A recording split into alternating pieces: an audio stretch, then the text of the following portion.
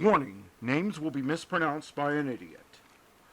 Also, the following programs were originally aired live, long before the advent of high fidelity, and they were duplicated using a variety of means, from direct audio capture onto glass records or wire recorders, to simply placing the microphone of a tape recorder in front of a radio playing the program.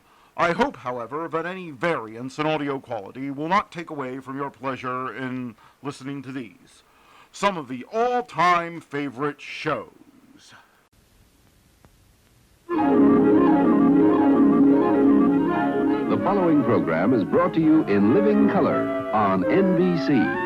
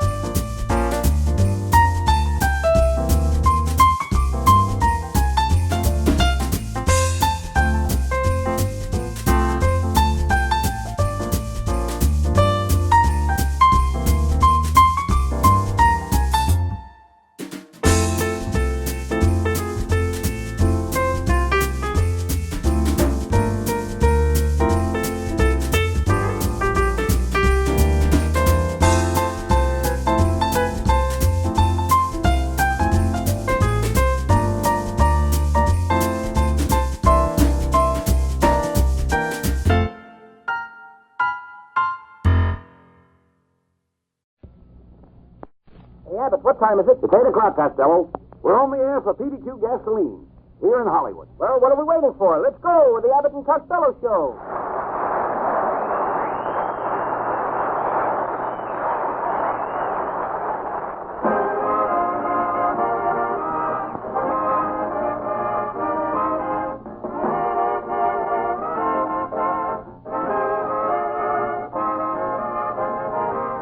It's the new transcribed Abbott and Costello Show with their new singing discovery, Susan Miller and Matty Malnick Orchestra. So hold on to your chairs, folks, for here they are, Bud Abbott and Lou Costello.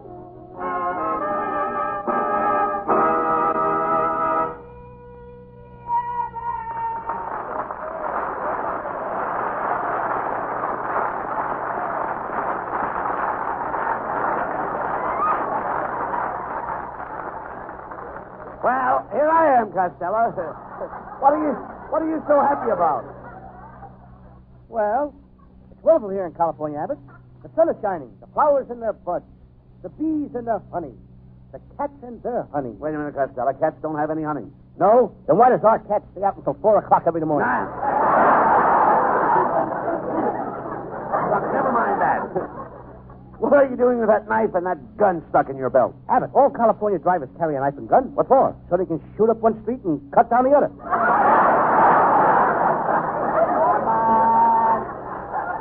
Well, you better drive carefully tonight because it's New Year's Eve, and the streets are very crowded. You're telling me? Coming down here, a girl, she blew a horn right in my ear. So what? Took me 2 years to get it out. Our whole family is going to stay up until midnight, Abbott. To welcome in the New Year? No, none of them have worked in a year and a half, and they want to hear what a factory whistle sounds like. Well, I suppose they'll all be celebrating tonight.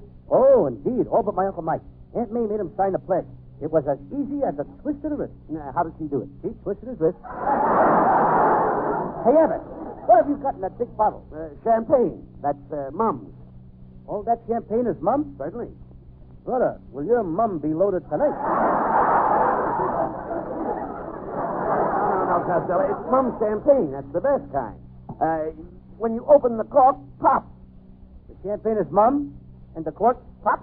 That's right. That's a pretty picture. Mum gets all the champagne, and Pop winds up with the cork. Why didn't you come to my house tonight, Costello? Not me, Abbott. I remember your party last year. What games we played? Drawing pictures, and then... Hey, wait a minute. Remember how I drew a picture of a taxi cab on the wall? Yeah, and at 4 o'clock, we all got in it and drove home?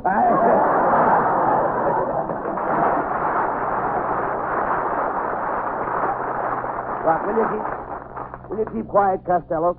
That's enough from you. Give my friend here a chance at the microphone. I'd like to bring you greetings and best wishes, too, from some men you ought to know.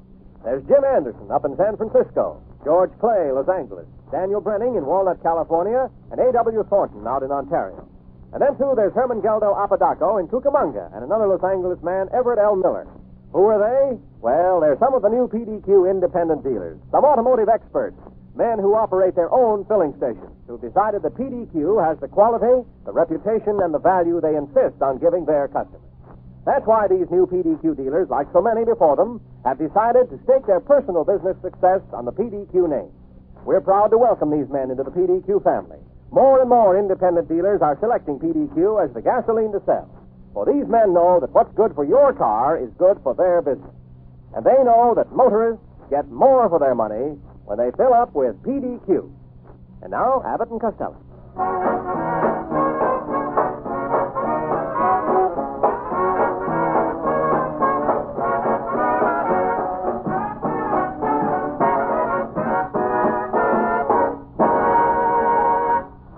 Costello, put that gun down. What's the idea of bringing that gun into the studio? Oh, that ain't a real revolver, Abbott.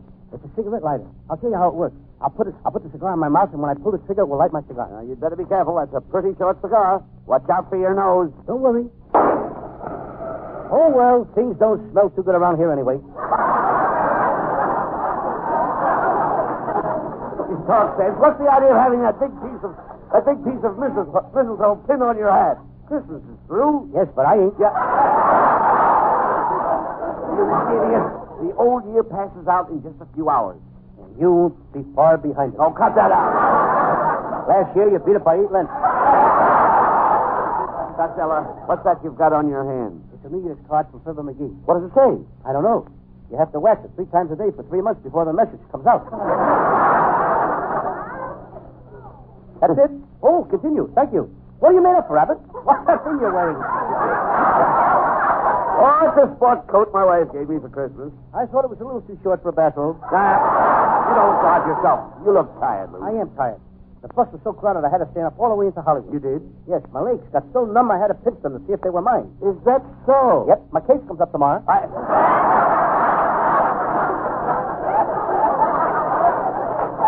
that's no excuse for being late.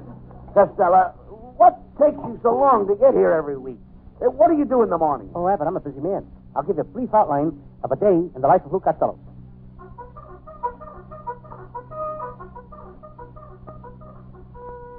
At 6 o'clock, my alarm clock rings. I jump up and shut it off.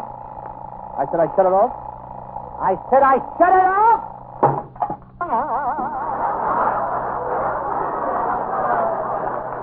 Abbott, I know we're trying to keep down the budget on the show, but I think we could afford a better alarm clock. Never mind. Go ahead. Quietly, I open the door of my room. Quickly, I close it, come back in the room. What happened? I forgot to dress. After I finished dressing, I opened the door again.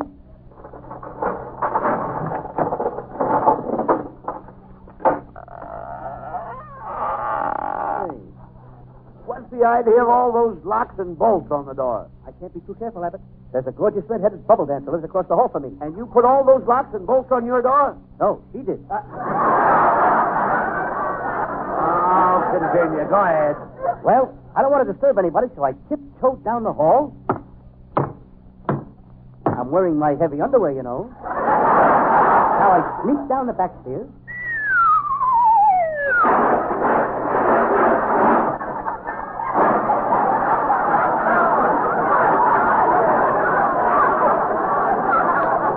What happened? There's no back stairs. I step outside into a typically beautiful California day.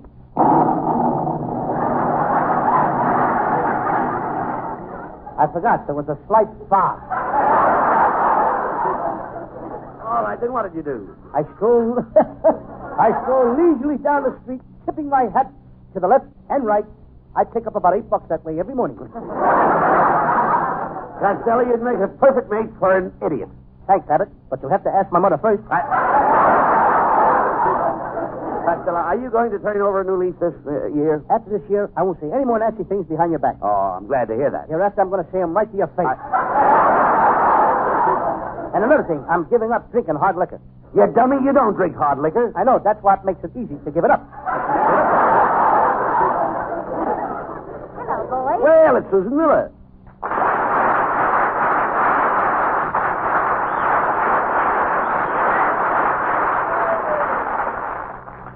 Hello, Susan. How are you? You look Fine. lovely tonight. Would you give me a kiss? Well, I might give you a good innocent kiss. A what? A good innocent kiss? Don't you know what good innocent kisses are? No. What good are they? Well, never mind that. Why don't you take Susan to the Rose Bowl tomorrow, Costello? Come on. Oh, no, thanks. Oh, all right. Don't go to the game with me. That's no way to talk, Costello. After all, they only hold the Rose Bowl game one day a year. Yes, and I found out why. Why? It takes the other 364 days to get home.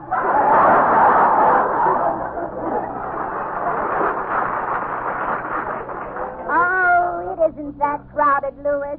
Oh, no. 2 years ago, the people were packed in so tight that the girl next to me fainted. I picked her up in my arms and started for the exit. Yes? Yes. 2 first aid men rushed over to me and said, "We'll take her." I says, "Oh, no, you don't. There's more in there. Go in and get your own."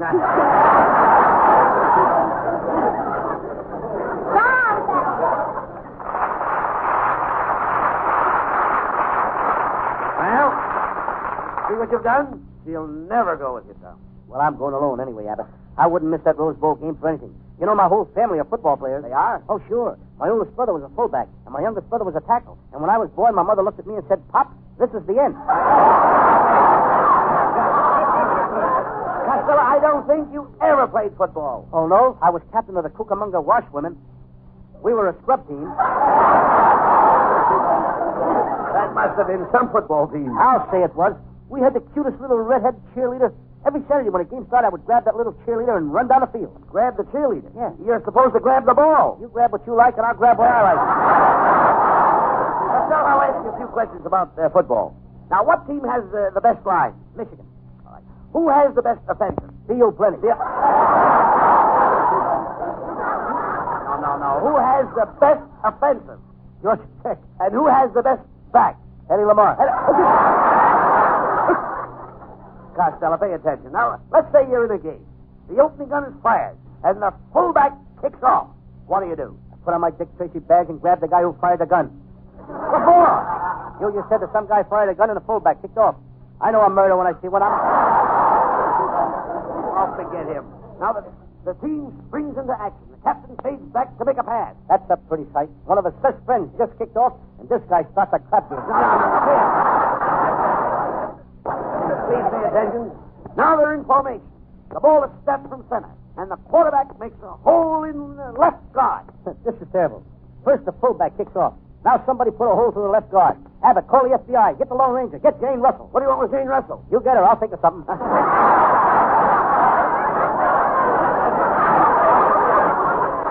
Costello, keep your mind on the football game now. Now the halfback tries a line plunge and loses 2 feet. And I suppose nobody worries about that either. Certainly not. What's 2 feet to the halfback? Well, I guess if he had to, he could run through the rest of the game on his knees. Don't worry. On the next play, he gets those 2 feet back. And probably a couple of more. Then he'll have 4 feet. Certainly. Brother, is he in trouble? What do you mean? Have you tried to buy shoes lately? There's a game going on. Look. Time has just been called. The players are refreshing themselves from the water bucket. What's so funny? The tackle just stumbled and kicked the bucket. How can you stand there laughing when these poor fellows are out there dying like flies? Let's get on with the game. They're calling timeout again. Looks like trouble. Uh-oh. What's the matter now? One of the fellows just sprained his little finger, and his teammates are worried. This is serious. This is serious? So far, 3 guys have been slaughtered and nobody says a word. All of a sudden, some sissy sprains his little finger. Everybody's running for the doctor. Wait a minute. The opposing team left the ball unguarded, and the end runs out and falls on the ball. Now the referee is running out. He's jumping up and down, waving his arms. That means the ball is dead. That did it, Abbott. I didn't say nothing when you said that the guy fired that gun and the poor fullback kicked off. I held back my tears when a quarterback stabbed a hole into the left guard. I only sniffle a little when the halfback lost his 2 feet, and I tried to be brave when that tackle kicked the bucket. But when you stand there and tell me that the poor little ball is dead, you have not only blackened the fair name of football, but you have cast aspersions on the clean American sport of parcheesi, croquet, dominoes, not to mention skip the rope.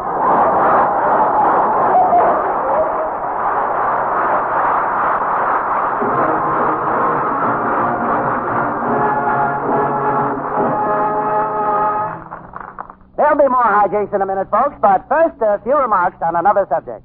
And now, ladies and gentlemen, we pause in the midst of this gay hilarity to bring you word of the late, the scientific, the interesting, and instructive aspect of what learned men of many leading institutions have called the internal combustion motor and you. Step in closer, please. Give those in the chance in the rear a chance to hear. Now, you, sir, is your tank low? Not you, Lou, the man in the purple coupe. Very well, sir. I have here an object that is 5,280 feet long. It's called a mile. You will find 2 to 6 of these miles. Extra ones, you understand, in each and every gallon of PDQ gasoline you buy. In the untutored mind, it is a feat of most uncommon magic that so many, many long and happy miles of motoring can be put into the small space of a single tank full of PDQ. But, get the windshield, too, Lou. Scientific tests have shown time and again that the miracle men of PDQ have harnessed the energy of petroleum to give you more for your dollar. Don't take my word for it. Don't strain, feel, sniff, taste, or listen for those extra PDQ miles. Just put a tank full in your car and watch. Observe closely and you shall see the extra PDQ mileage on your own speedometer. Not an advertising stunt, not a special offer, but a bona fide transaction between you and the independent PDQ dealer. PDQ gas is sold during the performance and afterwards at your neighborhood PDQ station. Kindly remain in your seats now for the Abbott and Costello show.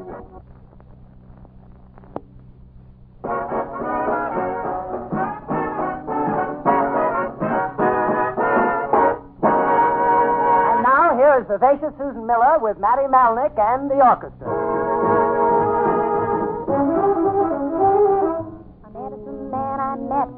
Said, don't get yourself in a sweat.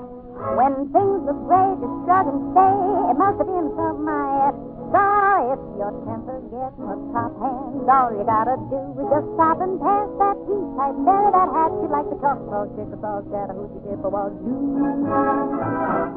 If you're feeling mad as a wet hen, mad as you can possibly get, then pass that piece. I'd bury that tomahawk like those Cherokees, Cherokees, the Chippewa. Don't be cranky. Try to use a little restraint. Fold that hanky and wipe off all of that war paint. And if you find yourself in a fury, be your own judge and your own jury. Pass that piece, like bury that hat, you like the Choctaw, Chickasaw, Chattahoochee, Chippewa, do. Write that apology and dispatch it. When you quarrel, it's grand to patch it. Pass that piece, like bury that hat, you like the Choctaw, Chickasaw, Chattahoochee, Chippewa, and those Cherokees, Cherokees, Chippewa, and those Cherokees, Cherokees, Chickapees, Choctaw, Chungo, Chattanooga, Chickaroos.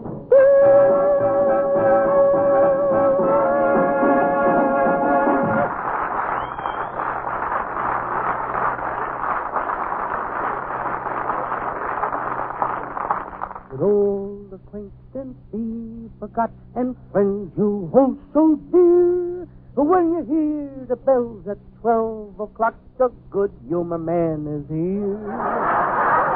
Oh, chocolate vanilla. All right, cut it out, Costello. Oh, Listen, when you cut it out, it's not 12 o'clock come yet. on in. It's not 12 o'clock yet. Do. Look, now, I want you to start the new year. I want you to start... Will you listen to me, please? I want you to start the new year with a resolution. Huh? I want you to start the new year with a resolution. Why? Why should I start a resolution? I'm satisfied with the government we got now. No. I mean, don't you want to start the new year with a clean sheet? Yes, and clean pillowcases, too. Costello, I'm telling you about good resolutions. Things you are going to do next year. Oh, them kind of resolutions. Yeah. I made a whole list of them. I wrote them down on a piece of paper. First, I will not misplace anything. What's next? I don't know. I can't find the paper. Can't you remember any more of them? Oh, yes. I promised to give up gambling. I'll never make another bet. You'll never stick to that. How much you want to bet? And here's my list, Abbott. Resolution number 1, stop spending my money on girls. Number 2, stop flirting with girls. Number 3, stop necking with girls. Good. What's number 4? Ignore numbers 1, 2, and 3.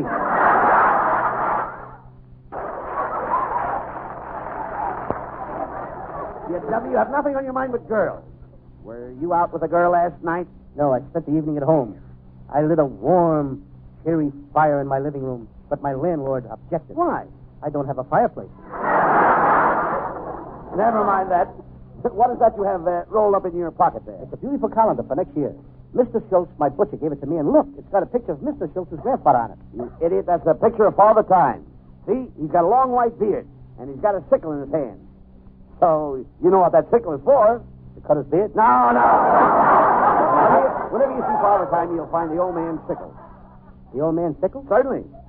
Why don't they call a doctor? Hello. They shouldn't let an old man run around sickle. He's liable to catch the hoople-couple. That could develop into streptococcus of the knuckle. He'll wind up in a hospital. No, Didn't care much for that tickle. all right. The yuckle? The sickle I'm talking I don't go. Will you listen to me? The sickle I'm talking about is the scythe. Huh? It's a scythe. What side? What side are you on? My No. side? What are you talking about? What are you talking about? You just said that the old man was sickle on the side. If he's sickle on the right side, it could be very dangerous. He might have appendicitis. No, look. Look, Costello, Father Time and his sickle represents the old year. And this little baby's picture alongside of him on the calendar is the new year. Oh, Abbott, he's a cute little baby, but he certainly wears expensive clothes. Expensive clothes? Look at the price tag on his diaper. 1948. Wait. That's a 1948 calendar. And 1948 is a leap year. In California, every year is leap year. No, I can see. You don't look at the dates on that calendar. I can see you don't look at the pedestrians on Hollywood and Vine. Leap year is different from other years. Well, what makes it different? Well, it's the year when girls pursue the men. It's the year the girls chase men. It's the year when the girls trick the men into marrying them. Any questions? Yes. What makes it different? Leap year comes once every 4 years. It's controlled by the stars. Have you ever studied the stars? Yes. Lots of nights I lay out in my backyard and look up at a big diaper.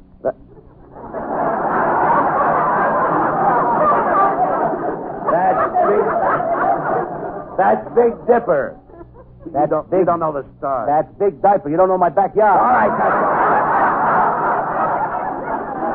Let's go back to the sickle. That was a good one. Never mind. How do you manage to accumulate such an abundance of ignorance? I keep in touch with my congressman. Oh.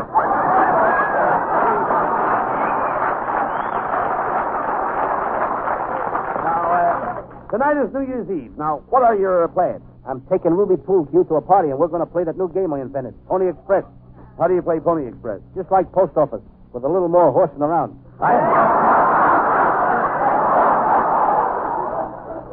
You shouldn't run around with that Ruby Pool Cue. Well, why not, Bud? I took her to a party last night, and if it wasn't for Ruby, the party would have been a failure. Why? They couldn't find the bottle opener, and she was the only girl there with buck teeth. Costello, why do you go steady with such a homely girl as Ruby? Homely girls are the best kind to go steady with. How do you figure that out? Some guy takes her away from me, I don't lose nothing. Costello, Ruby Pool Cue is not for you. She's uneducated. Oh, she is not. Ruby went to college. She went to Notre Dame. Now, wait a minute. How could Ruby go to Notre Dame? That's a boys' school. Abbott, if you play football, they don't ask no questions.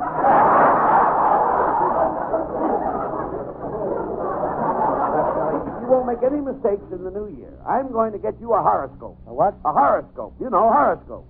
I don't know horoscope, but I know his brother Horace Height. Oh, come on, Costello. We're going to visit an astrologer and see what's in store for you for the coming year.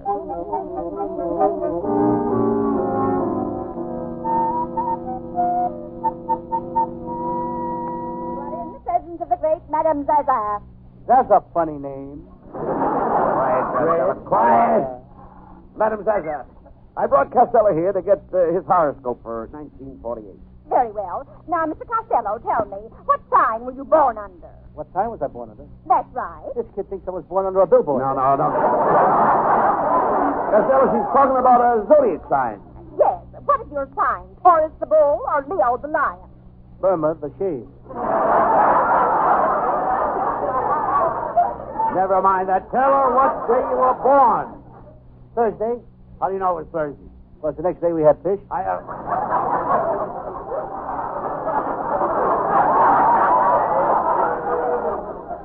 Costello, in your case, I will have to predict your future by the bumps on your head. But I ain't got no bumps on my head. I I will now predict your future by the bumps on your head. Costello, in 1948, you will be very lucky. You're a good businessman. She's right, Abbott. Madam Zaza, I would have been a wealthy man today except for one thing. Well, what's that? I never had any money. Please, finish reading the bumps on Costello's head. That was the funny one. Sickle was the funny one. Hold your head down. Go ahead, read those bumps, Madam Zaza. This bump shows me that you will meet a gorgeous blonde. And this bump shows me that she will hug you and kiss you and hug you and kiss you and then... Tell me more. Well, I can't. You don't have any more bumps. Madam Zaza, hit me once more.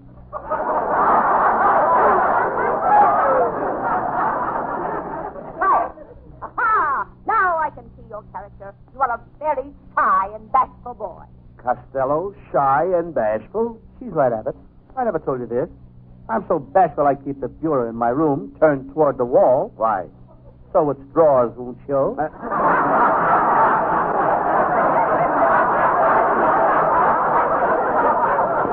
I would rather go back to Sickle. All right, never mind this thing. Enough of this. Madam Zaza, what does Costello owe you for the reading? $10. But if he pays me $20, I'll give him a lucky gypsy trinket. Okay, here's the $20. And here's your trinket. Hey, this is nothing but a glass of water. Well, go ahead and drink it. Abbott, I think that Madame Zaza's nuts. Did you notice all the geraniums she had? Well, that's nothing. Lots of people have geraniums. Growing out of their heads? Oh, come on, let's walk back to town. I suppose you're going to Ruby's party? No, I'm going to stick with you, Abbott. We'll have a big New Year's Eve. Now, that's fine.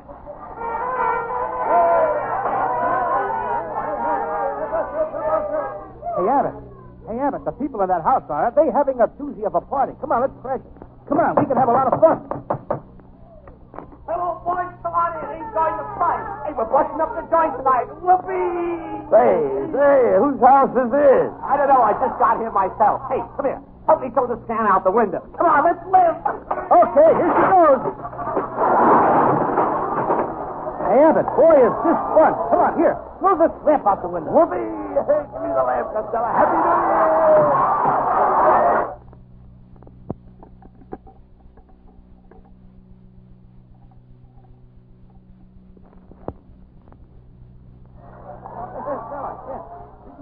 A lamp like that at your house? Don't stop me, Abbott. I'm rolling. Here goes the sofa. Hey, Abbott, come on, let's rip the pictures off the wall. Hey, what do you know? Here's a picture of me. Me? Hey, Abbott! This is my house! Well, Happy New Year, everybody.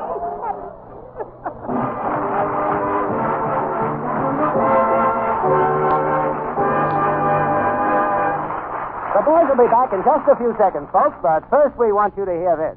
Tonight, we bring you the only commercial you'll hear this New Year's Eve that is not flavored with Auld Lang Syne. This one is to be flavored with PDQ mileage-stretching gasoline.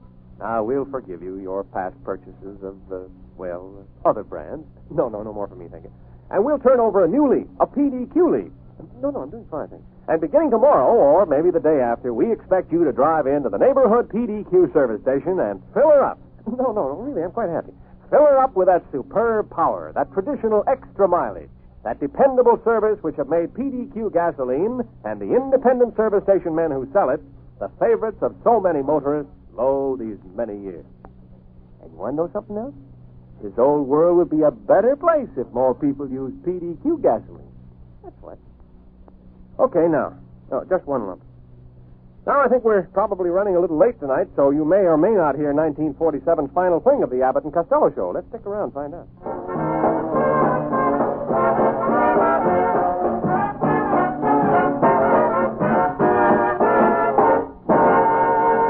Here are Abbott and Costello with our final words. Well, Costello, in a few hours, we'll be starting a new year, 1948. And I want you to save your money next year. I will, Abbott. I'll start right now saving on stamps for New Year's cards.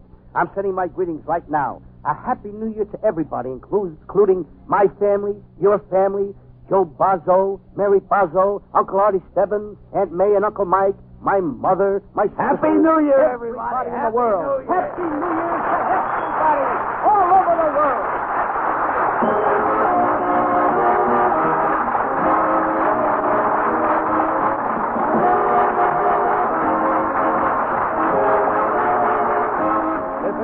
you night at this time for another great Abbott and Costello show, produced and transcribed in Hollywood by Charles Vanda and featuring Susan Miller and Matty Malnick's orchestra. This is Michael Roy saying goodbye until this same time next Wednesday. This is ABC, the American Broadcasting Company. Hey, Abbott, what time is it? It's time for the Abbott and Costello Show. We're on the air for ABC here in Hollywood. Well, what are we waiting for? Let's go with the Abbott and Costello Show.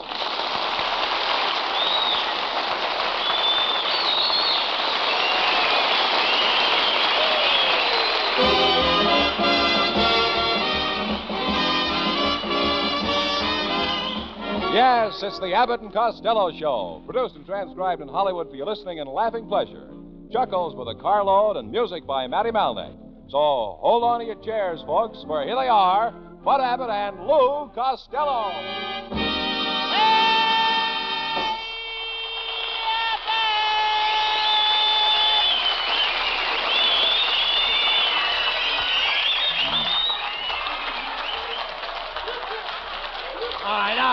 All right.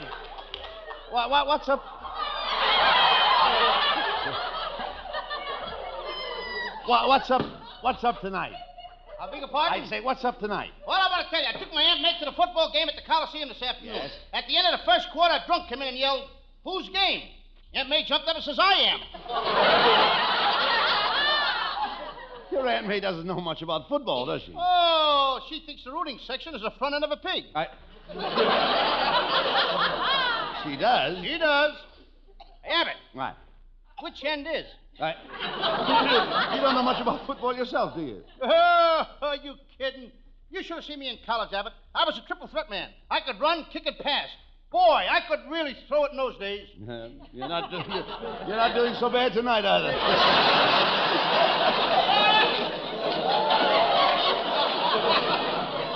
One time I made 30 touchdowns in the last 10 seconds of the game. Wait a minute. How could you make 30 touchdowns in 10 seconds? I had to. My mother had a bet on the game. You know, the quarterback would drop back, and then the left guard tackle and left end would open up a hole, and a hole big enough you could drive a truck through. And what did you do? I drove the truck. Once I caught a kickoff and started down the field, there were only 21 men between me and the goalpost. 21 men? Yes, even my teammates hated me. That's enough, Costello. I don't think you know the first thing about football. Tell me, what is an unbalanced line? An unbalanced line? Yes. Sidney Greenstreet's belt. Furthermore, I don't think you were even at a football game this afternoon. Oh, yes, I was. During the halftime, a section of the bleachers where all the co-eds were sitting collapsed, and I dashed over. Did you render first aid? Yes, sir. I picked up a cute little blonde and started carrying her out when a fellow says, "Here, give her to me." And I said, "Nothing doing, brother. There's plenty more back there. Go get your own." Oh, get him out of here.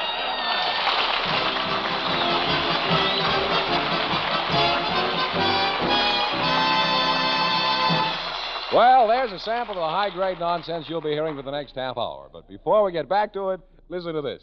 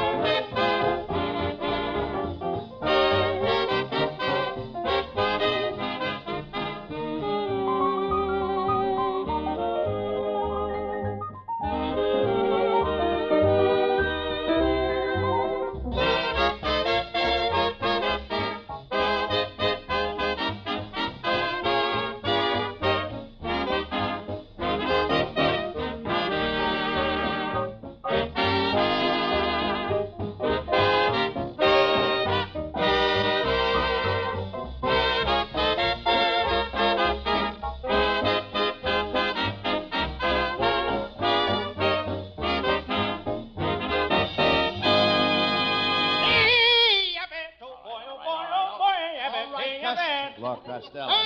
Wait a minute. That's a beautiful suit you're wearing tonight. I like it myself. You look like a Rhapsody in brown. All right, never mind that. Look, where have you been all day, Lou? Huh? Where have you been all day? Well, I'll tell you, I was helping my Aunt May. She refurnished the whole house for Thanksgiving. What kind of furniture did she get? Chairs, tables, and beds. No. I mean, what period is the furniture? Louis the 14th, colonial, or late French provincial? It's early Army surplus. What? Don't hop on Does Uncle Mike like the furniture? Yes, especially the four-poster bed. Last night he kicked her right over the end of the four-poster bed. Why in the world did he do a thing like that? He dreamed he was playing for Notre Dame and his team needed the extra point. Your Uncle Mike is just like you. You're both dopes. Yeah, my Uncle Mike is no dope, Abbott. He happens to be a very clever inventor. He just invented a new kind of motorcycle, and it's so fast. Get this. This motorcycle is so fast that you can get on it in Los Angeles at midnight and be in Cucamonga at 2 o'clock in the morning. Is that so? Yeah, but there's only one thing wrong with it. What's that? Who wants to be in Cucamonga at 2 o'clock in the morning?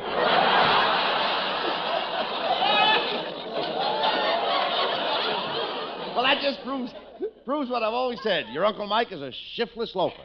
He gambles away every cent that he gets. Oh, no, he reformed, Abbott. He's never going to shoot dice or play cards again. He said that before. I know, but this time a judge said it. Does Uncle Mike still drink as much as ever, Lou? Nah, now he quits when he's had enough. How can he tell when he's had enough? Well, he sits across the table from Aunt May, and he sits there with a big bottle and he starts drinking. The minute Aunt May starts looking good to him, he knows he's had enough.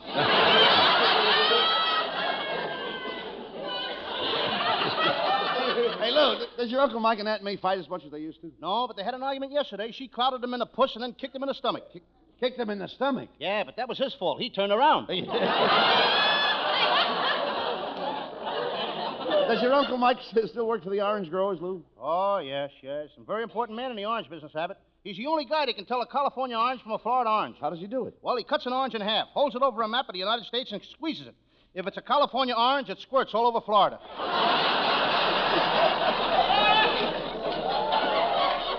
Look, Lou. Yes. Did you have a good Thanksgiving dinner? Well, I'll tell you as soon as I get to it. Yes, I did. I found it. Yes. But we didn't have any turkey. You didn't have a turkey? Why not? By the time I got to the butcher's, all the finance companies were closed. You mean to tell me that the price of turkeys is that high? The price is high. Yeah. There was one woman in a butcher shop that didn't buy anything, and that weighed 2 pounds. Look, never mind that. Did you buy a turkey? I handed the butcher $2 and says, "What kind of turkey can I buy for that?" And he handed me an egg. An egg? Yeah. An egg? Hey, so go sit on that and hatch out your own turkey. What do you think I got? I got a duck. A duck? Your peace talk says, well, where did you eat your Thanksgiving dinner? Over at the YWCA. The YWCA? Why, men aren't allowed in there. I know, but I love to go there. It takes so many of them to throw you out. You wanted to have Thanksgiving dinner with a girl. Why didn't you make a date with my wife? My wife's twin sister, Ella. Abbott, when I sit down at the table for Thanksgiving, I want to see a turkey, not an old crow. Ella's a lovely girl. Now, if you want to make a hit with her, why don't you buy her a box of candy? You know, she has a sweet tooth. I know, I've seen it. Too bad she hasn't got some more to go with it.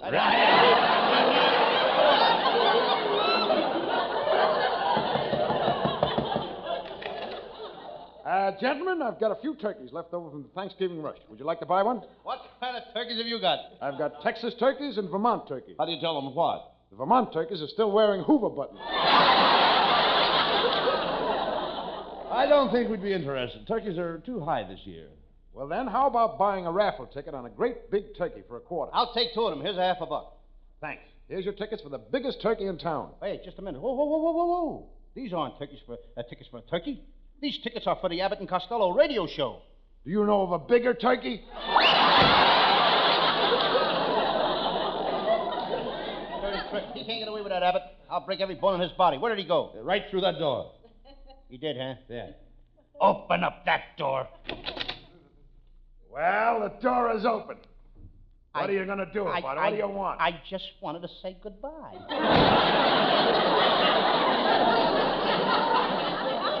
Costello, it's a shame. Thanksgiving Day is nearly over, and you didn't even get a turkey. Someday I'll be rich. Someday I'll have plenty of money. And when I do, I'll get a seat on the Chicago stockyard. Yeah. You mean stock exchange? I mean stockyard. When all that meat comes in, I want to be there. Costello, I'm afraid you'll never have any money. You don't know the value of $1. How can I? Every time I learn the value of $1, some guy in Washington changes it. Well, happy Thanksgiving, boys. Look, Costello, it's our secretary, Viola Vaughn. Viola, you look beautiful. How about you and me stepping out after the show? Oh, tonight? Gee, I'll be tied up at home tonight. Good. Maybe you'll be more fun that way. I'll come over and untie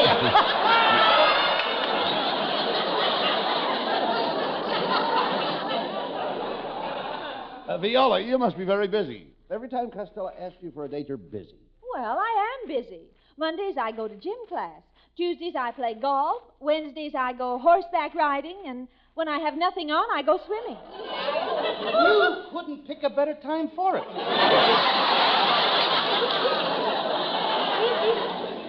On second thought, this is Thanksgiving, and I'm kind of hungry for a date. Then why not go out with me? Abbott, she says she's hungry. She's not starving. Now,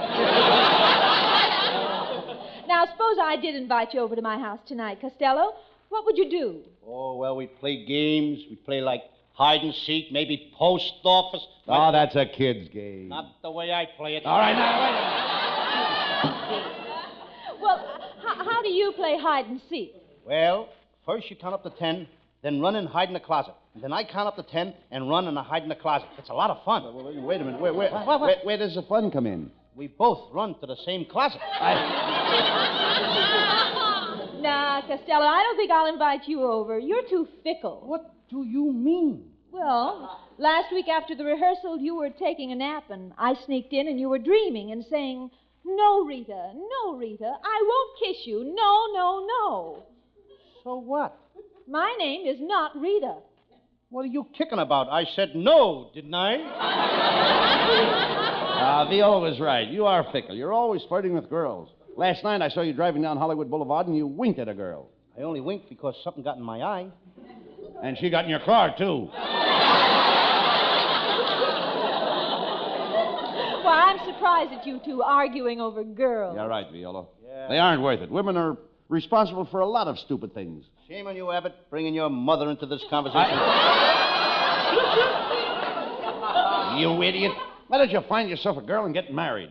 Viola, you're the kind of a girl I'd love to be married to. Oh, why do you want to marry me? Being married to you would be wonderful. We could have 10 children. 10 children? Yes, and if we like them the second year, we could have 10 more. Viola would be silly to marry you. All you do is chase girls. Mr. Abbott is right, Costello. I understand that you've kissed every blonde in Hollywood. I have not. Well, all right. Name one blonde in Hollywood you haven't kissed. I'll name 2.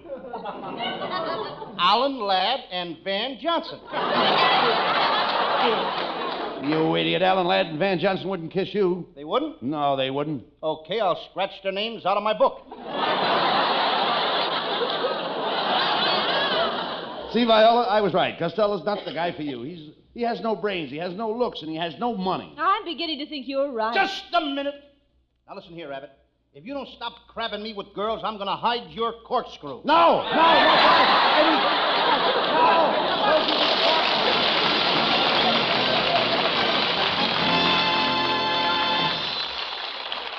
The plot thickens. Before it gets too thick, let's interrupt it for another reminder on a serious subject.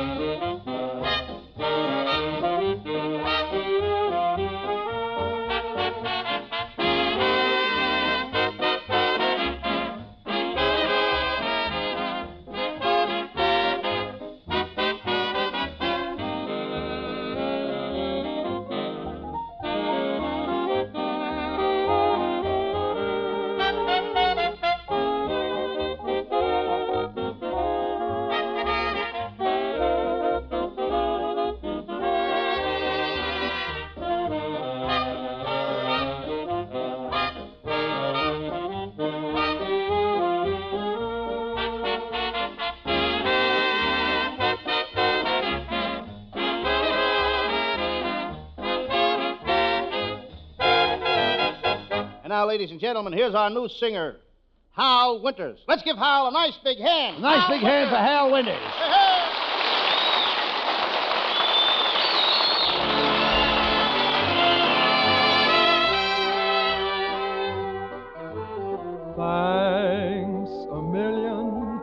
A million thanks to you for everything that love could bring you brought me.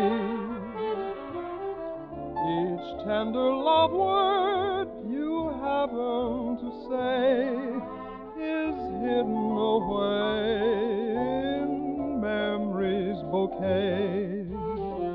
Thanks a million, for I remember too the tenderness that your caresses taught me. You made a million dreams come true, and so I'm saying thanks a million to you.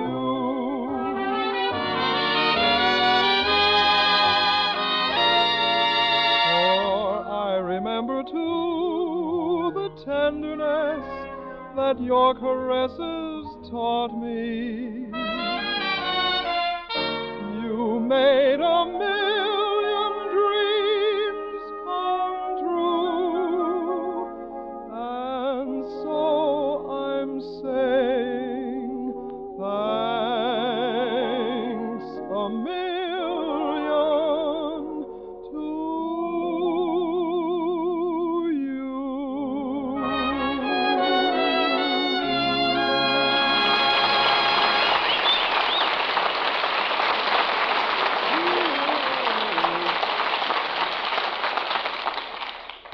Costello, come over here. What are you doing out there in the hall? Hey, Abbott, the employees of the network just raffled off a turkey, and my number was 1189643265592. And? And the fella standing right next to me, he had number 1189643265591. So he said to me, I'll trade you my number 1189643265591 Yes. for your number 11896436592. So? So I traded him my number 1189643265591 for his number 1139643265592. Well, who won the turkey? One of the vice presidents with ticket number 3.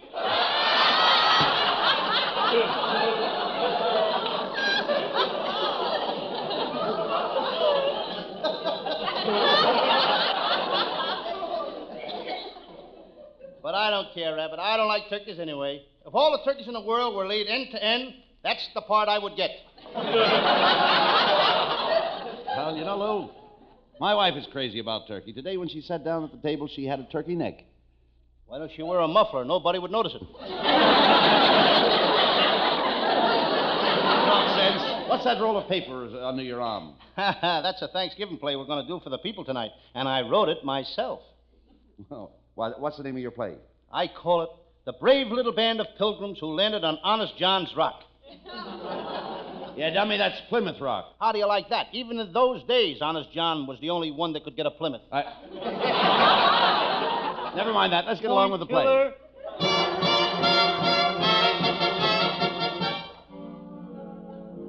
And now, for our hero Lou Costello's play, we take you back to the year 1620, where we find a brave little band of adventurers aboard the good ship Mayflower. The brave captain has eaten nothing but fish for 90 days. But that doesn't faze him. Let's listen to this fish phase.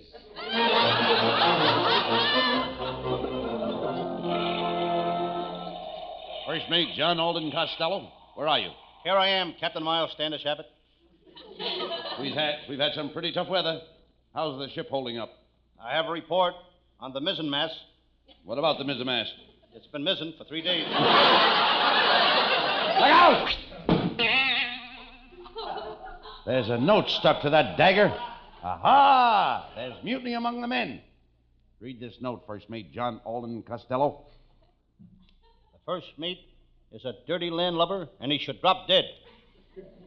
Which one of you swabs wrote this? I did, sir. Give that man 20 lashes and a box of Snickers. I know what we'll do. We'll put the whole crew on bread and water. Why pamper him? Let him eat the regular food. Captain Miles Standish Abbott, me thinks you made a mistake. When we left England, I think you forgot to untie the boat from the dock. What makes you say that? Just look behind us. We're in the middle of the Atlantic Ocean, and people are still waving goodbye to us. Look, John Alden Costello, there's land ahead. We should be proud. The Mayflower has broken all records for the Atlantic crossing. Yes, we beat the Queen Elizabeth by 326 years. Thank Columbus for showing us the way. He marked the route. That's funny. I didn't see a Burma shave sign all the way across. John Alden Costello, watch where you're steering the boat. Don't worry, Captain Miles Standish, Abbott. I know every reef along this coast. There's one now. You idiot. That's the shore. Quick, drop the anchor. Aye, aye, sir. Here she goes.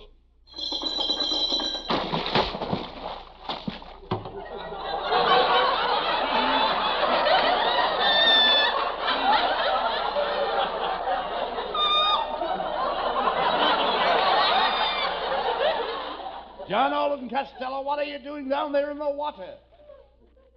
What are you asking me for? Why don't you ask the sound man? He just got soaked.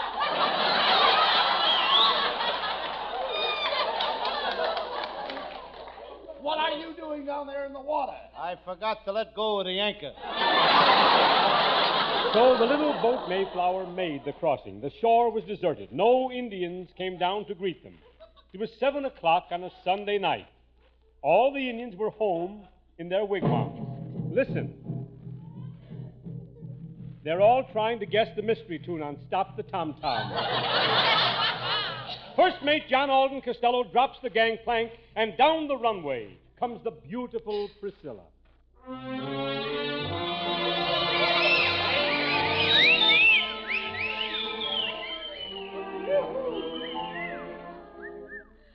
John Alden Costello, honey bun. Just think of it. You and I are the first people to set foot on this new land. This virgin territory belongs to no one. Priscilla, my love, are you sure this land belongs to no one? Look what it says on that rock. What? Los Angeles city limits. John Alden Costello, our people are starving. We must go into the woods and get food for our little band of pilgrims. Look over there, Abbott. There's a field of corn. That's Indian corn. That's maize. Do you think May would mind if we take a little? What are you talking about?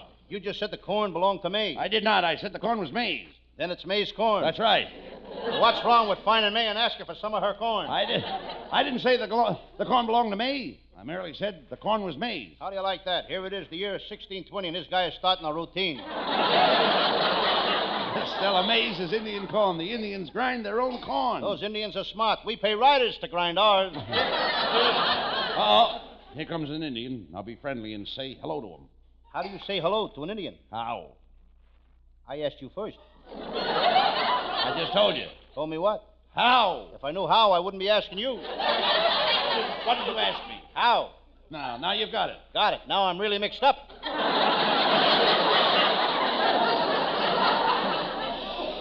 Stella, they may be after our scalps. Look, there's a note tied on that arrow. I'll read it. Men, are you slowly losing your hair? See Chief Tomahawk and lose it all at once. Costello, here comes an Indian, and he has his hand raised. Say something to him. Chief, you can go now. Me Scout. Me Chief Cheap Underwear. Why do they call you Chief Cheap Underwear? Me creep up on you.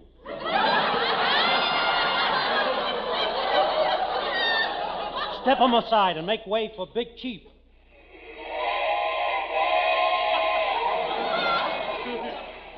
That must have been a super chief. Watch 'em language, paleface. Meet 'em Big Chief Running Water. He looks like a big drip. Chief, meet my friend John Alden Costello. Are you gay? Are you gay? Abbott, we gotta get better actors. You dummy, you're reading that wrong. That's Oak. Oak. Listen, Tubby, I've got as much right to play an Indian as you have to play John Alden. Oh, yeah? I'll have you know that my great-grandfather goes back to Martha Washington. He does? Yes, of course. He only goes back there when George isn't home. Oh, who cares about that? I've got troubles of my own. Why, only this morning I was sending up some smoke signals to my sweetheart, Pocahontas. And what happened? Her father came along and put out my fire. Well, I've got to go now, and as we say in Indian, you fa da umstead amahuck to you. And your father's busted tomahawk to you, too. John Alden Costello, I haven't the courage to propose to the fair Priscilla. You, as my best friend, must do it for me. You mean you want me to make love to the fair Priscilla for you? Yes. He doesn't know me very well, does he, folks? Go into Priscilla's cabin, John Alden Costello. Propose to her. Propose to her for me. Tell her I'm a soldier. And if she refuses me, I'll go back to the bottle. You mean you'll go back to the battle? You go back to what you like, and I'll go back to what I like. Now, go ahead, Ed. Ah, John Alden Costello, my little bouncing Boston baked bean. Ah, Priscilla, my little tomato. Smother me with the ketchup of your kisses. When I'm close to you like this, something cold seems to spread all over me. It does. Yes, you dropped your popsicle down the back of my neck. Pray tell me, why have you come here? To propose to you for my dear friend, Miles Standish Abbott, the poor broken-down guy. He couldn't come himself. He's all shot. He's practically falling apart. He can't even read a straight line anymore. And he's got plenty of company, too. Priscilla, my love. I'm not used to straight lines either. Priscilla, my love. You couldn't go for him, could you? Are you proposing for him? Sure. It must be wonderful to have a true, devoted friend like you. If Miles Standish Abbott had another friend like me, he wouldn't need any enemies. Oh, why don't you speak for yourself, John Alden Costello, honey? I'd love to marry you, Priscilla, but I can't. I'm already married. Wait a minute, Costello. We're doing a story from history. And the history books say that John Alden was a bachelor. That was before the historians found out about John's other wife. Oh, let me out of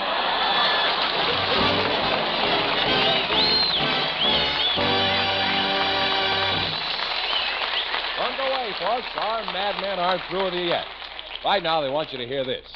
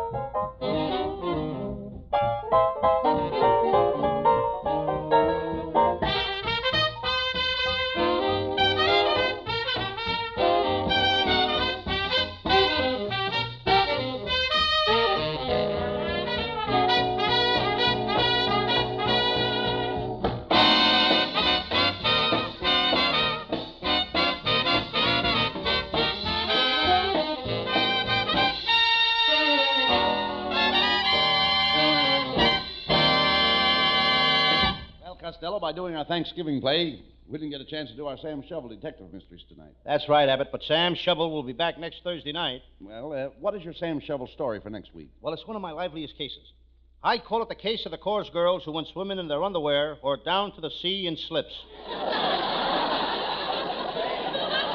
Well, that's about all for tonight, Costello. All except telling the folks about our swell gang that helps put this show together. Our writing staff is headed by Eddie Foreman with Paul Conlon, Pat Costello, Martin Ragaway, and Leonard Stern. And let's not forget our capable producer, Charles Vander. And let's not forget to say good night. Good night, folks. Good night to everybody in Patterson. Good night.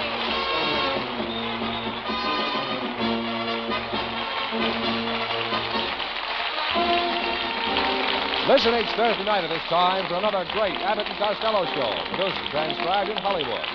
Be sure to stay tuned for the outstanding entertainment which follows throughout the evening on this ABC station.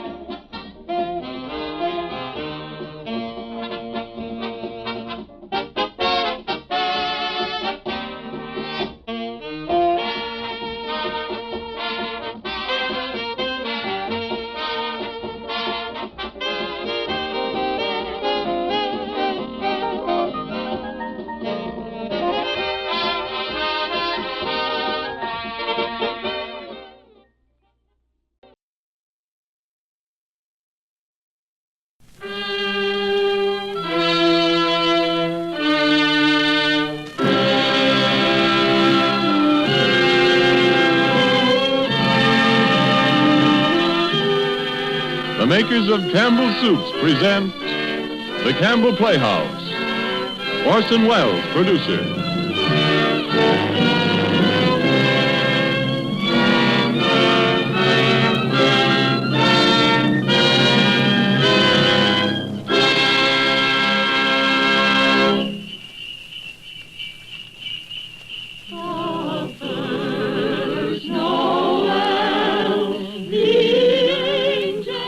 Good evening. This is Orson Welles. There are clearly a number of ways in which a Christmas carol could be introduced. Myself, I am most struck by the happy fortune that enables us on this Christmas Eve to present Mr. Lionel Barrymore, the best-loved actor of our time, in the world's best-loved Christmas story, A Christmas Carol. It is the American way, as we know, to establish traditions quickly where popular instinct and sentiment pronounce them sound. And so it is that today, actually only the 5th anniversary of Mr. Lionel Barrymore's first playing of the part of Ebenezer Scrooge for the Campbell Playhouse, there is, I think, in all America nothing more eagerly awaited, more firmly rooted in the hearts of the radio family that numbers millions, but this yearly performance of A Christmas Carol. A Christmas Carol, as Charles Dickens wrote it, has by common consent long been a classic. Mr. Lionel Barrymore's appearance in it is rapidly becoming one. And now, just before A Christmas Carol, Ernest Chappell has a special Christmas greeting from the makers of Campbell Soups. Mr. Chappell. Thank you, Orson Welles. As the old year draws toward its close, we of Campbell's feel a bond of warmth and gratitude toward each of you, our friends. For you see, in homes everywhere throughout the land, Campbell Soups have been welcomed. Day by day and week by week, you have placed confidence in us and in the foods we make. And there isn't anything we appreciate more deeply than the fact that so many of you have elected to let Campbell's make your soups for you. And so when Christmas comes, we look about to find some way to show our appreciation, some Christmas present by which to say thank you. The gift we chose 5 Christmases ago and have chosen each year since has become a part of Christmas to many and many a family. It has become a Christmas custom to gather round the radio to hear and to enjoy A Christmas Carol. And since it is Christmas Eve, we hope, too, that the younger members of the family are permitted to stay up and listen before dreams and visit of Santa. We get a great deal of pleasure planning and preparing this Christmas gift, and now it's ready. Off come the wrappings, off come the tags that say, please do not open till Christmas. Out comes the card, to you from Campbell's. And here is the gift itself.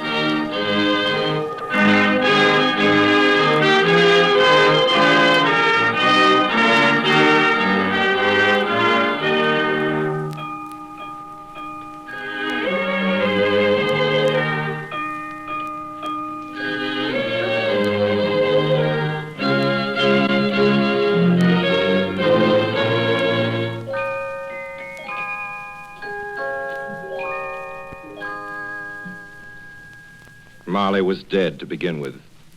There's no doubt whatever about that. The register of his burial was signed by the clergyman, the clerk, the undertaker, and the chief mourner. Scrooge signed it. And Scrooge's name was good upon change for anything he chose to put his hand to. Old Marley was as dead as a doornail. Scrooge knew he was dead? Of course he did. Scrooge and Marley were partners for I don't know how many years. Oh, but he was a tight-fisted hand at the grindstone, was Scrooge.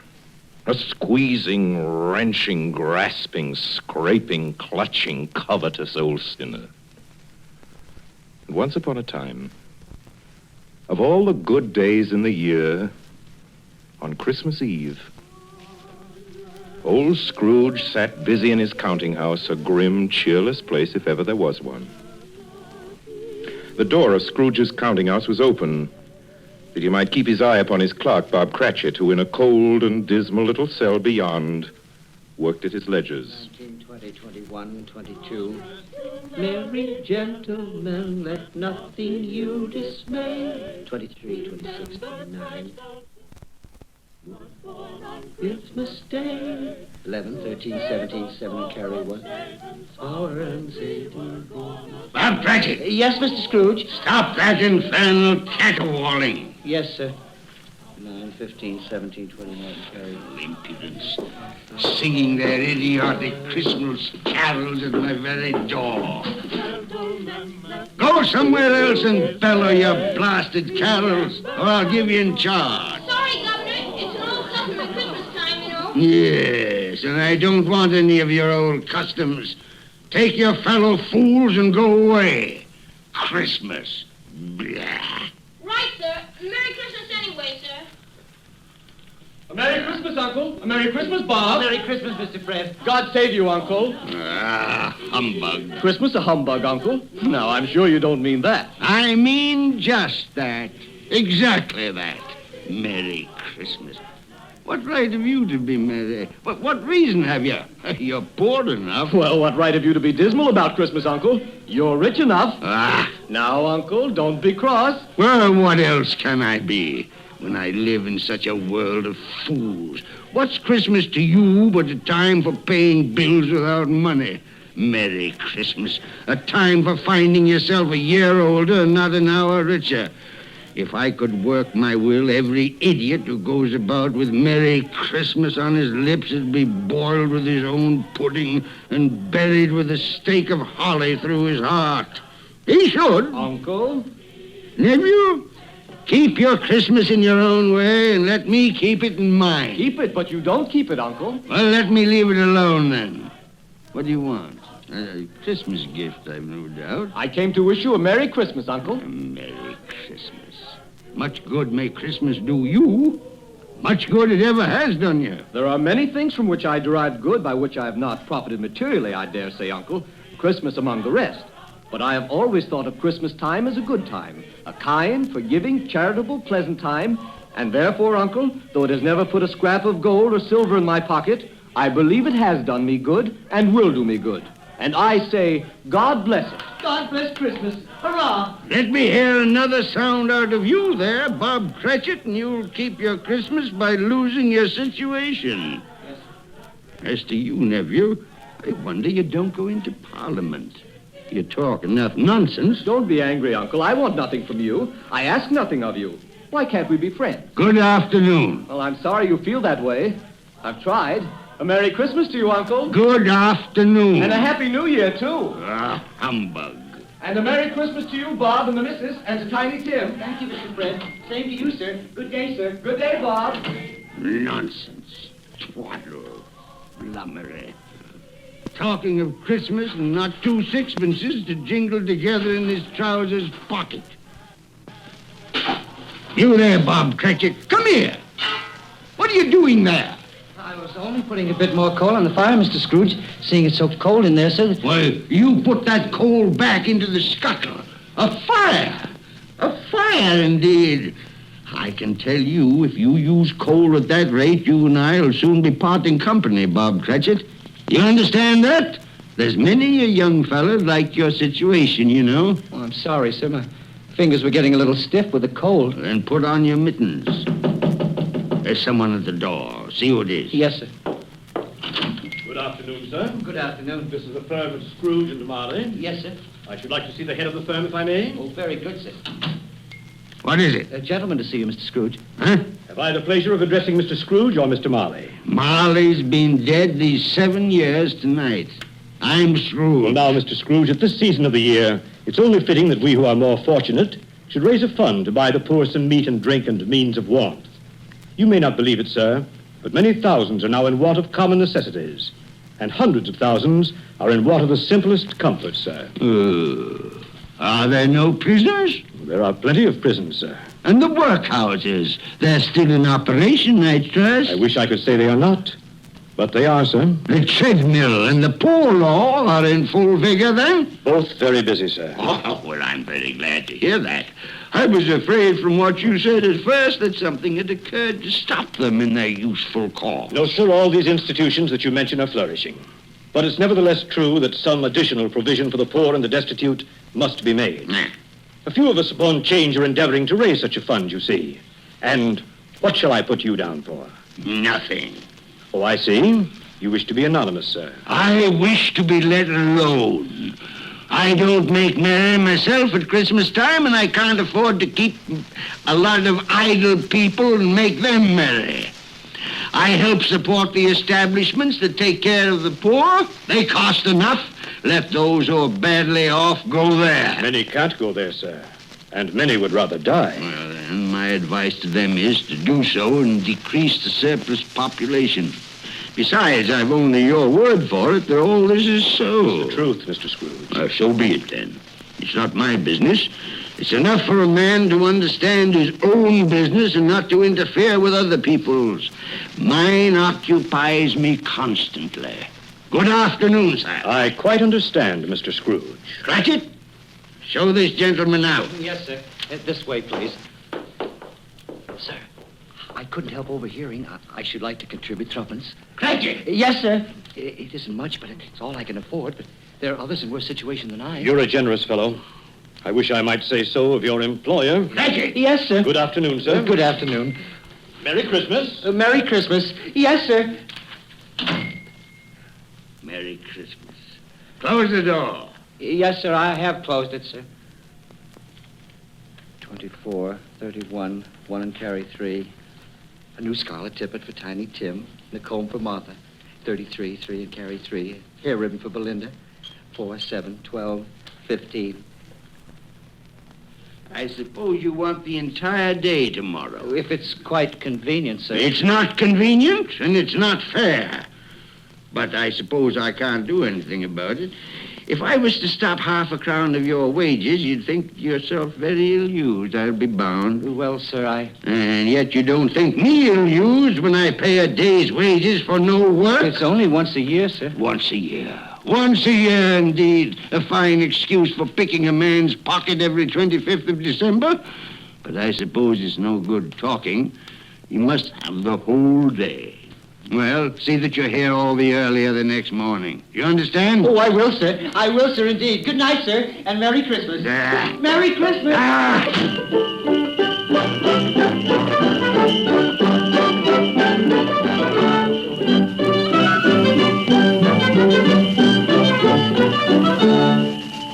The office was closed in a twinkling, and Bob Cratchit, with the long ends of his white comforter dangling below his waist, for he boasted no greatcoat, went down a slide on Cornhill 20 times in honor of its being Christmas Eve, and then ran home to Camden Town as hard as he could pelt to play with his family at Blind Man's Buff.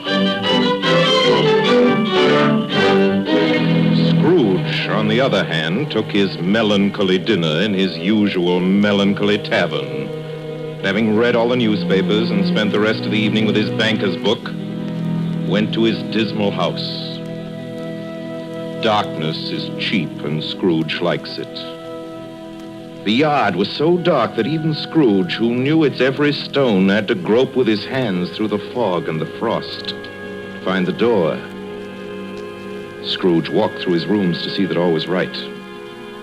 Sitting room, bedroom, lumber room, all as they should be. Nobody under the table, nobody under the sofa. Nobody under the bed, nobody in the closet. Closed the door, locked himself in, double-locked himself in, and took off his cravat, put on his dressing gown and slippers and his nightcap, and sat down before the fire to take his gruel.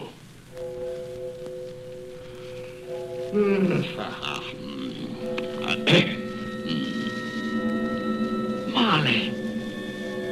Marley? Marley! I could have sworn I saw... humbug. Marley's been dead these 7 years. Humbug. It's all humbug. What I need is a good night. What's that? Someone's in the wine cellar. But the door's locked and double locked. It's coming. It's coming closer. Outside my door. I won't believe it. It's humbug still. Ebenezer Scrooge. What? Ebenezer Scrooge. Oh, now. What do you want with me? I want much of you, Ebenezer. Who are you? Ask me who I was. Well, you're very particular for a ghost. All right. Who were you then? In life, I was your partner, Jacob Marley. Jacob Marley. But you're dead. You died 7 years ago. 7 years ago this very night. You are a ghost, then? What's wrong, Ebenezer? Don't you believe in me? I do not. You doubt your senses, Ebenezer? Yes, because a little thing affects them. A slight disorder of the stomach makes them cheats. You can't be a ghost. You may be an undigested bit of beef, a blot of mustard, a crumb of cheese, a fragment of an underdone potato. There may be more gravy than grave about you, whatever you are. Humbug, I tell you. Humbug. Excuse me, Jacob. Excuse me. I do believe in you. You are a ghost, Jacob. Thank you. But what? Why do you walk the earth, Jacob? Why do you come to me? It is required of every man that the spirit within him should walk abroad among his fellow men and travel far and wide to witness what it cannot share but might have shared on earth and turn to happiness. Oh, tell me, Jacob, what is that chain you wear around you? I wear the chain I forged in life. I made it link by link and yard by yard by my own free will. Is its pattern strange to you, Ebenezer? Cash boxes, keys, padlocks, ledgers, purses. Yours was as heavy and as long as this 7 years ago. And you have labored on it since, Ebenezer. Oh, Jacob, speak comfort to me. Comfort I have none to give. I cannot rest, I cannot stay, I cannot linger. Weary journeys lie before me. You travel fast? Yes, Ebenezer, on the wings of the wind. 7 years dead and traveling all the time? 7 years, Ebenezer. 7 years of remorse. Ebenezer, do you know that no space of regret can make amends for one life's opportunities misused?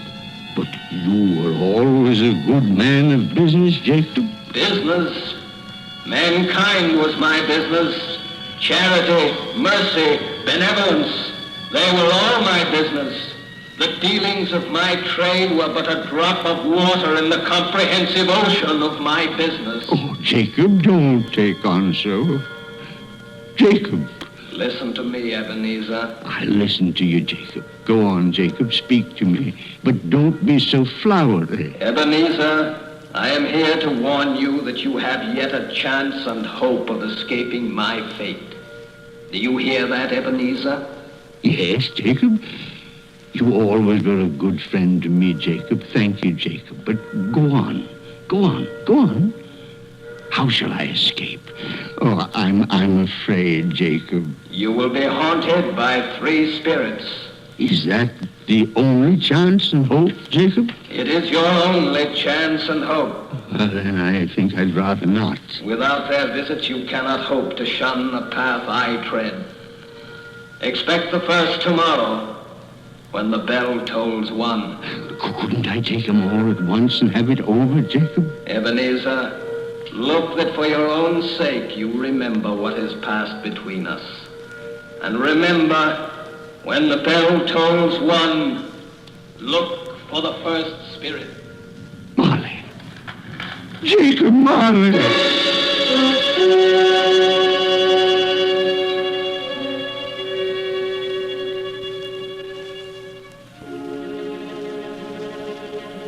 Scrooge awoke. He was lying on his bed fully dressed.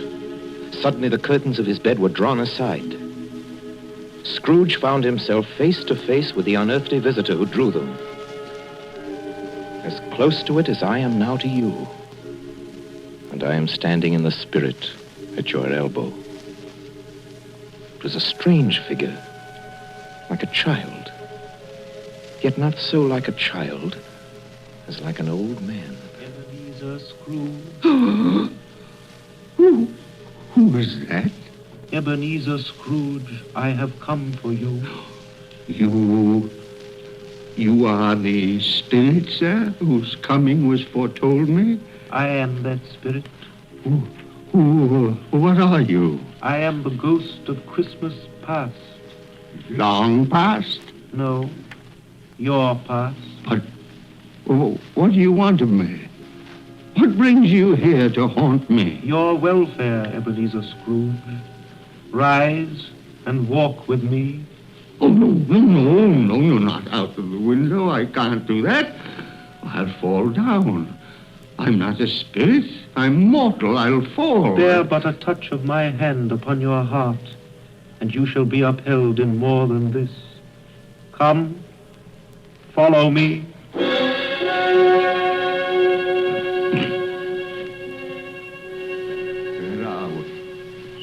What's become of the city? And there's snow upon the ground. Where are we? These are the shadows of the things that have been. You recognize this countryside? Oh, I know every inch of it. Every rock, every tree. And that bleak building over there? That building. I was a boy there. Yes, I went to school in that horrible place. Do you recollect that path? I could walk it blindfold. Strange you forgot it so many years. Come, let us go closer. Look through the window into that cold, barren room. What do you see, Ebenezer Scrooge? I see a boy. A solitary child, neglected by his family, alone. Yes, I see. I know that boy. Oh, I was so lonely. Poor boy. Your lip is trembling, Scrooge. And what is that on your cheek? It's nothing at all. I wish it's too late for that now. What's the matter? Nothing. The waits came to my door singing Christmas carols last night. There was a boy like that among them. A poor, thin, pale boy in a ragged coat. I'd like to have given him something, that's all. Is that all? Come, Ebenezer Scrooge. Let us see another Christmas.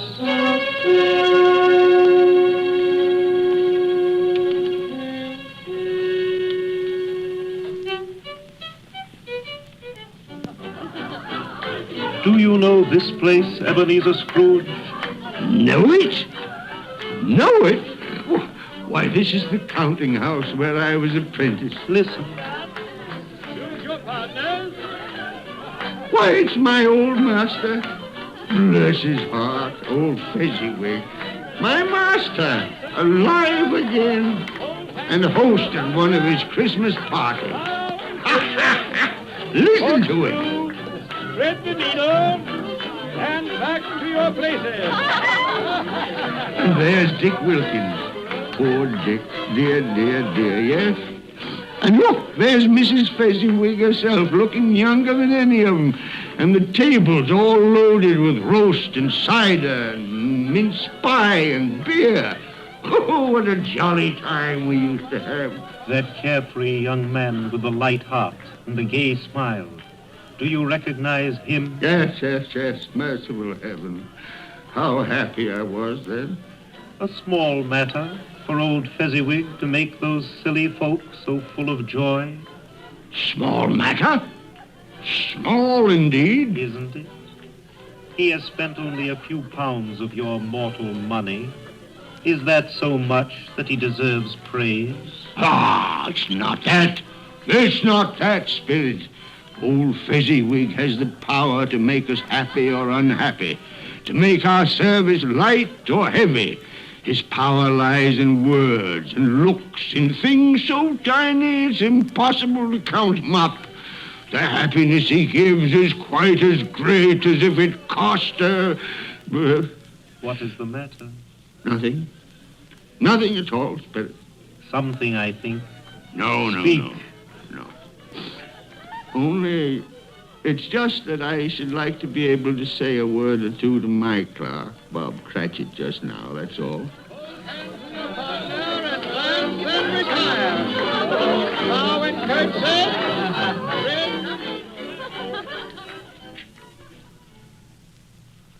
My time grows short, and we have yet another journey to make.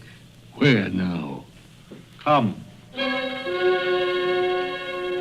This is our last visit to the past Ebenezer. Here, in this little room, with a fair young girl by your side.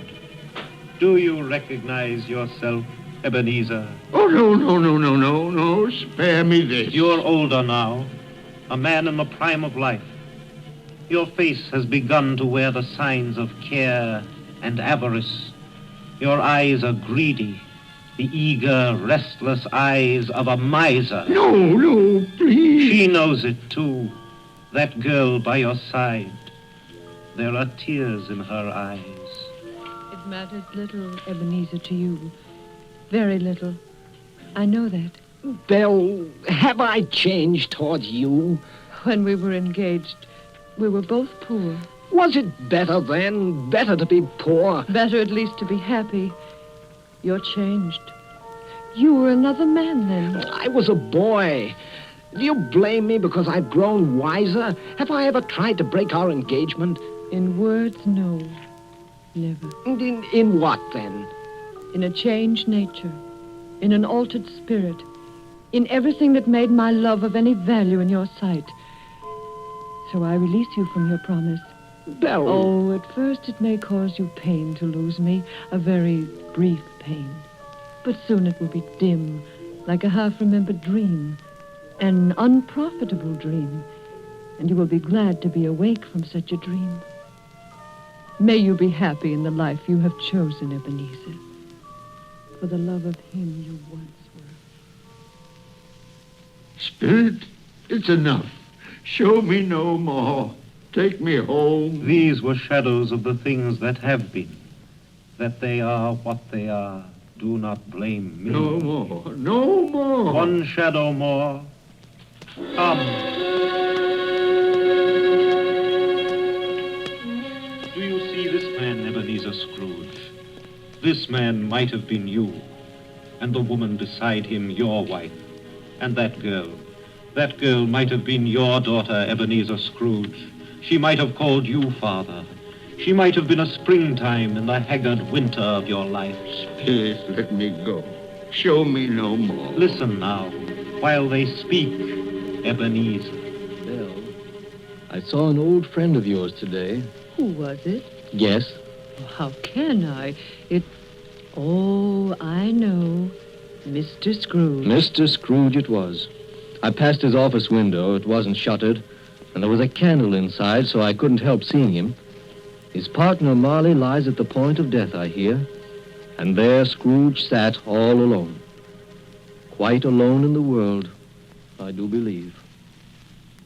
Spirit, I can bear no more. Leave me.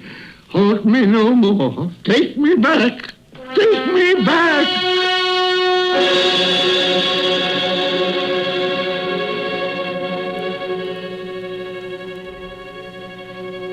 King Wenceslas looked out on the feast of Stephen, when the snow lay round about, deep and crisp and even.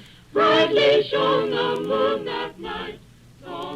You are listening to the Campbell Playhouse, bringing you tonight the 5th annual presentation of Charles Dickens' A Christmas Carol, produced by Orson Welles and starring Lionel Barrymore as Scrooge.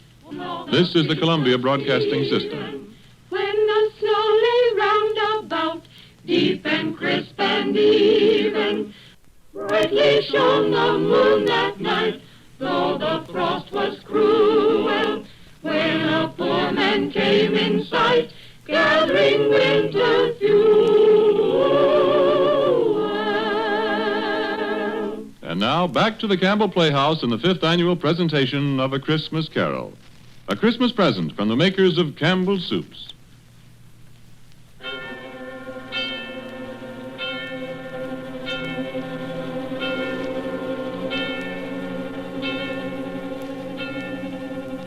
stroke of one, Scrooge awakened suddenly and sat him bolt upright in his own bed. He remembered the words of Marley's ghost and wondered from which direction the second specter would appear.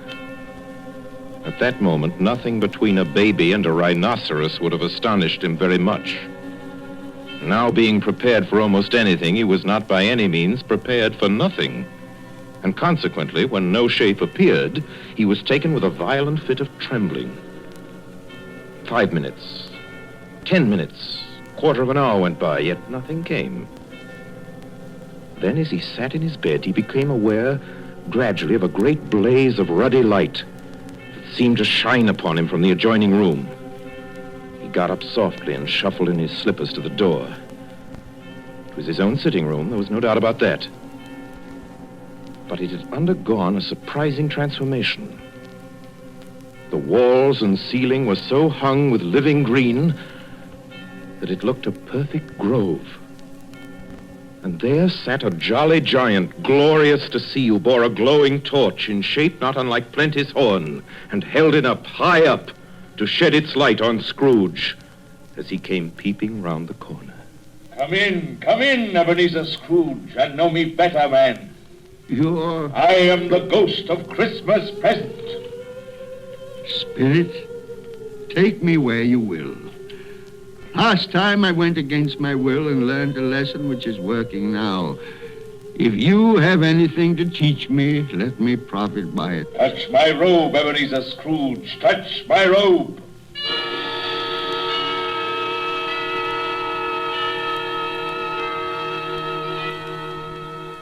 Where have you brought me, Spirit? To an humble dwelling in an humble street. It's miserable enough. Yet there is happiness there. Who are these people? Who's that woman? And the children? These are the family of your clerk, Bob Cratchit. See his wife, dressed in a twice-turned gown, but brave in ribbons, laying the table for their Christmas dinner. And there, assisting her, is her daughter, Belinda. And the young man with the fork in the stuffing, that's Master Peter Cratchit. And the two little Cratchits. Listen, Scrooge, and watch. Here's Martha, Mother. Quiet, children, quiet. Now sit you down before the fire, Martha, and have a warm, Lord bless you. Where's Father? He's been to church with Tiny Tim. They'll be along directly. How is Tiny Tim, Mother? Any better at all? Sometimes I think he is. And sometimes I think, oh, dear God, if anything should happen to Tiny Tim. Oh, Mother, you mustn't even think of such a thing.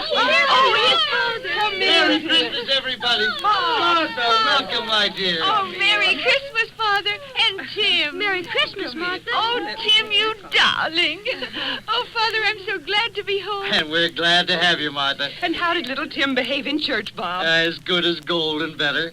I like church, Mother. Oh, they sang the nicest songs. I hope people saw me there. Saw you there? And why, Tim? Well, don't you see? Because I'm lame.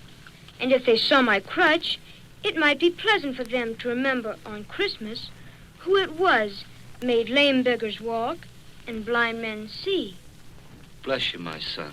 Are we ready to eat, Mother? Oh, yes, children, we're all ready. Come, take your places and wait your turns.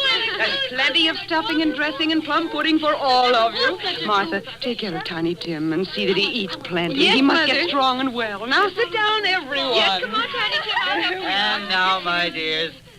I see a vacant seat in the poor chimney corner, and a crutch without an owner, carefully preserved. No, kind Spirit. Say he'll be spared.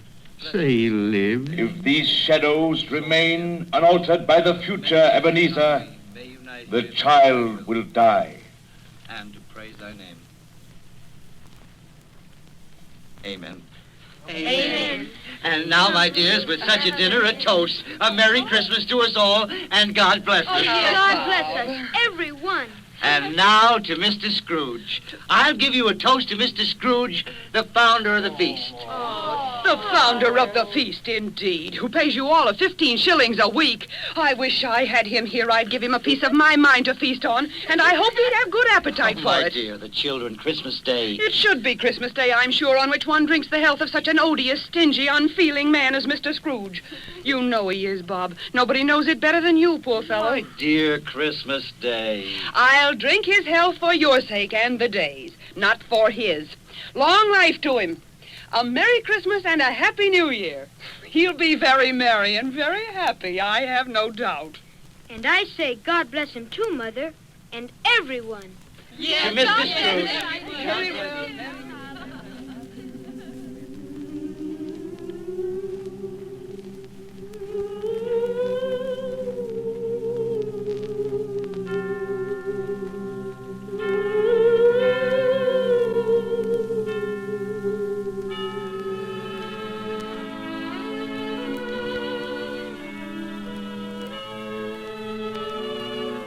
There was nothing of high mark in all this. They were not a handsome family, these Cratchits. They were not well dressed. Their shoes were far from being waterproof. Their clothes were scanty and had known, very likely, the insides of a pawnbroker's. But they were happy, grateful, pleased with one another and contented with the time. And when at last they faded, Scrooge had his eye upon them, and especially on Tiny Tim until the last. Many calls Scrooge made that night with a ghost of Christmas present. Down among the miners they went who labor in the bowels of the earth, and out to sea among the sailors at their watch, dark, ghostly figures in their several stations. Much they saw and far they went, and many places they visited, but always with a happy end. The spirits stood beside sick beds and they were cheerful, on foreign lands and they were close at home, by poverty and it was rich, in almshouse, hospital and jail, where vain man in his little brief authority had not made fast the door and barred the spirit out, the spirit left his blessing. It was a long night. It was only a night. And it was strange, too, that while Scrooge remained unaltered in his outward form, the ghost grew older, clearly older. My life upon this globe is very brief, Ebenezer. It ends tonight. Tonight? Tonight at midnight. Hark. The hour is come.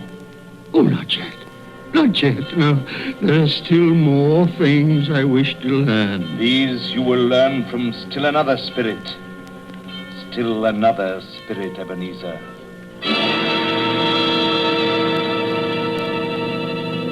Scrooge looked about him for the ghost. It had vanished. But he found himself once more in his bed, in his dressing gown, and his nightcap. He'd heard the clock strike. And then he remembered the prediction of old Jacob Marley, and lifting up his eyes, beheld the third spirit. A solemn phantom,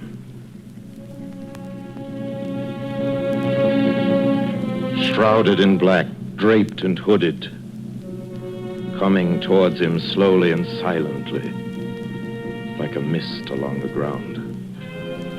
I know you. You are the ghost of Christmas yet to come. You'll show me the shadows of things that have not happened, but will happen in the time before us. Answer me, spirit, ghost of the future. Oh, I fear you more than any specter I've seen. Yet, as I know your purpose is to do me good, and as I hope to live to be another man from what I was, lead on. Lead on. The night is waning fast. Time is precious. Spirit, why have you brought me here again? Into Bob Cratchit's home? It's not the same. Why is it so quiet? So very quiet here.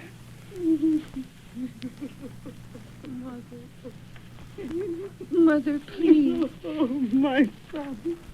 My little son. Tiny Tim. I loved him so. Mother, dear, you mustn't. It's almost time for Father to be home. Don't let him see you crying. Yes. Yes, Martha. He's late tonight. He walks slower than he used to. Yet I've known him to walk very fast indeed with Tiny Tim on his shoulder. So have I, Mother. But he was light to carry. And his father loved him so that it was no trouble. No trouble at all. Bob. Good evening, my dear. You're late, Bob. I'm sorry, my dear. I went to the churchyard today. I wish you could have gone with me. It would have done your heart good to see how sweet and green a place it is. You'll see it often. I promised him. I promised Tiny Tim we'd walk there on Sunday. Oh, Father, dear. It's God's will, Bob. I'm trying to understand it, my dear. My son. My little son, Tiny Tim. And I loved him so. Oh, that's cruel. Cruel. Spirit, can't you give me one ray of hope that I may change all that? That Tiny Tim may live?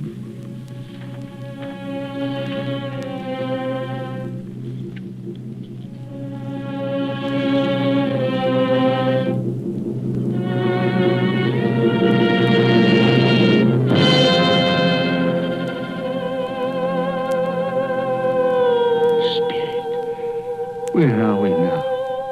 Oh, merciful heaven. Churchyard, overrun by grass and weeds, choked with too much burying. Desolate, a lonely, crumbling gravestone. Spirit, now before I draw nearer to that gravestone, answer me one question. Are these the shadows of things that will be? Or are they the shadows of things that may be only? Will you not speak to me, Spirit? What is that grave to which you point? Now I see.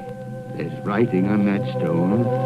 Name on the gravestone is Ebenezer Scrooge. Ebenezer Scrooge. Oh, Spirit. No, no, no. Spirit, hear me. I'm not the man I was. Why show me this if I'm past all hope? Tell me that I may change these dreadful shadows that have come, that you've shown me by an altered life. I'll honor Christmas in my heart, and I'll try and keep it all the year. I'll live in the past, the present, and the future. I will not shut out the lessons that they teach. Tell me, do, Spirit. Please tell me that I can sponge away the writing on that stone, Spirit. I beg of you, Spirit. Spirit!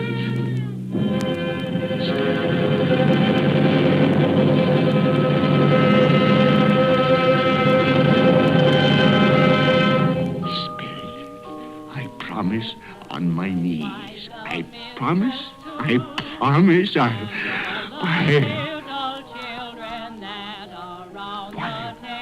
What's this?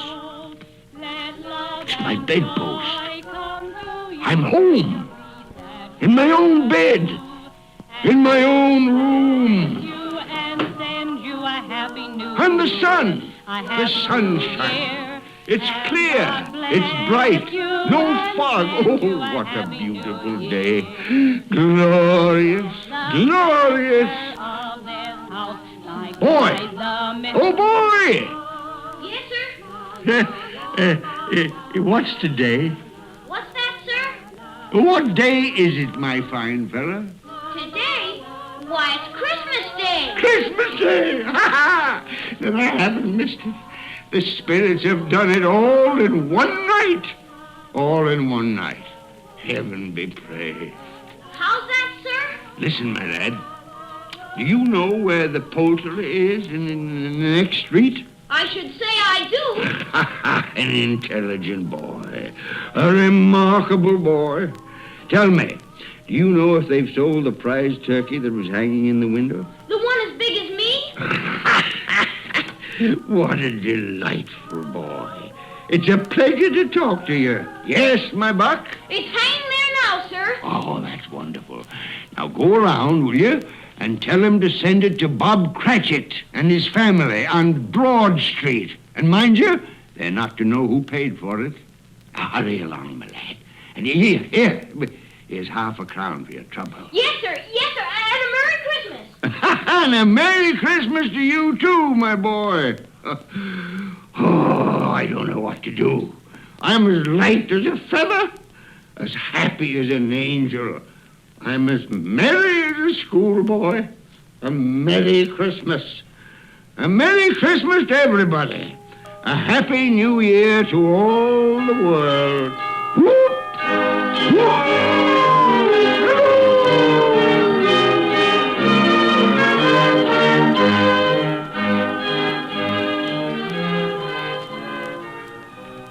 Next morning, Scrooge was early at his office. He went early for a reason. If he could only be there first and catch Bob Cratchit coming late. That was the thing he'd set his heart upon. And he did it. Yes, he did. The clock had struck 9. No Bob. 1:15. No Bob. Scrooge sat with his door wide open that he might see him come in. And at last he came. His hat was off before he opened the door, his comforter, too. He was on his stool in a jiffy, driving away with his pen, as if he were trying to overtake 9 o'clock. 8 and 17 are 15, carry the 1, 24, carry the 2, 31, carry the 4, 8 and 6 are 14, carry the 8. Hello, you, Cratchit. Yes, sir. Step this way, Cratchit, if you please. Cratchit, what do you mean by coming in at this time of day? Oh, I'm very sorry, sir. I'm behind my time. You are? You are? Yes, I think you are. Oh, it's only once a year, Mr. Scrooge. It shall not be repeated. I was making rather merry yesterday, sir. I'll tell you what, my friend. I'll not stand this sort of thing any longer. And therefore, Bob Cratchit, I'm about to raise your salary. Mr. Scrooge, are you quite yourself, sir? No. No, thank heaven I'm not quite myself. Merry Christmas, Bob. Ha-ha!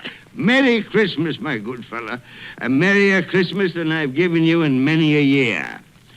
I'll raise your salary, and we'll see what we can do for Tiny Tim and the rest of your family.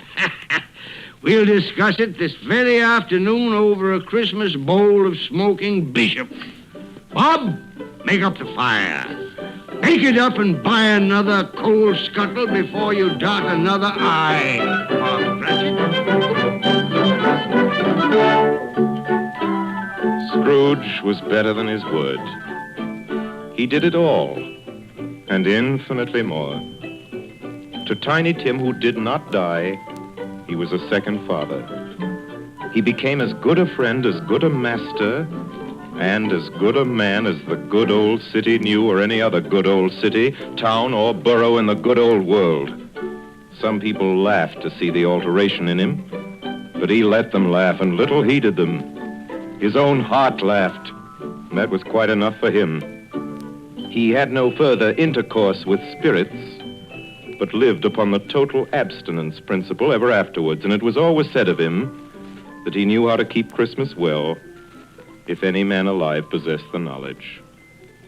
May that be truly said of us, all of us. And so, as Tiny Tim observed, God bless us, everyone.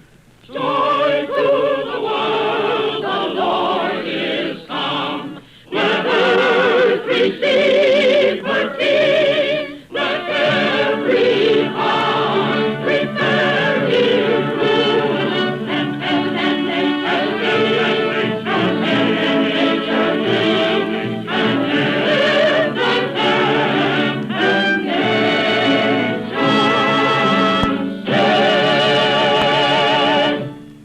have just heard our annual presentation of Charles Dickens' A Christmas Carol, starring Lionel Barrymore, brought to you by the makers of Campbell's Soups. And now here is Orson Welles. At this point in the program, ladies and gentlemen, it is my custom, as you know, to present to you with a few words of introduction our guest of the evening. With your consent, I shall dispense with this tonight to introduce tonight's guest to the Campbell Playhouse audience or to any other American audience is an extravagant and superfluous procedure. For if ever an actor has won for himself a lasting place in the hearts of his fellow countrymen through years of unsparing and inspiring service, that actor is Lionel Barrymore. Mr. Lionel Barrymore. Thank you, Orson Welles. Good evening, ladies and gentlemen. This is the 4th year I've had the pleasure of appearing in the Christmas Carol here on the Campbell Playhouse. And I assure you all it's a pleasure that never tires. As long as I can remember, this has been one of my favorite stories. When we were children, it was read to us regularly at this time of year, as it is to millions of children right now. And like many of them, I'm sure, the three of us, Ethel, Jack, and I, with the aid of a sheet and some old ironware, made a play of it. As I remember, we had 3 Scrooges in that production. Mr. Barrymore, who played Tiny Tim? I think we had 3 Tiny Tims, too. But seriously, I can think of no part that I've enjoyed playing again and again as much as I have the part of that squeezing, wrenching, grasping, scraping, clutching, covetous old sinner, Ebenezer Scrooge. And I can think of no happier or more suitable choice for the makers of Campbell's Soups to offer the people of America as their Christmas present each year than Charles Dickens' well-beloved story, Christmas Carol. Good night, Orson. Good night, everybody. And a Merry, Merry Christmas to you all. Good night, Mr. Barrymore. Merry Christmas to you, sir. Ladies and gentlemen, for next Sunday night, we're happy to announce our version of a great and truly American story by a great American novelist, Come and Get It by Edna Ferber. Against a background of the mighty forests of Miss Ferber's own Wisconsin, it tells a stirring tale of the men and women who live and die in the woods in order that lumber may come down the rivers every spring into the cities of the modern world.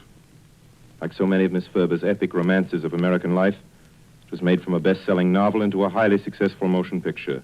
Now we bring it to you on the air. Story of a man and his son and the girl they both loved, Lotta, played for us by one of the loveliest and most accomplished of Hollywood's younger dramatic actresses, Miss Frances D. And so until next week, until Come and Get It with Frances D., my sponsors, the makers of Campbell Soups, and all of us on the Campbell Playhouse remain, as always, obediently yours.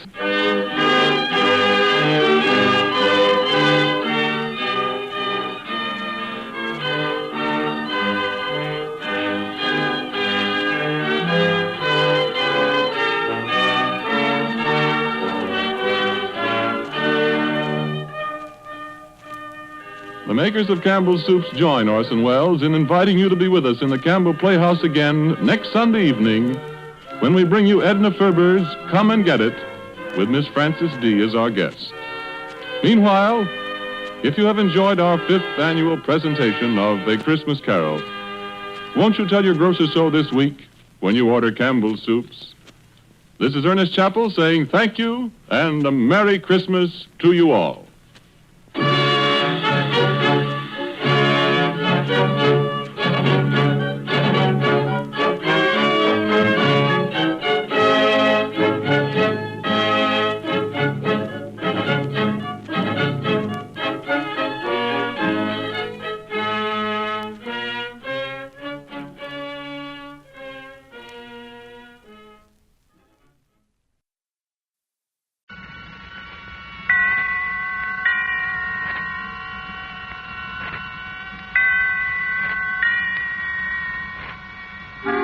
Suspense.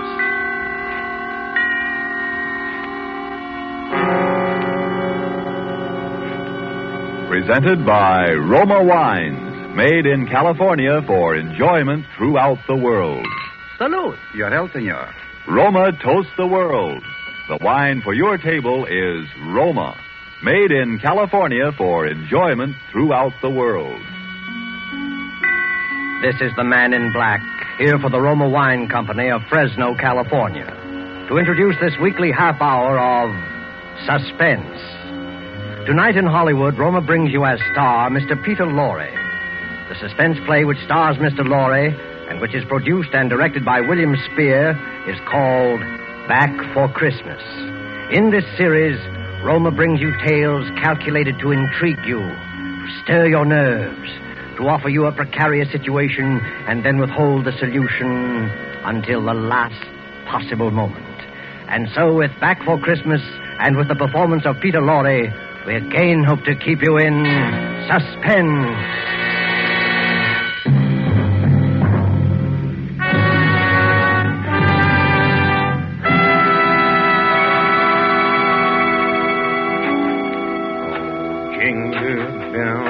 Jingle bells, jingle all the way. Oh, what fun it is to ride one was so fun. Yes, Marie? What on earth are you doing down here in the cellar? Oh, just doing a little digging. And why, may I ask, have you chosen this day of all days to dig up the cellar floor? Oh, I thought because the weather has been so damp, this would be a good time to plant that little devil's garden I told you about. Devil's garden? Whatever nonsense is that? Don't you remember that was my little joke about it? You see, I've managed to get hold of the spores of several unclassified wild orchids. In their wild state, they bloom under damp masses of leaf mold. The South American Indians call them devil flowers because they appear to bloom under the ground. Well, I'm sure the South American Indians will be very interested if you succeed in growing these ridiculous flowers under the cellar floor. Whom else it will interest, I can't imagine. Oh, what's that terrible smell? Oh, that's the leaf mold, chemically identical with the earth blanket they grow under in their wild state. And I want to get these started before we close the house. Do you realize that we're sailing for America a week from today, and you've made no arrangements whatever? Unless you call digging a hole in the cellar making arrangements. I certainly don't. Devil's garden, indeed. Sometimes I think you're going soft in the head, Hubert. Oh, I suppose it is inconsiderate of me. You see, and I've been wanting to try this experiment for a long time, but with all those lectures and seminars at the university, there never seemed to be enough time. Well, there certainly isn't any time for it now. I suppose you've forgotten I made an appointment for you at the barber's this afternoon. Oh, must I shave my beard off, Hermione? I thought we'd been through all that. Of course you must. They don't wear beards in America. Bad enough you're speaking with that accent. They'll probably think we're Germans as it is. Oh, I should think it would be quite easy just to explain that I'm Swiss. Now, Hubert, don't be argumentative. Go and get your jacket on and do as I tell you. Yes, Hermione. And don't forget to take your umbrella. It looks like rain. Yes, Hermione. And don't look so put upon, Hubert. Someone has to plan things in this house. Never even get to the university in time for your lectures, much less make arrangements for a trip to America. I know, but what about my specimens? There'll be plenty of time to plant your precious devil's garden when we get home from America. We're not going to be gone forever, you know. We'll be back here for Christmas. Yes, of course. Back for Christmas. I'd forgotten. We'll try to remember it. And if you can't do that, just do as I tell you. I've been making the plans in this house for 20 years. And if there's any digging to be done, I'll manage that as well. You understand, Hubert? Yes, Hermione. Good. Now, you have just 20 minutes to clean up this mess down here and keep your appointment at the barber's. And when you're finished there, I want you to come straight home. All right. I wanted to stop at Miss Markham's and pick up some books I ordered. Well, all right. But don't loiter there the whole afternoon mulling over those old books the way you usually do. Now, hurry and clear up this rubbish. Get rid of that smelly stuff. And no more digging, mind you. No more digging. I'll show her. I'll have my devil's garden, and if no more digging, eh? No more digging. Oh, 15 men on a Dutchman's chest. Yoo-hoo, yoo-hoo, and a bottle of rum.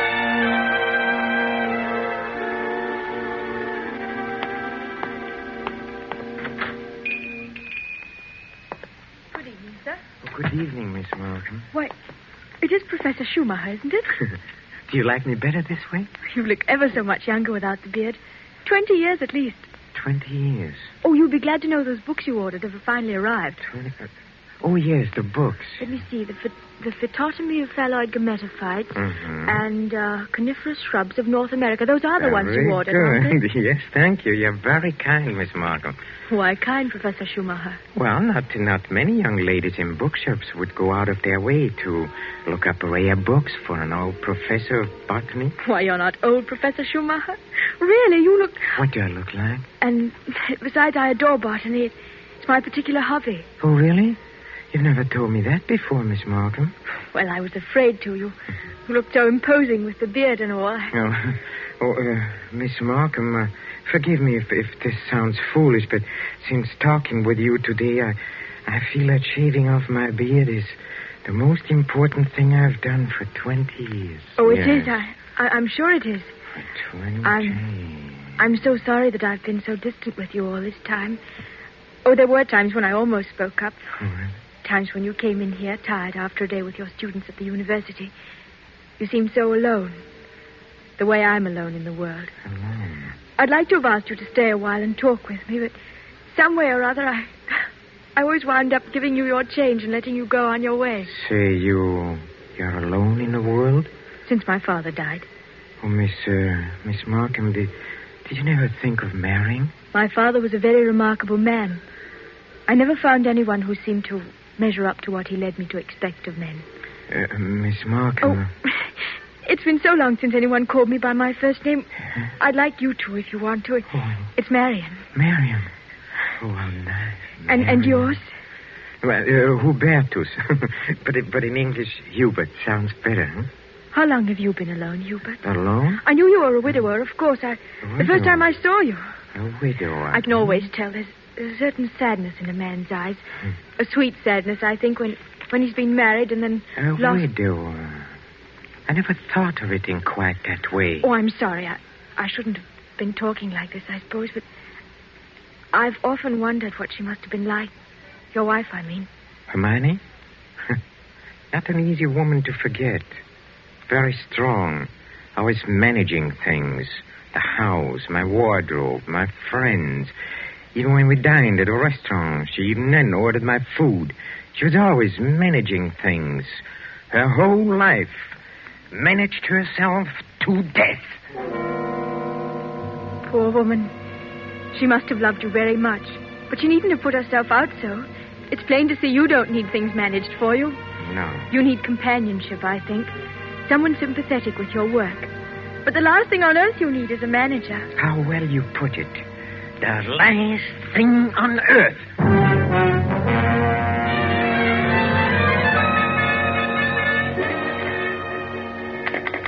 Operator, are you there? I'm still waiting on that call to Salisbury.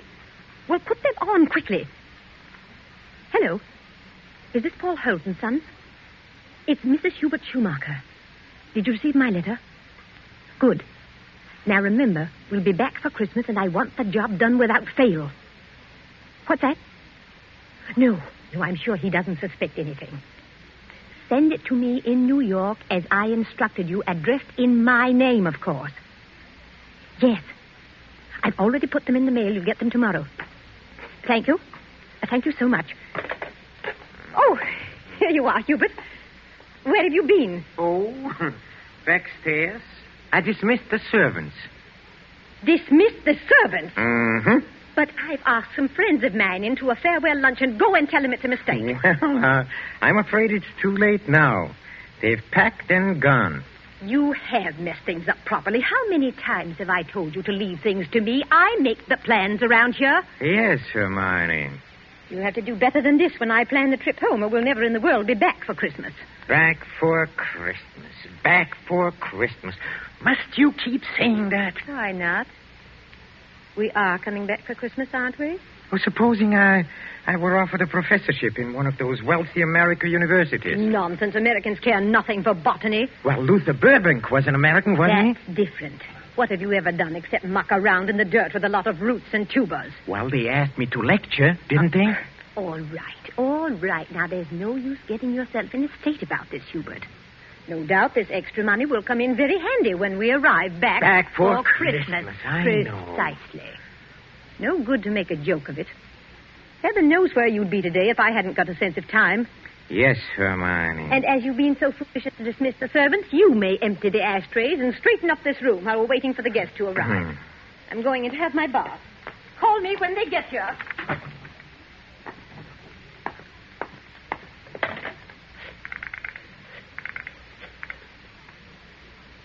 Marion? It's Hubert.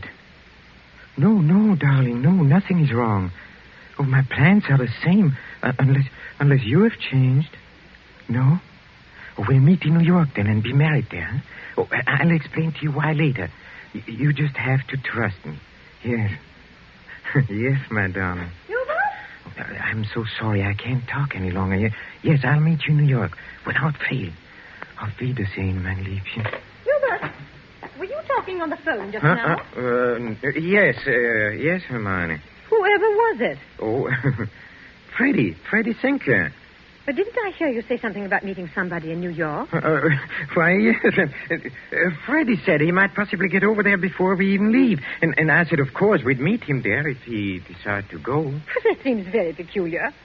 But then all of your friends are peculiar.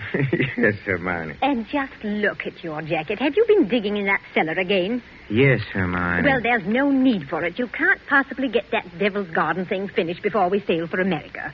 Go and change your clothes before the guests arrive. Oh, never mind. I see somebody coming up the walk now. Go and let them in. Yes. Hubert. Yes? Look out the window. There's Professor and Mrs. Goodenough, but who's that with them? Well, who...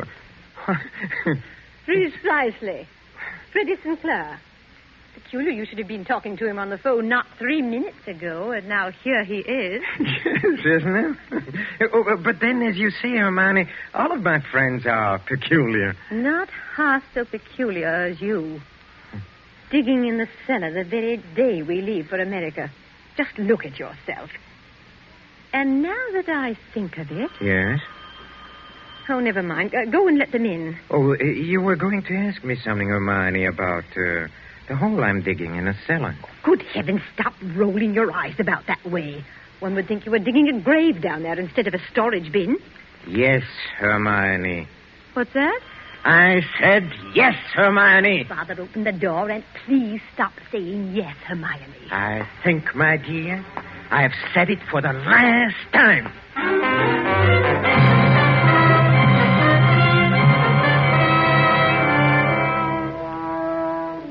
A professor of botany, his loving wife, and an oblong pit in the cellar. Just the right size for his botanical specimens, his devil's garden. With these ingredients for a story of a perfect crime, Back for Christmas by John Collier and starring Peter Lorre, the Roma Wine Company closes the curtain for a moment on another breathless study in suspense.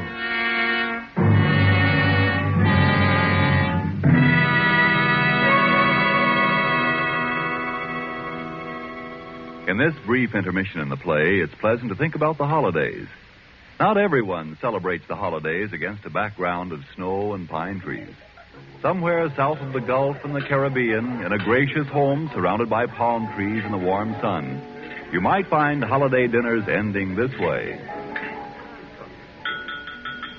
One moment, please. Our North American guest wishes to propose a toast. Yes, mis amigos. I drink a toast in gratitude to you for your gracious hospitality and the enjoyment you've given me, an American so far from home. It is only a fair exchange, my friend. This wine in which you drink your toast, it brings enjoyment to us from your country, from America. It is Roma wine, made in your own California. Yes, and when you choose the wine for your holiday table, remember this. Only a few wines are so fine that many countries of the world import them. And among these greatly enjoyable wines are the wines of Roma, R-O-M-A, made in California for enjoyment throughout the world. Yet here in America we are truly fortunate, for we may buy Roma wines at a very low cost, since we don't have to pay import duty or costly shipping charges. So serve Roma wine with pride on any and all holiday occasions. serve Roma, too, for everyday dinners you can afford to. Ask your dealer tomorrow for your favorite Roma wine, America's largest selling wine. But before you buy wine, buy war bonds. And now it is with pleasure that we bring back to our sound stage Mr. Peter Lorre in Act 2 of Back for Christmas. A tale well calculated to keep you in suspense.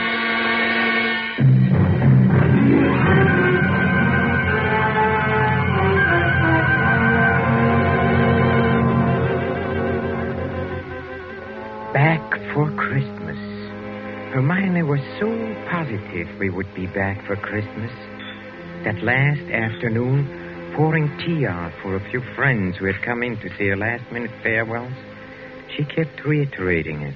Now, mind you, Hermione, don't let those Americans know your husband was one of their fat university jobs.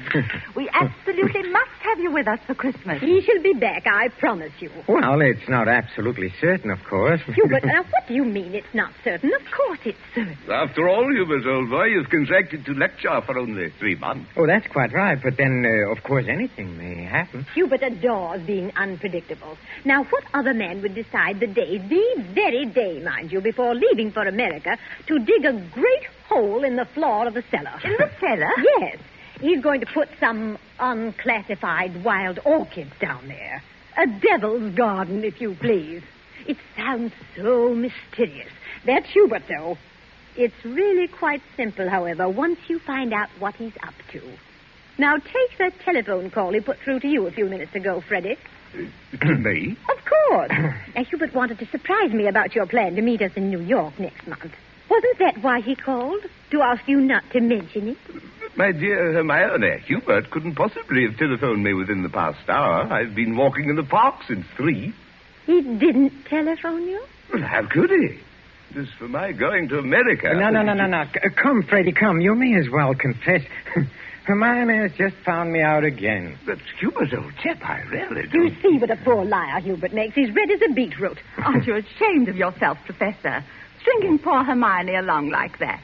And as for you, Freddie, I'm furious you said nothing to us about going to America. But look here, old girl. I've been trying to tell everyone here that I'm... Stop the nonsense. The game's gone on long enough. Besides, we must start getting ready. Now, it was marvelous of all of you to come in to say goodbye. And don't worry about Hubert's little jokes.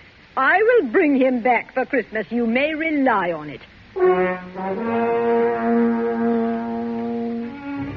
They all believed her.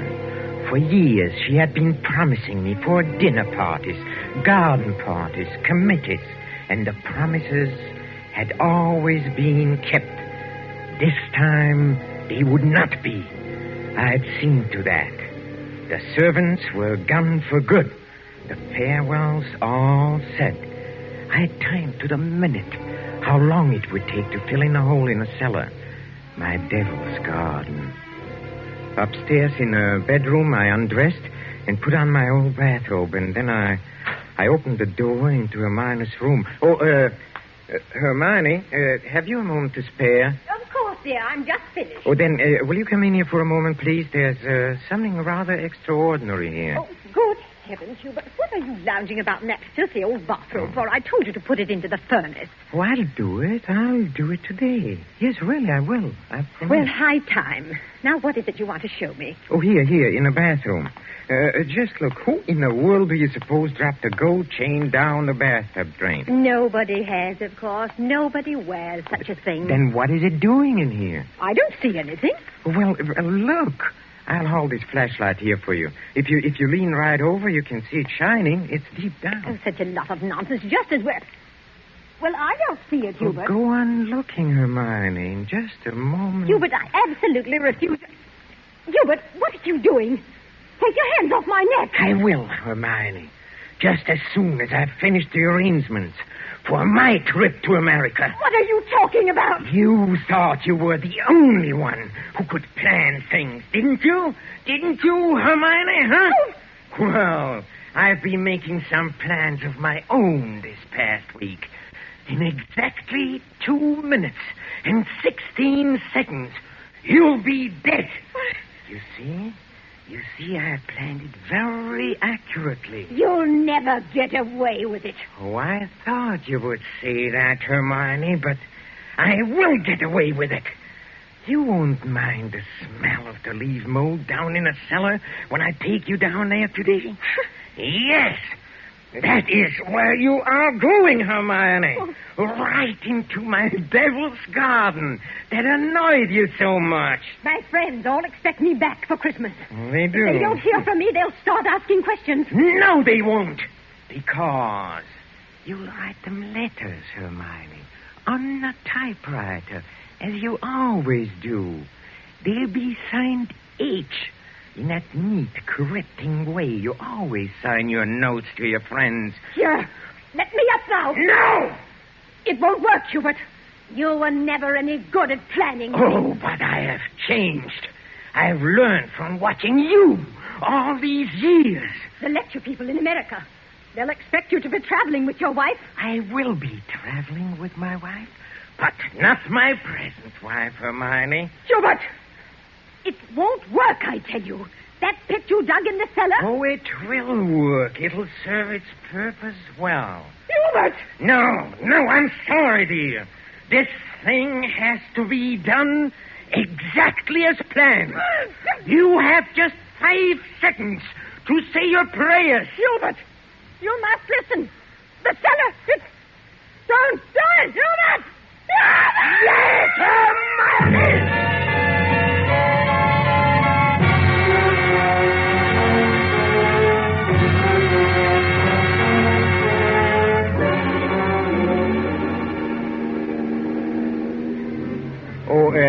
Stuart?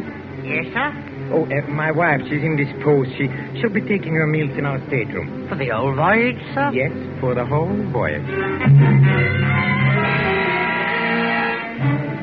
I trust your wife is feeling better this morning, Professor Schumacher. A little. Not yet well enough to leave her cabin. Oh, what a shame. Oh, Professor Schumacher. Yes? Here's a copy of the radiogram you sent for your wife last evening. Oh, thank you. I'll just check it over. Oh, but look here. Why? What's the matter? Did the typist make a mistake? No. It's nothing important. She can correct it later.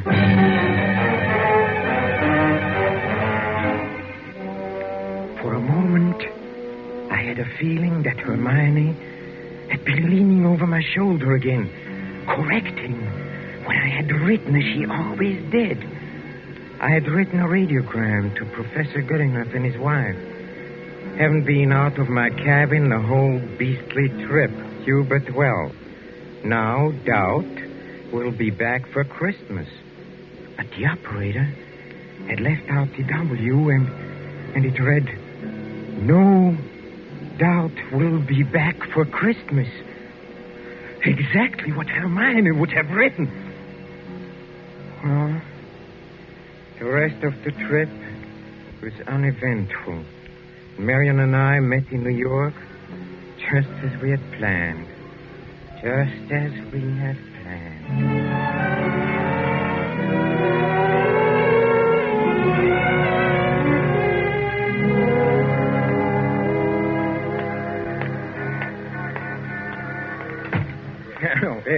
Professor and Mrs. Schumacher, we have reservations, I believe. Oh, yes. We've been expecting you, sir.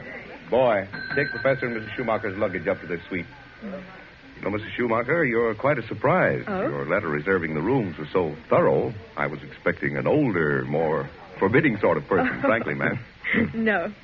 As a matter of fact, we're just married, but my letter reserving the room. Oh, I wrote the letter, my dear, and I signed it Mrs. Hubert Schumacher. Just a joke. What a cunning old fox you are, Hubert. Now that I think of it, I almost forgot. There's a letter for you, Mrs. Schumacher. That's peculiar. I wonder who on earth... Oh, well, we'll find out in good time. Come along, darling. Oh, we are keeping the boy waiting. Come.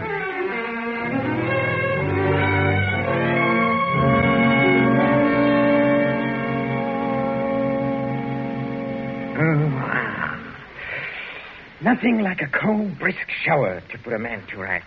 Hubert, this letter. Oh, yes, the letter. Oh, dry my hair, will you, darling? Please. It seems to be a bill of some sort from a building contractor in Salisbury. Oh, really? Oh, bother, dry your own hair. Thank you, darling. Let's see this bill or whatever it is. It's very puzzling. Hubert, you were a widower, weren't you? I mean, Hermione isn't still alive. Good heavens, no. Well, let me read that. Dear Madame, this is to acknowledge your order together with the keys to your house in Launceston Place.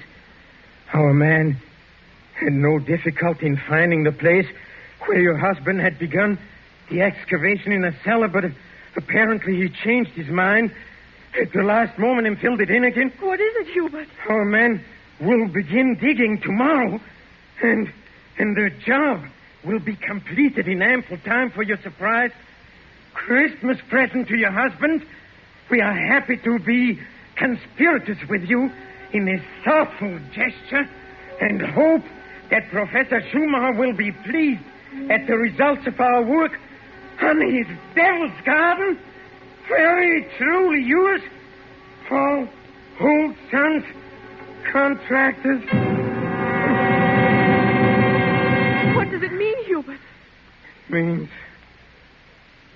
that Hermione was right. I will be back for Christmas. I will be back for Christmas. I will back for Christmas.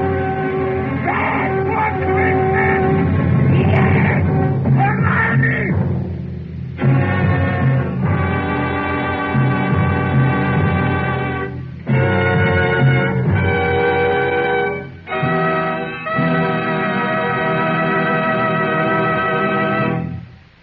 And so closes Back for Christmas, starring Mr. Peter Lorre. Tonight's tale of suspense.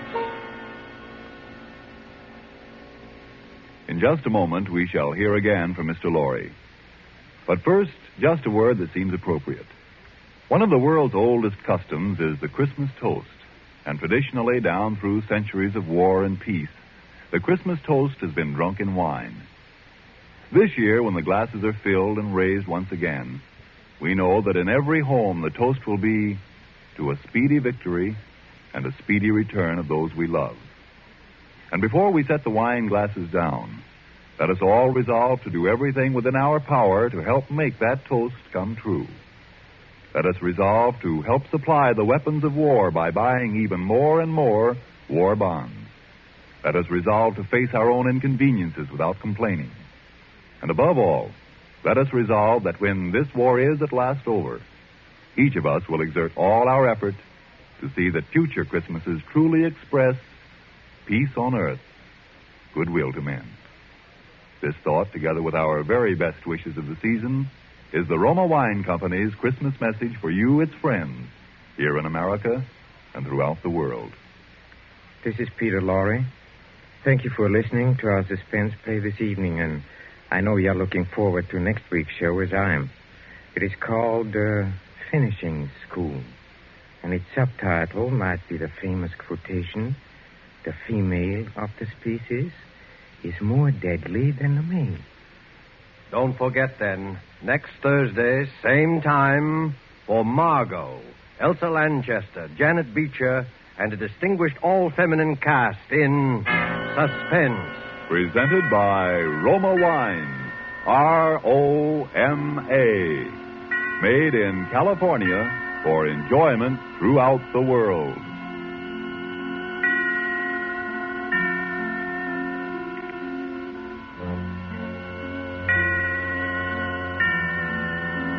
This is the Columbia Broadcasting System.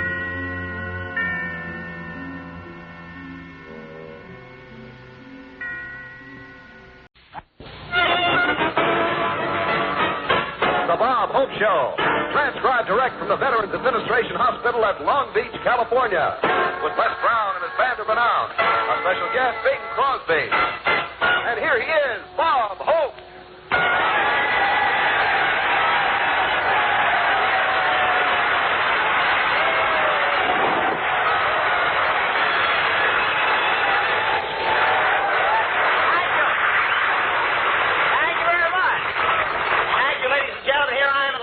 On Christmas Day welcome these boys in the Veterans Hospital.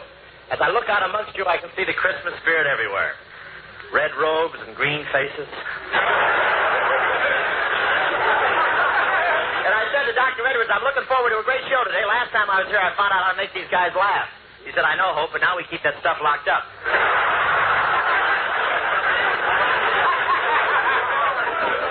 I thought this was a hospital, but I never saw such a healthy bunch of guys.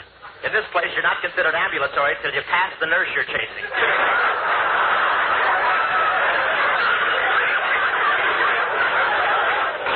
And I noticed the modern trend in veterans hospitals. Now, new hospital beds have gadgets to do everything. One fellow pushed all the buttons at once to see what would happen. He's now drawing flight pay. He'll be in for a landing any day now. And you should see the way these guys speed around the corridors in their wheelchairs. I asked one patient how much longer he expected to be confined. He said, I've been cured for a month. Now all I got to do is serve out the last 90 days of my traffic sentence.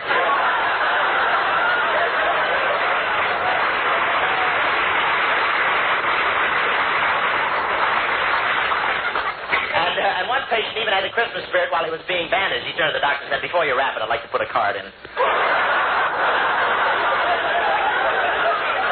And I watched one of the nurses decorating the Christmas tree in one of the wards. What a beautiful sight. And the limbs on the tree weren't bad either.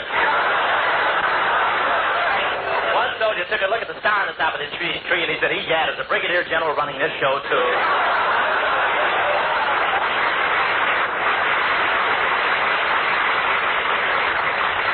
I think it was General Estabrook, I'm not sure.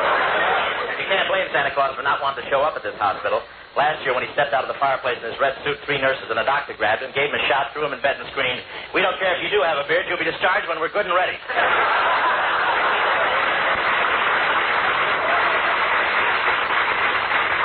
I played Santa Claus for my kids, and it was great. I had a real Santa Claus suit and came down a real chimney. It was exciting. They had a real fire. They had to beat me out with my own beard. But it's been a great day here at the Long Beach Veterans Hospital. I had dinner here, and can these patients eat? The chaplain said, say grace, and between saying grace, they were ready for dessert. They served 6 courses with 10-minute intermissions to carry out the wounded. Boy, they really went after the food. I said, how's the stuffing? And the guy stuck his head out of the turkey's mouth and said, fine.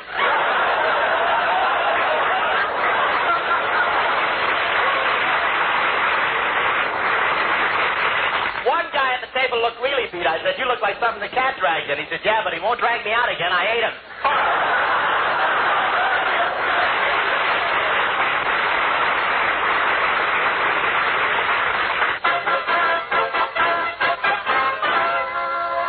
Oh, Bob, can I introduce our guest now? Not yet, High. Grandpa Crosby can't come dashing out on the stage like he used to, you know. It takes a little preparation. They've got him backstage hanging upside down by his heels. Well, that's silly, Bob. Why should Bing be hanging by his heels? Well, he has to stay in that position till his chest slides back where it used to be. Then they rivet him into a pair of tight leather shorts so when they turn him right side up, there won't be an avalanche. But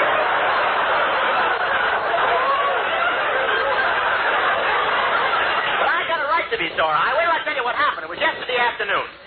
I was in a department store to buy a gift for Bing. Well, there's Santa Claus standing in the middle of the aisle. I'll go over and say hello to him. Well, jolly old Santa. Well, tonight's Christmas Eve, Santa. Are you going to get into your sleigh and sail over the housetops? No, boy, I'm going to the rendezvous and fly around the chandelier.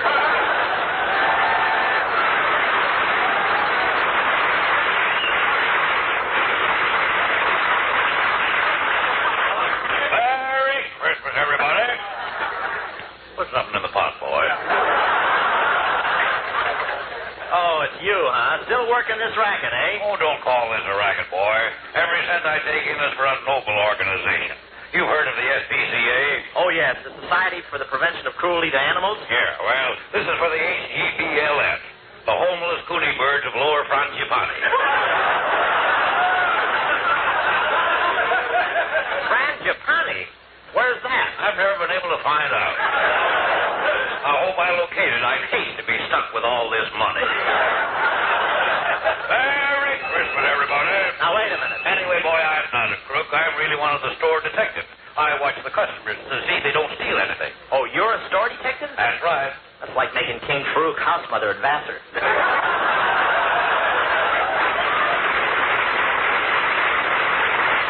Now, boy, I only dipped in for a few dollars to give to my poor old mother.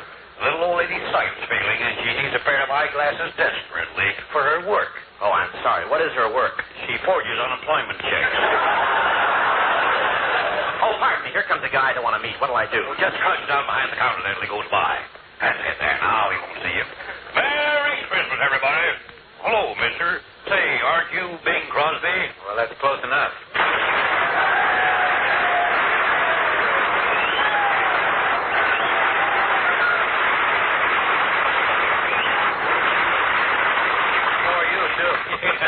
I see you're accepting contributions, Santa. I'd like to add mine to the pot. Here. Some contribution, a can of Minute Maid. Perhaps you can help me, Santa. I don't know the store very well around here, and I'm looking for a present for a friend of mine, Bob Hope. Well, you know him better than I do. Why don't you buy him whatever he needs the most? Well, now, that's an idea. Yeah. Where can I get a large package of talent?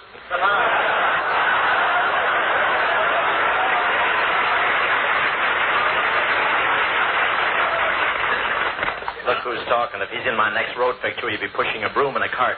I've got to get something for Yogurt Boy. I was going to buy him some shorts. I really thought I'd buy him some shorts, but they don't have a size big enough for him. The only size they had were large, very large, and across the wide Missouri. You've noticed this lad is requiring quite a bit of real estate toward the rear. No. He's the low, rambling ranch type himself. He just try to back him into a two-car garage on a foggy night.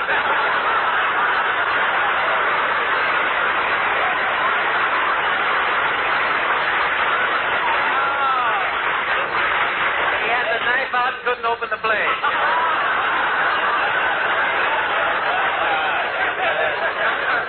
I'd like to open one on you, but where'd you get that little ad lib, old man?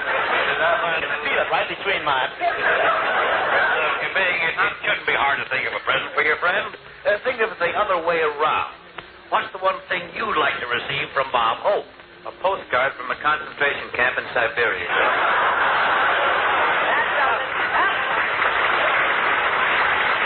Now, listen. I heard everything you said. I was hiding right behind the counter. Well, look who's here. Paramount's bad guest. I just found out your true character, you lopsided lon. Oh, no, here. Ease off your clever hips. I punch you right. I don't see that. Just a I punch you right on that nose of yours, but I never start anything that's already finished. Well, look, avocado top. Yeah, if that head was any smaller, you could use a plumber's friend for an umbrella. You're my plumber's friend here. Put your hat on. That's all you need. Plumber. Oh, that's champion. Hey, Junior, I don't understand. I think that's the critic from the Long Beach Press Telegram. I don't understand all this indignation, Junior. What do you expect me to give you for Christmas? Miss America wrapped in cellophane or something? Stop bragging. You couldn't get within a mile of Miss America with Errol Flynn on a leash. Hey, look, Montrose, I'm going to settle this question once and for all, Murgatroyd. Come here. Thank you, Montrose. Claude, I shall demonstrate to all concerned just who is the biker and who has the generous heart in this team. Now, for your Christmas gift from me, I want you to pick out anything in the place. Very generous ad libbing. No, I mean it. I mean it. Young lady. Yes. I'll take that. No. You worked on anything. Well, I mean that $300 set of silver over there. Just wrap it up as my present to Mr. Holt. To me? Hmm? Well, I'll top that. How? As my present to him, lady, wrap up a $500 set of silverware. I'll raise my gift to you to $750. Well, I'll raise mine to you to $1,000. And here's my check to pay for it. 1,000 even. Thank you, sir. Now, get up your loot, Bing. Oh, Mr. Crosby doesn't have to pay. Of course not. Wait. Wait. What goes on here? I'm the shill of the silverware department, lad.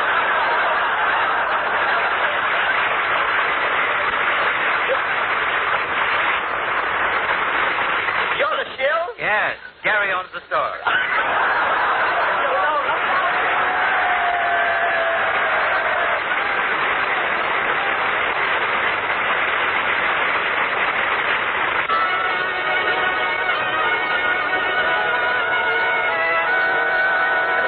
Ladies and gentlemen, there are many wonderful Christmas stories, such as those written by Dickens and Hans Christian Andersen. But tonight we're going to present a story of Christmas that has never before been told.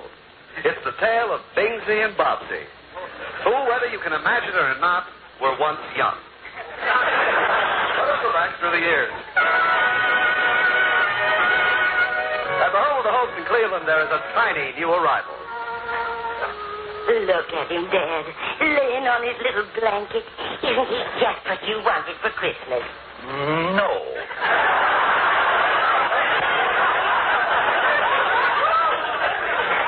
To tell the truth, Ma, what I really wanted was a pinball game. Oh, now that's silly. A pinball game doesn't grow up and stay with you through the years. Maybe not, but at least it has all its marbles.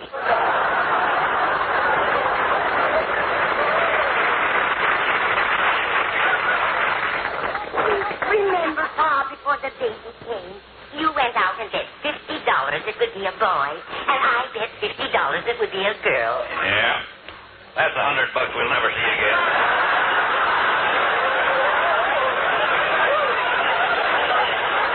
Look, just... What's that mean? Wait. Look at his little face smiling up at us. Goo.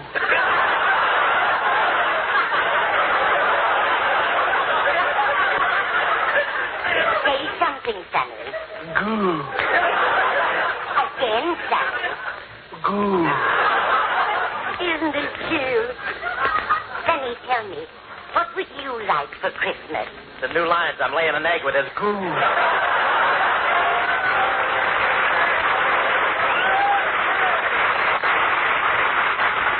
Yes, sir, we hoped for a wonderful family. Mama was a fine woman till the desire for riches got the best of her, and she turned used car dealer.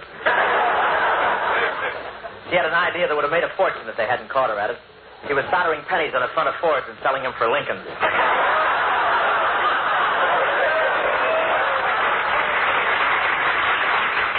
Automobiles, that was all my folks ever thought of. As a baby, I never had any talcum powder. They jacked me up twice a week and Simonized me.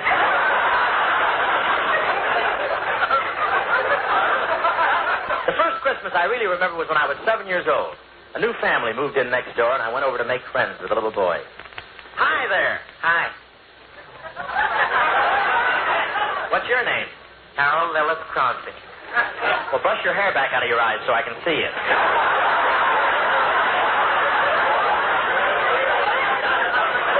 You can tell this is a fantasy. Oh, fantasy.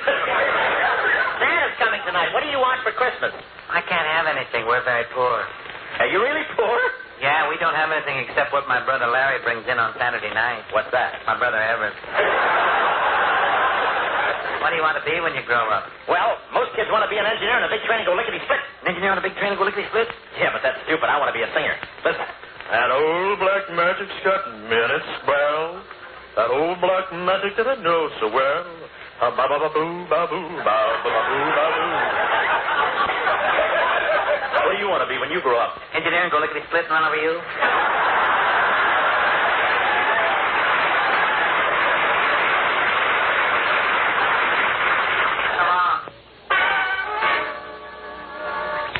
Poor little fella. I couldn't forget the pitiful figure he made, standing there, his face pinched with cold, his cheeks blue, and big holes in his money belt. All little Bing wanted for Christmas was a pair of skis. I knew he wouldn't get them, so I started to whittle him a pair. But the Crosbys moved away. I didn't see Bing for years. And one day he walked into my backyard and said, Hi. Where you been? Well, we moved to Spokane, where I finished grammar school, high school, then I enrolled in Gonzaga University, from which I graduated with high honors. From there, I went to the Sorbonne in Paris, where I studied for her, and I acquired my master's degree in music. What have you been doing? I finished your skis.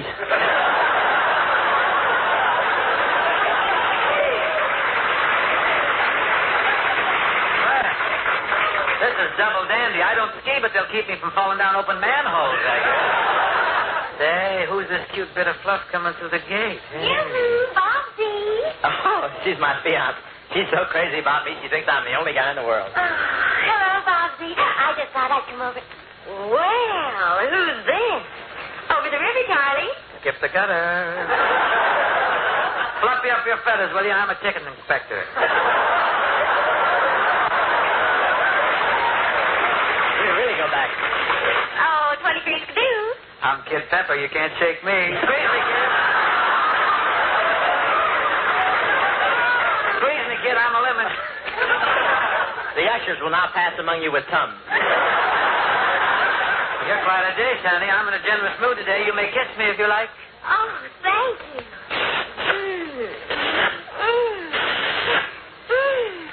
Oh, come on, honey. Let's go where we can be alone. I decided I couldn't let him get away with that, so I yelled, "Hey, come back here, you!" Yeah, what do you want? You forgot your skis.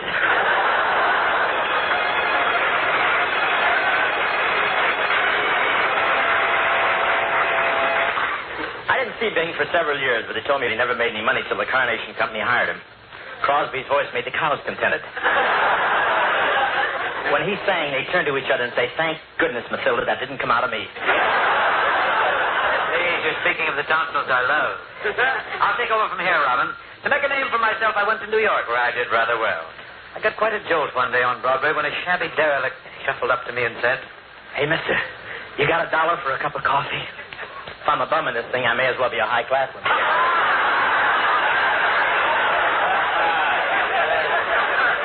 Get away from me, you panhandler. You ought to be ashamed. Haven't you any higher ambition than this? Yeah. What is it? I want to be an engineer in a big train and go lickety-split.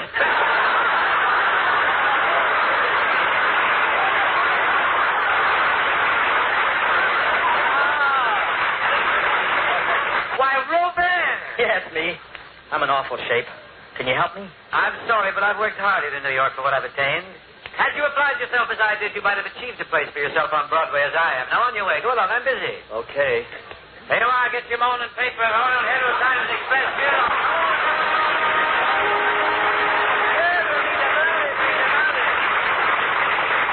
But I took pity on Bob, and I added him to my vaudeville act when my seal died. The skin fitted him perfectly, and I soon taught him to sit up, clap his flippers. Oh, what an act it was.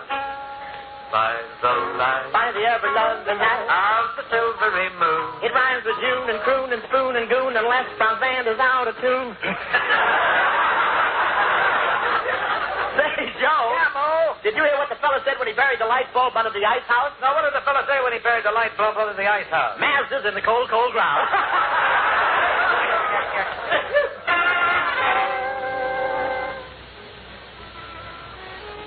That night was Christmas Eve in the little theater we were playing in Kansas. Christmas Eve, a time of warmth and good fellowship, especially among homeless actors.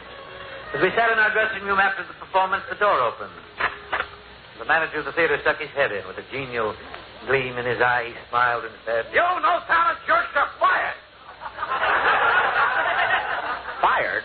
For what? That ain't enough of your act this bad, but ever since you've been here, we've been missing popcorn from the machine in the lobby. And now we understand your agent is living here in the dressing room with you. A pack of lies. We never stole anything out of the lobby. And our agent's never been in this room. Just pack up and get out. Well, open the trunk.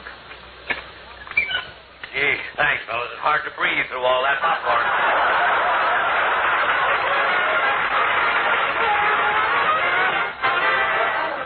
We all know what followed. The two boys made picture after picture for Paramount. And now, to crown their achievements, they are summoned to the office of Y. Frank Freeman, the president of Paramount Studios, who is about to appoint an executive director. May the best man win. Well, hello, boys. Well, hello, Mr. Freeman. How are you, boys? I won't keep you waiting because I know you're anxious to know my decision. Naturally, executive director is an important job. So we chose the man with the most talent. Swell. Where's my desk? And the man who was most charming and handsome. A very clear description of me. Fade, Junior. Go ahead, beat it. So I want you both to meet the man we selected. Well, don't stand there. Empty the waste paper. Oh, no!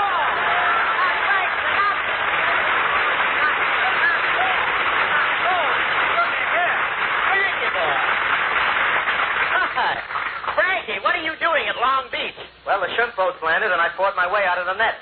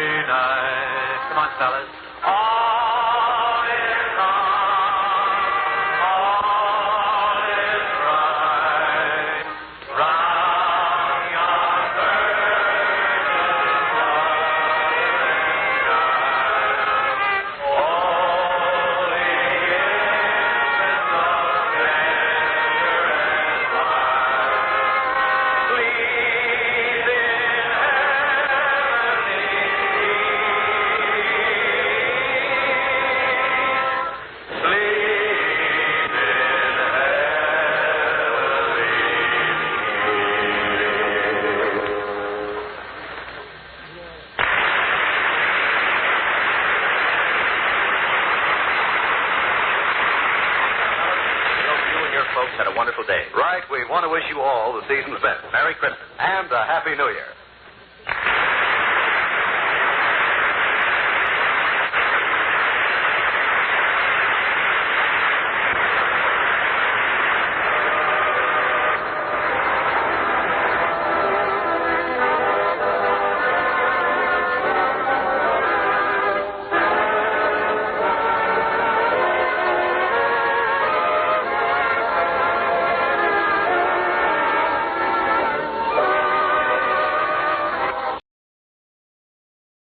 Broadway's my beat. From Times Square to Columbus Circle, the gaudiest, the most violent, the lonesomest mile in the world.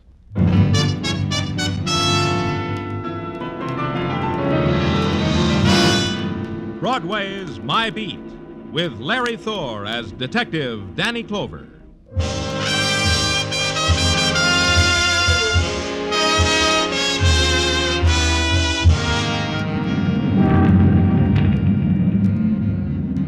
Broadway. On Christmas Eve, Broadway's natives dance their Christmas dance to the music of carols flowing out of tinseled loudspeakers. The kids mash their noses against plate glass, lick it, and watch the mechanical clown, the mechanized tour army, the tin man dancing a jig on a tin box.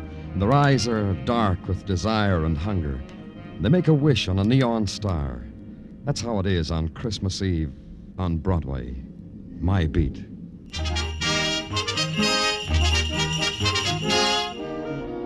On the morning of the day before Christmas, creatures are stirring at police headquarters. There's the patter of tired feet and the sound of manly giggles as little gifts are hidden in desk drawers or poured into Dixie cups or slipped under the police blotter. And in my office, there's a kid I knew, name of Marty Wednick. Danny, I don't like to disturb you at this unmentionable hour. 10 o'clock in the morning, unmentionable? You kidding? Sleep has not yet fled from my starry eyes. What makes me bounce my pillow at an hour which is for the squares is a problem. What's your problem, Marty? Am I or am I not the child president of your branch of the Police Athletic League? You are? So I promised my constituency of fellow former delinquents a Santa Claus for Christmas. That's the problem. When are you going to give with a Santa Claus? Don't laugh, Danny. A former delinquent shouldn't be disillusioned. Could make him a neurotic. So I repeat, on behalf of my constituents, where is Santa Claus? He'll be here in a minute, Marty. Sergeant Tartaglia... Oh, here he is. Come on in, Sergeant. Jingle bells, jingle all the way. Oh, what This fun. guy's a sergeant? Huh? Hey, Tartaglia, this is Marty Wednick. He wants Santa Claus. Oh, he's coming, Danny, he's coming. Come on in, Sandy. Everybody, make way, everybody, for Santa Claus. And what's your alias, name, little boy? Ho, ho, ha. Hey. This guy's a Santa Claus. Who's the kid? The punk, Danny. Who is he? Marty Wednick, that's who I am. So you're Santa Claus, huh? Audition me something. What? Why, you crummy Take little... your hands off me, Santa Claus. Is this the Christmas spirit? I'll give it to you in the mouth, fresh kid. You and how many rings? Wait a minute, you two. Marty, this is Nick Norman. Nick Norman, the ex-con? How do you like this monster? For 15 years, I've been playing Santa Claus at Sing Sing with no complaints, mind you. The first day I am a free civilian playing me old part, the squirt gives me the hook. I resigned from Santa Claus. I didn't get treatment like this even from the guards. Take it easy, Nick. Marty didn't mean it. Did you, Marty? How was I to know that Santa Claus here was the world-famous light-fingered safecracker? Ex-light-fingered, world-famous safecracker, you. Well, does he meet with your approval, Marty? Well, the costume is sloppy, the beard's moth-eaten, but yeah, he'll do. Don't do me no favors, punk. You want to know something, Nick? What's something? I like you. I think you are the best Santa Claus it has ever been my privilege to present to my constituents of the PAL. This is from the heart, Nick. Oh, that's better. You gotta show respect for Santa Claus. What time's your party? 8 o'clock tonight. You'll be there? I'll be there. Well, so long, Danny, Sergeant, Santa Claus. See you at the party. Merry Christmas. That's a good kid. Appreciates the finer things. Feels good to be out, huh, Nick? 15 years is a long night without sleep, Danny. Yeah, feels good. And thanks for the job of Santa Claus. I would miss it after all these years. The deal we made. That feels good, too, huh?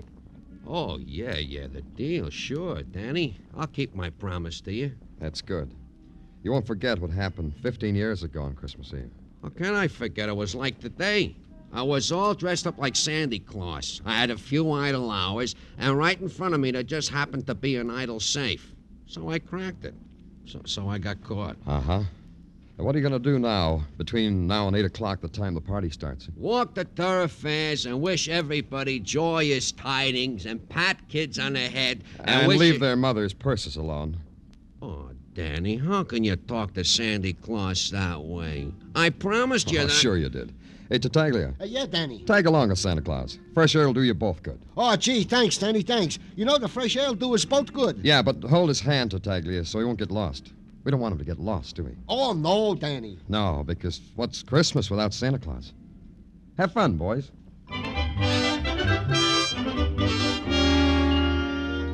So everybody was happy, and that was good, because it was the season for it.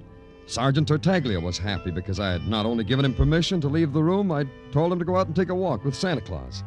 And everyone knows that Santa Claus is always happy, even if once upon a time he had to spread his glad tidings around Sing Sing.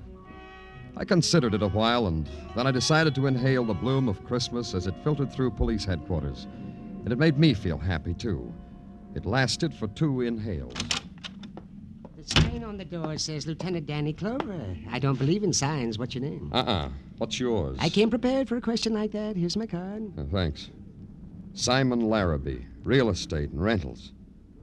You renting something, Mr. Larrabee? That would give you the upper hand. 2 questions to my 1. And you haven't answered it yet. Danny Clover, like the sign says. That's my name. You're quite right. I am renting something. Go ahead. Rent away. I like to watch. I'm doing it now. Just looking at you. I'm renting that property known as the Warehouse at 2290 East Grand Street. Well, if it makes you happy... Wait a minute. That's our clubhouse. That's where the kids are having our Christmas party. Are you? What's the... What else can it be? Where's the rent? Rent for what? Rent for that property known as the Warehouse at 2290 East Grand Street. You mean it hasn't been paid? How much is it? It's $62.50 a month. Oh, that includes utilities. I'll pay it. The club's treasurer will reimburse me. You don't understand, Mr. Clover. When I rent something, I get a year's rent in advance. That comes to $750. And I want it before there's any party there. Are you kidding? Where are those kids going to get money like that? Oh, well, I'll give you until 8 o'clock to get the money, and I'll just sit right here until then. All right. Grab yourself a police gazette. Never touch the stuff. Suit yourself. Oh, excuse me, Simon. Danny Clover speaking. Danny, this is Patrolman Curcio. Yeah, what is it? I can hardly hear you, Curcio. Yeah, well, no wonder. Listen what I gotta talk through. Listen, Danny. Hey, you see what I mean? Why the sirens? What's the trouble? Sergeant Tartaglia is up a tree. What? Sergeant Tartaglia is in a tree on the Avenue A playground, Danny. He flipped his lid. He's telling anyone that'll listen that there ain't no Santa Claus. Hey, you better come on down, Danny.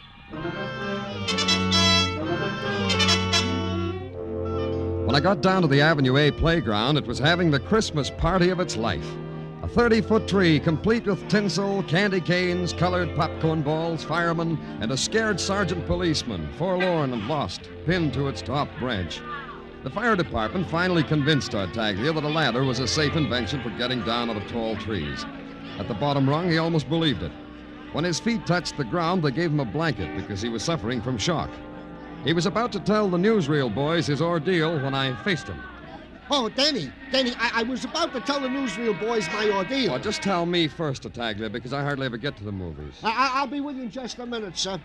Oh, Danny, it was awful. It was something awful. I only ask this because there's so much about you I don't know, Tartaglia.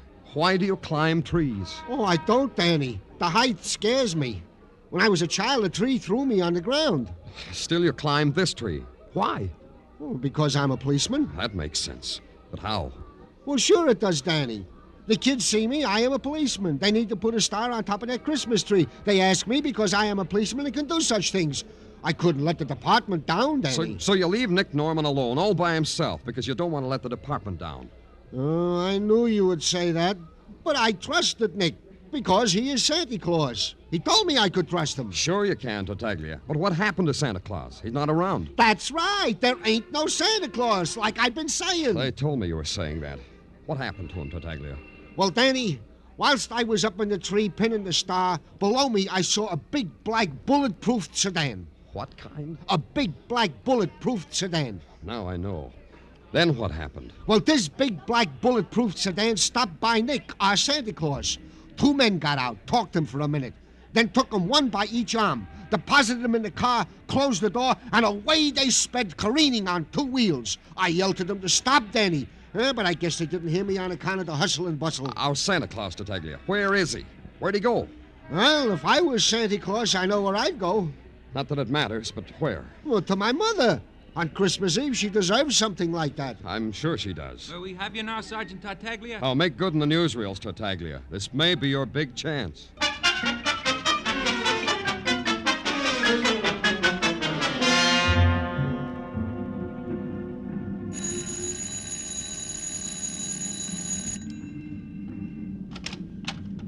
Yeah? Are you Mrs. Norman?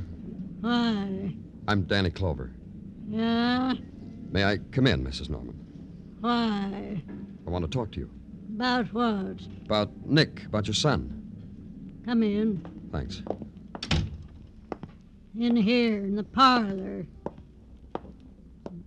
Sit down. Thank you. No, not on that seat, that one. What do you want to talk about Nick? Do you know where he is? No, you don't tell me no more. One day when he was 9 years old, Nick said to me, he said, Ma, don't ask me where I've been no more, 'cause I'll lie to you. That's what he said. Then you don't know where he is. Don't make me go through that again, Sonny. Say, who are you to ask me questions? I told you I was... Yeah, you did. You said you're Danny Clover.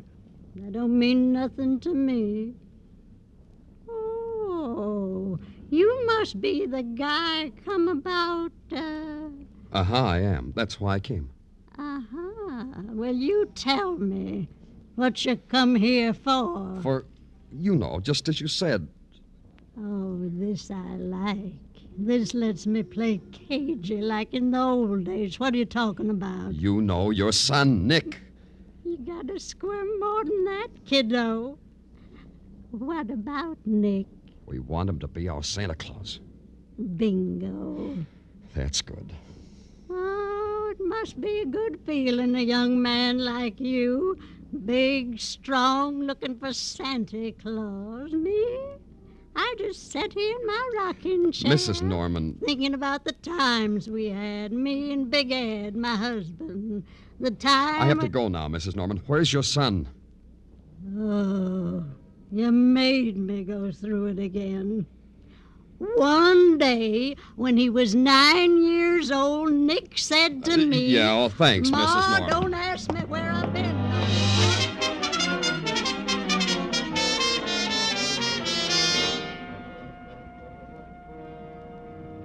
Hi, Danny. Did you find Santa Claus? No, Tartaglia. What are you doing about it? Me? Nothing. That's good. Anyone to see me? Yeah, in your office. Hey, Danny, what are you angry at me for, huh, Danny? Hey, Danny, what's this I hear about Santa Claus taking a powder? You'll get your Santa Claus, Marty. You still here, Simon Larrabee? Yes, I'm waiting. Just as I told you, I'm waiting for my $750 rent. Can you imagine this gun up, Danny? On Christmas Eve, he wants his rent. This is a Christmas, no Santa Claus, no party. What am I going to tell my constituents? It'll work out, Marty. We'll get the money someplace. By 8 o'clock, Mr. Clover. Oh, shut up, Simon. But, Danny, no Santa Claus. Hold it, everybody. I got the solution.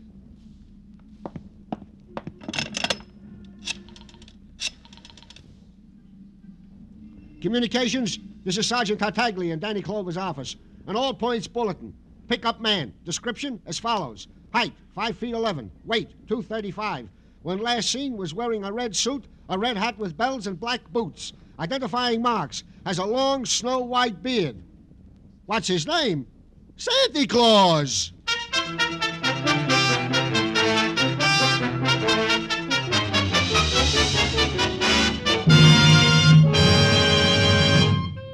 You are listening to Broadway's My Beat, starring Larry Thor as Detective Danny Clover. $51,000 in cash and wonderful prizes. Danny Seymour might play Santa Claus to you tonight, and he might fill up your stockings with that $51,000 if you can identify the phantom voice. Listen in just a little later tonight to Sing It Again.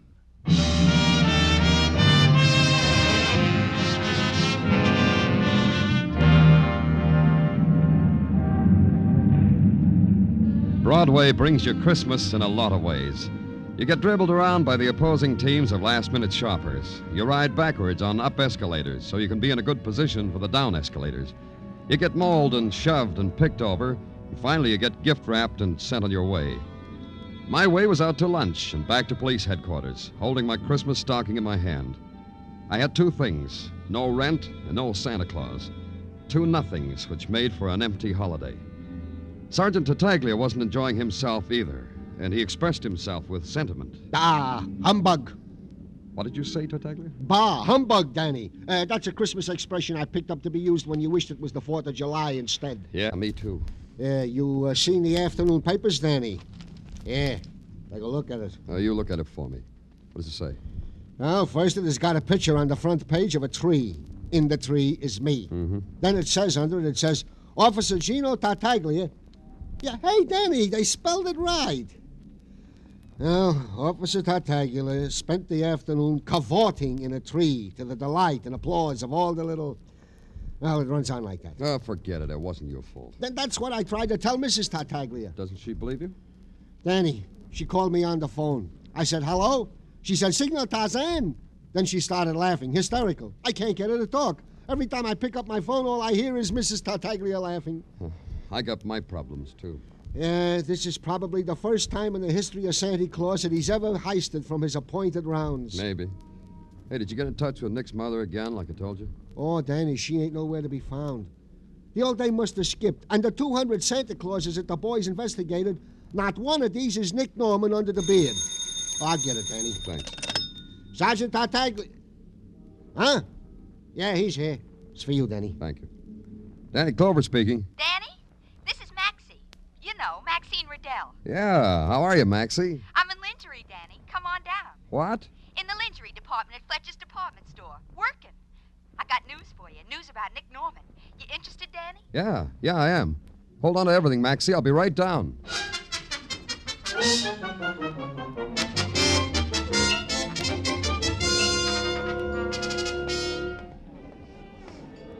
Here, mister. Take this black nightgown over to that girl over there. She'll gift wrap it up. Hi, Danny. How am I doing? Great, Maxie. Only great. How long you been working here? Only for the Christmas season, Danny. But the way I've been operating, I think maybe they'll keep me on. No questions about your background? You mean about me being a shoplifter? Uh-huh. That's the reason I got the job. The way I was lifting things, I told them it'd be cheaper for them if they put me on the sales force. So they did. So for $22 a week, I'm an honest mouse. Anyway, it's steady. Keep it that way, huh, Maxie? Anything you say, Danny. Well, now that we've had our tea, I guess you want to know about Nick. Yeah. Breaks my heart to be a stoolie. You know how it is, Danny. Me with my former alliances. But it's different now. Yeah, different. I want it to be different for Tussie, too. You remember how it was between me and Tussie. How was it? It was gorgeous. That's why I'm being a pigeon, Danny. If Nick made up his mind to be a kosher citizen, he should stick to it. Not fall back into the arms of a mob like a doll who says mama. Which mob, Maxie? Tussie Cons.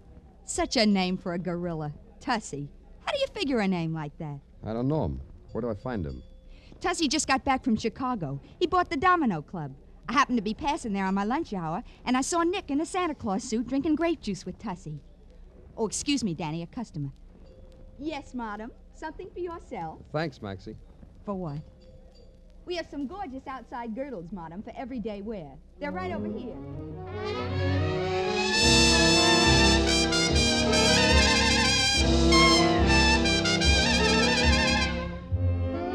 The Domino Club in the West 50s is a bright and shiny joint plastered with black glass. It stands close to the ground between two peeling brownstones. When you walk into it, you have the feeling you're walking into the mouth of a beetle. Its walls are lined with black mirrors, and its ceiling is draped with folds of scarlet silk. And at 6 o'clock of a Christmas Eve, the boys, complete with Christmas-wrapped girls, are beginning to gather. You ask a busboy in white tie and tails, where's Tussie Carnes? And he lifts an eyebrow to a guy standing near the bandstand. A guy grinning like an alley cat, while a girl pins a sprig of mistletoe to his lapel. You wait till she kisses Tussie. Then Tussie kisses her. But his eyes are open and flicking around the joint, so he sees you and pushes the girl away. Beat it, Blitzen, I got company. Merry Christmas, stranger. You want something from Tussie Boy? Same to you. And I want Nick Norman. Oh, that's a big desire on a holiday. What you want, Nick? Tell Tussie Boy. Maybe I gotta explain. I'm Danny Clover, a cop. I want him. Don't everybody? Come with me, Sonny. Santa's right down at the end of this hallway.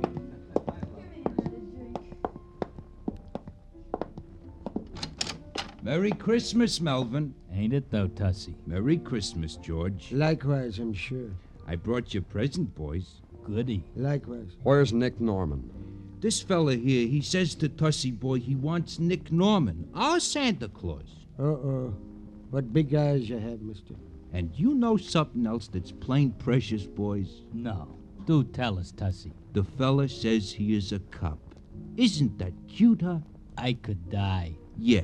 So show the fella Santa Claus, huh, fellas? Merry Christmas, Danny Clover. Oh, Tussie Boy said that, didn't he? Stay away from me.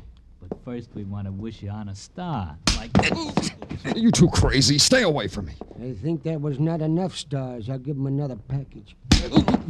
You know that Tussie is good to us. He gave us the best Christmas present two fellas could ever have. Don't be greedy, Melvin. Leave some for me. Oh, look at that. It's all gone.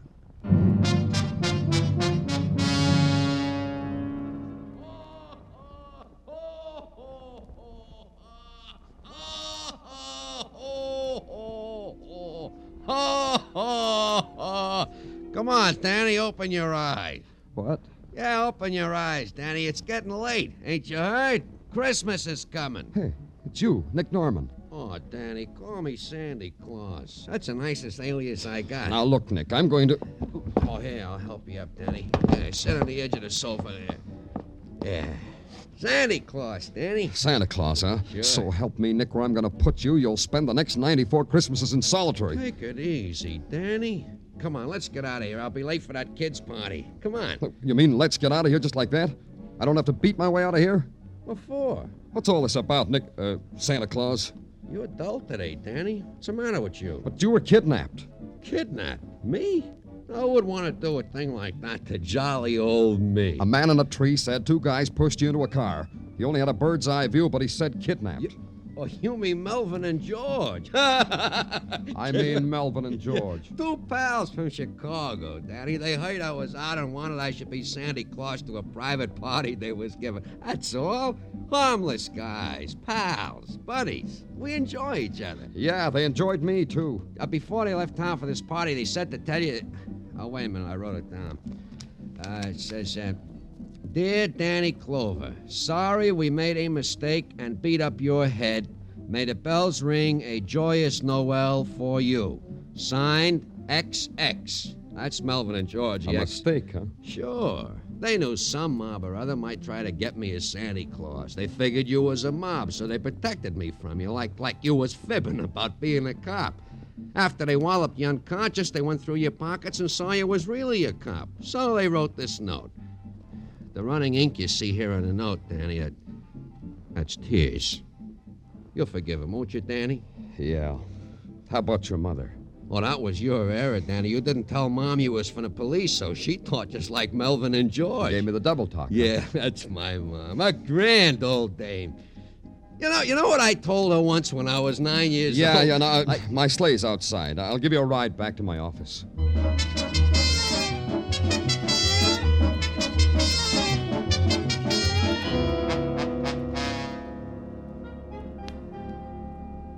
Well, that means the whole thing was an error in identification and motive, as they say, huh, Danny? That's right. Isn't that right, Santa? Sure. I'll tell it to you again if you want. No, never mind. What happened to Simon Larrabee?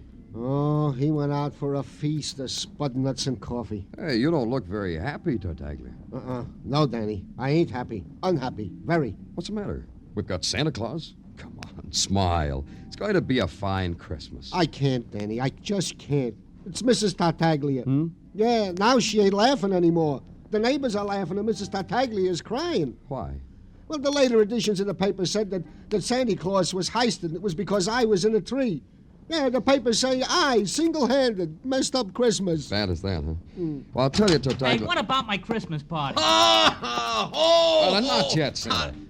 Wait till you get to the party. Say, the press was saying that you were snatched, Sandy. What gives? It said that mobsters grabbed you. No, it was just a little misunderstanding. That's right, Marty. Nick was grabbed by mobsters. Huh? Yeah, well, then how'd you get away? Sergeant Tartaglia. Yeah? Uh-huh. Sergeant Tartaglia. The kind of policeman who tracks down criminals to the lair. I am, Danny? The kind that single-handed rescued Santa Claus from the jaws of disaster. This guy did that? Yep. I'm just about to call the press boys and tell them about it. Oh, Danny. I mean it, Tartaglia. Don't be so modest. I'm going to do just that. Danny. Put Marty in a cab, Tartaglia. I'll send Santa down the squad car in a little while. Yeah, sure. Well, come on, little tyke. Marty. Okay. Merry Christmas, Danny. Whatever you tell the press guys, Danny, I'll swear to it. Sure you will. Yeah, that's a fine Christmas you're giving everybody, Danny.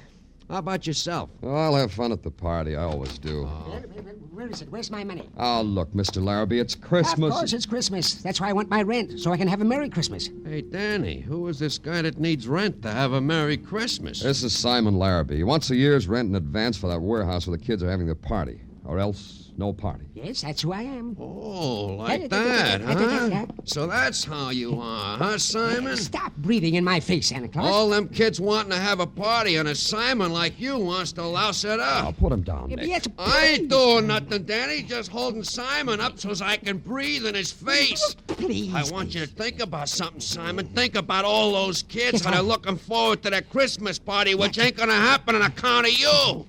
Think about It's all it. right. I'm thinking, yes. Maybe you could think better with a pen in your hand, Simon. Yes, a pen that will write out a receipt for a year's rent in advance, huh, Simon? Of course. Oh, Christmas spirit and all that. Yes, I'll get my receipt book. Oh, yeah.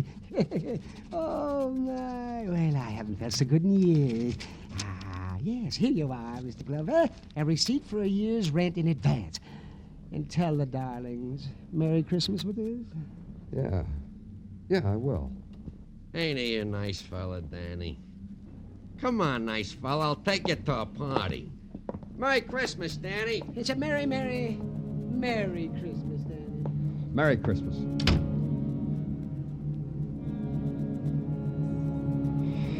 Yeah. Merry Christmas.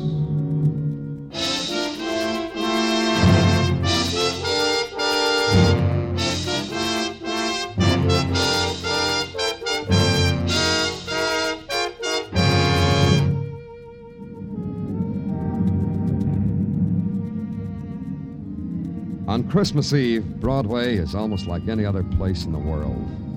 The bells ring out, the horns blow, there's laughter.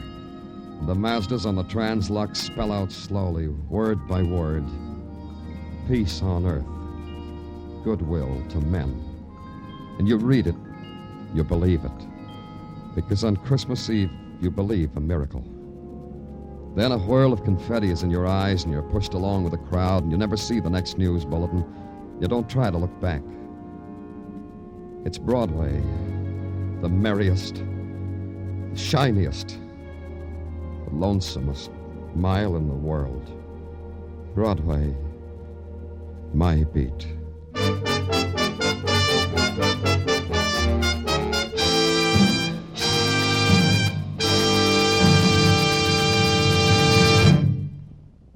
Broadway's My Beat stars Larry Thor as Detective Danny Clover and is written by Morton Fine and David Friedkin. The musical score was composed by Alexander Courage and conducted by Wilbur Hatch, and the program was produced and directed by Elliott Lewis. The cast tonight included Charles Calvert, Gil Stratton Jr., Howard McNear, Hal March, Bert Holland, Shep Menken, Estelle Dodge, and Peggy Weber.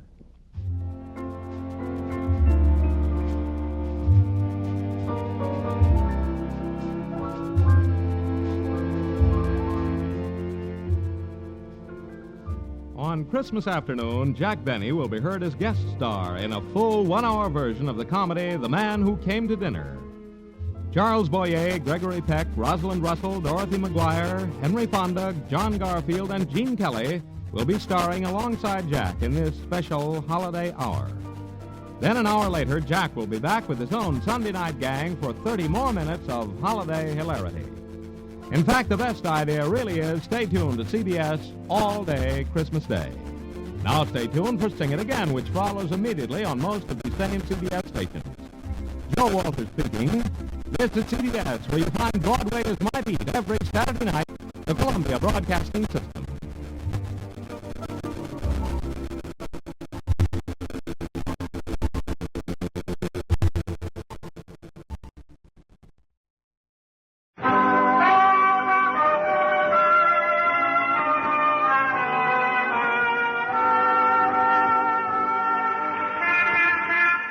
Broadway's My Beat, from Times Square to Columbus Circle, the gaudiest, the most violent, the lonesomest mile in the world. Broadway's My Beat, with Larry Thor as Detective Danny Clover.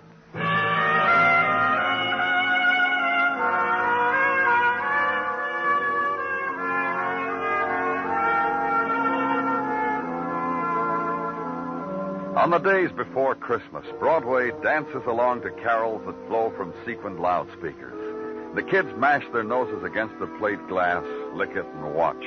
And it's all there. The mechanical clown, the tin man dancing a jig on a tin box, the toy army precisely to scale with the latest equipment, mechanized. And eyes are bright with desire and hope. It's the one time in the year when odds are better that dreams will come true. So make a wish on a neon star.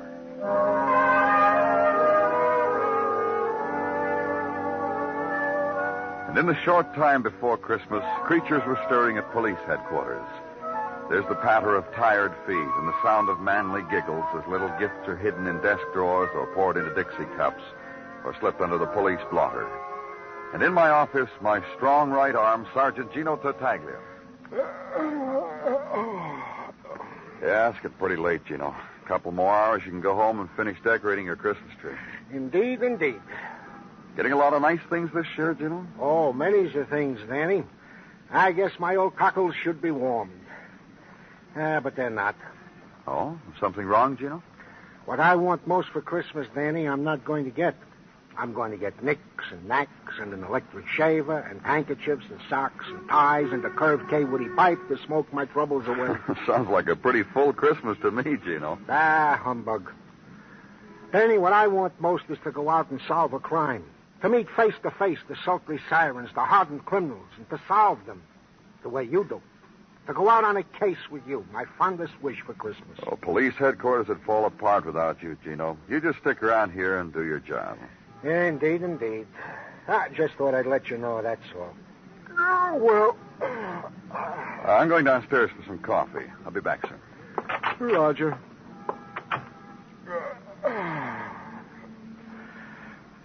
Face it, Gino. You're stuck in a desk.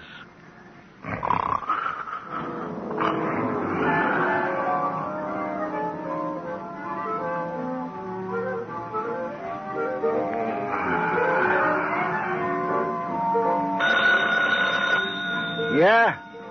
Oh, phone, Gino. Sergeant Gino Tartaglia speaking. Yes. Yes. Yeah, right away. Danny. Hey, Danny. Yeah, what's the matter, Gino? I haven't gotten my coffee yet. Coffee? At a time like this? Buddy Malpaugh, the ne'er-do-well millionaire. What? What about him? What about him? He has been slugged. Let's go, Gino. Did you say let? Of course, on a case like this, I'll need you, Gino. Come on.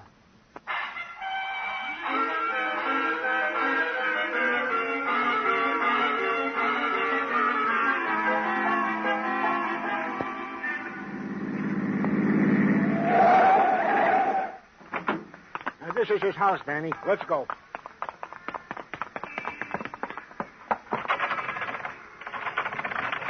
It's locked. Yeah. Stand aside, Danny. We can go in now, Danny. Gino. Yeah? We could have rung the bell. Who's got time? You coming? Over here, Gino. Back of the sofa. Oh, yeah. Take a note, Danny. Yes, Sergeant. Buddy Malpaugh, the unconscious ne'er-do-well millionaire, battered and bludgeoned on the supraoccipital region of the cranium, back of the skull, Danny. Slugged on the supraoccipital by assailant unknown. From the size of the lump on Buddy Malpaugh's heretofore refined head, conclude that said lump was administered by a blunt weapon 3 millimeters by 5, of the irregular contour and lead pipe consistency. You got that, Danny? Yes, Sergeant. Hold it. I got a P.S. To wit, luxurious apartment of said ne'er-do-well millionaire, one Buddy Malpaugh, ransacked and left in disarray. P.P.S. The butler of said household will have his work cut out for him. Shall I phone it in now, Sergeant? Don't move. Huh? The drapes just moved. All right. You, behind those drapes. Out. With your hands clasped behind your neck. Out.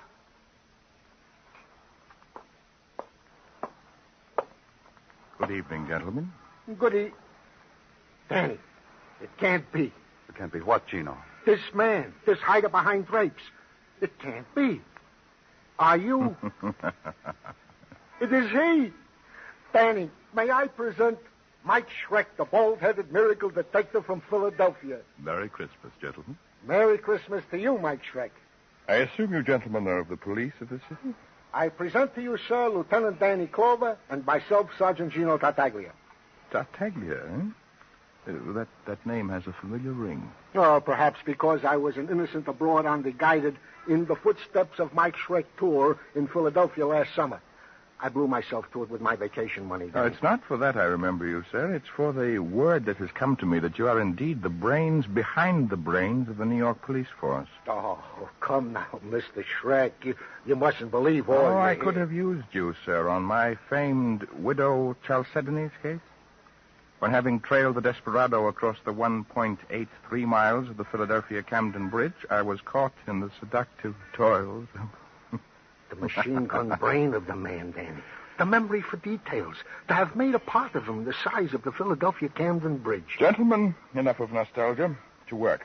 It was I who phoned this in to you. Being now on the trail of Lance Lash, master criminal of them all, I was led to this place. Only to find Buddy Malpaugh, the ne'er-do-well millionaire... Oh, but hush. The man is coming around. What happened, man? Tell us what happened. You are... Gently, sir. You are among friends? We're from the police, Mr. Malpaugh. Try to tell us what happened. Well, I'll try, fellows. I had arranged such a pleasant evening. A date with Rima 9. Oh, not the Rima 9 from Bolivia, but the Miss Rima 9 who was staying at the Stacy Arms. Go on, Mr. Malpaugh. Rima was to meet me here at 9:30. However, at precisely at 9, the doorbell rang. I went to open it. There was no one there. No one? No one. A prank, I thought. I started back into the apartment. Suddenly, the pain, the awful pain screaming through my skull. It was no prank, I assure you. No, Where is it? Where is it? Where's what, Mr. Malpaugh? It's gone. It was here in this case. It's gone. What's gone, Mr. Malpaugh? I prized it more than... the jewel scimitar of Genghis Khan. The jewel scimitar of Genghis Khan? The jewel... What's going on here, Sergeant? Read your notes, man. Read your notes. And watch the sergeant as he considers the attitude of the distressed man, the desolation of him, the sergeant's compassion, understanding. The most precious thing of Malpaugh's life, the jeweled scimitar of Genghis Khan, was gone now, vanished, lost, strayed, stolen, purloined. The sergeant's gentleness and the knowledge of it caught up with Malpaugh, took hold, displaced everything until there was only emptiness, void, vacuum, space, nothing. And finally, the ne'er-do-well millionaire's rejection of it. And turn now, and Sergeant Tartaglia nods sagely. Open the door for him, and leave.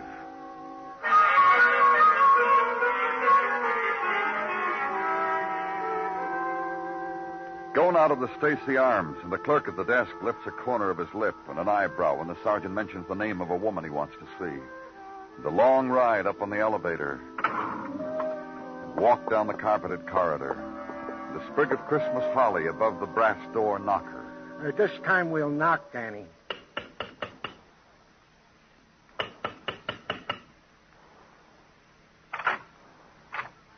Hi, fellas. Please come in. You'll forgive the way I look. We're from the police, Miss Nine. Yeah, we got some questions to ask you. A piece of finery I picked up at Côte d'Azur. I always wear it at this hour. The wishing hour. You may call me Rima. I'm Gino. He's Danny. It's about Buddy Malpaugh, Miss Nine. Yes. He was beaten and robbed this evening. You may sit here beside me, if you wish. None of this sultry siren stuff, Miss Nine. Didn't you have a date with Mr. Malpaugh this evening? Yes, I did, at 9:30. That check, Sergeant. What time did you get to the Malpaugh mansion? At 9:30. I rang the bell and rang it. No one answered. I was so disappointed. With an educational evening like that in sight. Educational? Buddy was going to show me the jeweled scimitar of Genghis Khan. The real one, not the replica. Oh? There's a replica? At the Museum of Far Eastern Lore, I often go there in my idle moments and browse around the Far Eastern things. You're a strange one, Reamer. Yes. Please go on. That's how I met Buddy at the museum. Fate plays strange tricks, doesn't it, Gino? Yeah. Now, if you'll pardon me, fellows, I must change. Well, go right ahead. We'll just make ourselves... Let's go, Gino.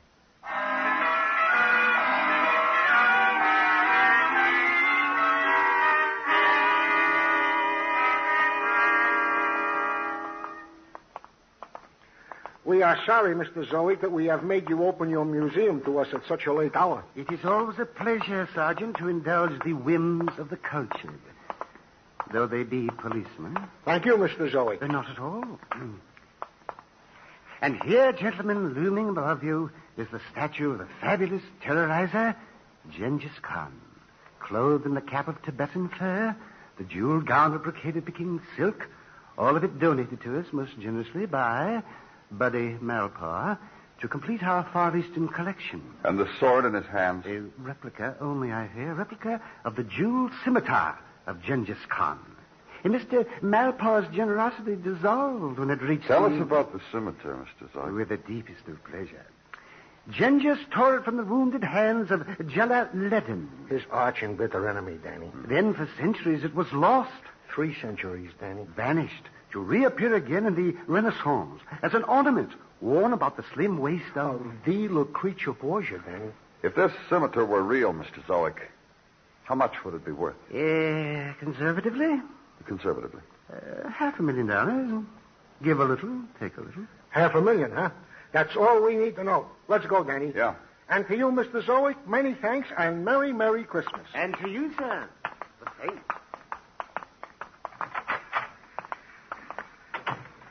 $500,000, Danny. No wonder Mr. Malpaugh, the ne'er-do-well millionaire. Gino, hit the ground. Hit the... Danny. Oh. Gino, you're... Yeah. Help me, Danny. I've been shot. Oh.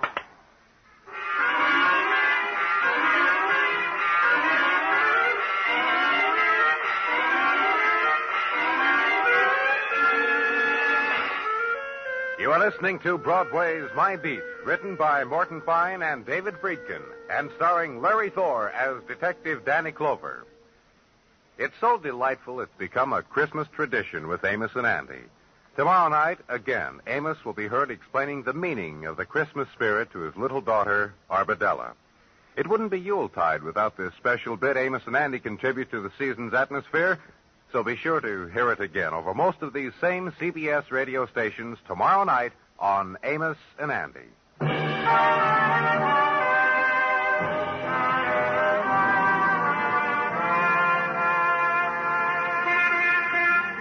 As the winds move to the place of the year's dying, the Mazdas on Broadway's Translux arrange themselves in merry thoughts.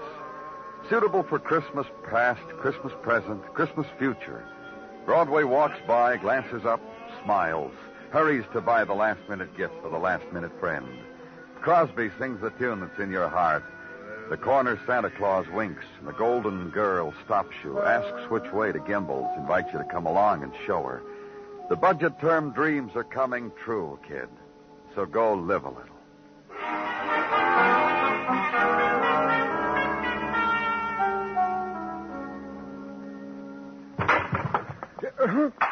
Danny, I've been shot.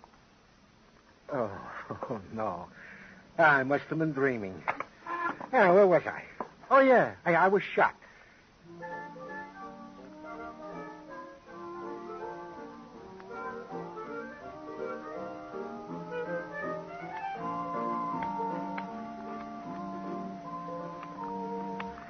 There you are, Sergeant. As good as new. My thanks, Dr. Sinsky. May I say something, Gino? Indeed you may. I've been privileged to attend many courageous men. But you, Gino, no other way I can say it.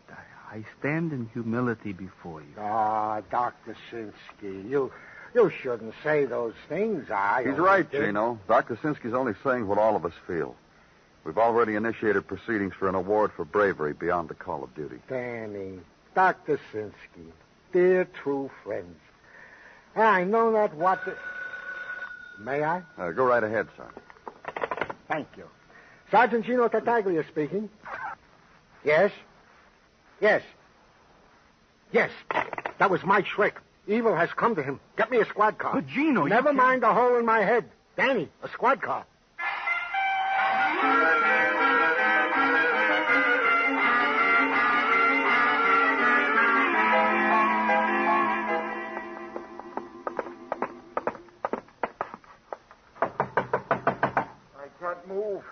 I can't move. The door's locked, Gino. One side.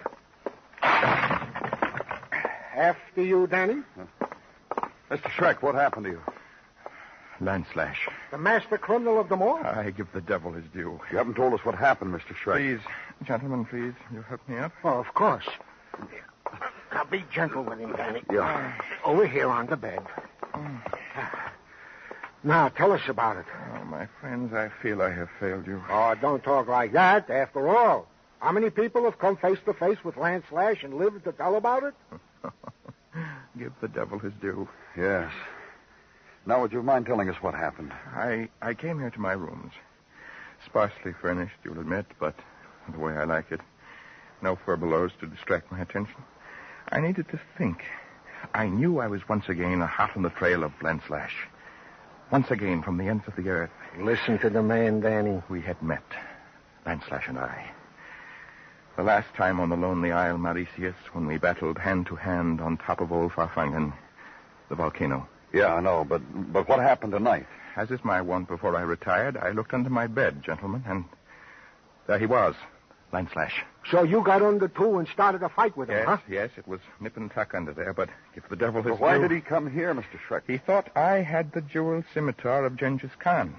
And as you know, gentlemen, I have not. As you... Oh, would you mind, Sergeant? Oh, of course. Yes? Yes. Yes. How do you like that, Danny? Like what? Rima 9.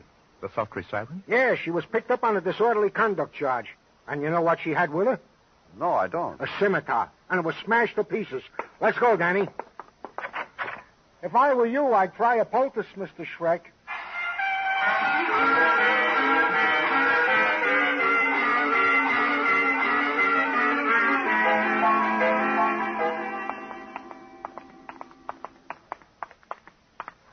Open it, Danny. Yeah. Well, Rima, what have you to say for yourself? This! You! Take it easy, Rima. Just relax. Kicking will get you nowhere. A wildcat, Danny. You! All of you! That's for you! Easy, girl. Easy. That's it. That's a good girl. That's a baby. You have strong arms, Sergeant. Don't take them away. The boys say they picked you up screaming on a street corner. Why were you doing that, Miss Nine? They tell you about me banging their empty heads together till they rang out the season's greetings? They mentioned it. Now you tell us why you did all that and right before Christmas. You know why. That piece of mail-order carving knife masquerading as the jeweled scimitar of Genghis Khan. Not the genuine article, huh? Not the genuine article, huh? He says. It was a fake!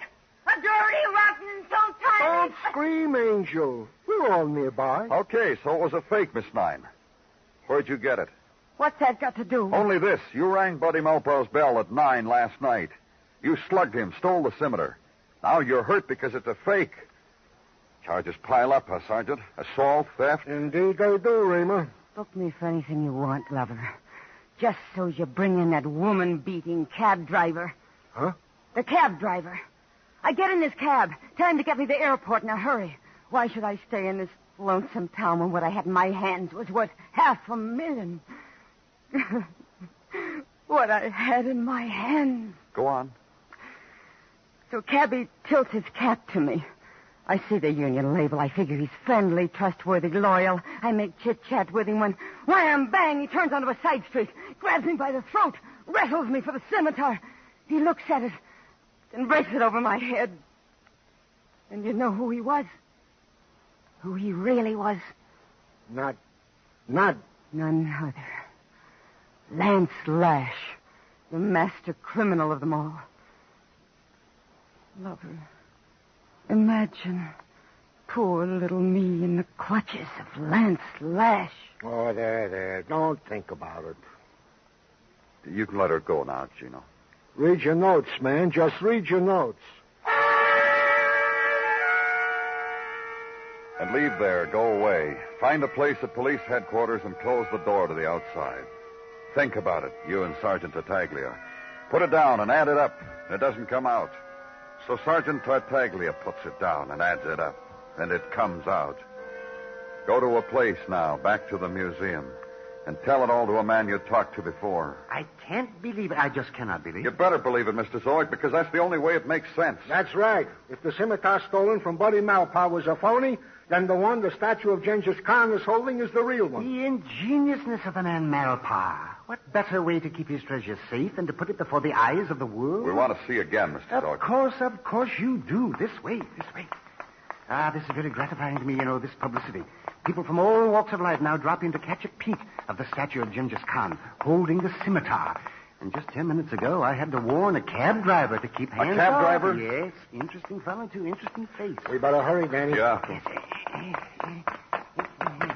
Yeah. Now, look. I don't understand. Genghis Khan. He's dressed like a cab driver. He's holding a city guidebook in his hand. The scimitar is gone. It's impossible. Maybe, but it's happened. The cab driver changed clothes. Maybe we can catch him, Danny. Yeah.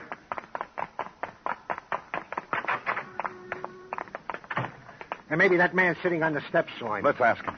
Hey, mister. Hello. Did you see a man come out of here a few minutes ago?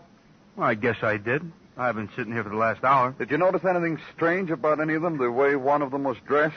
Let me see now. This man had on a fur cap and a brocaded robe. He was carrying a scimitar. Oh, sure, I saw him. I didn't pay him no mind, though. I just figured he was from California. Let's go, Gino. Danny, I think I got it. Got what? Get in the car and I'll tell you all about it. Oh, where are we going? To see Mike Schreck, the bald-headed miracle detective from Philadelphia. I think we're at trail's end.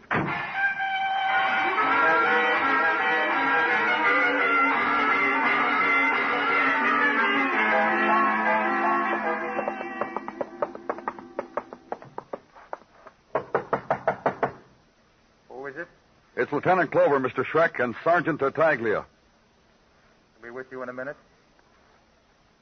We're still waiting, Mr. Schreck. Come in. I was just tidying up. Going someplace, Mr. Schreck? Back to Philadelphia. I'm afraid Lance Lash has outwitted me again. Oh, has he now? Yes, but I'll get him. After the holidays. Sit down, Mr. Schreck. Tell us how you're going to get Lance Lash. Well, I'm going to the Congo after the holidays. Oh? And why are you going to do that, Mr. Schreck? Rumor has already drifted up from the veldt of the sudden appearance of the long-lost emerald eye of the goddess Osiris. If I know Lance Lash, that's where he'll be. After the holidays. He will, Woolley. Let me ask you a question, Mr. Schreck. At your service. How long did you say the Philadelphia-Camden Bridge was? 1.83 miles. See? What did I tell you, Danny? Go ahead, Gino. Correct him. The length of the Philadelphia-Camden Bridge is 1.81 miles. Did you hear me, Mr. Schreck? I heard you. Mike Schreck would never make an error like that. Oh? Lance Lash, the master criminal of them all, I presume. At your service, gentlemen. Look in the closet, Danny. Right. It's here, all right.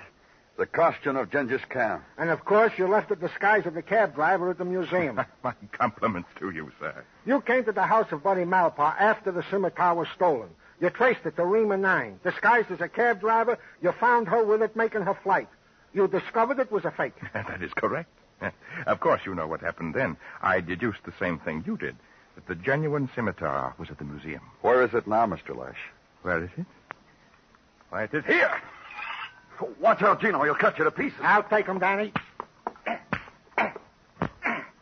Lance. Don't. Say uncle. Uncle. Yeah. Look, Danny. See? I removed this bald-headed toupee, and what do we have? A full head of hair. What a phony you are, Lance Lash.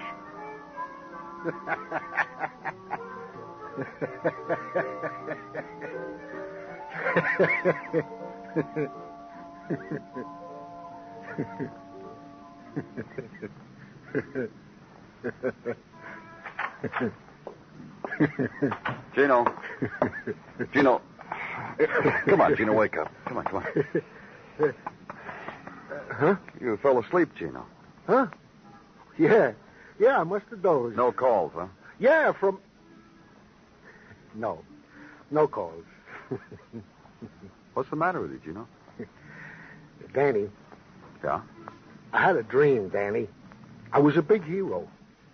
I went out on a case with you. A dream, huh? I want to tell you something, Gino. What? When something happens to you, something real, and then it's over, you know what you have left? Memory. Yeah, Danny. That's right. When a dream's over and you can remember it, you have the same thing. A memory. That's all anything is, Gino. A memory.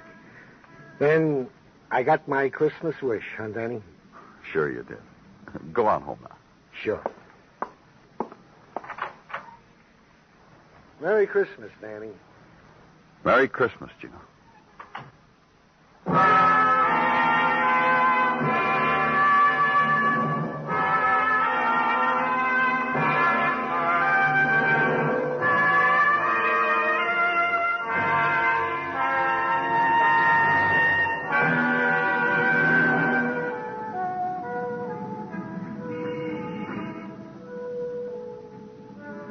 The bells ring out on Broadway, and the horns blow, and there's laughter.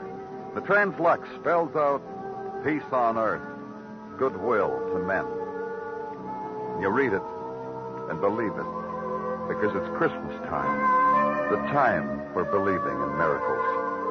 The crowd pushes you along, and you're part of it. It makes you happy. It's Broadway, the gaudiest, the most violent, the lonesomest mile in the world. Broadway. My beat.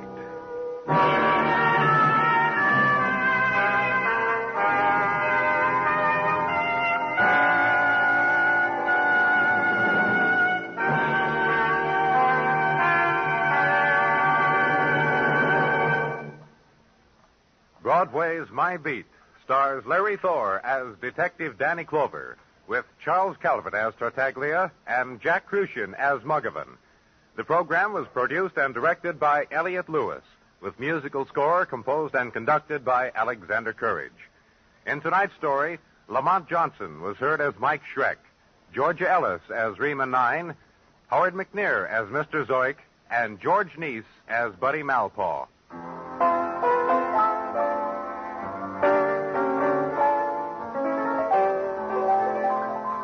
Ships loaded with vital cargoes for our men at the fighting front are swinging at anchor for lack of radio officers. Men with 6 months merchant ship radio operating experience since 1935 or any kind of FCC license can get an emergency license to ship at once. Write, phone, wire, or go now to American Radio Association, 5 Beekman Street, New York City.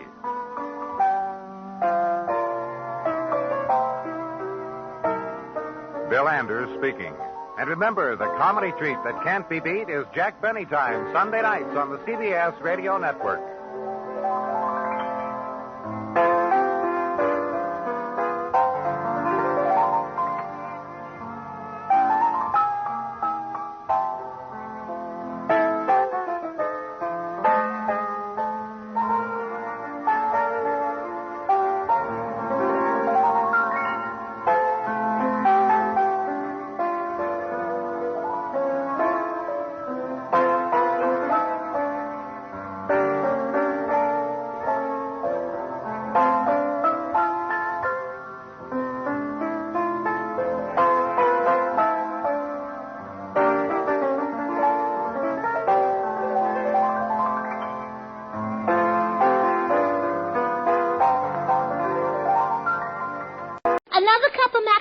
coffee, George? Sure. Pour me a cup, Gracie. You know Maxwell House is always good to the last drop. That drop's good, too. Yes, it's Maxwell House Coffee Time, starring George Burns and Gracie Allen.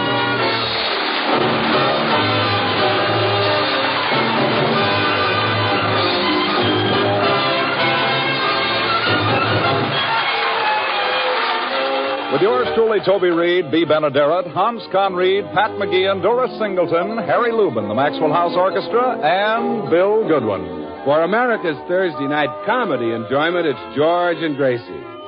And for America's everyday coffee drinking enjoyment, it's Maxwell House. The coffee that's bought and enjoyed by more people than any other brand at any price. Yes, Maxwell House. Always good. To the last drop.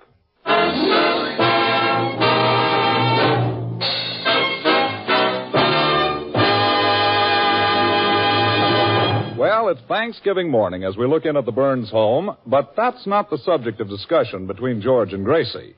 It seems that George is going to be best man at a friend's wedding, and he's telling Gracie all about it. It's Bob Webster who's getting married, Gracie. Bob Webster? Yeah, you remember the Webster boys. We had them here for dinner one night. Yeah. Oh, yes. Bob is the one who spills the gravy on the tablecloth's brother. Yeah, that's him. Well, Bob is finally going to settle down and marry himself a wife. Well, wouldn't it be better if he married a single girl? She is single. Oh, good. Do I know her? I don't think so. She's marrying Carol. Oh, I thought she was marrying Bob Webster. Who's Bob marrying? Marrying Carol. He's marrying the same person? No. Look. Oh, then who's he marrying?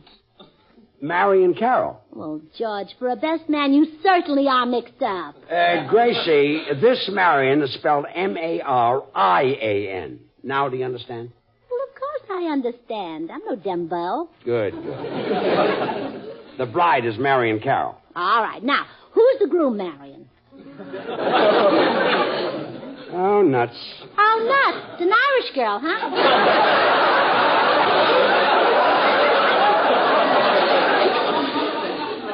Yes, Molly O'Nuts. Well, anyway, this is the first time I've ever been best man. How do you think I should dress? Oh, the usual way. First, put on your underwear, then... I don't mean that. I mean, how should I dress at the wedding? Oh, I wouldn't. I dressed here. Well, forget the whole thing. I'll go to the wedding in a tuxedo. Well, it's only a couple of blocks. Why don't you walk?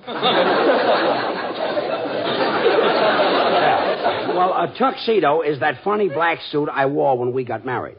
Oh, have you still got that suit? Well, sure. You must owe a lot of rent on it by now. About $30,000. Well, now I'm going out to borrow some studs. But first I better put this wedding ring where it'll be safe. Oh, what a beautiful ring. It's set with diamonds and everything. Yeah, Bob was so nervous he asked me to keep it. Oh, let me wear it until the wedding tomorrow. Oh, no. You might lose it. Besides, you've got a wedding ring. Oh, but this one is so beautiful. Gracie, a wedding ring is just a symbol. It doesn't matter if it's solid brass. Well, I know. I love my ring. But this one is so exquisite. I won't lose it. I've never lost mine. Honey, this ring cost $1,000. Yours cost $5. No, George, no. My ring cost $10. No, I paid $5 for it. Are you sure? Well, certainly. Well, then you forgot to give me my change. I'll owe it to you. And Bob's ring goes right in this drawer. And I want it to stay there. Now I got to find some tuxedo studs and get the suit pressed. Oh, there's Blanche Morton at the back door. Come in, Blanche. Hello, folks. Happy Thanksgiving. Well, same to you, Blanche. Say, Gracie, I'm having a bunch in for dinner. I wonder if I could borrow that wonderful little pot of yours that cooks things so fast. Well, certainly. Go along with it, George.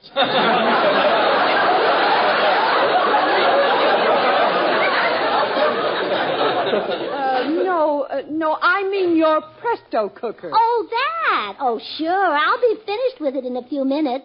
Say, Blanche, has Harry got some tuxedo studs I can borrow? Oh, I think so. I'm best man at Bob Webster's wedding tomorrow. Really? Who's Bob Marion? Marion Carroll. No, George, you're mixed up again. He's marrying Molly O'Nutt.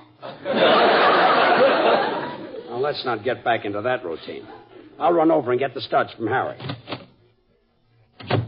How's your Thanksgiving dinner coming along, Gracie? Oh, just fine, Blanche. I've made pumpkin pie, chestnut dressing, and see, I've got the oven turned to 350 degrees. That's perfect for browning a turkey. That reminds me, I better look at it. Uh-oh, I'm in trouble. You burnt the turkey? No, I forgot to get one.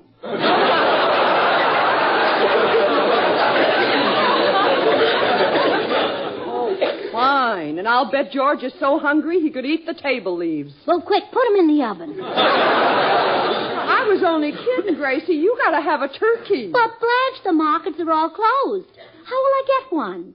Drive out to the country and buy one from a farmer. Hey, that's a good idea. Sure. What do you want, a tom turkey? Tom turkey, Sam turkey. Who cares what it's I'm going to feed him to George, not introduce him.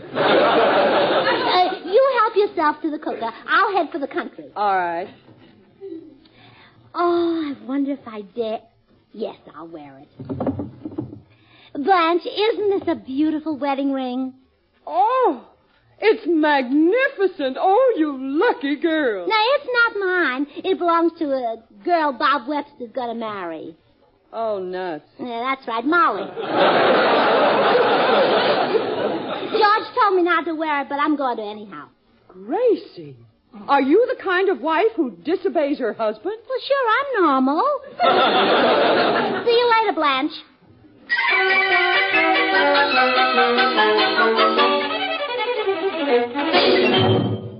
Well, there they are, ma'am. I've got about 20 turkeys left. I'm selling them for 60 cents a pound. Well, I guess I'll have to pay it. My husband insists on turkey, but it does seem high. It costs money to feed an old gobbler. Yes, especially when he insists on turkey. Want me to pick one out for you? Oh, no. You might try to fool me. I'll pick them out myself. I'm an expert. I know all about turkeys from their manes to their withers. Yeah, I can tell you're an expert, all right. See one you want? Oh, I see one I don't want. That turkey nearest the fence. It's got flat feet. Yep. Besides, it's a duck. Well, I want a turkey. Oh, there's a cute little baby one. He'll be a fine bird when he grows up. He's milk-fed. Oh, now there you go, trying to fool me. That little turkey couldn't be milk-fed. He's too short to reach a cow's faucet. I'm sorry I tried to fool you. Well, I better pick out a turkey. Eeny, meeny, miny. Oh, my goodness. What's the matter? The wedding ring, it's gone. It must have slipped off my finger here in the turkey pen. Well, I don't see nothing of it. Oh, if that ring's gone, my husband will murder me. It's a $1,000 wedding ring. I'll bet I know what's happened. One of them turkeys took it. Well, quick, which one of them is planning to get married? Lady, I mean one of them turkeys swallowed it. Oh, that's terrible. You see, the ring isn't mine. My husband had it for another woman. My, you Hollywood folks. Oh, quick, get it out of the turkey. Well, I don't know which one swallowed it. Oh, I wish it had been my wedding ring.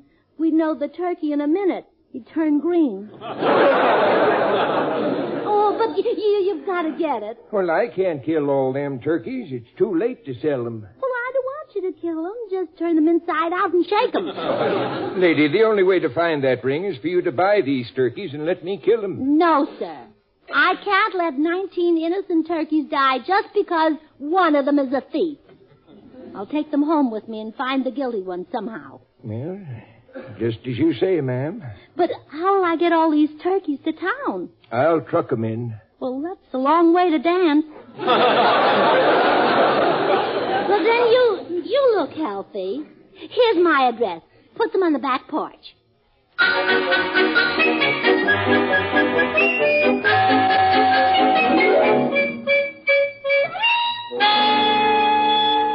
Gracie, I'm home. Where are you? Huh. Guess she's out in the kitchen. Hey, Gracie, I got the tuxedo studs. No, not here either. Maybe she's on the back porch.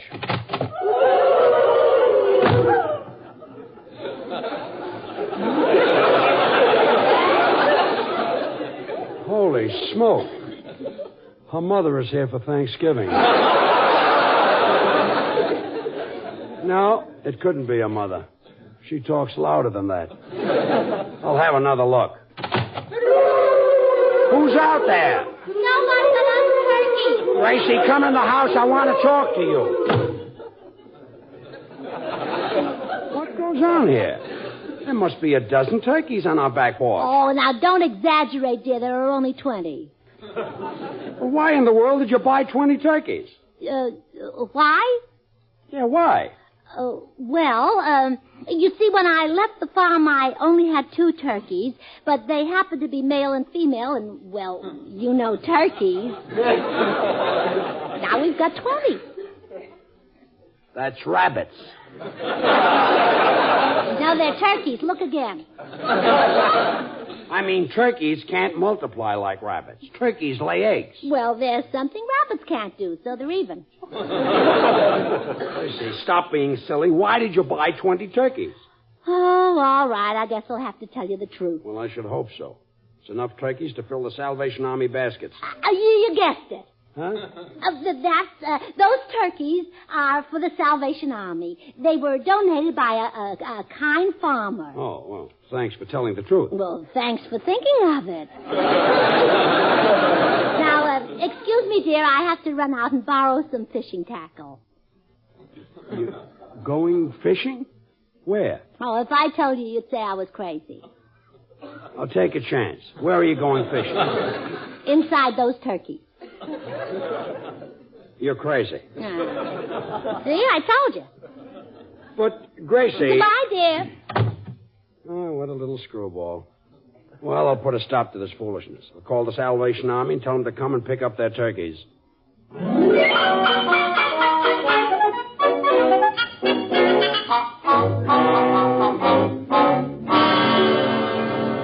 What?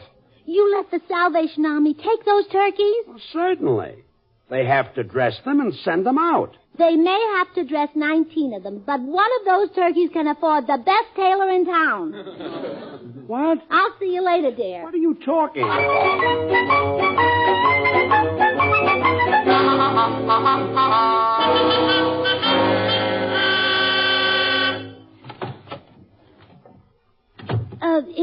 Is this the Salvation Army headquarters? Yes, ma'am. Do you still have the turkeys you got from Mr. Burns? Why, yes. Oh, thank goodness. He wants them back right away.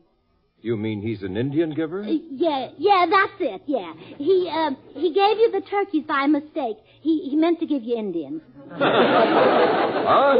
Well, you see, my husband was too proud to tell you, but our children are starving, and that's why we've got to have those turkeys back. All 20 of them? Yes. But, Mrs. Burns, 20 turkeys will feed 200 children. So, 4 of my kids will go hungry. It's impossible for a woman to have 204 children. Well, I have them the easy way. 102 sets of twins. 102 sets of twins. Well, my husband makes bookends, and it's affected his whole life. Mrs. Burns, I'm afraid this is unbelievable. You don't believe my husband makes bookends, huh? I don't believe any of it. Oh, well, all right, then I'll tell you the truth. One of those turkeys has a $1,000 ring inside of it. Oh, I'm afraid you're mistaken. No ring was found when those turkeys were cleaned. Well, it must have been there. What cleaner did you send them to? We cleaned them ourselves, and there was no ring. Wait a moment. There was a baby turkey in the flock, too small to kill. He's here in the back room. Maybe he swallowed the ring. Oh, that cute little baby. Oh, that baby couldn't be a juvenile delinquent. I'm sure he didn't swallow the ring. Oh.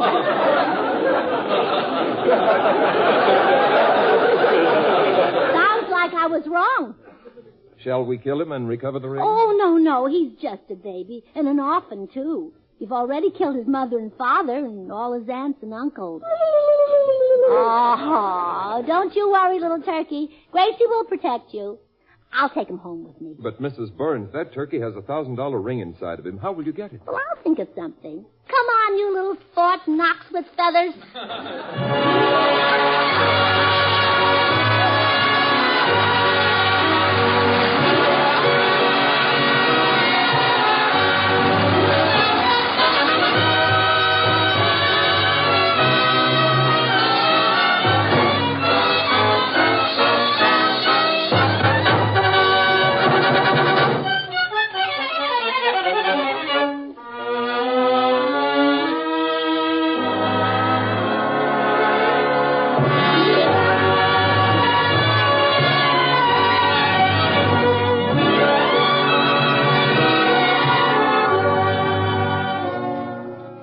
The hills of home, friendly American hills that today embrace a grateful nation, offering thanks for bountiful crops and rich harvests.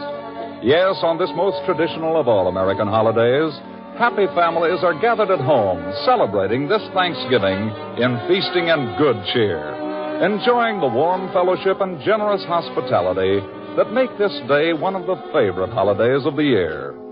And the folks who make Maxwell House coffee are happy indeed that their coffee, America's favorite brand, is such a familiar part of this Thanksgiving tradition.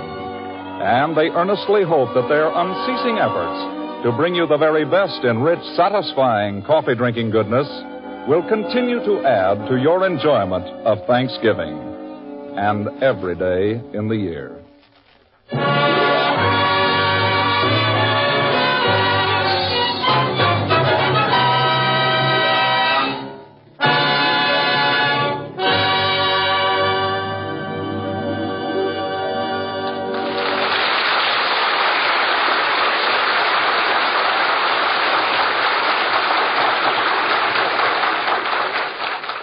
I told you not to touch that ring. Now it's inside this silly turkey. Oh, please, George. He didn't know what he was doing. He's just a baby, an orphan. Orphan schmorphin.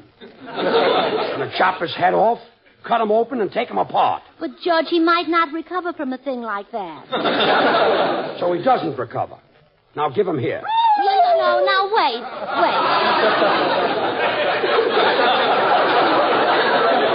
George, we're not absolutely positive he swallowed the ring. Let's make sure before we do anything. How?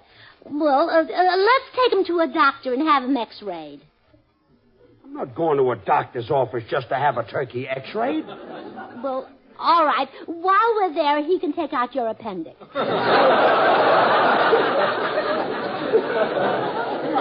Now give me the turkey. No, George, no. You may be hurting an innocent baby. We'll take him to the doctor and have him x-rayed. Oh, no, we won't. Oh, yes, we will. Oh, no, we won't.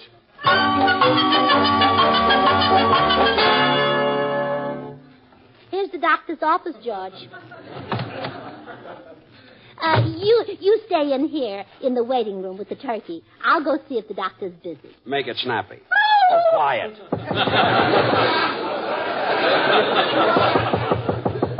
Come in.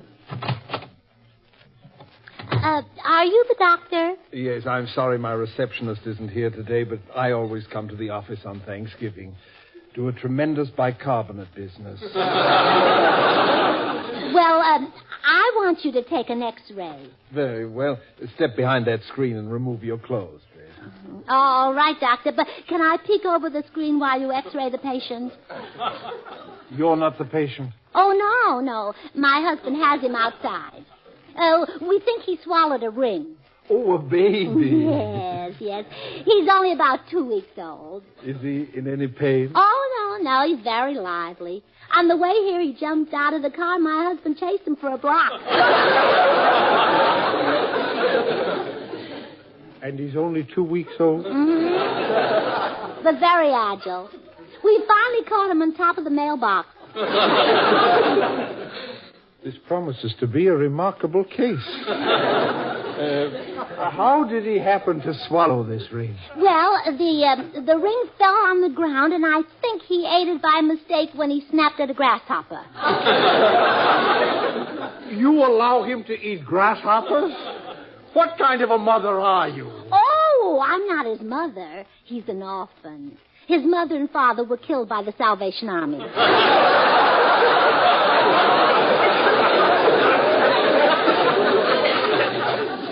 I'm a bit confused. Suppose you just bring the patient in. All right. I hope you can take the X-ray through his feathers. The baby has feathers? Well, certainly all turkeys do. The patient is a turkey? Yes. Now, I'll bring him in for X-ray. Madam, I am not a veterinarian. Well, who cares if you eat meat? Just X-ray the I'll make a bargain with you. I'll X-ray your turkey if you'll will your brain to medical science. All right. If you can't get Einstein. Imagine you thinking the turkey was a baby. Yeah. Well, I guess I should have realized that a 2-week-old baby wouldn't snap at grasshoppers. Well, of course not. My brother Woolley didn't start until he was a grown man. For this, I opened my office. Oh, all right, George. Bring the turkey in. There he is, Doctor. Gosh, I feel silly. You must think I'm the world's prize idiot. No, there's already been a winner.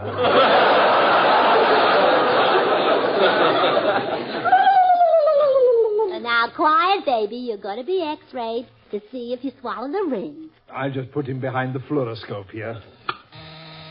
Oh, my goodness. I don't see the ring, but he certainly has swallowed a lot of bones. You are looking at his skeleton. Wait, I see it. The ring is in his esophagus. Oh, now, Doctor, I'm over 21. You can say stomach in front of me. It's not in the bird's stomach. It's lodged halfway down its throat. Can we get it without killing him? Not unless he coughs it up. And turkeys rarely cough. Then I'll have to kill him. Come on, Gracie. Oh, no, George, please. Give him a chance. But suppose he never coughs up the ring. I'll have to cough up $1,000. Oh, I thought you kept your money in the bank. Come on.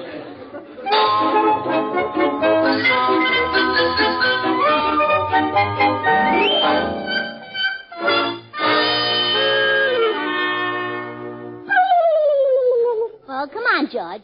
Blow some more smoke in the turkey's face. It'll make him cough. This is silly. Well, try once more. A great big puff. Ah, there he coughed. He didn't cough. I coughed. Well, why? You didn't swallow the ring. I swallowed some smoke. Oh. Well, we don't need that. You can keep it. Well, thanks. Come in. Well, hi, Burnses. What's doing? Oh, hello, Bill. George is blowing smoke at the turkey. George, you have to kill it before you smoke it. I'm not smoking the turkey. Now, he's smoking a cigar.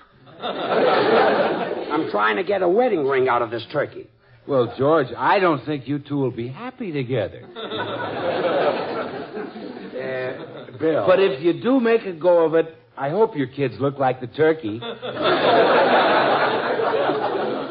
If you'll be quiet a minute, I'll explain this thing. Okay. It's a fascinating story.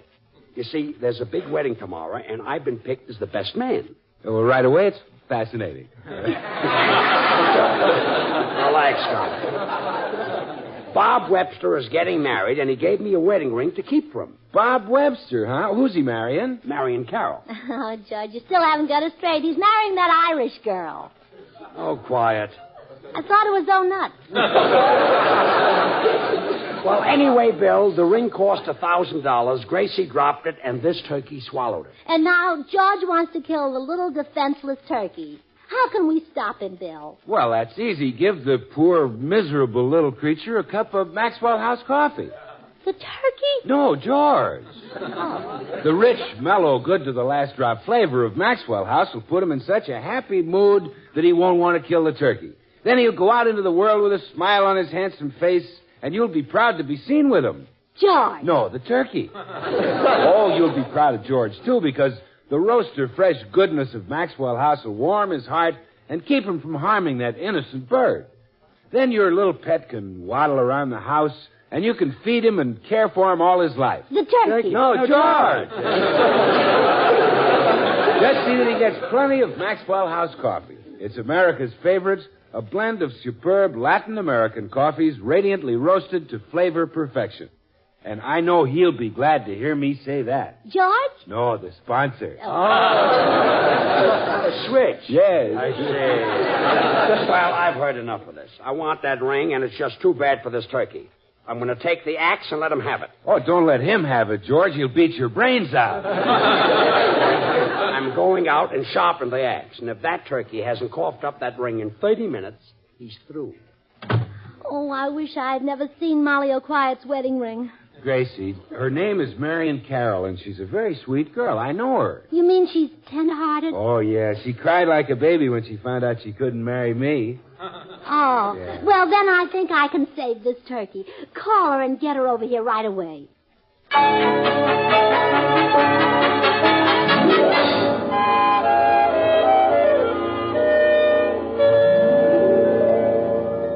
So that's the situation, Marion. Your ring is inside this darling little turkey, and I know you wouldn't want him killed.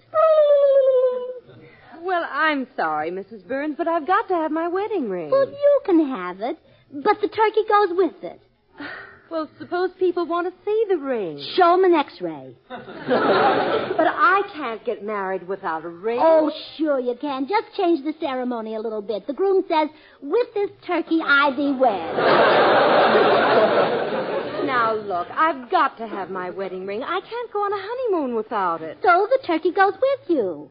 He'll make a wonderful chaperone. Well, now, why would I need a chaperone on my honeymoon? Well, husbands get awfully fresh. George even tried to kiss me. Oh, Mrs. Burns, I'd be embarrassed taking a turkey on my honeymoon. Well, then wrap it up in a blanket and say it's your baby. I don't believe that would save embarrassment. Well, don't forget the turkey might cough up the ring. Well, what would make a turkey cough? Well, now look, get this picture.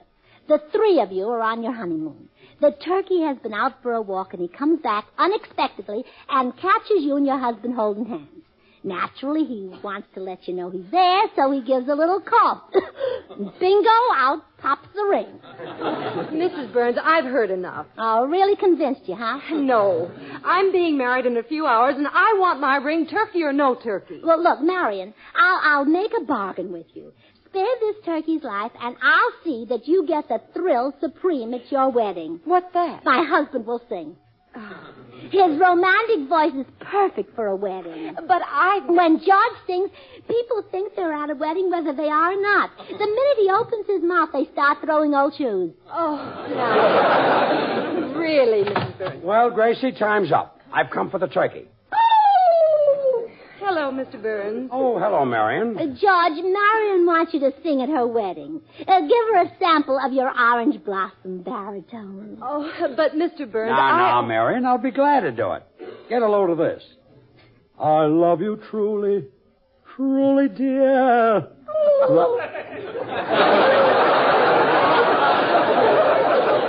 Life with its sorrow. Life with its tears.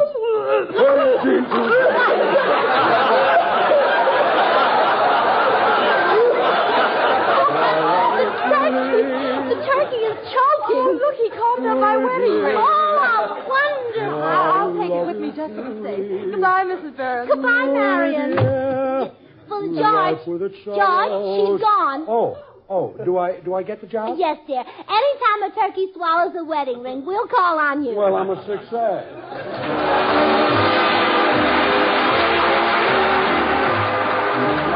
Good night. Happy Thanksgiving. This is NBC, the national broadcasting company.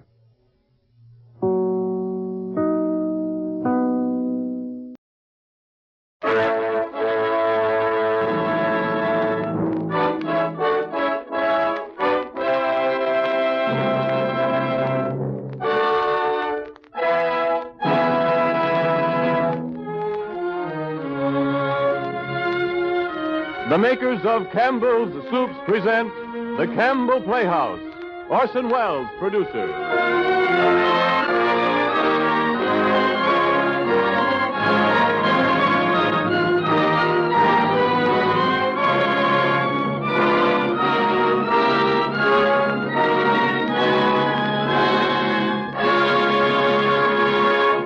Good evening, listeners. This is Ernest Chappell speaking.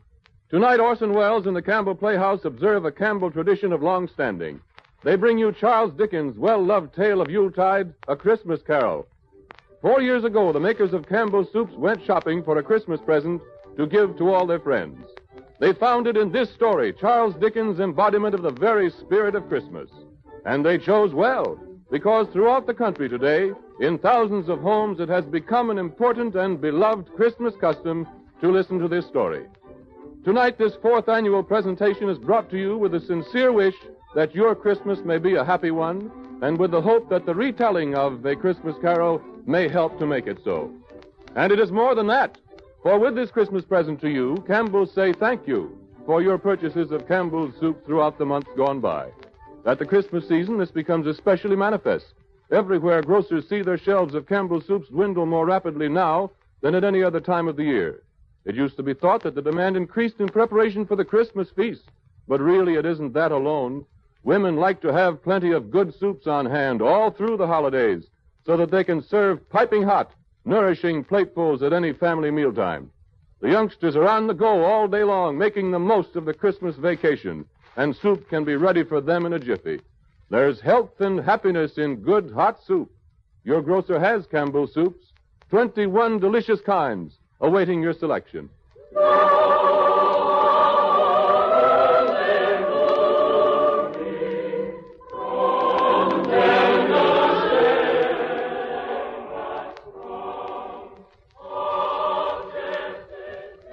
And it came to pass in those days that there went out a decree from Caesar Augustus that all the world should be taxed.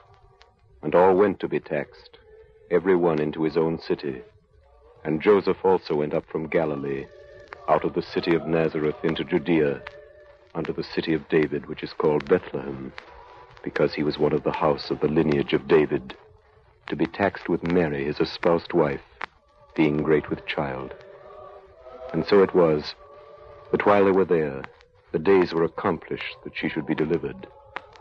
And she brought forth her firstborn son, and wrapped him in swaddling clothes, and laid him in a manger, because there was no room for them in the inn.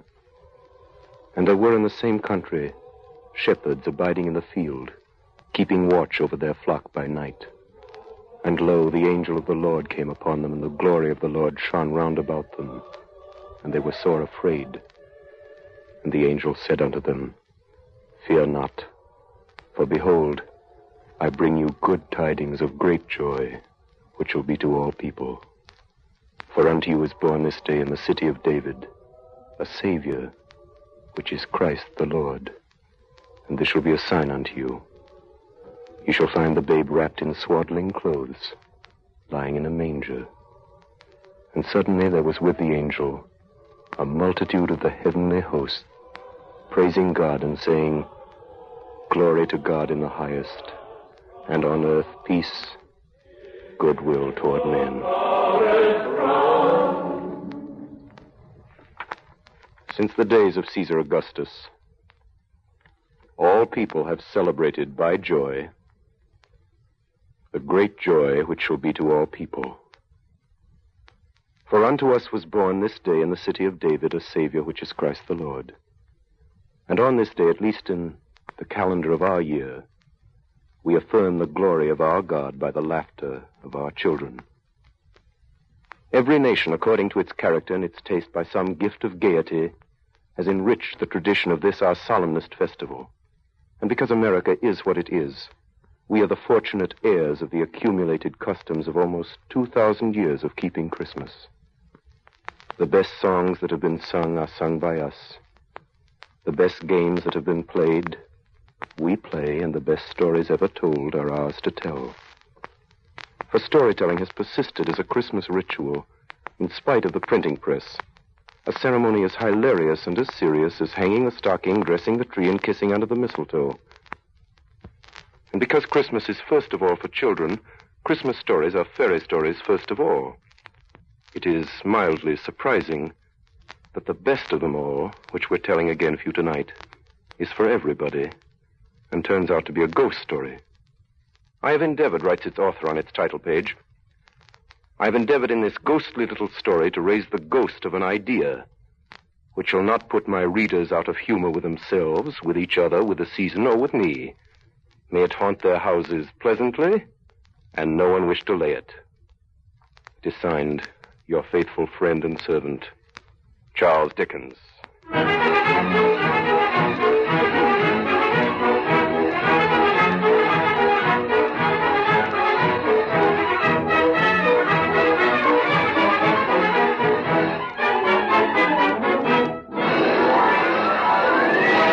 Marley was dead to begin with.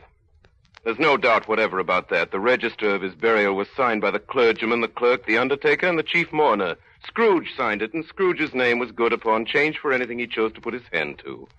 Old Marley was as dead as a doornail. Scrooge knew he was dead. Of course he did. Scrooge and Marley were partners. I don't know how many years. Oh, he was a tight-fisted hand at the grindstone. Scrooge. Scrooge, a squeezing, wrenching, grasping, scraping, clutching, covetous old sinner, secret and self-contained. Once upon a time, of all the good days in the year, on Christmas Eve, old Scrooge sat busy in his counting house. It was a cold, bleak, biting evening, foggy withal, and he could hear the people in the court outside go wheezing up and down, beating their hands upon their breasts and stamping their feet upon the pavement to warm them. The door of Scrooge's counting house was open, but he might keep his eyes upon the clerk, Bob Cratchit, who in a cold and dismal little cell beyond worked at his ledgers. 29, 9 and carry 2, 13, 17, 7 and carry 1, and... Close the door, Cratchit. Shut out that infernal noise. Yes, Mr. Scrooge. Confound their impudence. Cratchit. Yes, Mr. Scrooge. You ought to stop at Fothergill's on your way home tonight and collect that 17 shillings and sixpence he owed me since Michaelmas, and tell him I shall have the constable over here if he doesn't pay it once. Well, sir, Mr. Fothergill's wife is... What do I care about his wife? Well, I want my 17 and 6. I just thought it being Christmas... Christmas. Merry Christmas. Merry Christmas, Bob. Oh, Mr. Fred. Well, Merry Christmas. Merry Christmas to you, Uncle. Oh, Merry Christmas, Uncle. Huh? Bah. Humbug. Humbug? Christmas a humbug, Uncle? I'm sure you don't mean that. I do. Merry Christmas. What right have you to be merry? What season have you to be merry? You're poor enough. Well, come then, Uncle. What right have you to be dismal? You're rich enough. Ah, humbug. Don't be cross, Uncle. What else can I be? I live in such a world of fools. What's Christmas to you but a time for paying bills without money? Merry Christmas. A time for finding yourself a year older and not an hour richer. If I could work my will, every idiot who goes about with Merry Christmas on his lips should be boiled with his own pudding and buried with a stake of his own holly through his heart. Uncle. Nephew, keep Christmas in your own way. Let me keep it in mine. Keep it? But you don't keep it. Hey, let me leave it alone, then. What do you want, nephew? A Christmas gift, I have no doubt. I came to wish you a Merry Christmas, Uncle. Ah, Merry Christmas. Much good may Christmas do you. Much good has it ever done you. There are many things from which I've derived good, by which I have not profited, I dare say, Uncle. Christmas among the rest. But I have always thought of Christmas time as a good time, a kind, forgiving, charitable, pleasant time. Therefore, Uncle, though it has never put a scrap of gold or silver in my pocket, I believe it has done me good and will do me good. And I say, God bless it. God bless Christmas. Hurrah! Let me hear another sound from you out there, Bob Cratchit. You'll keep your Christmas by losing your situation. That's just you, nephew. I wonder you don't go into Parliament. Talking of nonsense. Don't be angry, Uncle. I want nothing from you. I ask nothing of you. Why can't we be friends? Good afternoon. I'm sorry you feel that way. Well, I've tried. Merry Christmas to you, Uncle. Good afternoon. And Happy New Year, too. Humbug. Merry Christmas to you, Bob, and the missus. And to Tiny Tim. Thank you, Mr. Fred. Same to you, sir. Good day, sir. Good day, Bob. Merry Christmas, Uncle Ebenezer. Twaddle nonsense. Flummery. Talking of Christmas, not a sixpence to jingle against another in his trousers pocket. Are you there, Bob Cratchit? Yes, sir. Yes, what sir. are you doing in there? Oh, I was only putting a bit more coal on the fire, Mr. Scrooge, seeing it's so cold in here, sir. You put that coal back in the scuttle. Yes, sir. Fire indeed. I can tell you, if you use coal at that rate, you and I will be soon parting company, Bob Cratchit. Do you understand that? Many a young fella like your situation, you know. I'm sorry, sir. My fingers were getting a little stiff with the cold. Then put on your mittens. Merry Christmas! Merry Christmas! Someone at the door. See who it is. Yes, sir. Merry Christmas, sir. Oh, Merry Christmas. Yes, sir? This is the firm of Scrooge and Marley. Yes, sir. I should like to see the head of the firm, if I may. Oh, very good, sir. Step this way, please. What is it? A gentleman to see you, Mr. Scrooge. Have I the pleasure of addressing Mr. Scrooge or Mr. Marley? Well, Marley's been dead these 7 years tonight. Oh. And I'm Scrooge, though I doubt that'll be any pleasure to you, sir. I'm sure it will. Now, Mr. Scrooge, at this season of the year, it's only fitting that we who are more fortunate should raise a fund to buy the poor some meat and drink and means of warmth. You may not believe it, sir, but many thousands are now in want of common necessities, and hundreds of thousands are in want of comfort, sir. Are there no prisons? There are plenty of prisons, sir. And the workhouses, they're still in operation, I trust?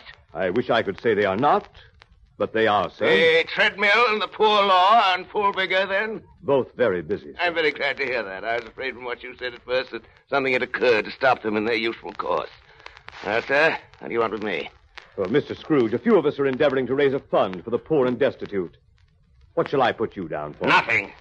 You wish to be anonymous, sir? I wish to be let alone. I don't make merry at Christmas time, and I can't afford to help make idle people merry. I help to support the establishments and take care of the poor. They cost enough. Let those who are badly off go there. Well, many can't go there, sir, and many would rather die. And let them do so and decrease the surplus population.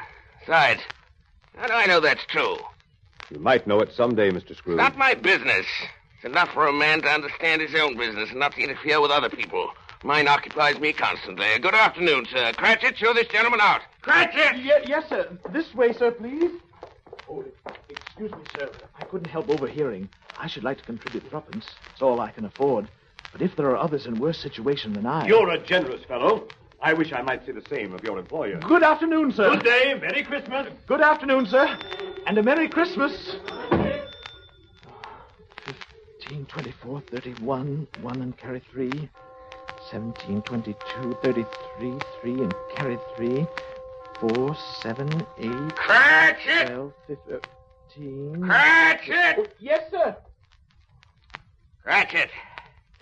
Too late to have you go to Fothergill's. He'll be closed up for Christmas like these other fools. We may as well close up this place now. Yes, sir. It is getting a little dark. Hard to see the figures. I suppose you want the entire day tomorrow, Cratchit. If quite convenient, sir. It's not convenient, and it's not fair. If I was to stop half a crown of your wages for it, you'd think yourself ill-used, I'll be bound. Well, sir... And yet you don't think me ill-used when I pay a day's wages for no work. It's only once a year, Yeah, sir. once a year. Once a year, indeed. A fine excuse for picking a man's pocket every 25th of December. I suppose you must have the whole day. I'll see that you're here all the earlier the next morning. Do you understand? Oh, I will, sir. I will. Well, good night, sir. Good night, good night. Merry Christmas, Mr. Scrooge. Bah!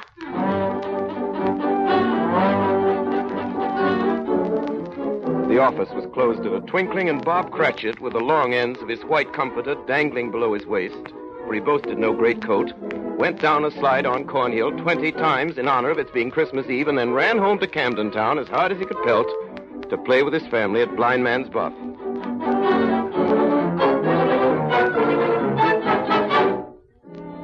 Scrooge, on the other hand, took his melancholy dinner in his usual melancholy tavern, and having read all the newspapers and spent the rest of the evening with his banker's book, went home to his dismal house.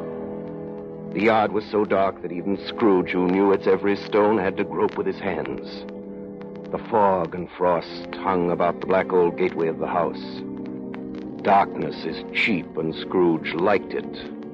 Before he shut his heavy door, he walked through his rooms to see that all was right. Sitting room, bedroom, lumber room, all as they should be. Nobody under the table, nobody under the sofa. Small fire in the grate of his bedroom, spoon and basin ready, and a little saucepan of gruel upon the hob. Nobody under the bed, nobody in the closet.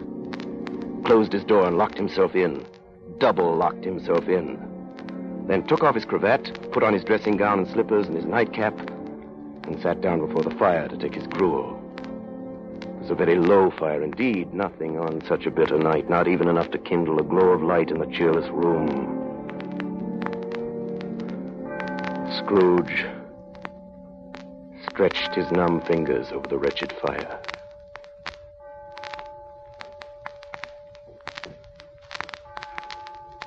Then he saw something that made him draw them back.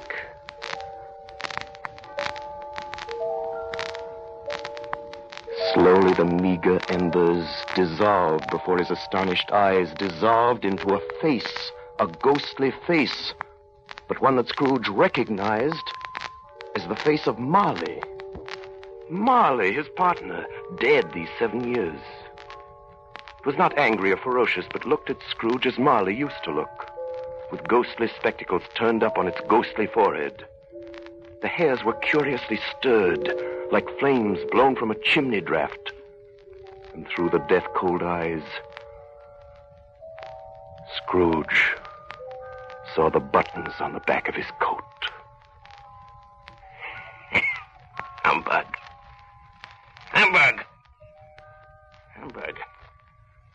Scrooge got up and walked away from the fire.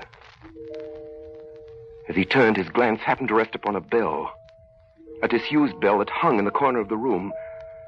It was with great astonishment and with a strange, inexplicable dread that as he looked, he saw this bell begin to swing. Slowly at first.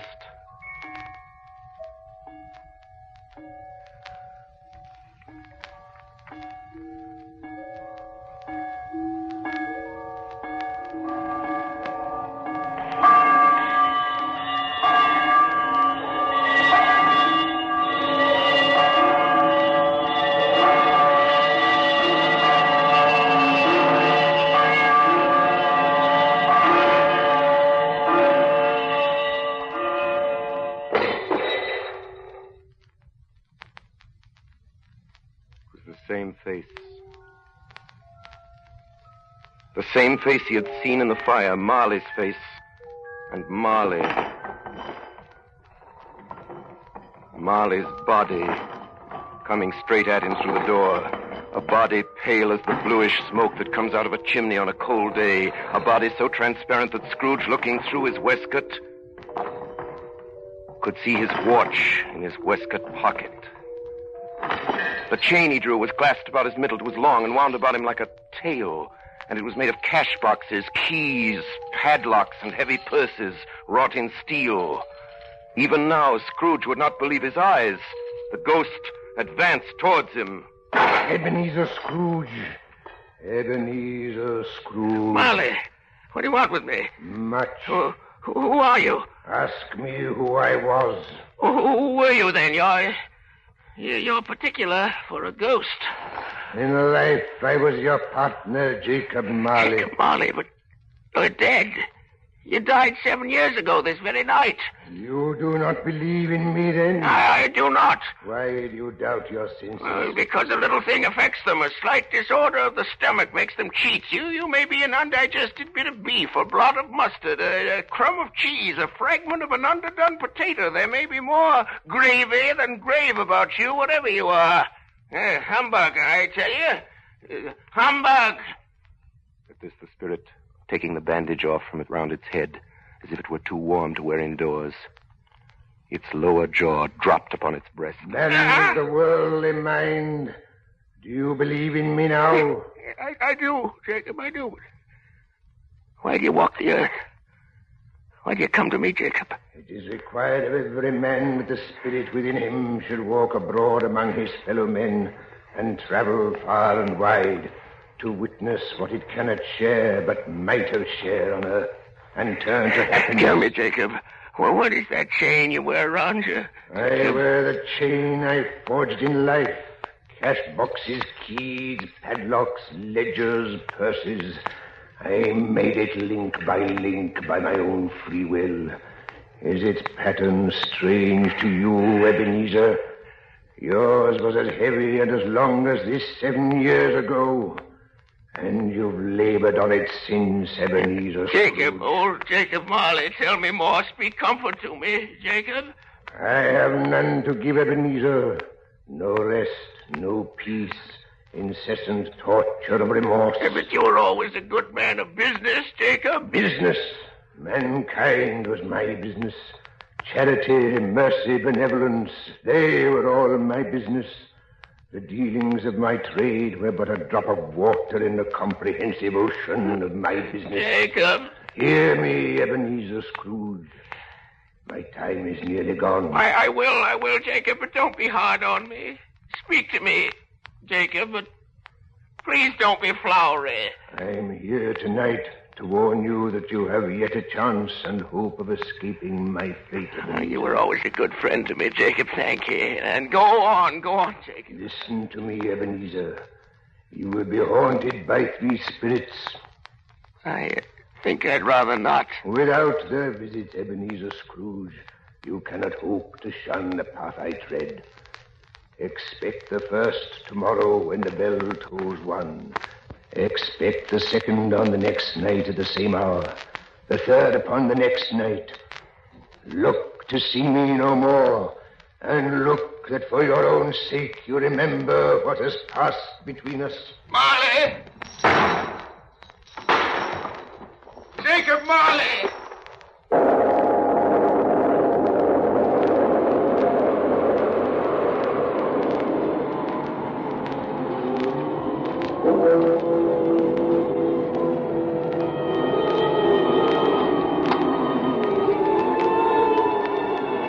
Scrooge awoke. He was lying on his bed fully dressed, when suddenly the curtains of his bed were drawn aside, and Scrooge found himself face to face with the unearthly visitor who drew them, as close to it as I am now to you, and I am standing in the spirit at your elbow. It was a strange figure, like a child, yet not so like a child as like an old man. Its hair, which hung about its neck and down its back, was white as if with age. And yet the face had not a wrinkle in it, and the tenderest bloom was on the skin. The arms were long and muscular, the hands the same, as if its hold were of uncommon strength. Its dress was of the purest white, trimmed with summer flowers. It held a branch of fresh green holly in its hand. But the strangest thing about it was that from the crown of its head there sprang a clear jet of light, by which all this was visible, and which was doubtless the occasion of its using in its duller moments a great extinguisher for a cap, which it now held under its arm. Ebenezer Scrooge. Ebenezer Scrooge. Are you the spirit whose coming was foretold to me? I am. Who and what are you? I am the ghost of Christmas past. Long past? No, your past. What business brings you here? What do you want of me? Your welfare. Ebenezer Scrooge, rise and walk with me. No, not the window. I'm mortal. I'll fall down. Bear but a touch of my hand, bear upon your heart, and you shall be upheld in more than this. Come, follow me. Let us go.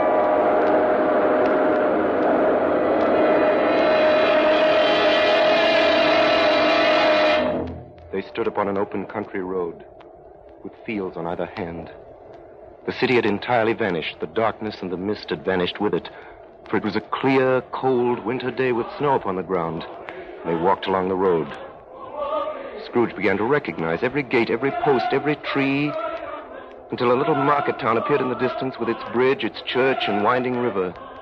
Some shaggy ponies now were seen trotting towards them with boys upon their backs or in sleighs. And all these boys were in great spirits and showed to each other that they were happy, shouting through the broad fields until they were so full of music that the crisp air laughed to hear it.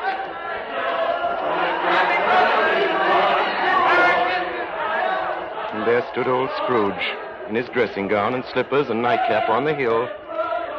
And beside him the spirit of Christmas past. And now the spirit spoke again. Not all the boys and girls were singing on that Christmas day, were they, Ebenezer Scrooge? See the bleak building over there? That building? I was a boy there. Yeah, I went to school in that place. You recollect the way? I could walk it blindfold. Strange you have forgotten it for so many years. Come, let us go closer. Look through the window into this cold, barren room. What do you see, Ebenezer Scrooge? I see a boy. A solitary child, neglected by his friends, sitting alone, a book open before him. Yes, I see. I know that boy. I was lonely. Poor boy. Your lip is trembling, Scrooge. And what's that on your cheek? It's nothing. I wish... It's too late now. What is the matter? Nothing. There were some boys singing a Christmas carol at my door last night. I should like to have given them something, that's all. That is all? Come, Ebenezer Scrooge. Let us see another Christmas.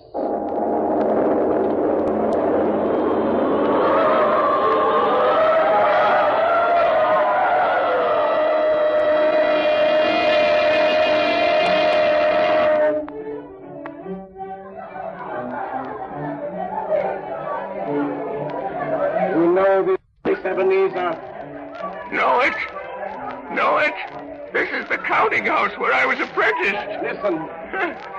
Come now. Choose your partner. And it's my old master, bless his heart. My old master alive again.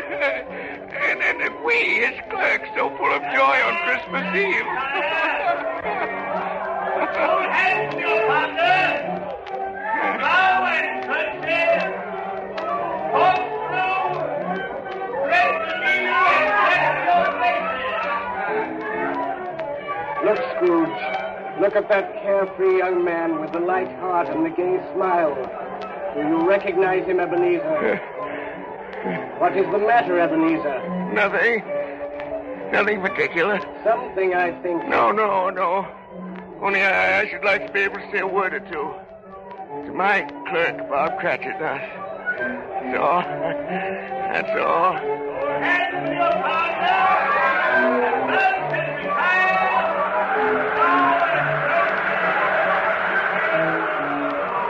My time grows short, and we have yet another journey to make. Where now?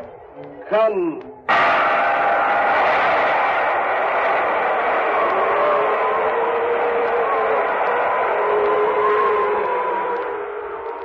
Again, Scrooge saw himself in a room that was vaguely familiar.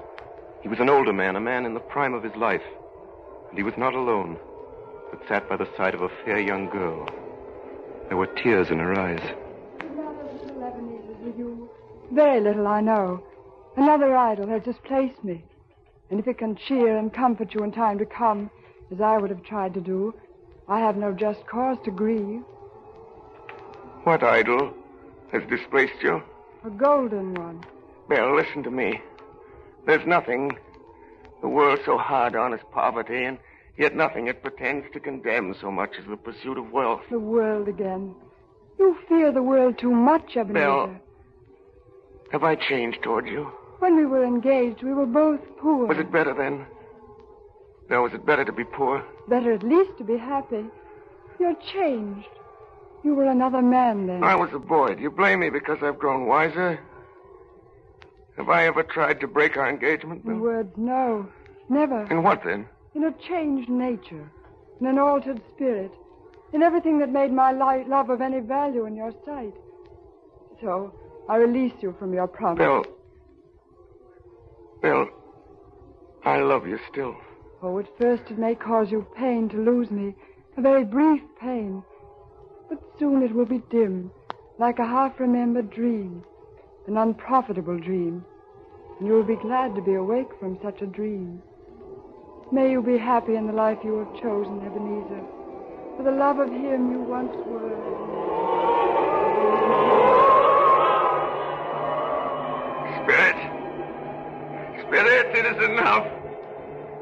me no more.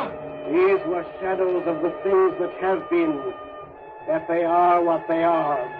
Do not blame no me. No more. One shadow more. Come.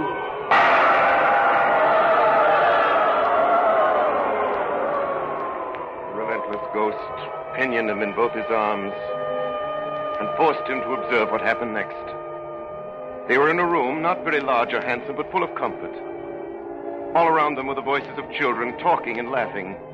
And before the winter fire sat a beautiful young girl so like the last that Scrooge believed it was the same until he saw her, the girl he had been betrothed to, now a handsome middle-aged woman sitting with her husband at their own fireside. Do you see this man, Ebenezer Scrooge? This man might have been you. And that girl might have been your daughter, Ebenezer Scrooge. She might have called you father. She might have been a springtime in the haggard winter of your life. Spirit, let me go. Show me no more. Listen now while they speak, Ebenezer. Oh, I saw an old friend of yours today. Who was it? Yes. How can I? Oh, I know. Mr. Scrooge. Mr. Scrooge it was. I passed his office window. It wasn't shuttered, and there was a candle inside, so I couldn't help seeing him. His partner lies at the point of death, I hear. And there Scrooge sat, all alone. Quite alone in the world, I do believe. Spirit, reward me. Haunt me no more. Leave me. Take me back. Take me back.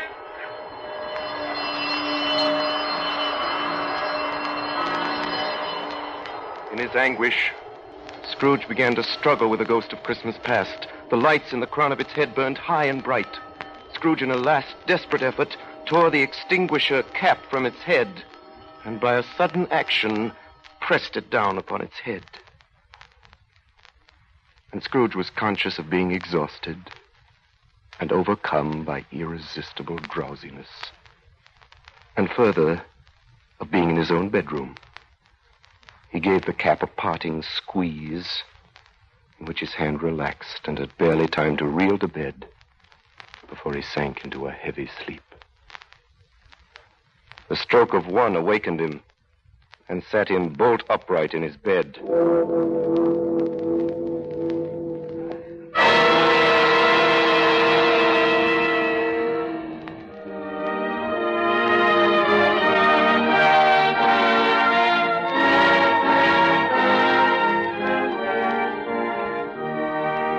Pause now for station identification. This is the Columbia Broadcasting System.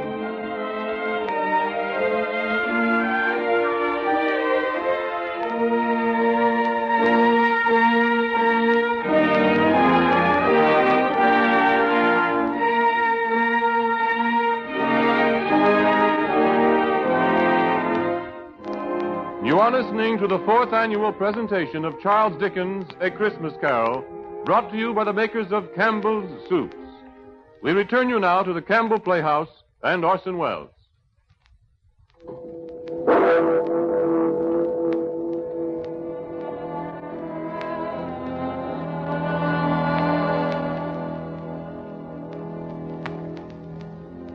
On the stroke of one, Scrooge had awakened suddenly, and it set him bolt upright in his own bed.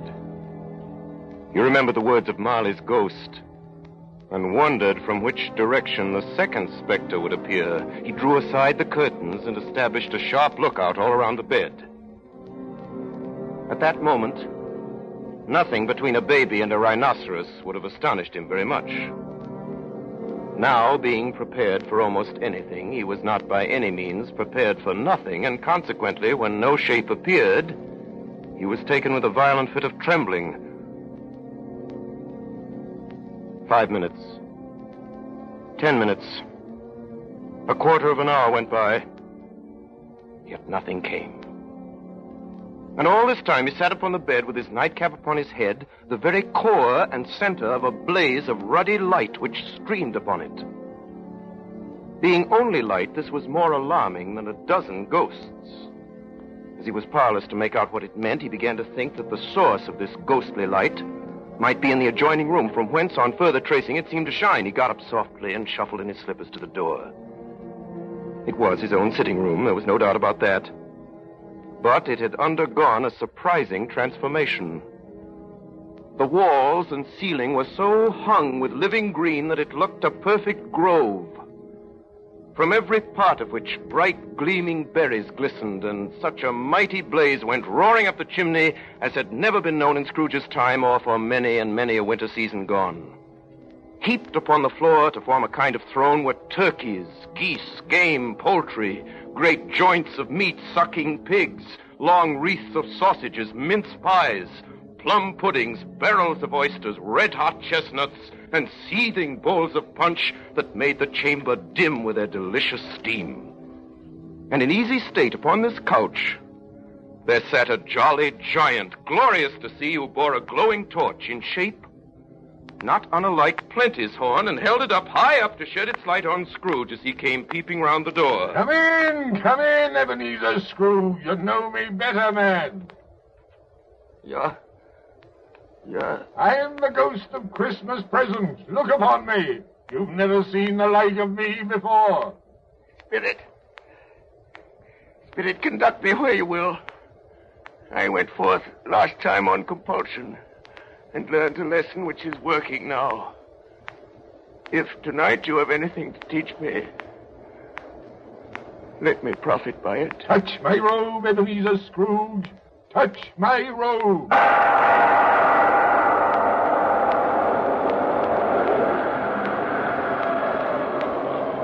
The room vanished, so did the fire. The ruddy glow, the hour of night, vanished. Sunlight brushed them as they streamed through the clear morning air. Second Spectre flew at a more leisurely speed, and Scrooge had time to observe people below him shoveling snow on the city roofs, calling out to one another from the parapets, and now and then pelting each other with snowballs.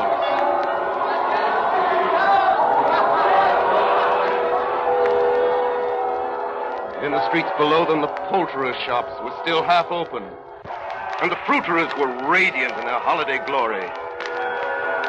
Scrooge and his ghostly guide circled the tall spires as the steeples called good people all to church or chapel.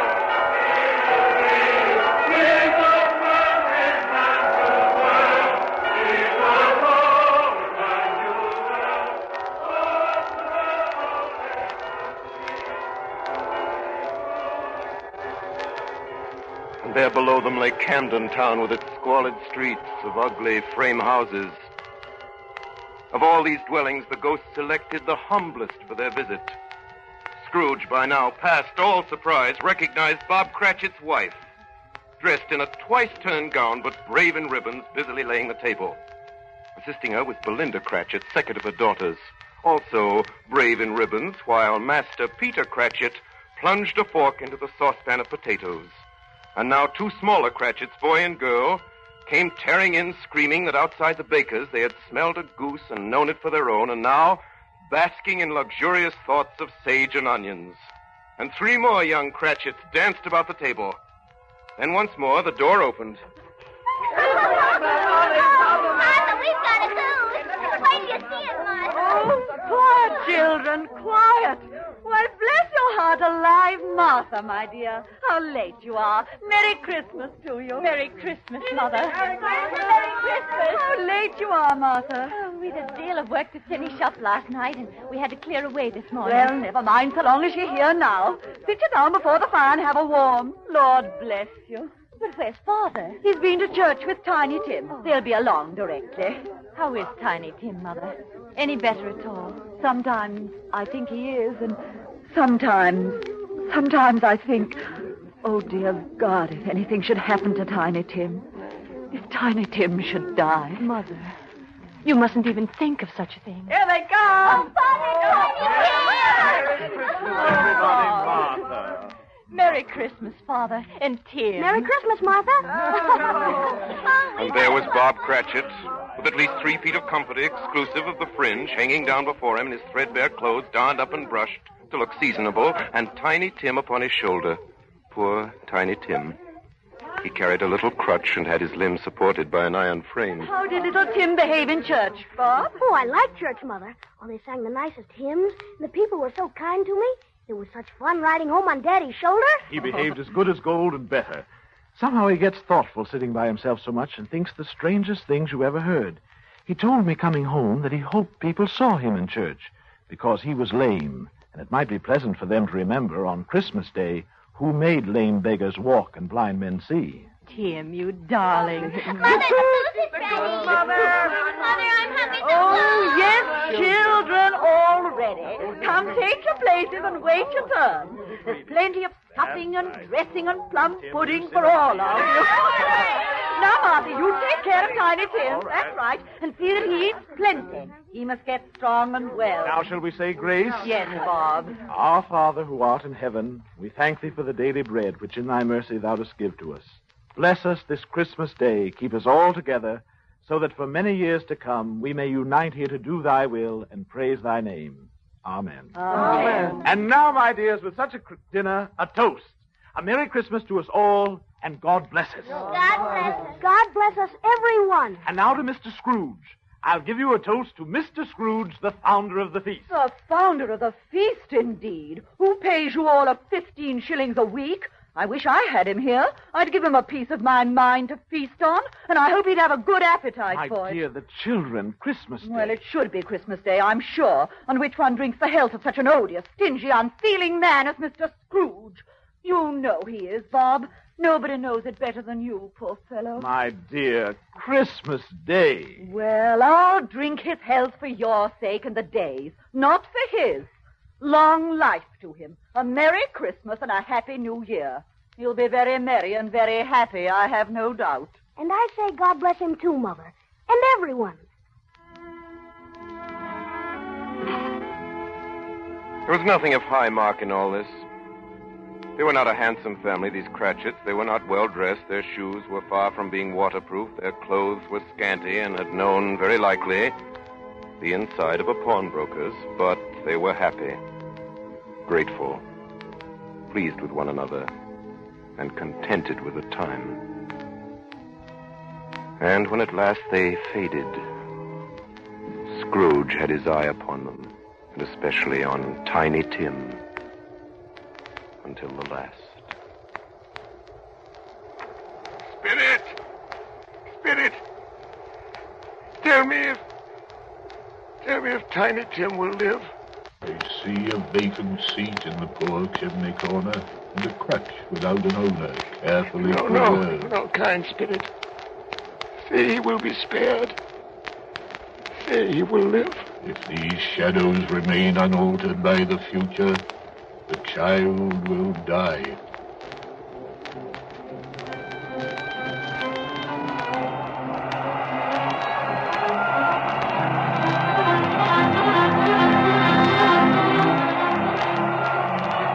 Many calls Scrooge made that night with the ghost of Christmas present. Now he stood upon a bleak and desert moor where monstrous masses of rude stone were cast about as though it were the burial place of giants. Down in the west, the setting sun had left a streak of fiery red which glared upon the desolation for an instant like a sullen eye, then was lost in the thick gloom of darkest night. A light shone from the window of a hut. Passing through the wall of mud and stone, they found a cheerful company assembled around a glowing fire. An old man and woman, with their children and their children's children, all decked out gaily in their holiday attire. In this place, Ebenezer Scrooge, the miners live who labor in the bowels of the earth. Still, they know me. You hear? Spirit did not tarry here, but bade Scrooge hold his robe. And passing on above the moor, they sped on. Whither? Not to see. To see. To Scrooge's horror. Looking back, he saw the last of the land. Below him were the waves breaking upon a frightful range of rocks. But built upon a dismal reef of sunken stones, some league or so from shore, there stood a solitary lighthouse. Take the Great heaps of seaweed clung to its base, and storm birds, born of the wind, rose and fell about it like the waves they skimmed. Again the ghosts sped on above the dark and heaving sea, on and on until they lighted on a ship. They stood beside the helmsman at the wheel, the lookout in the bow, the men who had the watch, dark, ghostly figures in their several stations.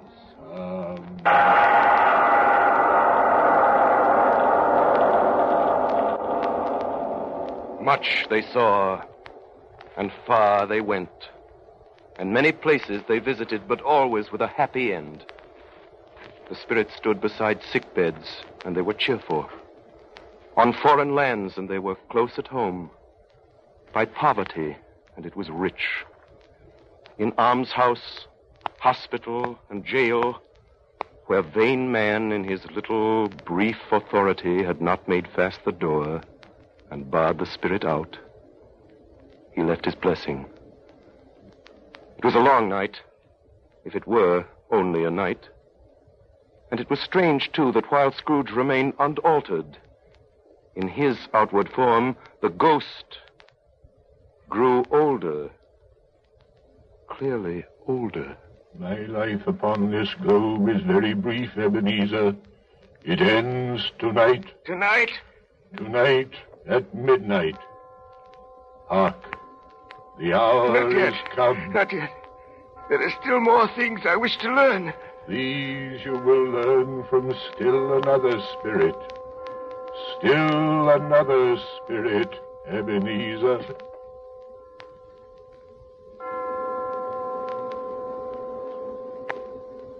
Scrooge looked about him for the ghost. It had vanished. And he found himself once more in his bed, in his dressing gown and his nightcap on his head. He heard the clock strike. And then he remembered the prediction of old Jacob Marley, and lifting up his eyes, beheld a solemn phantom, draped and hooded, coming toward him like a mist along the ground.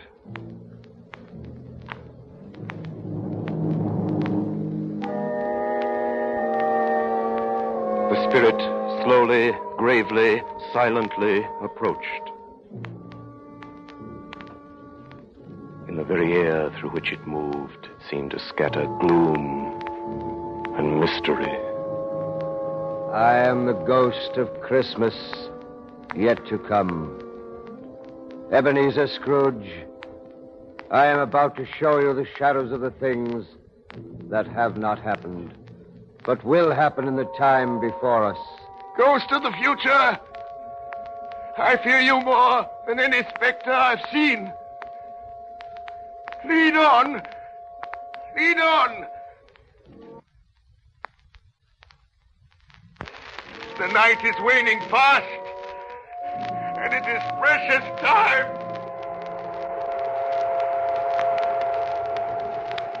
Scrooge followed in the shadow of its dress, which bore him up, he thought, and carried him along. And suddenly, they were in a room which Scrooge seemed to remember having seen before, where a woman and a child were. Oh, my son, my little son, Tiny Tim. I loved him so. Mother, dear, you mustn't. It's almost time for Father to be home. Don't let him see you crying. Yes, Mother. He's late tonight. He walks slower than he used to.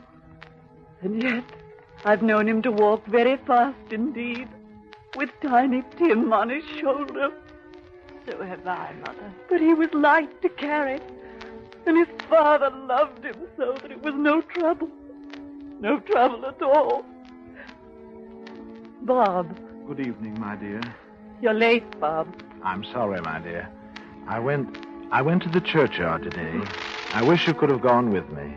It would have done your heart good to see how sweet and green a place it is. But you'll see it often. I promised Tiny Tim we'd walk there on a Sunday. Oh, Bob. It's God's will, my dear. Oh, my son, my little son. Tiny Tim. I loved him so.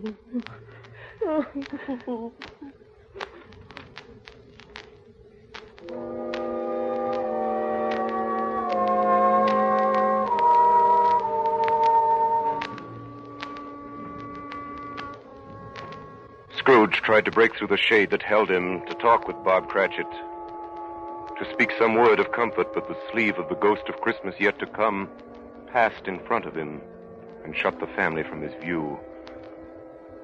And now they were in an obscure part of the town where Scrooge had never been before. The ways were foul and narrow, the shops and houses wretched, the people drunken, slipshod, ugly. The whole quarter reeked with crime, with filth and misery. Deep in this den of infamous resort, there was a low-browed, beetling pawn shop where iron, old rags, and bottles were bought.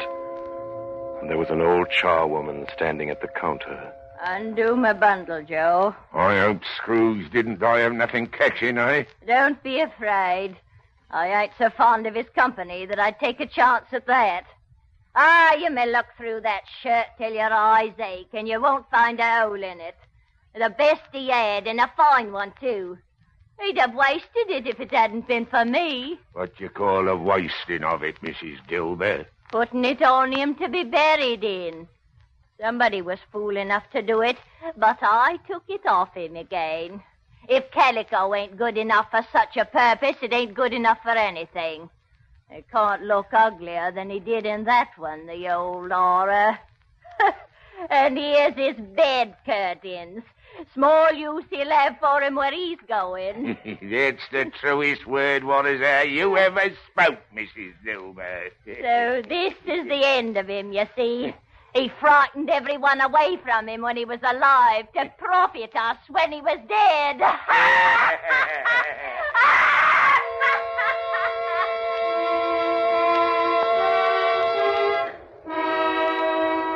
The phantom spread its dark robe before him for a moment like a wing, and withdrawing it revealed another place, a churchyard walled in by houses, overrun by grass and weeds, choked up with too much burying, fat with repleted appetite. A worthy place. The spirit stood among the graves and pointed down toward it, and following the finger, read upon the stone of the neglected grave his own name. Ebenezer Scrooge. Spirit, am I the man who lay dead upon that bed? The spirit pointed from the grave to him and back again, and the upper portion of its deep black garment was contracted for an instant in its folds, as if it had inclined its head. Ebenezer Scrooge. And then Scrooge saw an alteration in the phantom's hood and dress. It shrank, collapsed, and dwindled into a bedpost. Yes, and the bedpost was his own, the bed was his own, the room was his own, best and happiest of all. The time before him was his own to make amends in. Running to the window, he opened it. He put out his head. No fog, no mist, clear, bright, jovial, stirring cold. Cold, piping for the blood to dance in. Golden sunlight, heavenly air, sweet fresh air, merry bells. Oh, glorious, glorious. Oi! What's the day? Hey, what's that, sir? What day is it, my fine fella? Today? Why, it's Christmas Day. Christmas Day? Christmas Day! Then I haven't missed it. The spirits have done it all in one night. All in one night. I don't know what to do. I'm as light as a feather. I'm as happy as an angel. I'm as merry as a schoolboy. Merry Christmas to everybody. Happy New Year. Happy New Year to all the world.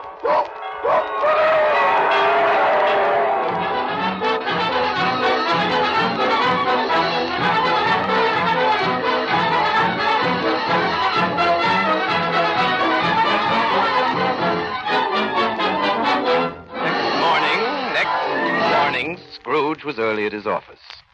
He went early for a reason. If he could only be there first and catch Bob Cratchit coming late. That was the thing he'd set his heart upon, and he did it. Yes, he did. The clock struck 9. No Bob. 1:15, no Bob. Scrooge sat with his door wide open that he might see him come in. At last he came. His hat was off before he opened the door, his comforter, too. He was on his stool in a jiffy, driving away with his pen as if he were trying to overtake 9 o'clock. 8 and 7 and 15, carry the 1, 24, carry the 2, 31 and 5, 36, 4 and 7. Hello? You, Cratchit. Yes, sir. Cratchit? Step this way, Cratchit, Yes, please. Yes, sir. Cratchit. What do you mean by coming in at this time of day? I'm very sorry, sir. I am behind my time. Here you are. Yes, I think you are. It's only once a year, Mr. Scrooge. It shall not be repeated. I was making rather merry yesterday, sir. And I'll tell you what, my friend. I'm not going to stand this sort of thing any longer. And therefore, Bob Cratchit, I'm about to raise your salary. Are you quite yourself, sir? No, thank heaven, I'm not quite myself. Merry Christmas, Bob. Merry Christmas, my good fellow. A Merry Christmas, and I've given you for many a year. I'll raise your salary, and we'll see what we can do for Tiny Tim and the rest of your family. We'll discuss it this very afternoon over a Christmas bowl of smoking bishop, Bob. Make up the fires, make 'em up, and buy another coal scuttle before you dot another eye. Bob Cratchit.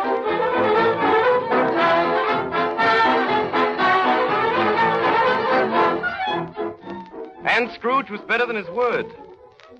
He did it all and infinitely more, and to Tiny Tim, who did not die, he was a second father. He became as good a friend, as good a master, and as good a man as the good old city knew or any other good old city, town, or borough in the good old world. He had no further intercourse with spirits, but lived upon the total abstinence principle ever afterwards. And it was always said of him that he knew how to keep Christmas well, if any man alive possessed the knowledge. May that be truly said of us and of all of us. And so, as Tiny Tim observed, God bless us, everyone. Sing hallelujah, sing hallelujah, sing glory to the Lord. Sing hallelujah, sing hallelujah, sing glory to the Lord. Sing hallelujah, sing hallelujah, sing glory to the Lord. You have just heard the 4th annual presentation of Charles Dickens' A Christmas Carol, offered for your enjoyment by the makers of Campbell's Soups. And here is Orson Welles. Ladies and gentlemen, this is the first year I've shared in this happy tradition of the Campbell Playhouse, and I'm only sorry that very, very grand actor, Lionel Barrymore, was not able to come to New York this Christmas to be part of our broadcast tonight. We're depending upon him to be with us next year, as he's been in the past, and I'm looking forward to it. And now, a word about next week's show. Next Friday night, I shall have the great pleasure of welcoming as our guest star one of the most elusive stars in motion pictures, Miss Katharine Hepburn. Miss Hepburn, making her first radio appearance in more than 4 years, joins me in a dramatization of Ernest Hemingway's greatest novel, Farewell to Arms.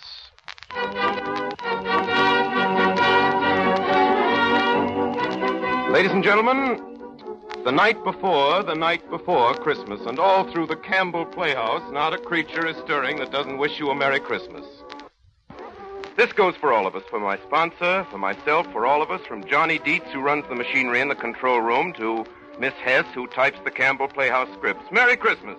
Merry Christmas from all of us to all of you. Merry Christmas. Benny Herman and his band of merry melodians wish you a Merry Christmas. Ora Nichols and her demon crew of sound technicians wish you a Merry Christmas.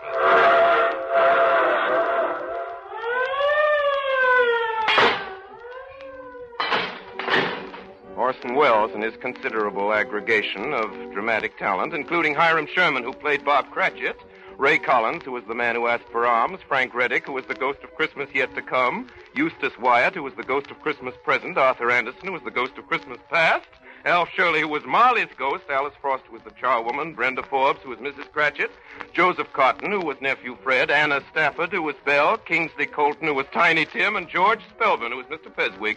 All wish you a Merry Christmas. Merry Christmas! And finally, as Tiny Tim says, God bless us, everyone.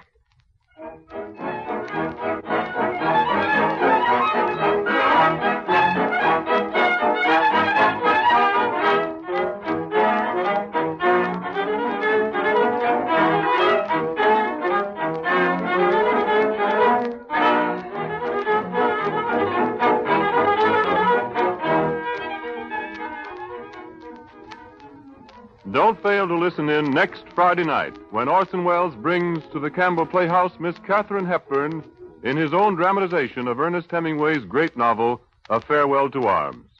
This is Ernest Chappell wishing you all a very Merry Christmas on behalf of the makers of Campbell's Soups.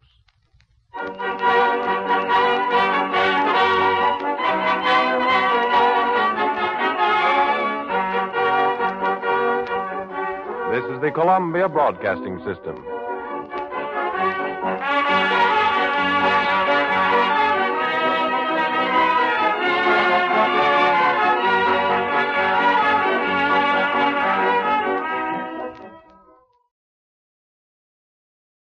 The story of Jonathan Thomas and his Christmas on the Moon.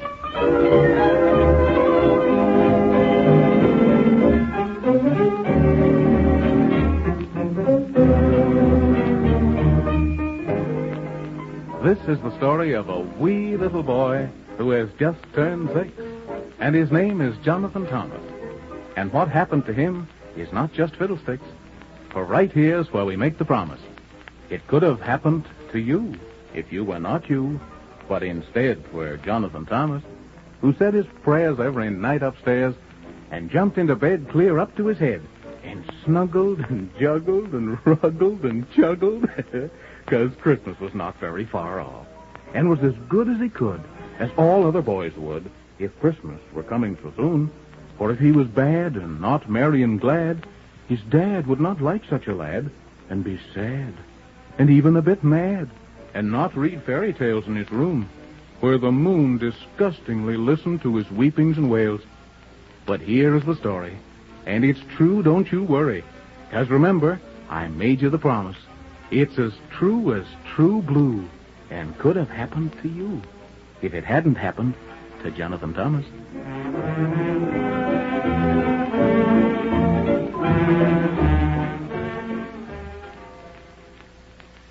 You see, the big grandfather clock in the hall had just struck 8, and Jonathan Thomas had had his bath and said his prayers and kissed Mummy and Nan and then taken the hand of his dad, and up the stairs they went. 1, 2, button your shoe, 3, 4, shut the door, until they were to where you say 11, 12, the kitchen shelf, and then down the hall and in the room and whisk into bed.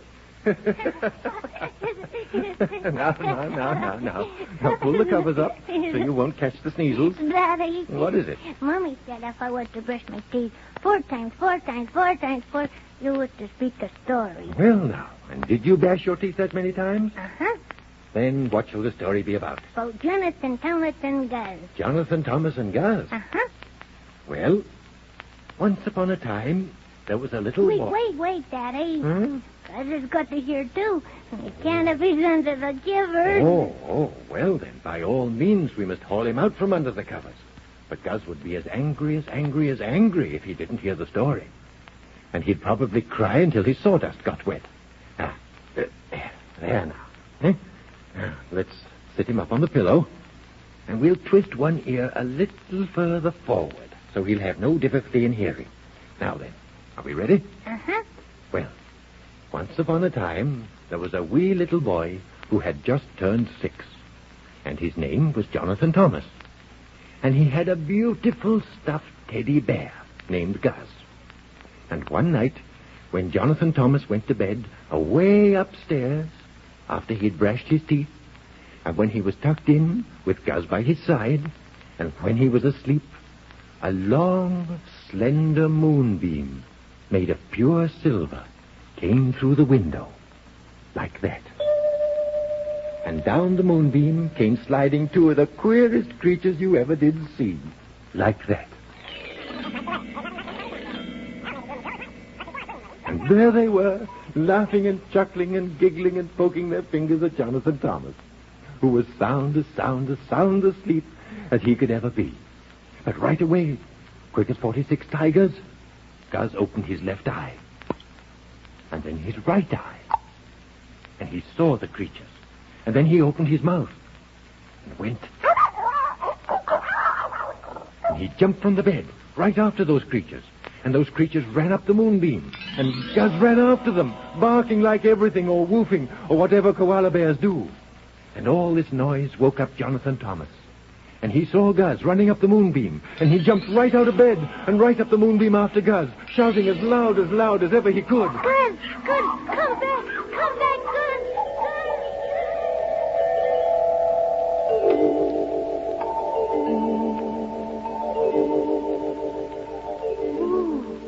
What a very strange place. Maybe I'd better knock on this door.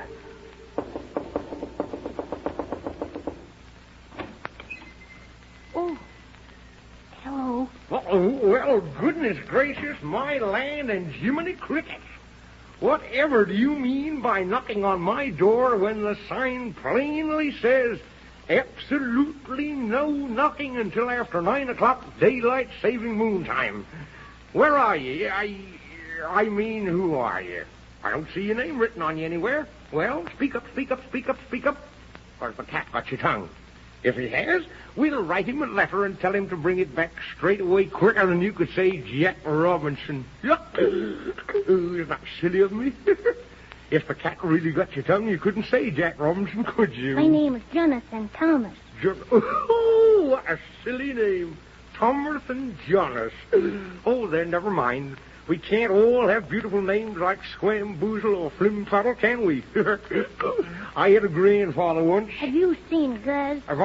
Don't change the subject. Who's Gus? He's my teddy bear, and he ran away. Well, then why don't you go there and look for him instead of pestering me? Don't stand there in the doorway. Either come in or stay out. Yes, you'll have to do one or the other, you know. You can't do both at the same time. It's against the law. If you please, sir, I'll come in. What a silly thing to say, young man. It's not if I please, but if you please. Yeah. Have you had your breakfast? Oh, no, sir, Well, then who did have it if you didn't? No one, I don't think. You mean no one you do think. For if no one did have it instead of you, you'd know it. And if I were you, I shouldn't let no one have it again. Mr. No One's getting entirely too many breakfasts lately. Yep. Will you have breakfast with me? Oh, I should like that very much if you don't mind. Of course, I don't mind, except for old King Cole. Yeah, and I have to mind him or he'll throw me in jail for 1,000,000,000,000,000 years. And then, what would you like for breakfast? Oh, I'd like just anything. Well, I haven't got any of that. You shouldn't go around wanting things that people haven't got. Yep. But I can give you oatmeal porridge and cream and some squaffles and baconate. Oh, thank you very much. That sounds the bestest of anything. Well, of course it does. Yep. I don't think I like anything very well myself much, unless it's cooked just right. Well, now, come along. It'll be too late for breakfast, and you'll have to eat lunch instead. That would be...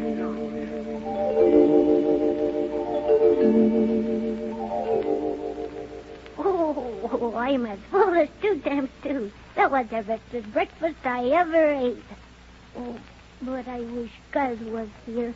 Do you think we could find him? Well, I suppose we can.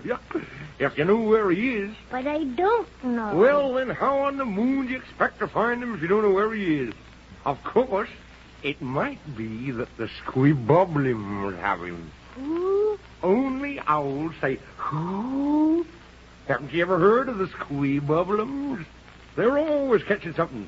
A long time ago, they caught little Bo Peep's sheep. And they never brought him back. And only last Tuesday, I had a cold. Oh, it was a beautiful cold. And they caught that. And I haven't seen it since. They're a most dreadful people. Are they? Oh, do you think they caught Gus? Well, I shouldn't be at all surprised. But I sometimes am. Oh, I hope not. Because next to my mommy and Dad, I love Gus the bestest. Yeah.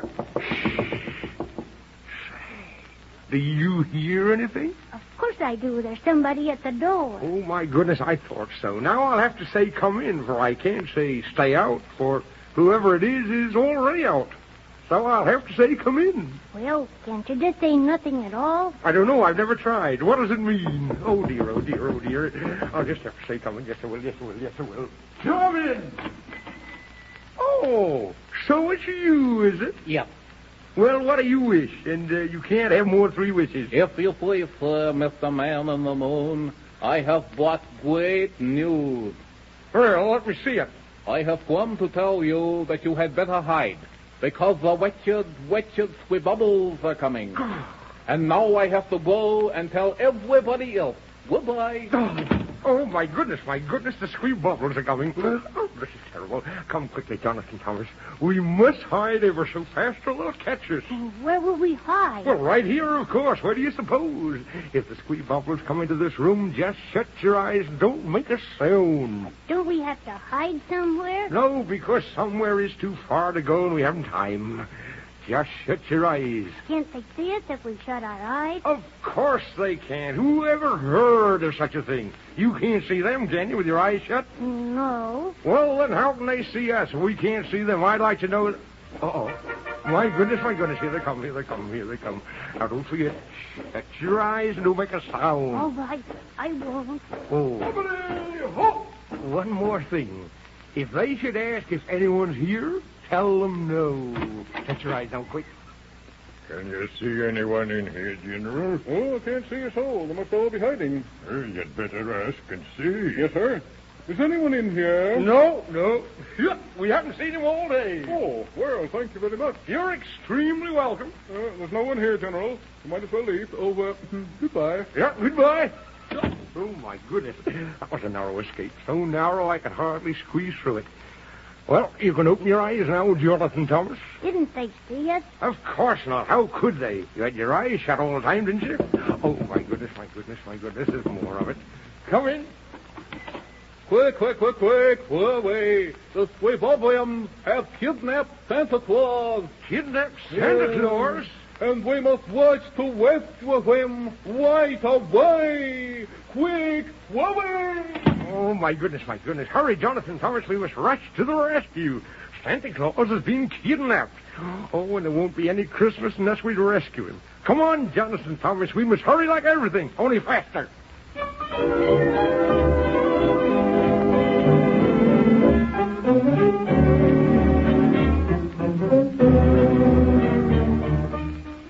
Well, it isn't very long until Christmas, and Santa Claus has been kidnapped. Will Jonathan Thomas and the Man in the Moon be able to find him in time? And what about Gus? Where is he? Don't forget to listen to the next adventure of Jonathan Thomas.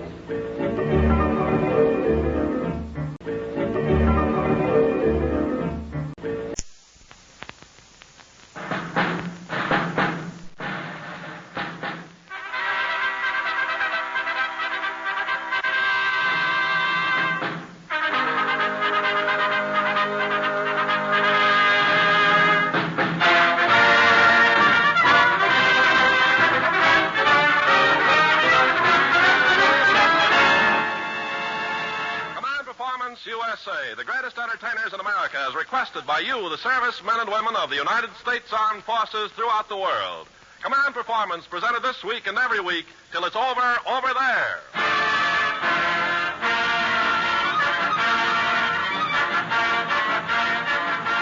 Christmas greetings from the USA, gang, as the American entertainment industry joins the Armed Forces Radio Service to wind up its third consecutive year of broadcasting to you, men and women of the United Nations. With the exception of a few of your favorite stars who have not yet returned from overseas, we have with us tonight all the great names of Hollywood, and a few from the San Fernando Valley, too. The studio is gaily decked with holly wreaths and mistletoe, and we're all set to dig down in your Christmas stocking, which is crammed full of comedians, sweets, and what sweets? Goodies and evening gowns, yeah. Toys, games, and puzzles, and music boxes all wound up with your favorite melodies. And first out of the sock is your master of ceremonies, comedian, pool player, and fur trapper, Bob Hope.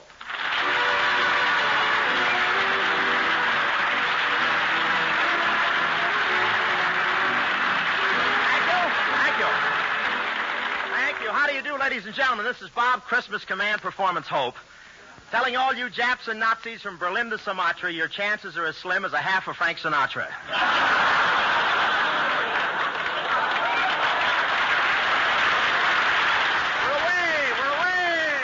I thought that'd be an egg with a bobby sock for a minute there. But you know, this year Christmas is being celebrated by young Americans in freezing weather and hot weather, damp weather, foggy weather, and some of our servicemen are outside of California, too.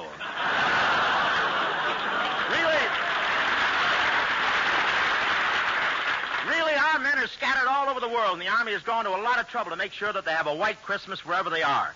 On December 25th, all the cooks have orders to bleach the beans. Beans, that's GI caviar. And you know, it's a funny thing, but the men overseas don't like to receive Christmas cards. No, sir. They get suspicious now whenever they see anything that starts with greetings.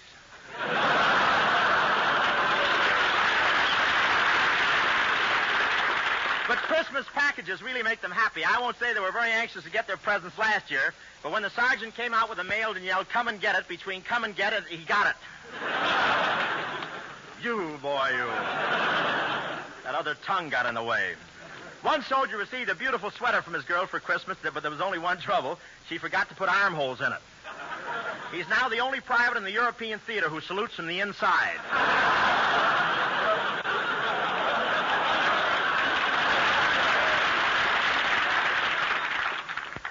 Where am I? Oh, yes, here we are. Of course, more than anything else, the soldiers would like Betty Grable for Christmas. The GIs know she's married to Harry James, but they figure that after the war they're going to kill all the buglers anyway.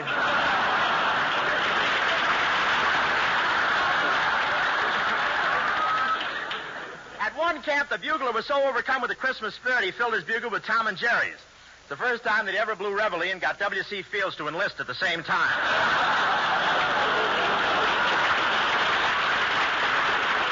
But down in Hawaii, the soldiers couldn't get any Christmas trees for the holidays, so they just draped all the decorations around a hula girl's grass skirt. And it worked out swell, too. They've got the only Christmas tree in the world that can wiggle its tinsel.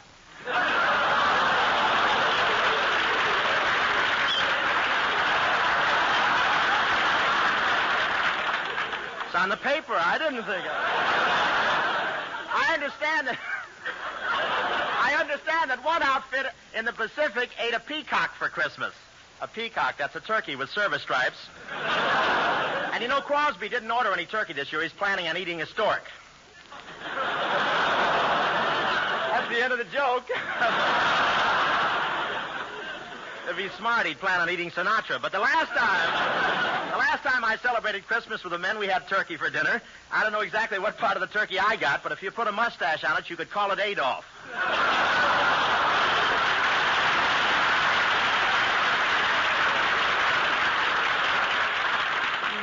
But enough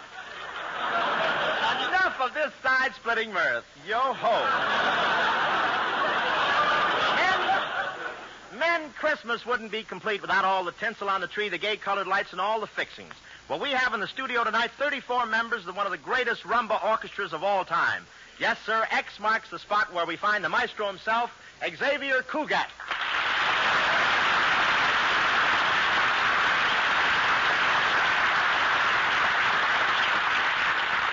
Well, welcome to this Christmas command performance, X.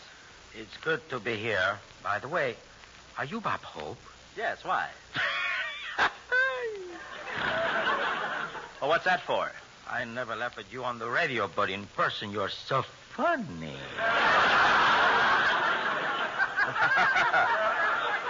We both have an edge on the average Cocker Spaniel, old boy.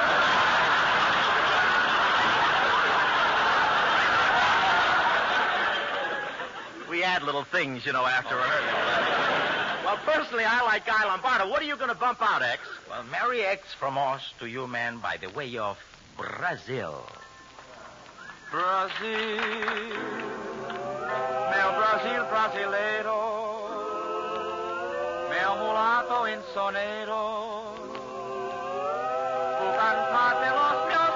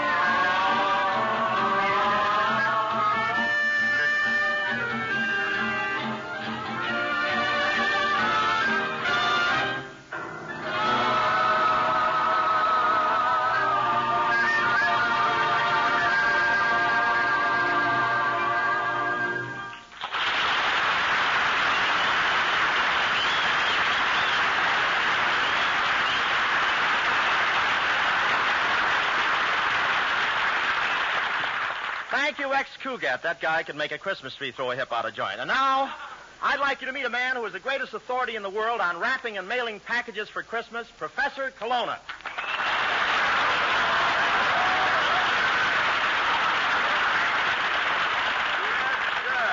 Oh, Professor! Professor, come here. Coming.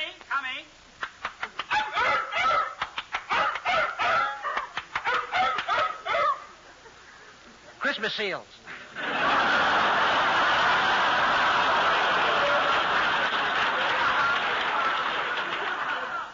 Colonna, I'm ashamed of you. You have no holiday spirit at all. Oh, don't be silly, Hope. I know all about Christmas. I don't think I ever mentioned this before, Hope. You see, my mother and father were reindeer. Reindeer? Then, Colonna, how come you look like you do? What about your face? You explain yours, then I'll explain mine.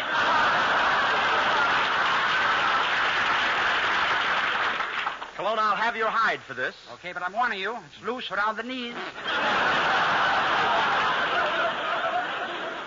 Professor, here it is Christmas. Tell me, where have you been all week? Burlesque show. Colonna, Thanksgiving a burlesque show, Christmas a burlesque show, New Year's a burlesque show. Great, I'll go with you. Well, haven't you taken care of your gifts yet? Certainly, Hope. I bought very expensive gifts for everyone. I wrapped them up, wrote to Professor Colonna on the front, and mailed them. Listen, you moron, you mailed all those packages to yourself. I did? Yes. He calls me a moron.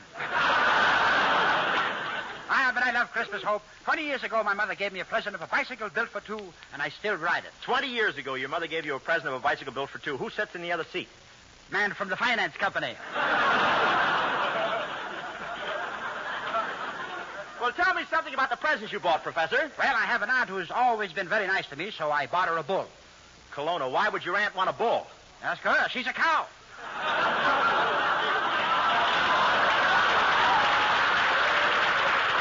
Colonna, it's absolutely impossible for a cow to be your aunt. It is? Yes. Boo. Lie to me, will you?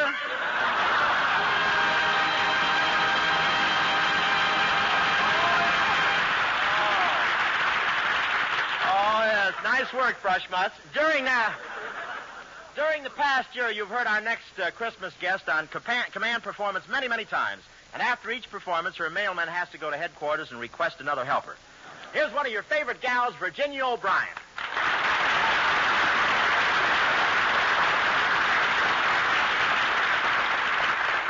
Virginia, you're usually so deadpan, but tonight when you walked in the studio, I saw you smile. I couldn't help it. You look so funny standing under the mistletoe with that lasso in your hand.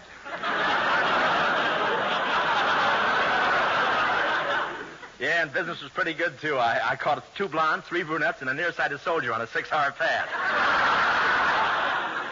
Say, what's for the men tonight, Virginia? Well, I'd like to sing Let's Be Sweethearts again. Merry Christmas, fellas.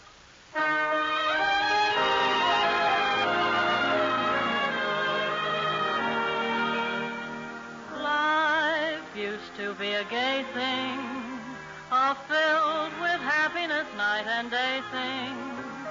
It was something to have and to hold, but it seems that your love grew cold.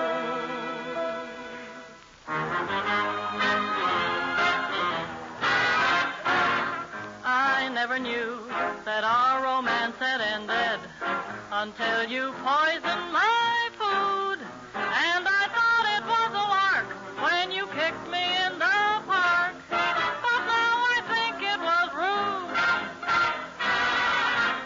Never knew that you and I were finished until that bottle hit my head. Though I tried to be aloof when you pushed me off the roof, I feel our romance is dead. It wouldn't have been so bad if you told me that someone had suddenly taken my place. But no, you didn't even scold me. You just tried to disfigure my face. You'll never know how this heart of mine is breaking. It looks so hopeless, but then our life could still be sweet and placid if you just put down that acid and say we're sweethearts again. night in Bridgeport when the moon shone down on both of us and the breeze sang a love song, and you looked at me and I looked at you, and you didn't know what to do, so you broke my leg. I thought there was sort of a strange look in your eyes, but then you smiled, and, well, it made everything all right. Then there was that time when we went canoeing, and you set fire to my dress. You said you pushed me overboard to put out the flames, but I could never quite understand why you held my head underwater so long. Of course, I've never met this person who's taken my place, but I want you to know that I wish you all the luck in the world. And if there's anything I can do, anything at all, you can reach me in room 304 at the General Hospital. Farewell, my sweet. You'll never know how this heart of mine is breaking. It looks so hopeless, but then our love is great. No love can match it. Darling, please put down that hatchet and say we're sweethearts again.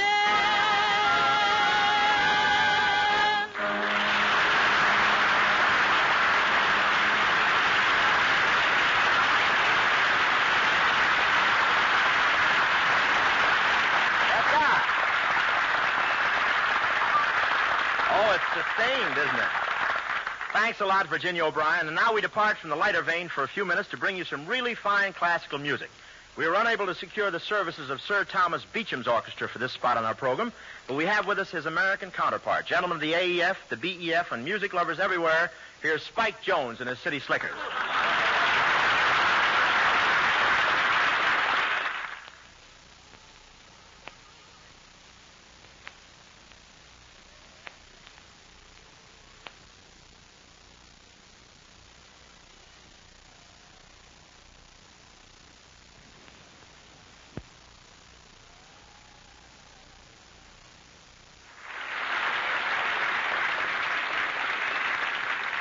Well, Merry Christmas, Spike. Well, the same to you, Robert, but what's the idea of introducing me as the American Sir Thomas Beecham? I'm no great maestro. That's like me introducing you as a fine comedian. I like it better on my own show. At least Skinny Ennis I can beat up. Well, Bob...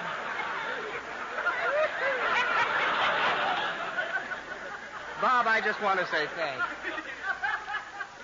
Bob, I just want to say thanks to all you guys and gals on the continent for a swell time when we were over there.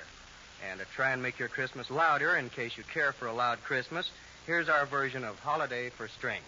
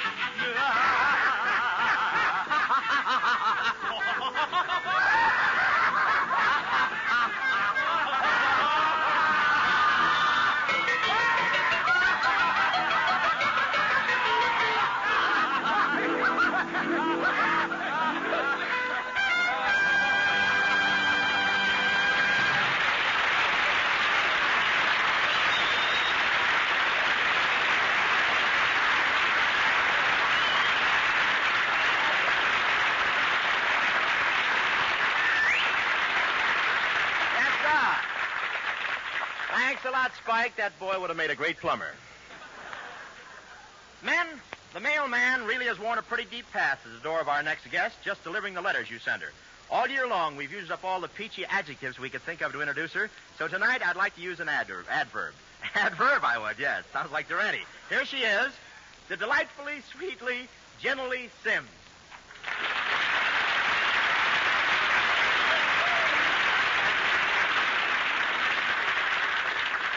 Welcome, Jen. Well, it's nice to be here, Bobbily. And it's nice to say hello to all you fellas out there. My love to every one of you, all the way from Adak, Alaska to Aachen, Germany, and even beyond. Even beyond? That sure takes a lot of loving, gal. I believe in spreading it around, Bob. You got it to spread. Yeah, that's not spreading, sister. That's pouring. Pouring, smoring. Well, here goes a bucket full of command kisses to Corporal A. Swartz at APO 595. A female hug to Hot Car Haynes at 726, and a tight hand squeeze for First Sergeant Tom Brophy at 713. The fighting 1st, 3rd, and 9th Divisions have my heart, too. And to the men of Admiral Mark Mitcher's famed Task Force 58. Well, fellas, anytime you're in town, remember you got at least one date.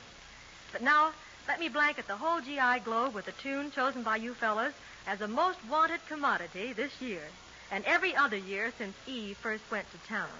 Amour, amour, amour.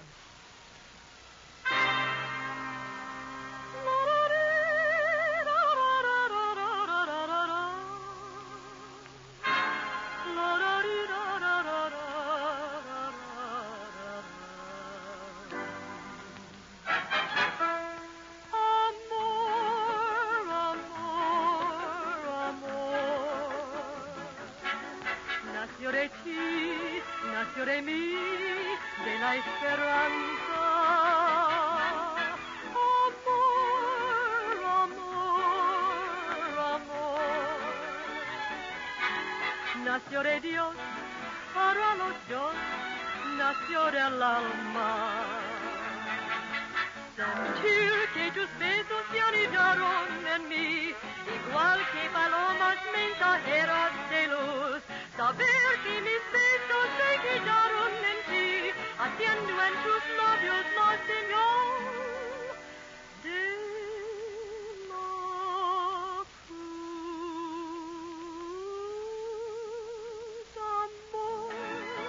Amor, amor, amor.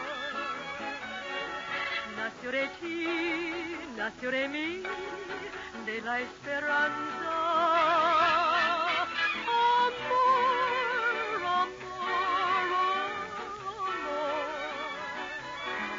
Nació de Dios, para los dos, nació del amor.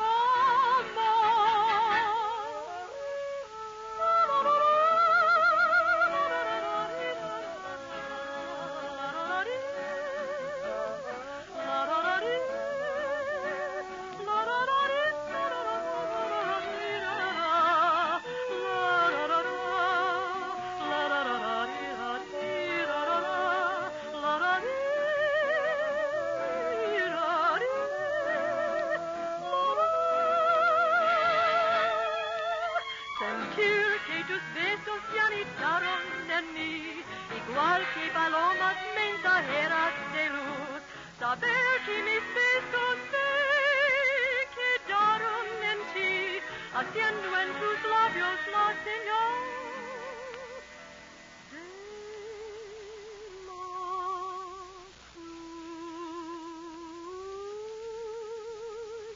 cruz. Amor, amor, amor. Nació de ti, nació de mí, de la esperanza. Amor, amor, amor. Nació de Dios, para los dos, nació de amor.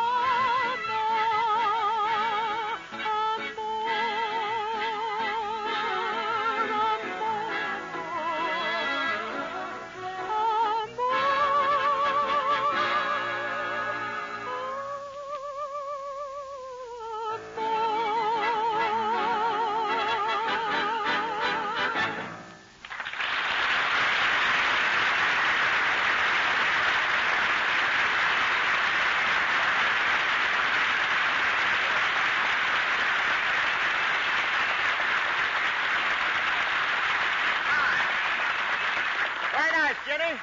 And now command performance turns to,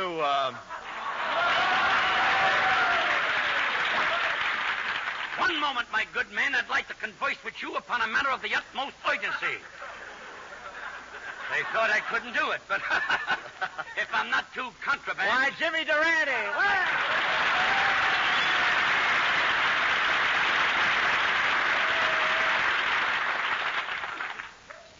Aren't you Bob Hope, the Bob Hope? That's right. The Bob Hope who plays all the Army camps? That's it. The Bob Hope who entertains at all the servicemen's canteens? That's correct. Got a cigarette?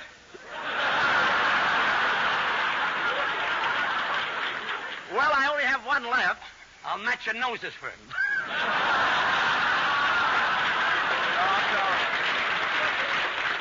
No, I don't like the odds. Look, Jimmy, don't tell me you came all the way down here just to bum a cigarette. Ah, no, ma petite, s'il vous plaît.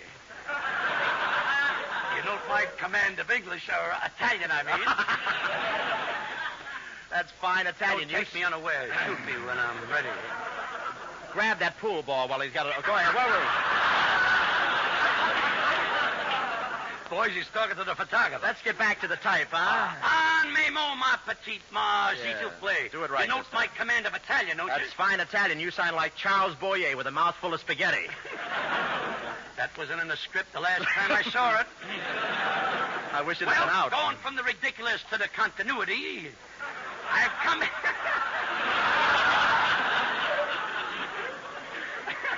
I have come here to make you a proposition. And you can't afford to turn it down. For a mere 12 hours of work, you'll collect a cool $4. Say, you must want me pretty bad if you're outbidding my sponsor. Precisely. I love that kind of carrying on. And all you gotta do is put on a Santa Claus outfit and talk to the kiddies in the department store toy shop. Oh, just trying to mix them up. Yeah, I know. You're doing pretty good with yourself there. Haven't they got a regular Santa Claus? Of a certaintude. And he's a person so sublime, so exalted, that I dare not mention his name in public. Jimmy, it can't be... Yes, Umbriago. Well, if Umbriago is the regular Santa Claus, what do you want with me? Now we come to the crutch of the matter. Umbriago has been fired. Oh, he was canned, eh? Boy, I'll say he was. He could hardly walk. Well, what did he do? Well, he reports for work yesterday morning. Bob, don't butt in even with a yes from now on. Go ahead, take it. The manager dresses Umbriago up, and the manager...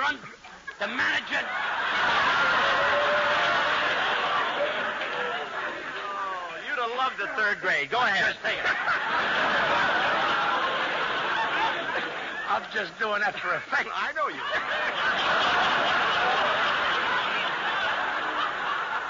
You know, the manager dresses Umbriago up and takes him up to the toy department. In comes his first customer, a little girl with a governess. The manager says, take her on your lap. So he takes her on his lap. Immediately, the kid starts bawling. What for? She wanted to sit on his lap, too. Durante, you're a character. Yeah. So Umbriago lost the job and won the governess, eh? Not quite. He made one more mistake. When the manager said he's through, he rips off his Santa Claus beard. The governess takes one look, and he loses her, too. Well, Jimmy, I'd like to help, but I don't know anything about being a Santa Claus in a department store. Why, there's nothing to it, Bob. Look, I'll show you. I'll be the Santa Claus, and you be the little boy who just came in the store, okay? Okay, wait till I get in my red skeleton mood. I'll be right back. All right. Swell. Well. Good morning, little boy. Oh, good morning, Santa Claus. Look, it don't have to be a kid from your family.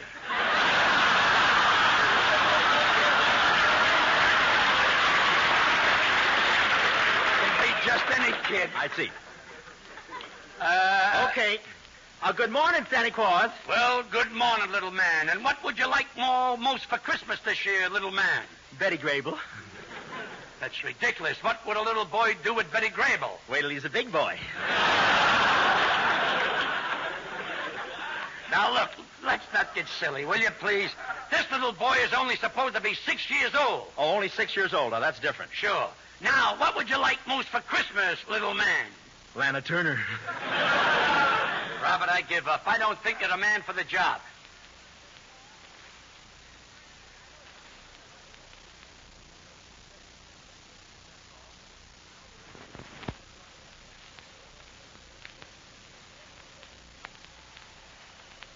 Major, 8 to the Oakley. Are you ready? Hit it.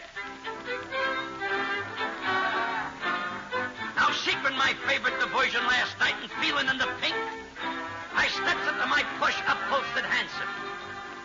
With my 2 footmen commanding the poop deck and my Arabian steeds going at a gentle trot, we approaches the theater marquee. And what happens? The red carpet is rolled out. My 2 footmen descend from the poop deck. They open the door and I steps out. Looking up from the gutter, I said, "Who told you to remove the running board?" Picking myself up and ignoring the stares of the hoi pollou, I makes myself gallantly into the diamond horseshoe, removing my top hat, my nylon gloves, my skunk muffler, and my patent leather goulashes with the neon buttons. I looks around. Mrs. Van Scaler is whispering to Mrs. Murray Hill. Mrs. Murray Hill is whispering to Mrs. Susquehanna. And what are they saying? Is it a bird? Is it a plane? Is it Superman? No, it's a bum.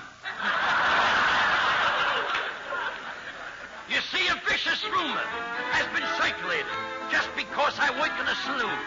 They say I'm not fit to mingle in any other circle. That's ridiculous. Nightclubs are just a Mr. Hyde part of me. You have yet to meet the Dr. Jekyll. I'm the ranty, the patron of the arts, an opera critic, and a man of parts. You know, last night I went to the opera. I loved it. All but one scene.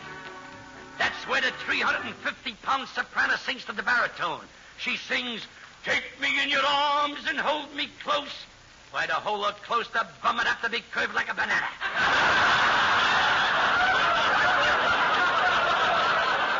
Those opera lovers all rave at Handel's Largo. Why, I've heard better music written by Umbriaco. Now, what I say may sound absurd, but believe me, it's true. I've seen every opera, and I'll name them for you. Tales of the Vienna Rolls, Madame Buttermilk, the sextet from Lychee Nuts, and the quartet from Rigor Mortis. I could go on for days. I coach sopranos and tenors in their parts, 'cause I'm the ranty, the patron of the arts. Now, just the other day, they held a meeting at the Metropolitan in the cellar. They says, "Jimmy, we're in a hole. You gotta help us out." Stepping up on a soapbox, left over from La Boheme, I said, "Gentlemen, let's analyze this. Now take Romeo and Juliet. Romeo has to leave Juliet. But does he say, 'Shoo, shoo, baby'? No. In opera, he says, 'I have but a moment to spend with you. A moment, my dear, to spend with you. A moment to spend, a moment to spend, a moment, a moment, a moment, a moment, a moment, a moment, a moment, a moment.' He's got 1 moment to spend. He's taken 3 hours to tell her about it. And that bum is making a federal case out of it. Then she says, 'I will give you a kiss, my love, a burning kiss upon the lips. A burning kiss, a kiss, a kiss, a kiss upon the lips, a burning kiss, a kiss, a kiss upon the lips, upon the kiss. By the time he's ready to kiss her, the fire's out. And I said to the committee, there's only one way to save the opera. Get yourself new lyrics that have class and renown. Like Pistol Packin' Mama, lay that pistol down. They all gave thanks from the bottom of their hearts to Durante, the patron of the art, a connoisseur, Durante, the patron of the art.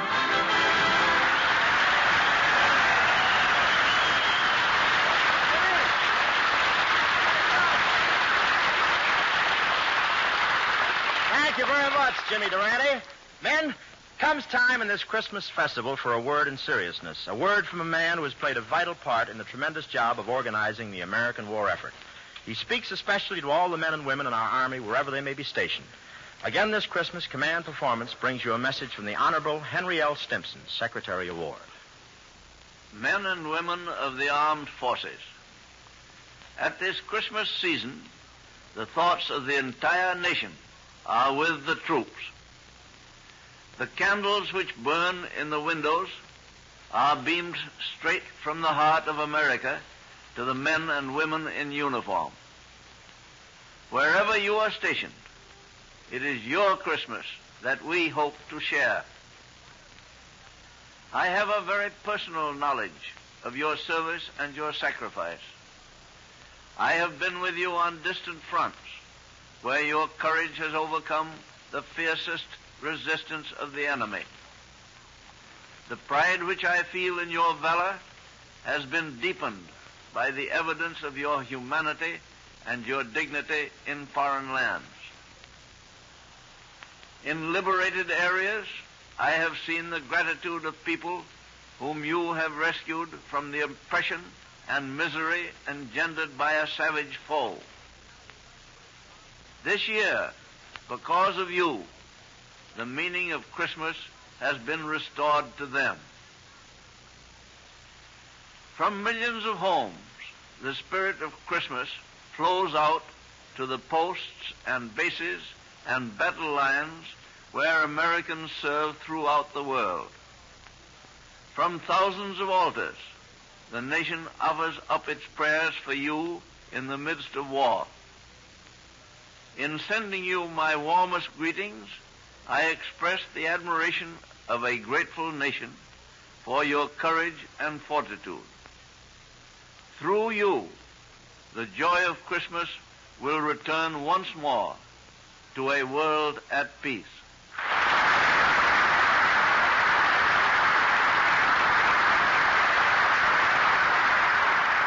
Your Christmas party puts a little reverse English on the ball. That's B-A-L. We're cutting down on consonants this Christmas. And returns to front and center, that king of the dum-dum-dum-dum-dum, the mighty mogul of the maracas, Xavier Cugat.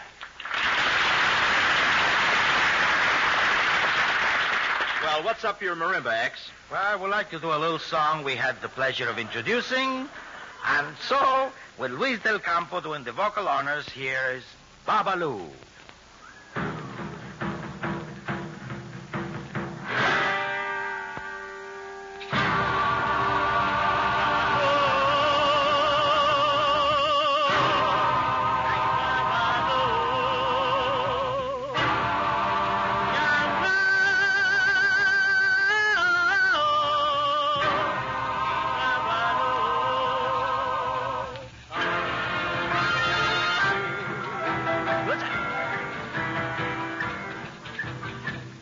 Empezando los velorios, ¿a qué le hacemos a Babalú? Ahí dame 17 velas y pa' ponerla en cruz. Ahí dame un clavo de tabaco mayengue, hay un carrito de aguardiente. Ahí dame un poco de dinero mayengue, ay pa' que no te la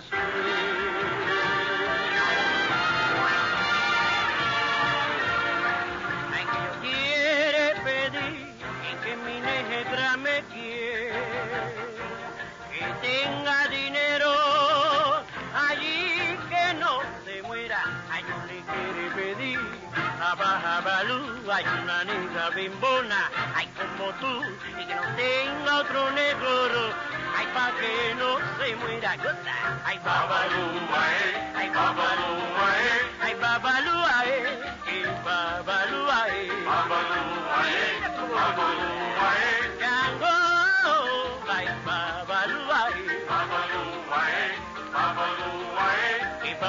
Ay Baba, hey Babaloo, hey Babaloo, hey Babaloo, hey.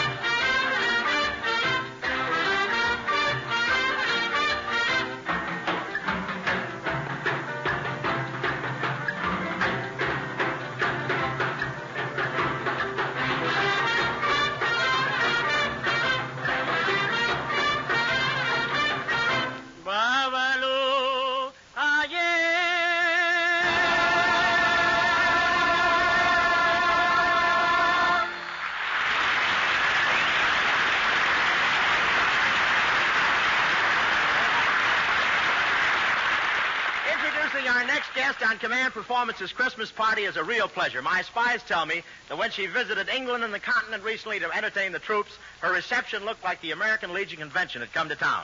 You guessed it, buddy, it's the Tennessee Fresh Dinah Shore.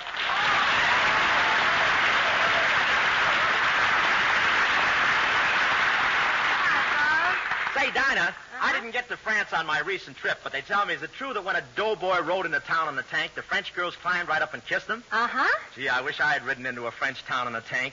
Boy, that's a sight I'd like to have seen. What? Watching the French girls kiss the tank. Listen, I don't do so bad with girls, but I wish I could. But, take over. Well, fellas, it would be pretty empty for me to say that it's a pleasure to have been joining you on all these sessions, and I know all the gang here are with me 100% when I say you deserve all the fine things that this or any other Christmas season can bring. May God bless all of you.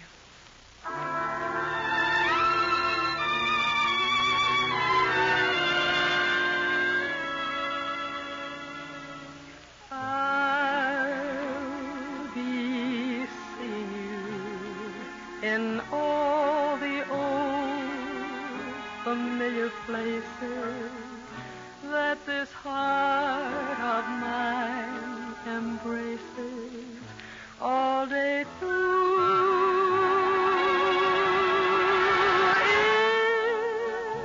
In that small cafe, the park across the way, the children's carousel, the chestnut tree, the wishing well. I'll be seeing you in every lovely summer day, in everything that's light and gay. I'll always think of you that way. I'll find you in the morning sun, and when the night is new,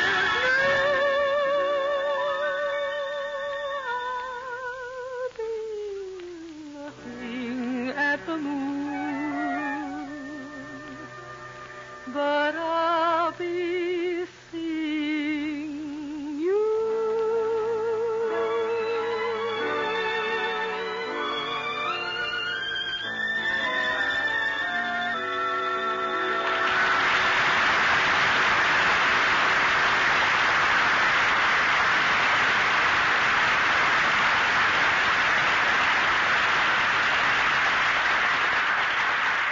Thanks a lot, Dinah, and don't go away. We'll grab you in the after show.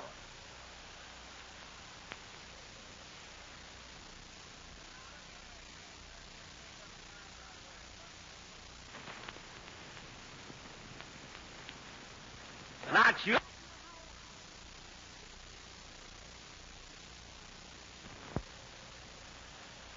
Now, gang, even though this is Christmas Day, we'd like to turn back the clock to yesterday evening and take you over to Hollywood Boulevard for a little last-minute Christmas shopping. In other words, the storm before the lull. So here we go to Hollywood Boulevard and a department store, which might also be located on State Street in Chicago, Woodward Avenue in Detroit, Flagler Street in Miami, Market Street in San Francisco, or Main Street in thousands of towns you guys come from. Take it away, department store.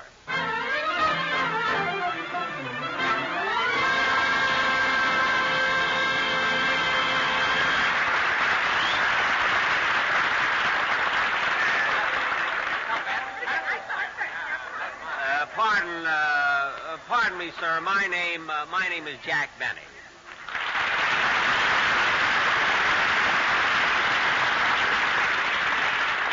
Jack Benny? Yes. Are you the floor walker? Well, what do you think I am?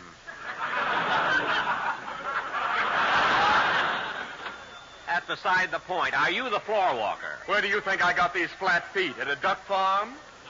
Now, don't get fresh, young man. Where's the necktie counter? Aisle 3 to your left, but I warn you, bones are being broken over there. Don't worry, I can take a little shoving and pushing. Well, you could have fooled me, Daddy. Well, wasn't afraid of getting my pockets picked, I'd take one hand out and punch you right in the nose. So long, dreamboat.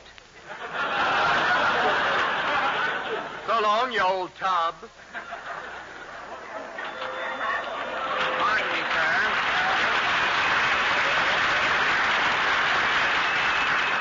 Pardon me, sir. My name is Fred Allen.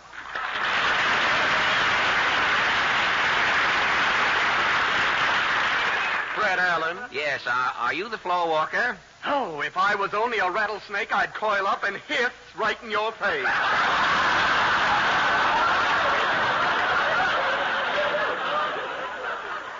Now hold your Cobra Chanel, Bright Eye.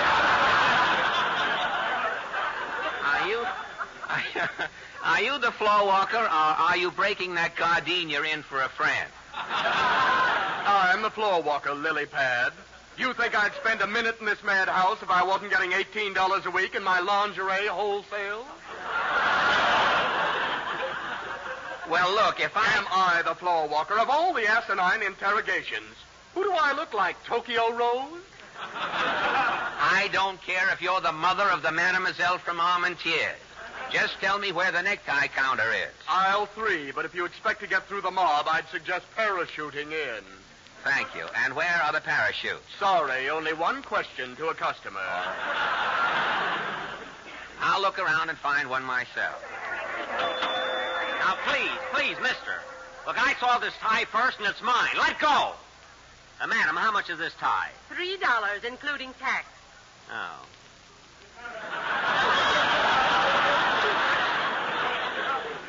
Oh, well, you can have it, mister. Say, madam, haven't you got anything, shall we say, cheaper? Don't drag me in this. If you want something cheaper, here's something at $1.50. $1.50 for that tie? Yes, it's hand sewn. I don't care if Betsy Ross made it. It's too much. You see, I'm buying this tie for a friend of mine, Fred Allen. Fred Allen? Oh, I heard him on the radio. Why didn't you just buy him a piece of rope and let him hang himself?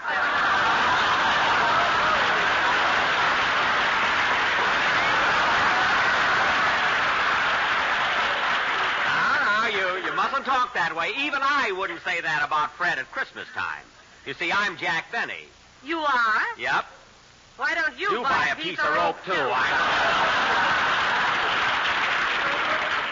Look, never mind the wisecracks, please. I'd like to get a tie for Allen for, well, say, in the neighborhood of 75 cents. Well, here's one for 59 cents. The new nifty hand-painted model is advertised in the Hobo News. Say, that's a beaut. I'll take it. Okay, but the material is awful. It causes a rash on the chest. Good. If Allen gets a rash on that hollow chest of his, it'll look like a fire in Laurel Canyon.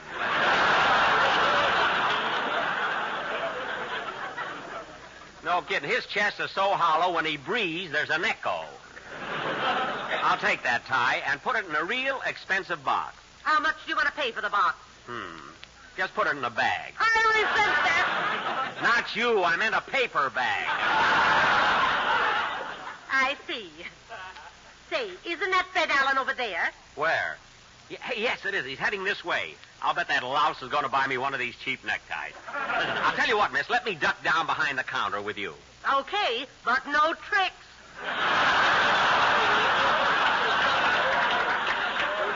At your age, are you silly? I just want to do a little spying. Well, get your head down off the counter. People will buy anything these days. All right. Yes, sir? What can I do for you? I'd like to buy a tie for an old friend. Well, here's a nice one for $3. No, you see, this feller is more old than friend.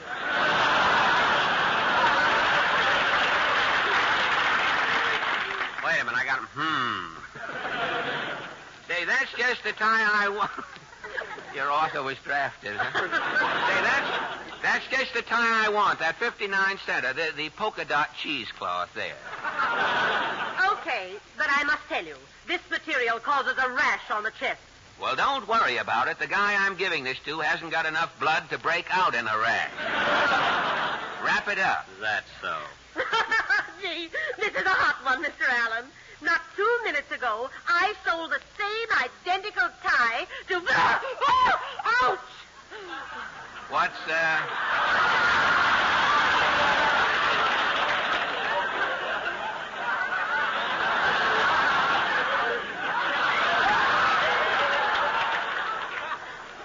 What is the matter?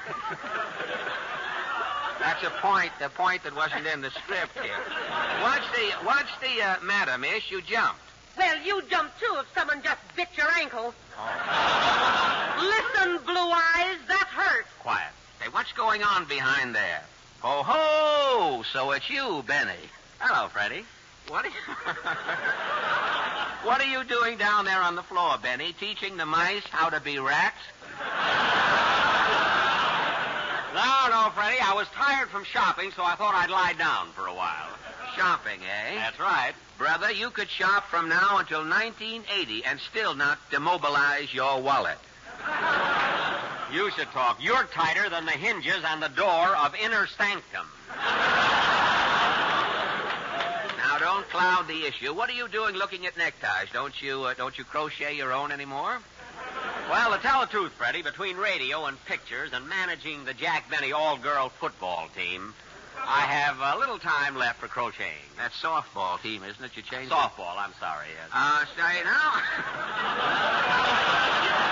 The Jack Benny all-girl soft football team. I'll get them both. That's what you get for having your bifocals on top. You see, you have...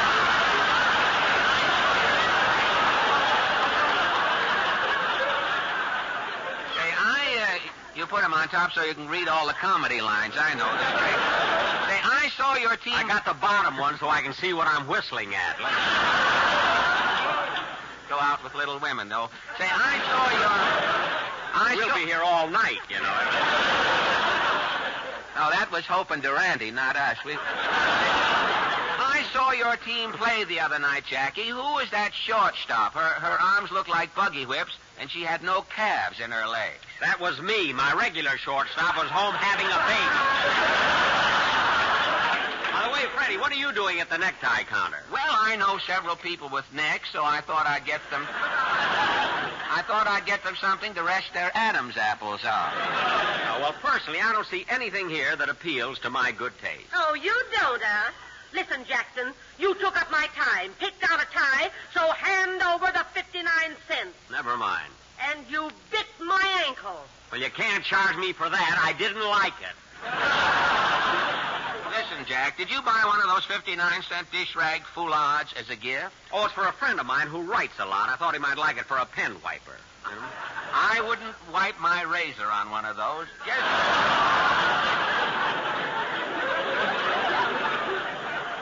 Just wrap up one for me, too, miss, just in case. You know, Freddie, I've been wondering what to get you for Christmas. Believe me, I've combed every basement. Oh, any little thing will do, Jackie. It's not the gift. After all, it's the spirit in which it's given. That's right. You know, I like you, Fred. Well, I like you, too, Jackie Wacky. And I enjoy your radio programs. You do? Uh-huh. You know, most people fall asleep when you're broadcasting. But me, I stay awake.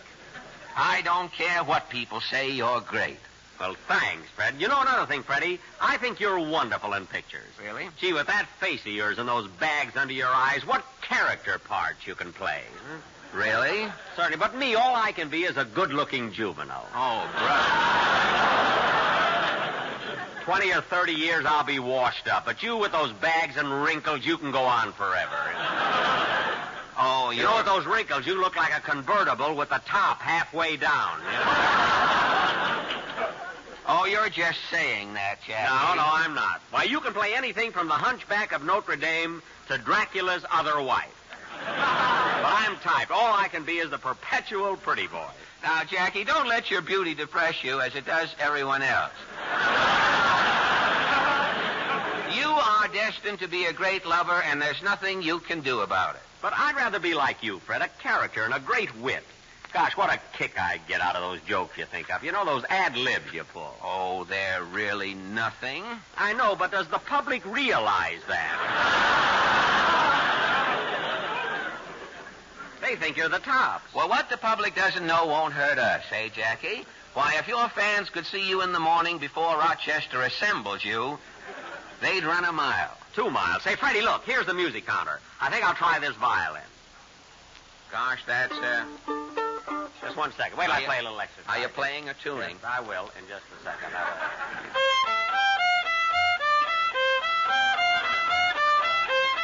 Ma, what time is it? Gosh, that's beautiful, Jackie, it says here. Here, you. Put that violin down. Who do you think you are, Yasha Heifetz? Wait a minute. Why, well, listen, Heifetz. Wait a minute. You got Durante's glasses on. You can't... Heifetz is plenty worried about me, brother. Heifetz wouldn't spit on you. Oh, he wouldn't, eh? Well, he did, smarty. I wouldn't have lost that page for anything. Now, hold your temper, Jackie, and you, big boy, you're tired and overworked. This is Christmas Eve. You're just not in the mood, the proper festive mood. Say, Fred, I've got an idea. Take that banjo on the counter. We'll play a duet and give this chap a taste of the Christmas spirit. All right. Do you know by any chance a song called Jingle Bells? Most of it, Freddie. Let's go. All right. Now, wait a minute. We don't want to sound as though... We don't want to... Ready? That was a hangnail did that. I saw it. You ready?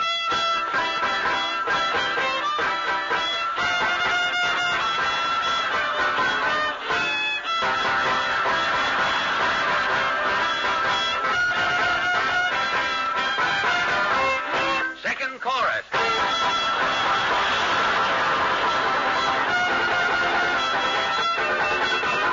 Not so loud.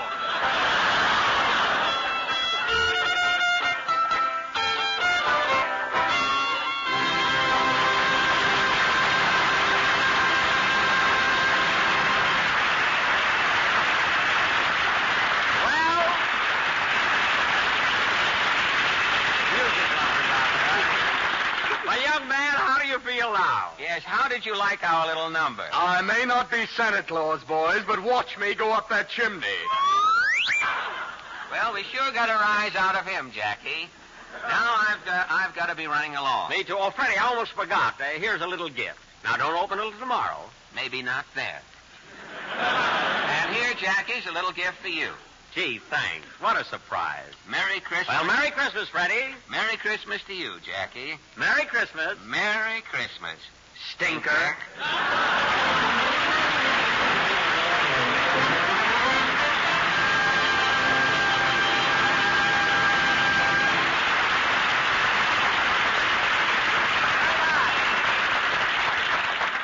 Thank you, Abbott and Costello. Well... No, that's silly. Men, we've pushed a couple of magic buttons you're always hearing about in the radio world, and we have some new and mighty fine people hanging from the old fir tree.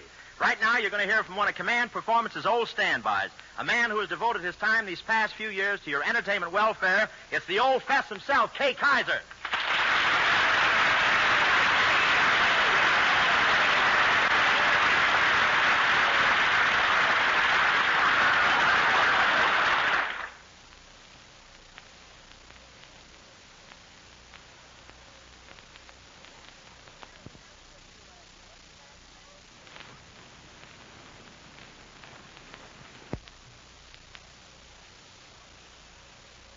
Evening, folks. Hi-ya. Well, evening, Kay. How y'all?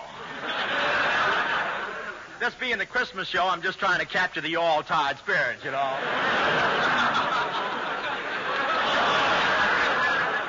By the way, Kay, I've been here now for about an hour. Would you mind terribly if I went out and grabbed a sandwich?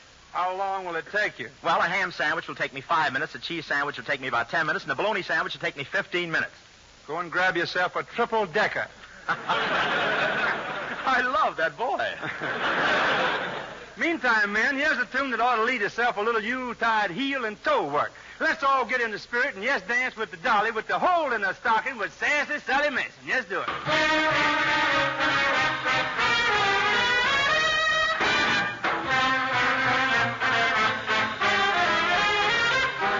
As I was walking down the street, down the street, I met somebody who was mighty sweet, mighty, mighty fair to see. I asked her, would she like to have a talk, make some talk, all the fellas standing on the wall, wishing they were me. Oh, mama, let me dress up tonight. Got a little secret, gonna fess up tonight. I'm gonna dance by the light of the moon. I'm gonna dance with the dolly, get to hold it, the stocking by the knees, keep a knocking, his toes, keep a rocking. Dance with the dolly, get to hold it, the stocking, dance right by the light of the moon.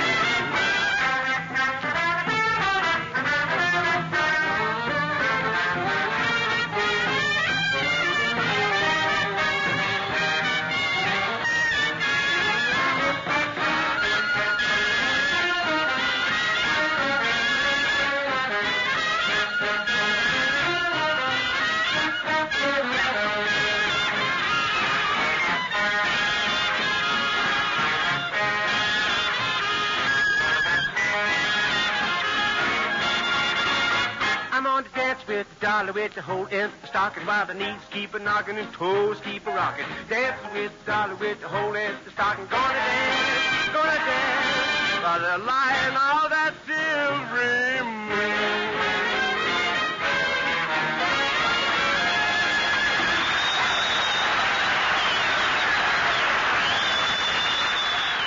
Well, gentlemen of the AEF, here's a young lady who's traveled many thousands of miles to entertain you. She really deserves a niche in that good old GI Hall of Fame. Men, a Christmas command performance for Frances Langford.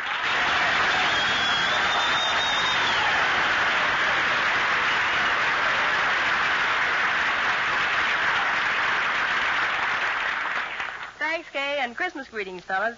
It's customary to answer the request you write in, and this is no time to break an old custom. So regards to everybody at Navy 232, B.L. Swanson and all at 726. Scoop, Uncle, and Leroy, Navy 152. Also, so do the cats. Ralph and the homesick Seabees with the 72nd, the gang in Hut 261, Van the Flying Dutchman, Ray the Yankee Clipper, Mig the Whap, Rube the Swede, Ken the Shoplifter, and Jelly Belly O'Connor. The whole gang at 464. And all of you who have taken the trouble to drop me a line during the year. Here's the song you've asked me to do over and over again.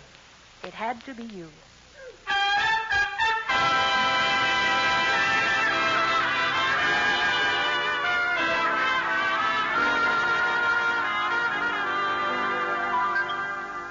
It had to be you.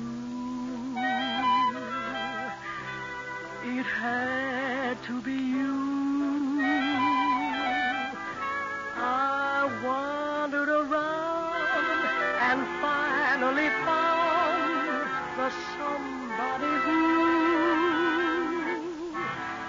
could make me be true, could make me be blue, and even be glad just to be sad, thinking of you. Some others I've seen might never be me, might never be cross or try to be boss, but they wouldn't do. For nobody else gives me a thrill. With all your faults, I love you still. It had to be you, wonderful you. It had to be you.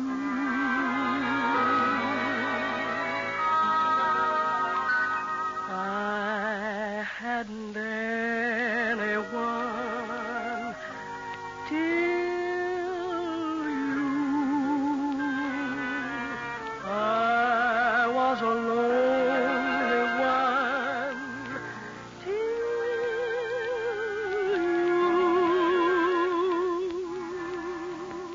Nobody else gave me a thrill.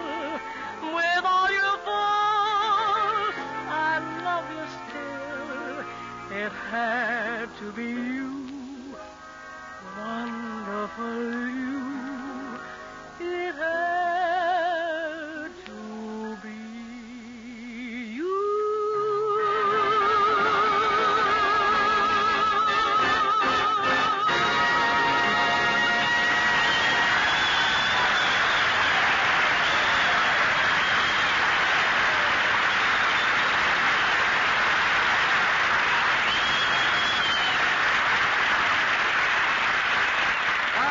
Thanks a lot, Franny. That was swell. Well, fellas, every week command performance is snowed under with a flock of requests for the familiar sounds of home. All kinds of sounds. The neighbor's piano, flivver horns, the 5 o'clock whistle, a girl saying no. All the sounds of home. Why, only yesterday a sergeant in Honolulu asked us if he could hear someone giving his mother-in-law a hot foot. Well, naturally, we can't do that because there's no smoking in this theater. But what we are going to do is take a GI in New Guinea and let him listen to the sounds of his typical day back home when he was a good old civilian in Middletown, USA. Then he got up at 7 a.m. in those days, the loafer. And this was the first sound you would have heard in his bedroom.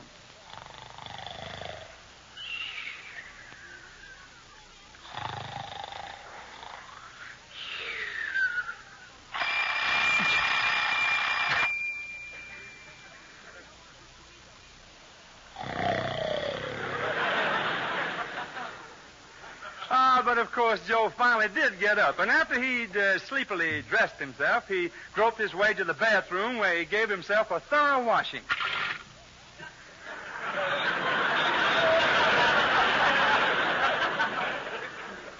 At 8:30, he arrives at the corner filling station where he works as an attendant, and a few minutes later comes in his first customer. Yes, sir. Fill her up. Well, you don't hear that anymore, fellas. Later that morning at work, Joe gets word that his aunt had been taken suddenly ill. And early that afternoon, we find him at the hospital visiting her. Scope on here. Get your scope on here. You can't tell one player without another scope on here. Peanuts, Cracker Jack, chewing gum. Peanuts, Cracker Jack, chewing gum. Ah, yes, chewing gum. You don't hear that anymore either, fellas. Well, it's a great game, and Joe enjoys every inning of it. His Dodgers are behind by a run as they come to bat for the last half of the ninth. But the bases are full with 2 out, and their slugger is up. It's 3-2 on the batter. Here's the windup. The pitch. There it goes. There it goes. There it goes. Yeah, there goes the ball game. He struck out. And so Joe disconsolately wends his way home. A bit thirsty, he pours himself a glass of milk. Hey.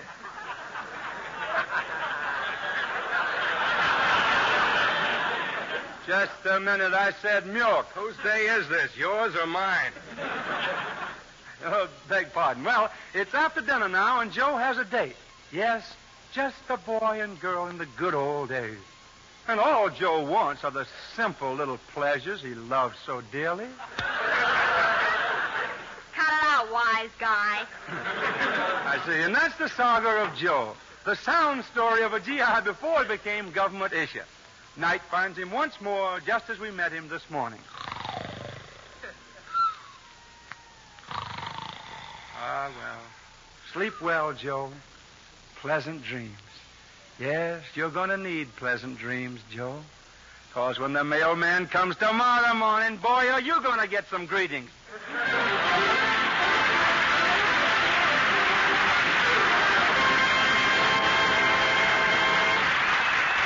Well, thanks a lot. You know, our next guest on this little mistletoe taffy pull is one of the most glamorous girls in Hollywood. Yes, sir. Years ago, a girl had to have it. Then it went out of fashion, and a girl had to have oomph. After oomph came, well, whatever it is, she's got it, brother. The gorgeous Dorothy Lamour.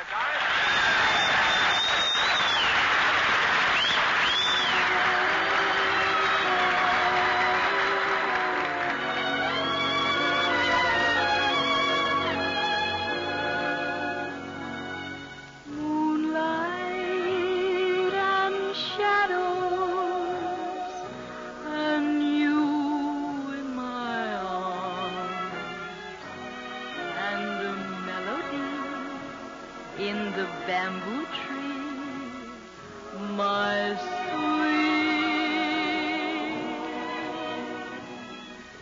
even in shadow, I feel no alarm while you hold me in the jungle night, my sweet.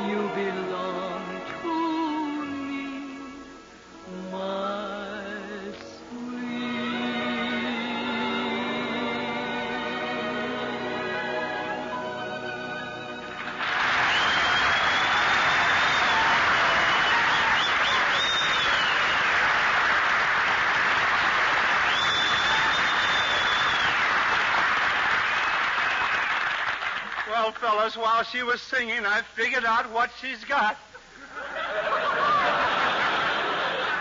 It's oomph, it, and particularly boing.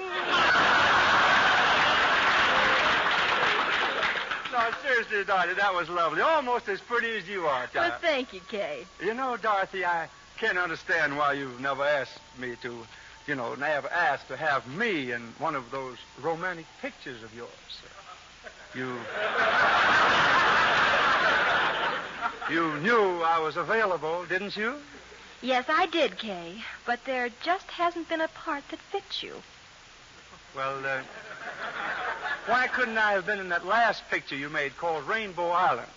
But that was a story where a man and I were cast away all alone on a desert island.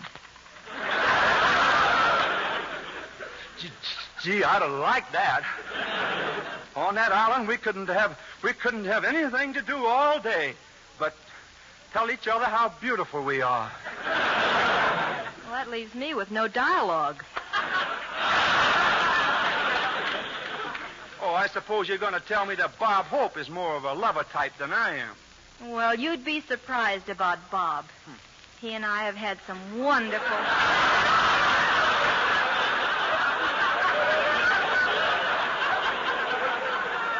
Bob and I have had some wonderful love scenes. Love scenes, Wonderful love scenes. In one picture, it was very romantic. He drew me into his arms, and then I looked up, and there was a beautiful crescent-shaped moon. That was Hope's nose. Kay, you shouldn't talk about Bob like that. And why not? I don't know what you can see in a guy like him. What a phony. Where's the glamour? Where's the romance? Where's the good looks? Hello, Dorothy. Where's the exit?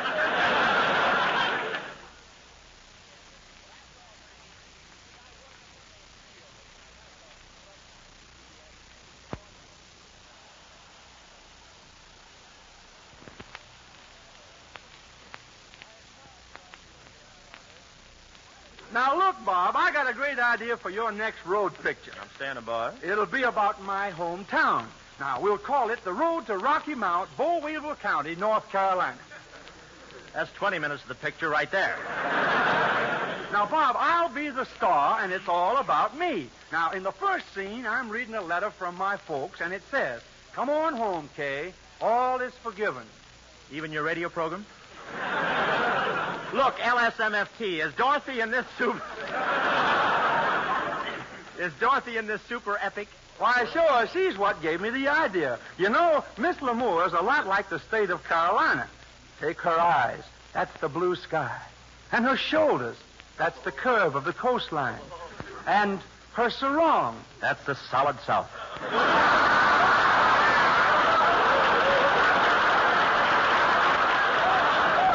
Well, let's get back to the picture. Now, the road to North Carolina.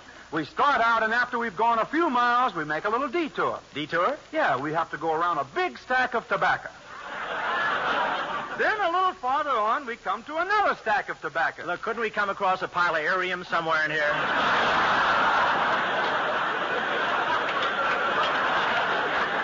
Let's not be selfish. I've got to live too, you know.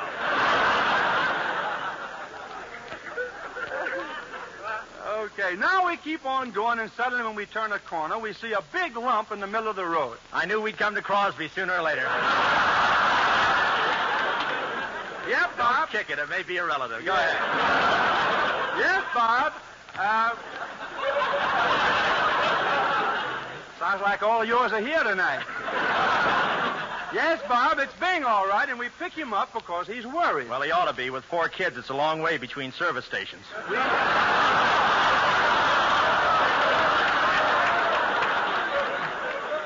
Free ones. Oh, well, I can see you're not going to be serious about my road picture.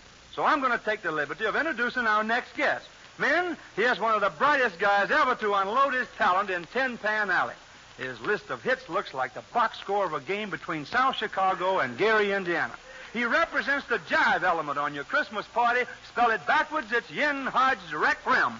But the old-fashioned way, here's Johnny Mercer.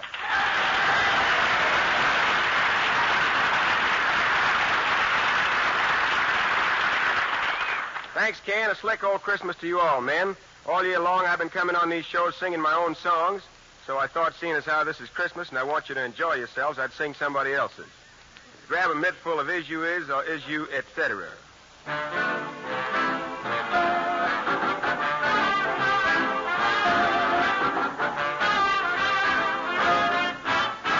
I got a gal who's always late anytime we have a date, but I love her. Yes, I love her. I'm gonna walk up to her gate, see if I can get it straight, 'cause I want her. I'm gonna ask her, is you is or is you ain't my baby? The way you're acting lately makes me doubt. You is still my baby, baby. But it seems my flame in your heart's done gone out. Now a woman is a creature that has always been strange. When you're sure of one, you find she's gone and made a change. Is you is or is you ain't my baby? Maybe baby's found somebody new. Or is my baby still my baby true?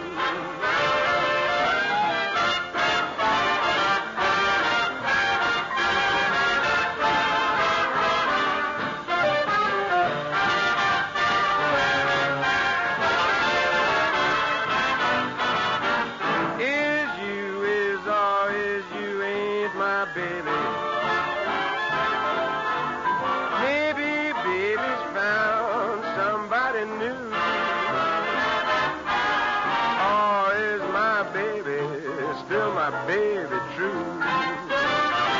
Is my baby true?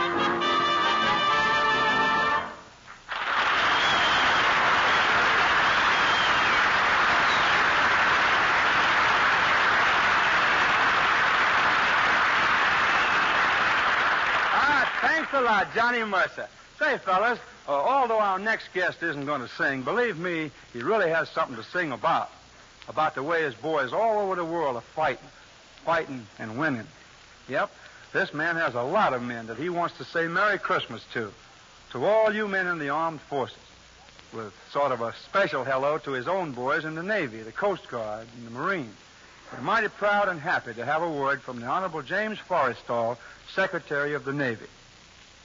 I know that Christmas means one thing above all to you who are serving overseas: home.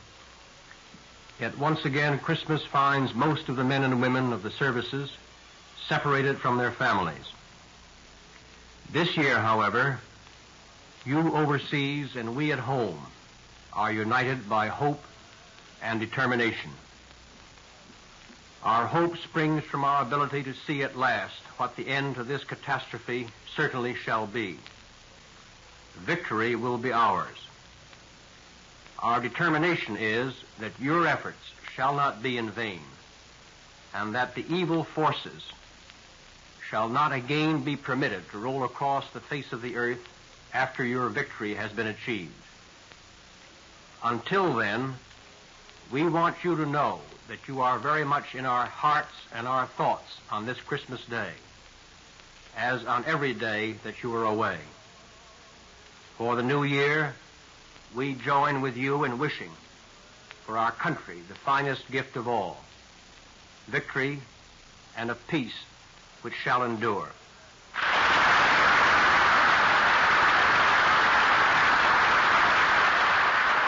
Now, fellas, we bring you one of the brightest young stars ever to flash across the entertainment world. Loads of charm, bursting with talent, a really thrilling personality, effervescent, magnetic, dynamic Danny Kaye.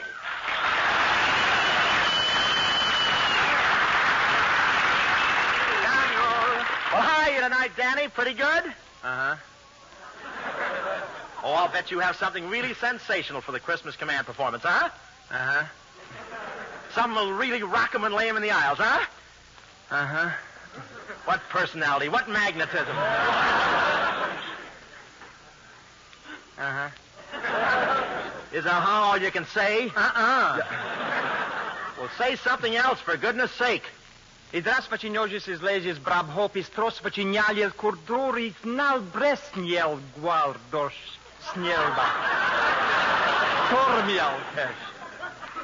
What does that mean? Uh-huh. This is ridiculous. I thought you were supposed to be a comedian, Danny. Oh, I am, Bob, but there's no sense trying to top you. The great Bob Hope. Why, you have loads of charm. You're bursting with talent, a really thrilling personality. Effervescent, magnetic, dynamic Bob Hope. Uh-huh.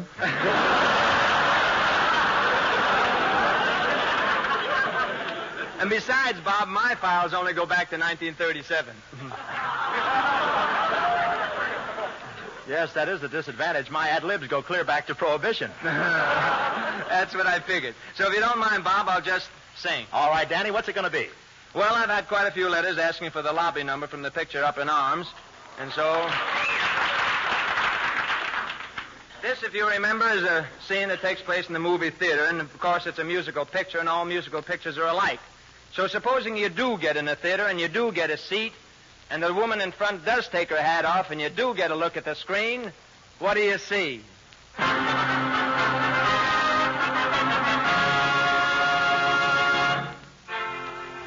Manic Depressive Pictures present... Roar! Roar! Hello, Fresno, goodbye! Produced by our Humanic and directed by Depressive. Now you know the name of the picture and you'd like to see it. But no.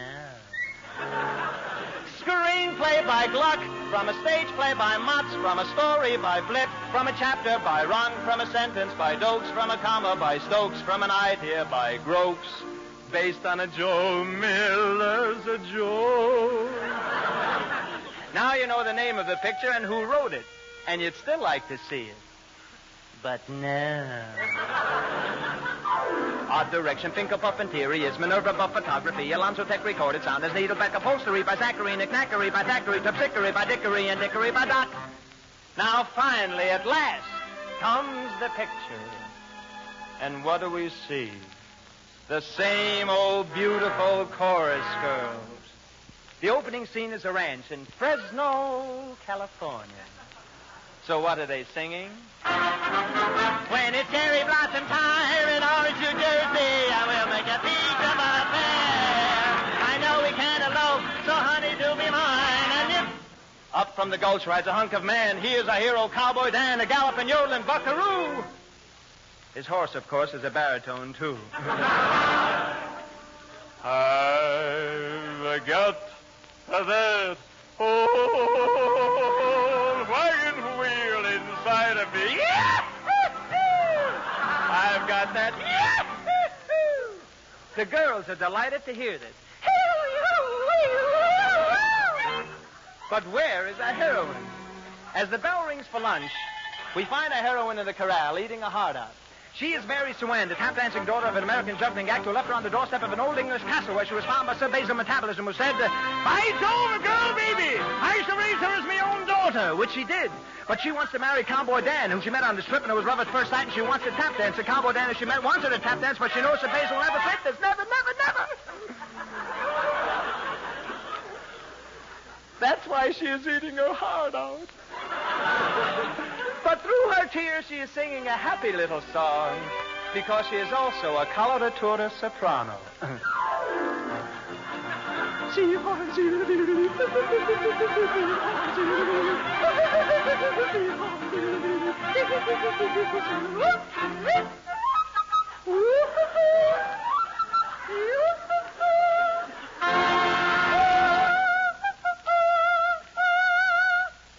She is beside herself. Her favorite position. She rushes to her father. "Oh, Father, you must let me marry Cowboy Dan. He owns the biggest ranch in Texas." "Bar none. Cowboy Dan cannot believe his ears. Bar none? Well, that's the password of the FBI. It can't be. No, no. Yes, yes. No, no. Yes, yes. No, no. Yes, yes. No, no. Yes, yes. It can't be. But it was. He rushes to Mary Swan. Mary Swan, you must help me. Can you tap out a message in code? This is a big chance. Now she can tap dance, which she does. But what has she done? She has betrayed her own father. But he isn't her father. He is Heinrich von Schlupen von Godes Blum, and Heinrich de Blum, Godes the Höhl for the Prime, this Höhl for the Ball. Godes Blum. Blum, Höhl is it. Frau Blum. The dangerous German spy. Stick up your hands, you dirty rat, and Gaudes played an Altenblatt, so the FBI finally captures German spy. Dan and Mary about to blend. You think the picture's about to end? But no. Who ever heard of a musical picture without Carmelita Pepita? The Bolivian bombshell. I wish you could come with me to my little village in Bolivia. So peaceful there are the purple mountains with the lovely mist and the shining stars. And the little people who live so simple and quiet. And every night all they want to do is... Conga!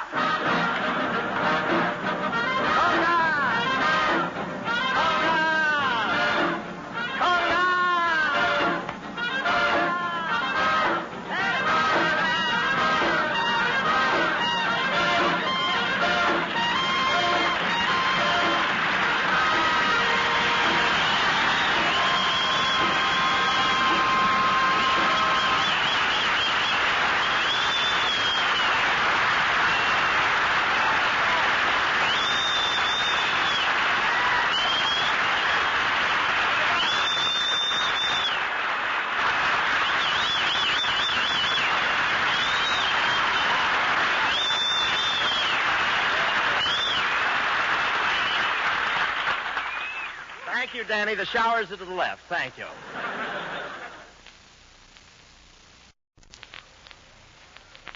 Fellas, our next guest is so important that no one man can introduce him. So I've asked Fred Allen to return to the microphone and help me. Start it off, Fred. All right, Bob. You know, gang, we've been rummaging around in the Command Performance mailbag, and we've found lots of requests for W.C. Fields. Yeah, especially around the holiday season with New Year's Eve. I didn't figure on it. How did they hide that joke on me? Now, from APO 704 comes a letter signed Puddin' Souders, Mick the Chick, Shotgun Sipes, and Wino the Wolf. And so for those guys and all the others, Mr. W.C. Fields. Mr. W.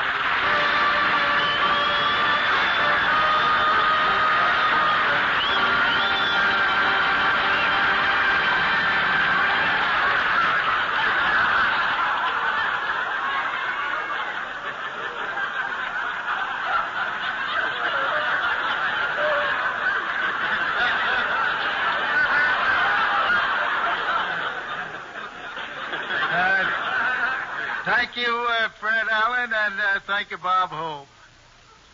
And thank you. Now I'll start to read the line. Yeah,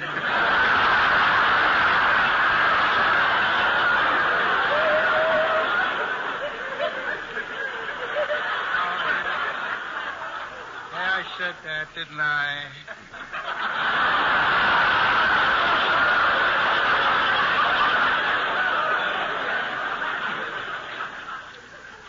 Throughout the Middle Ages, the use of liquor was universal, and drunkenness was so common, it was unnoticed. They called it the Middle Ages because no one was able to walk home unless they were between two other fellows. I was the middle guy. Now, before I go any further, please do not labor under the misconception that I always have been a teetotaler.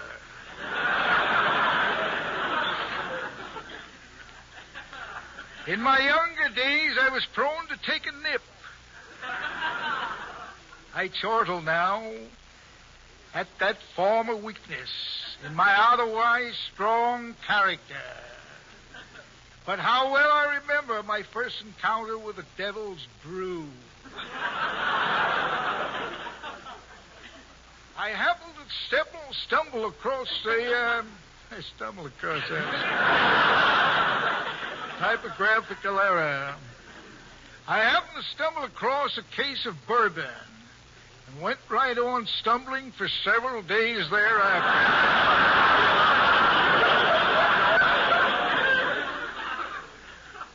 Of course, now I touch nothing stronger than buttermilk. 90 proof buttermilk. I look on my days of revelry with scorn and reproachment and shudder. When I recall going to the corner saloon, tugging at my daddy's coattails and saying, "Father, dear father, come home with me now and bring a jug with you."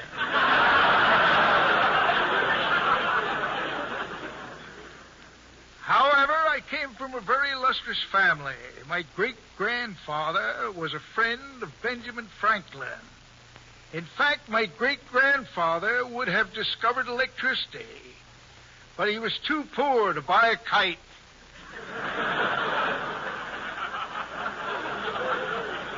He had to go out and hire one. I got a picture of him at home, standing in front of the town tavern. He was hiring a kite.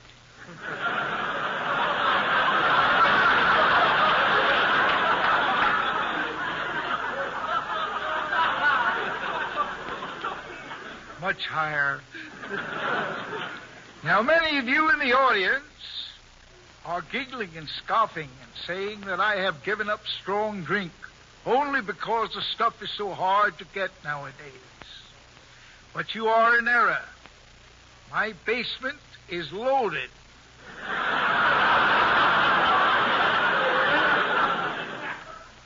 As I am.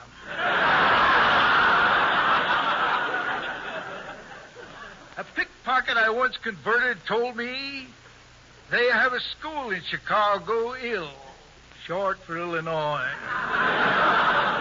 A pocket-picking school.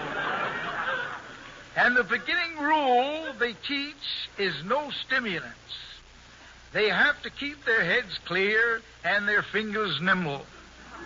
Why, friends, you set a bucket of beer in front of a pig and he'll grunt and walk away. And so should you. Or would you rather be a duck?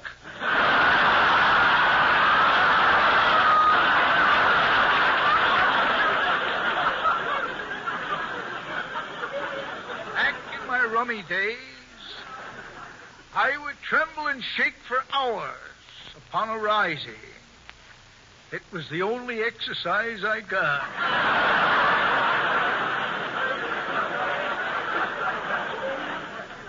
Now, don't say you can't swear off drinking.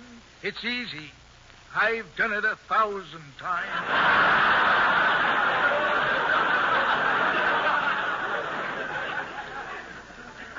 In closing, I would like to offer my own favorite recipe to take the place of intoxicants.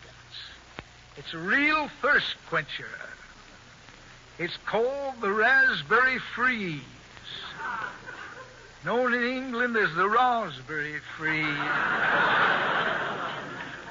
Take 1 cup of pineapple juice, 2 cups of raspberry juice, 1, if you're in Europe, 1 cup of black tea, 3 cups of water, and 2 eggs whites, 2 egg whites.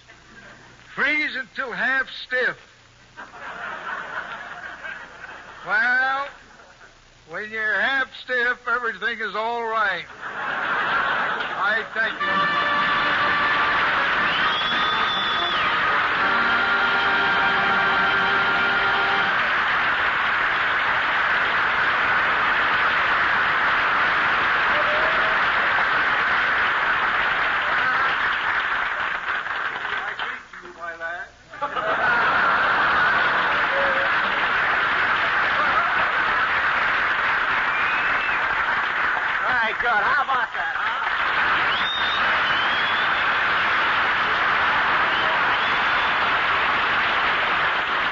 Well, men, no Christmas package of entertainment from home would be complete unless it included the gal you write in about so often. She's tops with you, and she certainly tops with us. So, fellas, here's Judy Garland.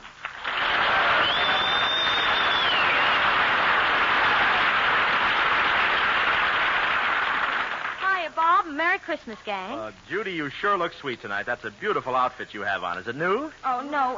Only the shoes are new, Bob. Do you like them? Who cares about the treads? I'm interested in the turret.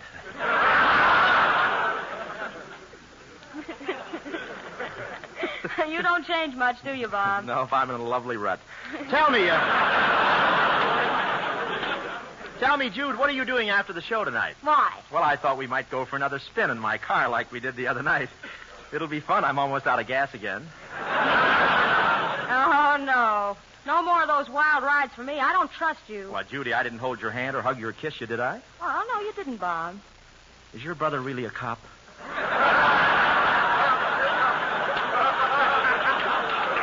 Well, what do you say, Judy? Is it a date? No, absolutely, positively, and definitely no. This kid looks like a cinch. Well, while Judy's trying to make up her mind, here she is singing Clang, Clang, Clang Went the Trolley.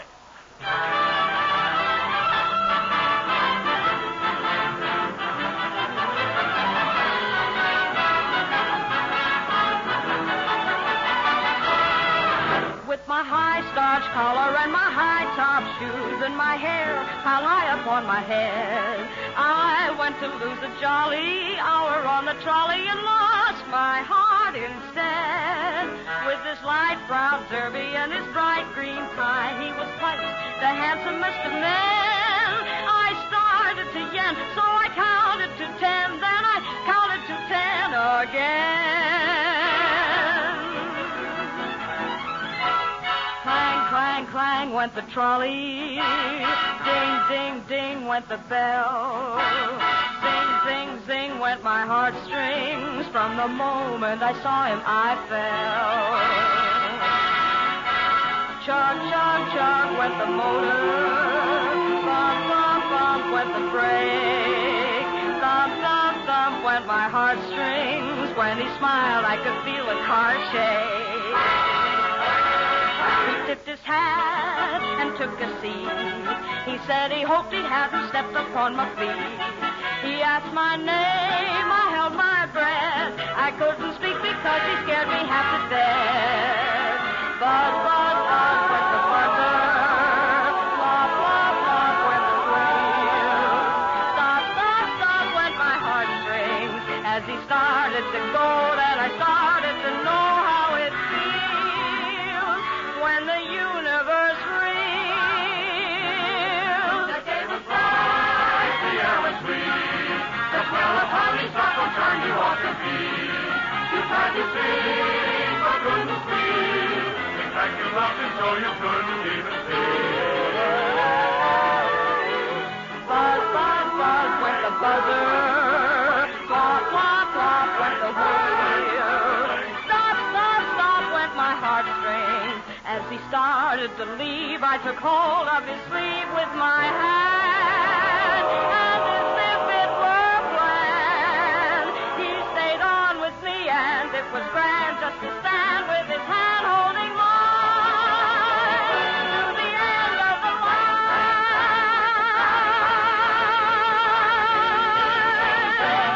With my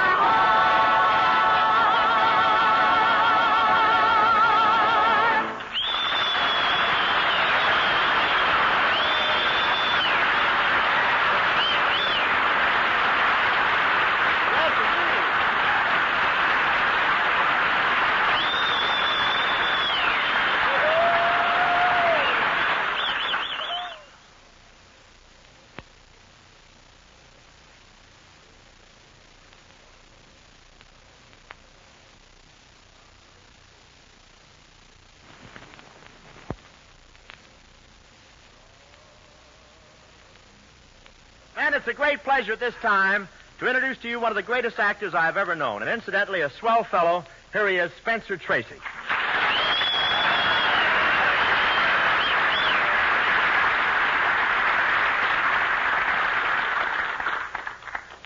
Thanks, Bob.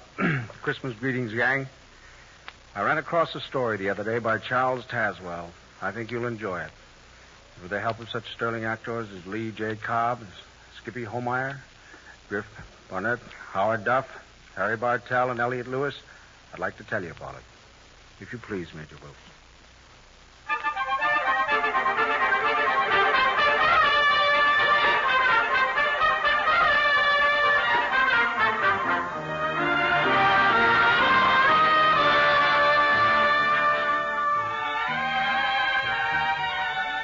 The same winter sun that dances on the winter snows up north sprawls indolently at ease in the thick white dust of El Camino del Norte, Old Mexico. An old man, lean and ancient, his cheeks ripe as holly berries from the heat, has paused to rest in the cool, dripping shade of a pepper tree and has dropped off to sleep, a habit of the very old. He's suddenly awakened by the shrill voice of Pablo, aged 10, who stands with bare, brown legs wide apart in the center of the road and bitterly addresses a small, discouraged, disreputable donkey. A donkey. A donkey, you call yourself, estupido. A fine animal with 4 stout legs on each corner. A most splendid tail to shoo off the flies. And a most handsome head stuck on the front to point the way you're going. I see. And what use do you make of this excellent equipment the good God has given you?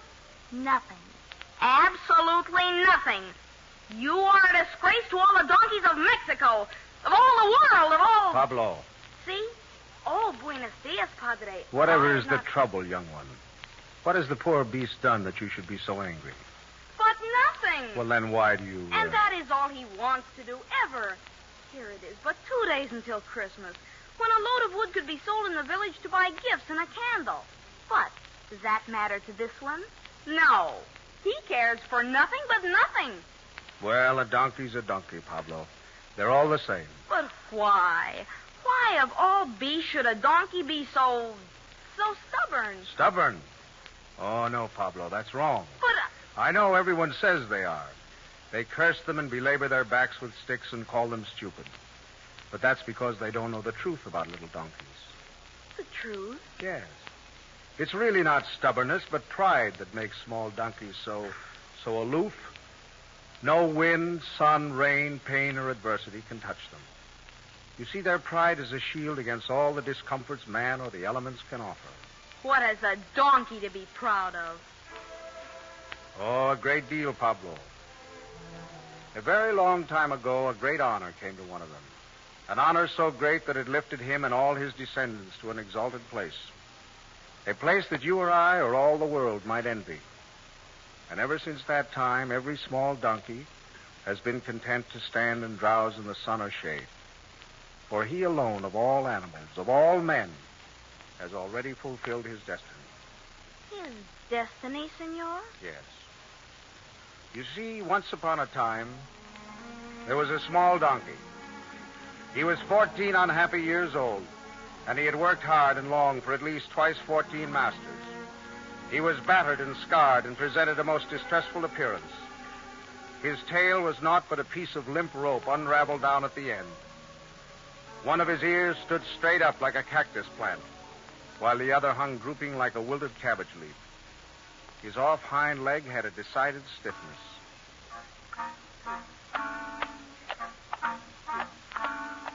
They called him the Small One. His latest master was a woodcutter who also owned 4 younger and therefore stronger donkeys. But Small One was the special charge of the woodcutter's son. It was the boy who saw to it that Small One always had a dry straw for his bed, and that the load of wood to be carried to the town was not too heavy for Small One's aging back. But one day the woodcutter called his son to him and said, Son? Yes, Father? I have a task for you to do in the town, son. A load of wood? No. No, I wish you to take the old donkey, the one you call the Small One, to a shop just inside the town gates. I have already spoken to the owner. He will give you 1 piece of silver in exchange for the beast. You don't mean you're going to sell Small One? He can no longer do his share of the work. Even when carrying half the load the other donkeys carry, his worn-out legs tremble and his sides work like a bellows. But he'll be strong as the others soon. You wait and see. Give him but a few weeks. Enough. An old donkey is of little use. One day he might drop dead on us up in the hills, a total loss. better to take a piece of silver and say good riddance to the beast. You will start at once, you hear? Yes. Yes, Father. The shop you will take him to is the second on the left as you pass through the town gates. The second? But that's the tanner's. And what of that? The small one's hide is old, but it will make good leather. But he's been faithful. He's worked hard. He's done his best. You can't sell him to the tanners to be killed. Come now. I'll have no tears. No crying over a miserable donkey. Hurry, be off with you. And take good care not to lose that piece of silver on the way home.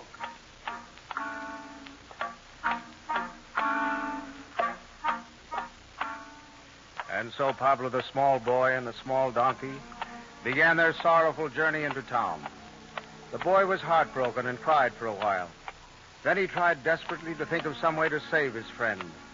The sound of the small one's hoofs on the road seemed to say over and over again, "Going to the tanners, going to the tanners."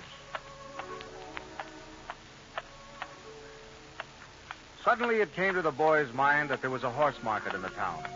If he could sell Small One to some new and kind master, the little donkey would still live, and yet the father would also have his piece of silver.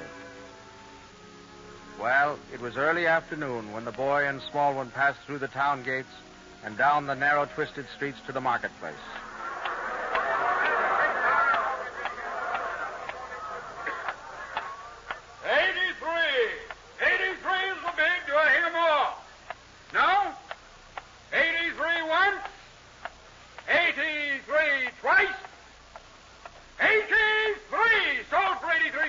Silver. You made a fine bargain, my friend.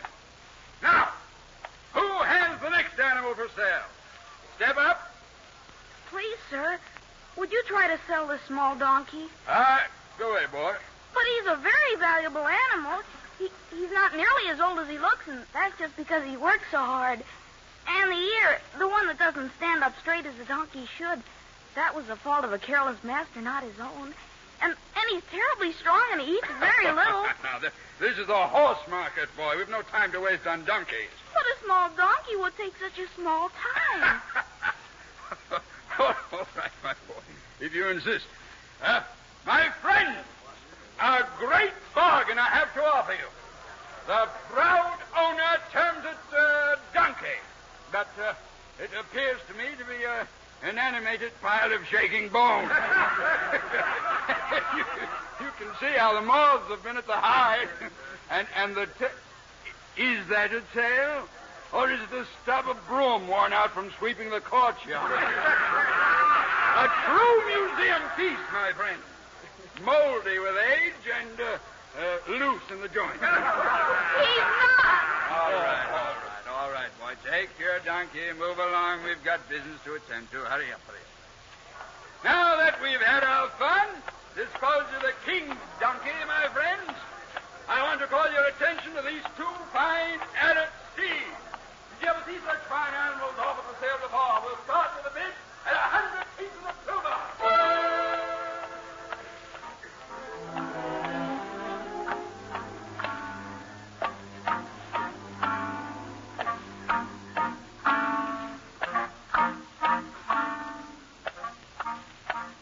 And so the boy and the little beast left the marketplace, Pablo.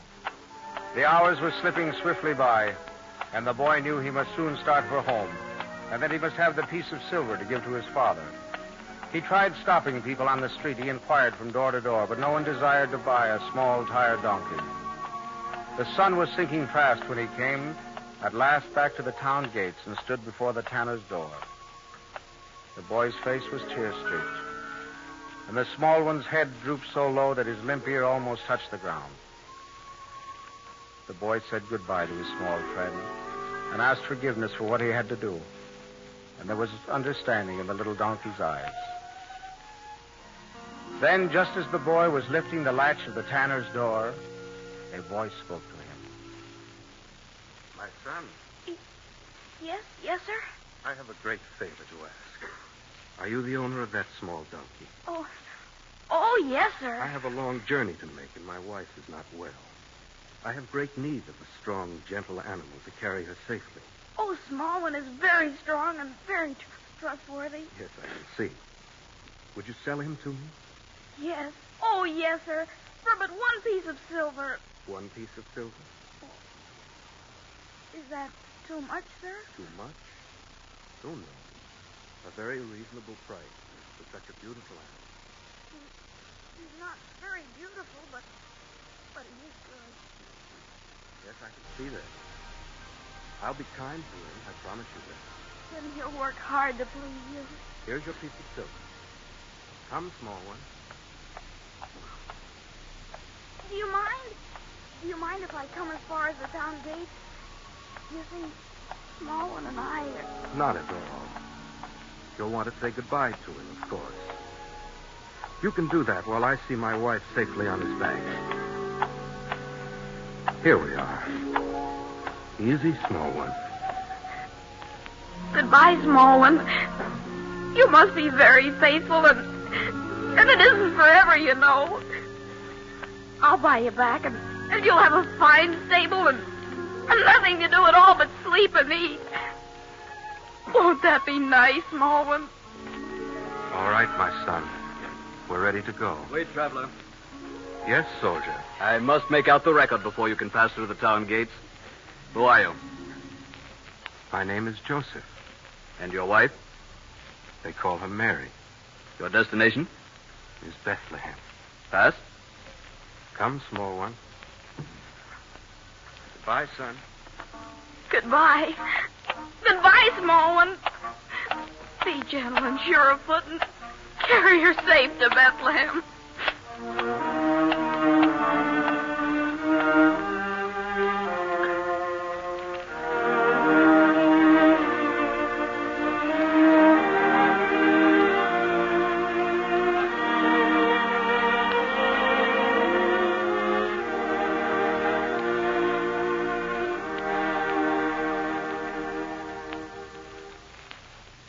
And so, Pablo, the small one traveled the many weary miles to Bethlehem. And there in a stable, which became a king's stable, he saw a king born, a king of men, of centuries, of life, of death. Yes, the small one's tired old eyes saw the shepherds and the wise men who came to pay homage to his small master. And he heard the voices of angels rejoicing, singing the very same notes his hoofs had rung out on the stones of the road. Then it came to pass that all those who had laughed at his ragged coat, at his limping gait, his drooping ear, they all envied the small one, for he was part of a great miracle. That was a long, long time ago, Pablo, my son.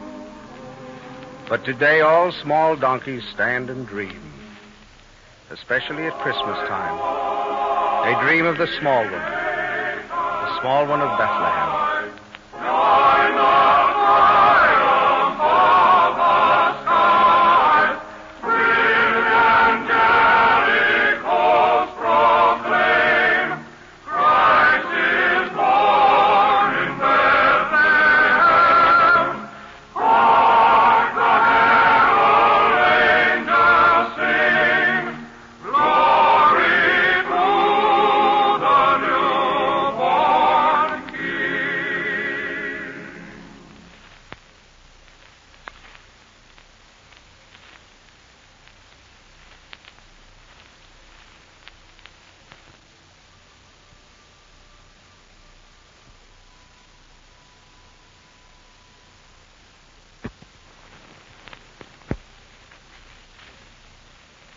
Christmas, 1944.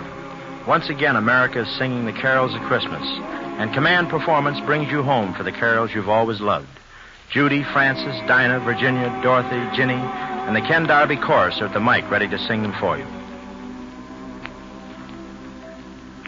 Oh, little town of Bethlehem, how still we see thee lie.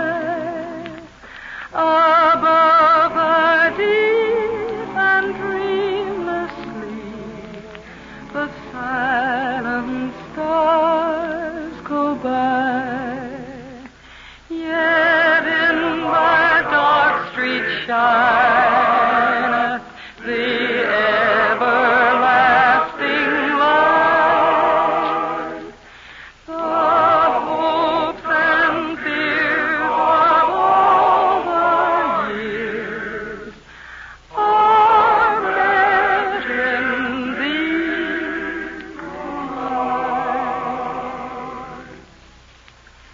For all you GIs spending Christmas many miles from home this year, around Saipan, Guam, Kwajalein, Guadalcanal, Lumoi, the New Guinea jungles, where you'll miss the deep snow and the bare trees and the faint sound of carols coming from the little red brick church just down the street, here's Judy Garland to give you a bit of one of the carols you'd surely hear. Oh, come, all ye faithful, joyful and triumphant. Oh, come ye to Bethlehem.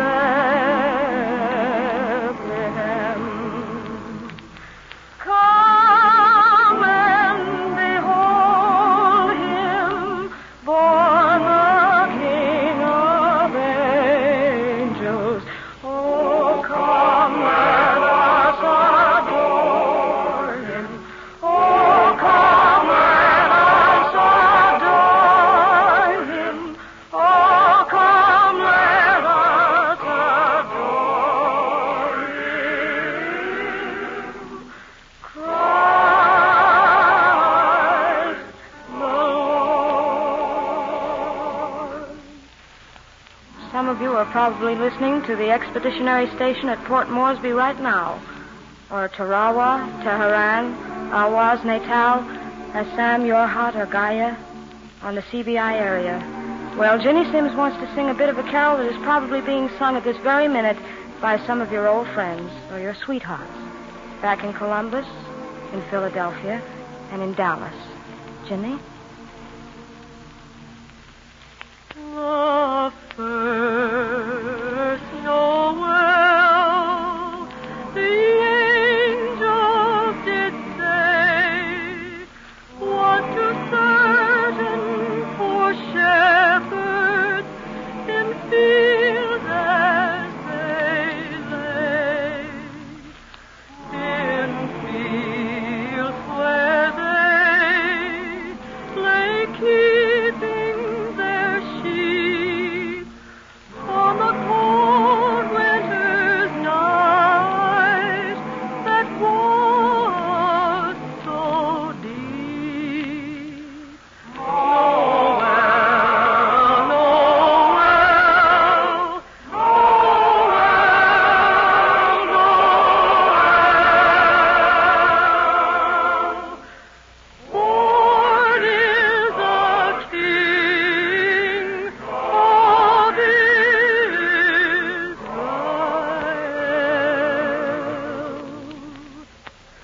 You men who man the cargo ships, the men of war spread over the seven seas, you men in landing barges and submarines, you sea bees and dock workers whose muscles sing with the work of victory, you men listening at Attu, Sitka, and Chitka, and Dutch Harbor, here's Virginia O'Brien saying, God rest you, merry gentlemen, let nothing you dismay. Remember Christ our Savior was born on Christmas Day to save us all from Satan's power when we were gone astray. Oh, tidings of comfort and joy, comfort and joy. Oh, tidings of comfort and joy.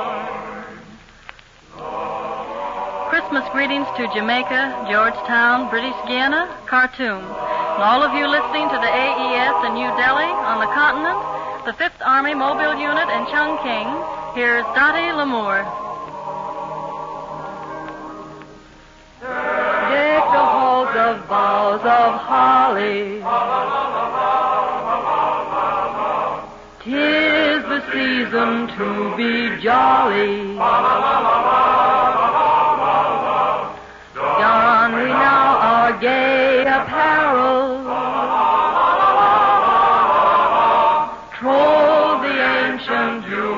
Yuletide carol. You men in Iceland, Newfoundland, the air transport gang, you crews of our mighty air fleet, you engineers, ordnance men, radio men, from Corsica to Munda, here's a bit of a carol from Francis Langford, just as you will remember it from so many previous Christmas days. It came upon the midnight clear, that glorious song of old, from angels bending near the earth to touch their harps of gold. Peace on the earth, goodwill to men, from heaven's all gracious King. The world in solemn stillness lay to hear the angels sing. And now, fellas, Francis, Virginia, Dottie, Ginny, Dinah, and Judy join the many voices of the Ken Darby Chorus in singing the carol we hope to be singing with you next time, this year at this time.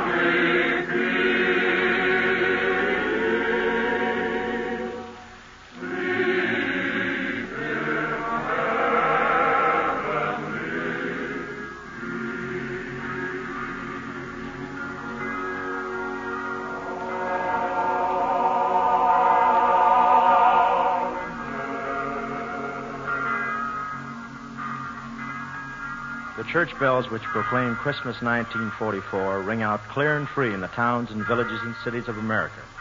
But that sound travels a long way this year of our Lord 1944.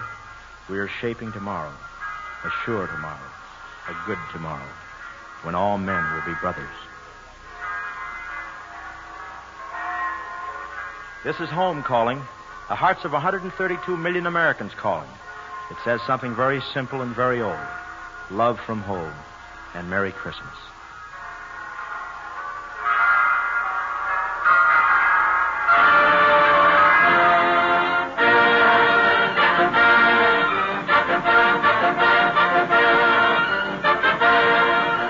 This is Ken Carpenter speaking for the Armed Forces Radio Service.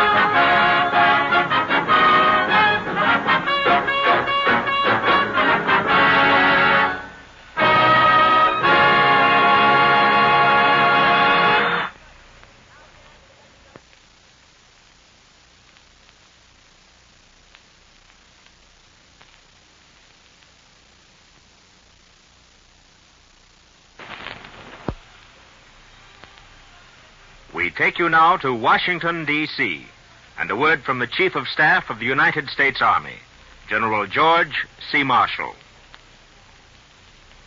Since my Christmas message a year ago, a great change has come over the Army. In Europe, our troops with the British are attacking the enemy along a 1,000-mile front. American bombers and fighters are covering all of Germany. In the Pacific, More and more troops and planes are being deployed against the enemy, and with the tremendous blows of the Navy, the liberation of the Philippines is now well within our reach. In Burma and China, American planes are punishing the Japs with the vigorous support of our ground echelons. The nation is thankful for the victories of recent months, for the magnificent work and sacrifices of the men in the field. The people are very proud of the Army, and they have great confidence in its ability to crush the enemy's final resistance. This Christmas message goes to every man and woman in the service with my personal thanks for what each of you is doing for the honor and security of America and for the liberation of oppressed people throughout the world. I am aware of the hardships and the hazards that you are your daily portion, and I am conscious of the price you pay for every victory. May the Lord watch over you, and may you find, wherever you are, some cheer in this Christmas season. And next to send Christmas greetings is the Commander-in-Chief of the United States Fleet, Admiral Ernest J. King. Admiral King. I take pleasure in extending to the men and women of the Navy, Marine Corps, and Coast Guard my best wishes for a Merry Christmas and a Happy New Year. I need not describe in detail the progress you have helped to attain during the past year. You have fulfilled every expectation. Our enemies are harassed on all fronts. We are taking advantage of every opportunity to destroy their war-making machinery and their will to take freedom from the world. Nor do we now have to wait for opportunities to present themselves. We are arranging opportunities. While we are all pleased with our successes to date, we must be realistic about the future. We hope next Christmas may be celebrated in peace. But if not, I am confident that you will continue your efforts to achieve a complete victory as early as may be. My warmest personal greetings to all of you and to each of you. I wish you well throughout the coming new year.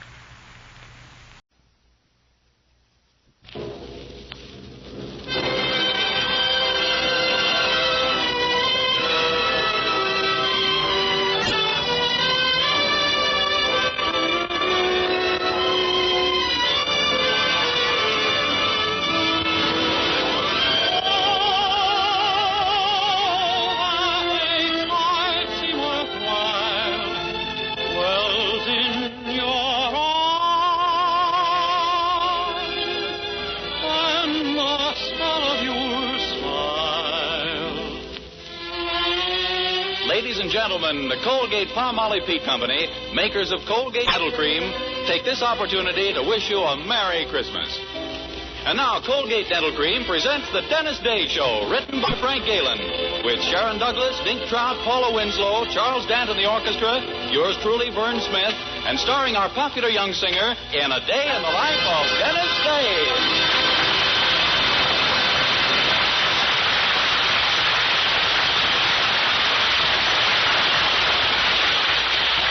Here's Dennis to sing A Gal in Calico.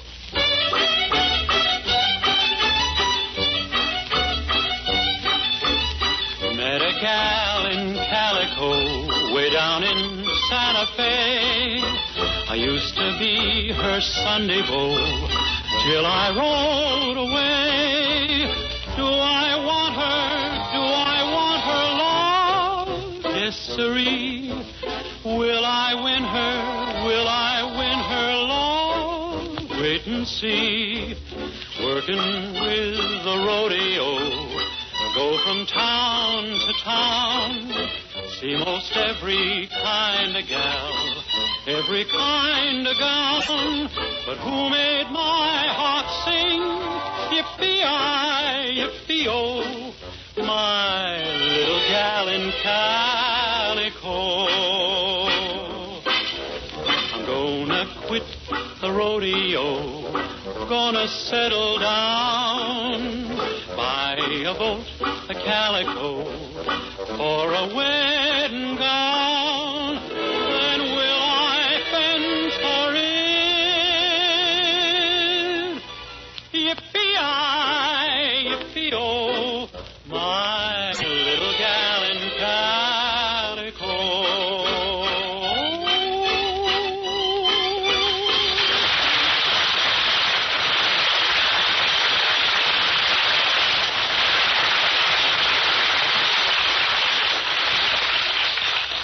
Most of you know our young hero, Dennis, very well by this time, but those of you who'll be making his acquaintance for the first time on these Wednesday nights would probably like to know just what sort of person he is. Well, let's ask the folks who know him best. First, there's his landlady, Mrs. Anderson, who runs the boarding house in Weaverville where Dennis rooms. Mrs. Anderson, what's your honest opinion of Dennis Day? My opinion of Dennis Day is that he's a 22-year-old boy. Well, yes, of course, but what sort of 22-year-old boy? Well, I'm sorry, but that's as far as I'd care to go on. Well, it's a fact that Dennis has never managed to get into Mrs. Anderson's good graces. Now, Mr. Anderson, on the other hand, kind of likes him, although he's never come right out and admitted it. And just why haven't you, Mr. Anderson? Well, it all goes back to when I first married my dear wife. Or, as I like to call her, the big woman. Go on, Mr. Anderson. You see, when we were married, we made a pact, Poopsie and I.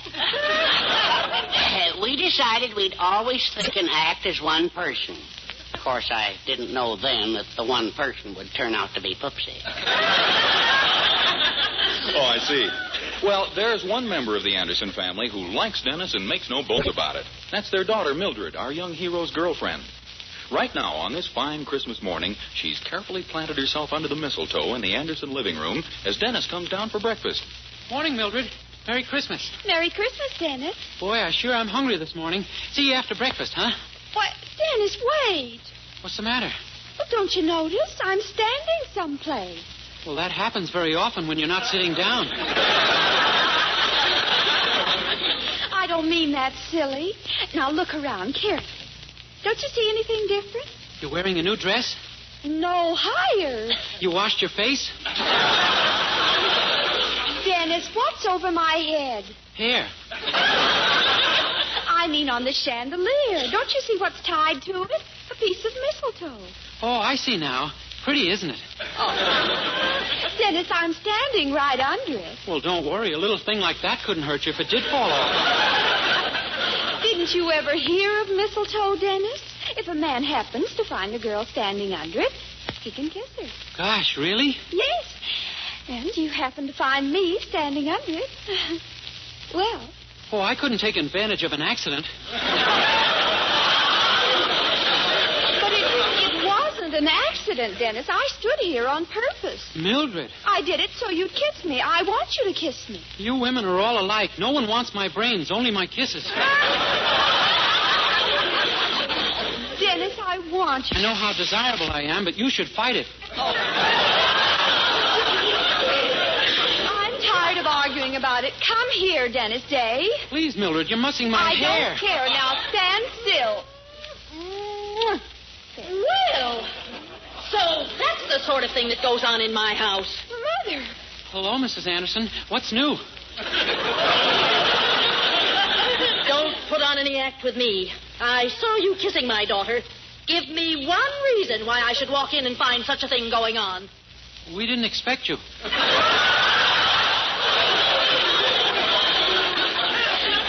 Well, it was all my fault, Mother. Really, it was. You see, it's Christmas, and there was mistletoe, and I was standing under it, and... Well, anyway, it was only a little peck on the cheek. That's true, Mrs. Anderson, and I promise it won't happen again until we've been married for years. Married, indeed. Young man, you've been nothing but trouble to me since you began boarding here. I suggest that you look for another place to live as soon as you can. But, Mrs. Anderson... That's my last word on the subject. Gee, now I'm in a fine mess. Golly, I'm sorry, Dennis. You wouldn't have gotten in trouble if only I hadn't insisted on kissing you. Oh, that's all right. As a matter of fact, I kind of like being kissed. Oh, did you, Dennis? Yeah. I see now why so many people speak so well of it. Oh, gee, I hope Mother doesn't really make you move. No, it wouldn't be much of a Christmas if she did. Oh, dear, I nearly forgot with so many things going on. What? There's a little present for you inside, underneath the tree. From me. Gosh, thanks, Mildred. I hope you won't be too disappointed, but I didn't have enough money to buy you an expensive present this year. Oh, well, that's all right, Dennis. I'll be every bit as happy with a present that costs practically nothing. I didn't have enough to buy you one of those either. Oh, well, don't feel badly. I understand. Next year I'll be able to give you something real nice to make up for it after my invention is put on the market. Your invention? Yeah, I haven't told you because I wanted it to be a surprise. You see, one day last week, Mrs. Courtney came into the drugstore to get something for a terrible headache. So I made up a wet pack out of some stuff I found, and she put it on her head. And it cured her headache? No, it made her headache worse, but it curled her hair. Oh, my goodness. I haven't told a soul yet, but I think I've invented a permanent wave solution. It should be worth millions. Oh, I should say so. Have you tried it on anyone besides Mrs. Courtney? No, but Mr. Willoughby's police dog sat in some the other day. And what happened? Well, the part that barks is still police dog, but the part that wags is pure French poodle. That's marvelous. I'm improving it all the time. Why, just yesterday I put some powder from France I found in the place. Oh, golly, I've just had the most wonderful idea. What? My mother's got to know about this. Why, when she sees what you've got hold of, she'll never let you move out. Oh, she won't believe it's any good if I invented it. Oh, but that's just it. She's got to try some herself. But how are we going to get her to do that? Oh, look, she's in the next room. You go in and hint in a subtle way that she doesn't look quite as attractive for Christmas as she might. Her hair looks a little stringy. And then you show her your invention and ask her to try some on her head. Golly, I'll do it. I've got a jar of it right here in my pocket. Good. Oh, but you've got to be very diplomatic about telling her she could look more attractive. Here goes. Mrs. Anderson? Yes? You know, I was just thinking, you're pretty ugly today. I don't mean all over, just above your neck. How dare you talk to me like that? Mrs. Anderson, wait, you don't understand. What I meant is you're beautiful, only your hair kind of spoils it. My hair? Yeah, it's so straight. Why, if you had curly hair, you could look just like Lana Turner all over instead of just locally. Oh, that's very sweet of you, Dennis. Oh, but my hair's always been straight. Even a permanent doesn't curl it. Well, I have some stuff right here that will, Mrs. Anderson. If you'll just put some on your head in 2 or 3 minutes, you'll be amazed. Well, if it's as good as all that, I certainly will try it. That's swell. Come out and show Mildred. Well, Oh, good morning, Mr. Anderson. Good morning, Dennis. My lover girl in there?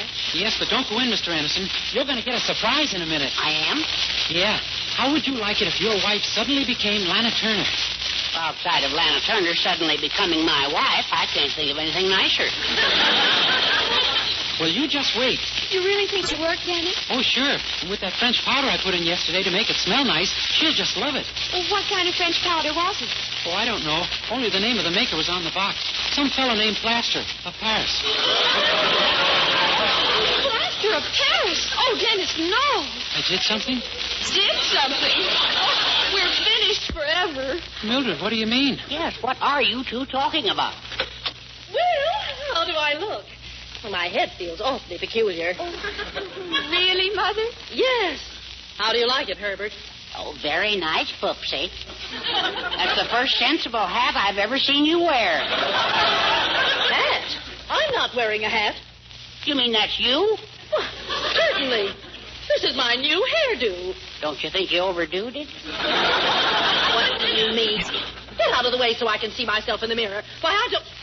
Ah! Dennis! My hair! It's ruined! Listen to it. Well, there's nothing to worry about, Mrs. Anderson. I'll have your head in fine shape as soon as I get hold of a hammer. Oh, a hammer? Yeah, that's the only way I can get that shiny white crust off your head. Fine thing. It was supposed to be Lana Turner and me. Now it's the egg and I. Oh, here, use this, Dennis. The fire tongs. Okay. Hold still, Mrs. Anderson. Oh. There, see? Dennis says, I told you once today to leave this house as soon as you can. Well, I can't wait. You're leaving this instant. Mrs. Anderson, I was only trying to help. Get out of my sight. That's final. Come, Herbert.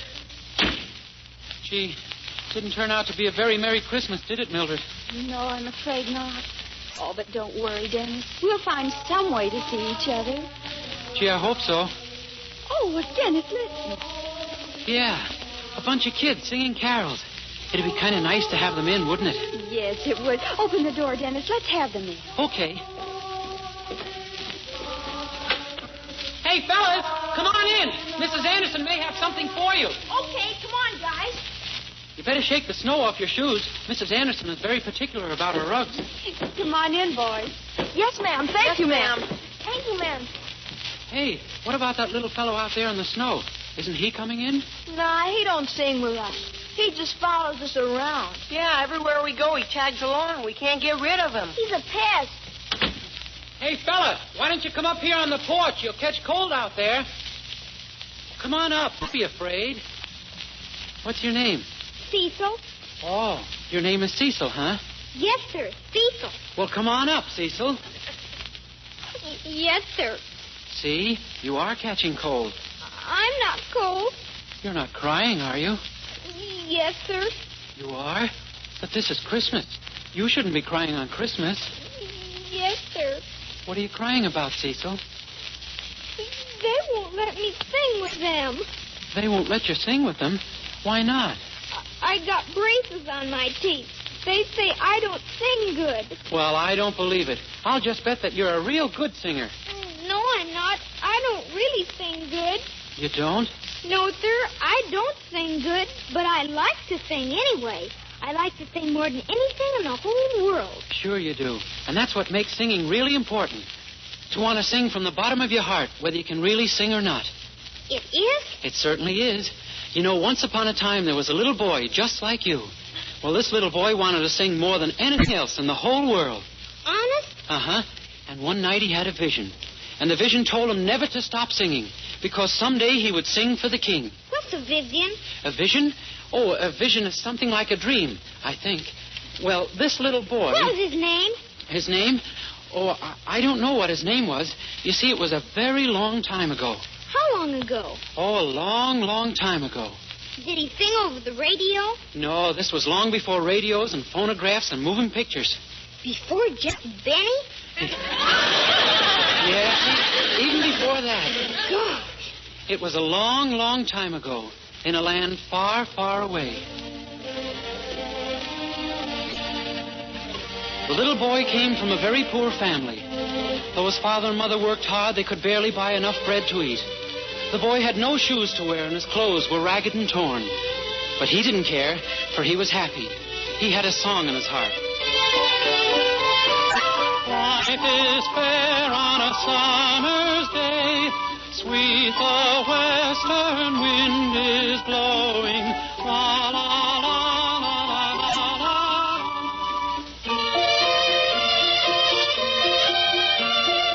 One day his father called the boy to his side and said, "Why is it, my son, that you always sing?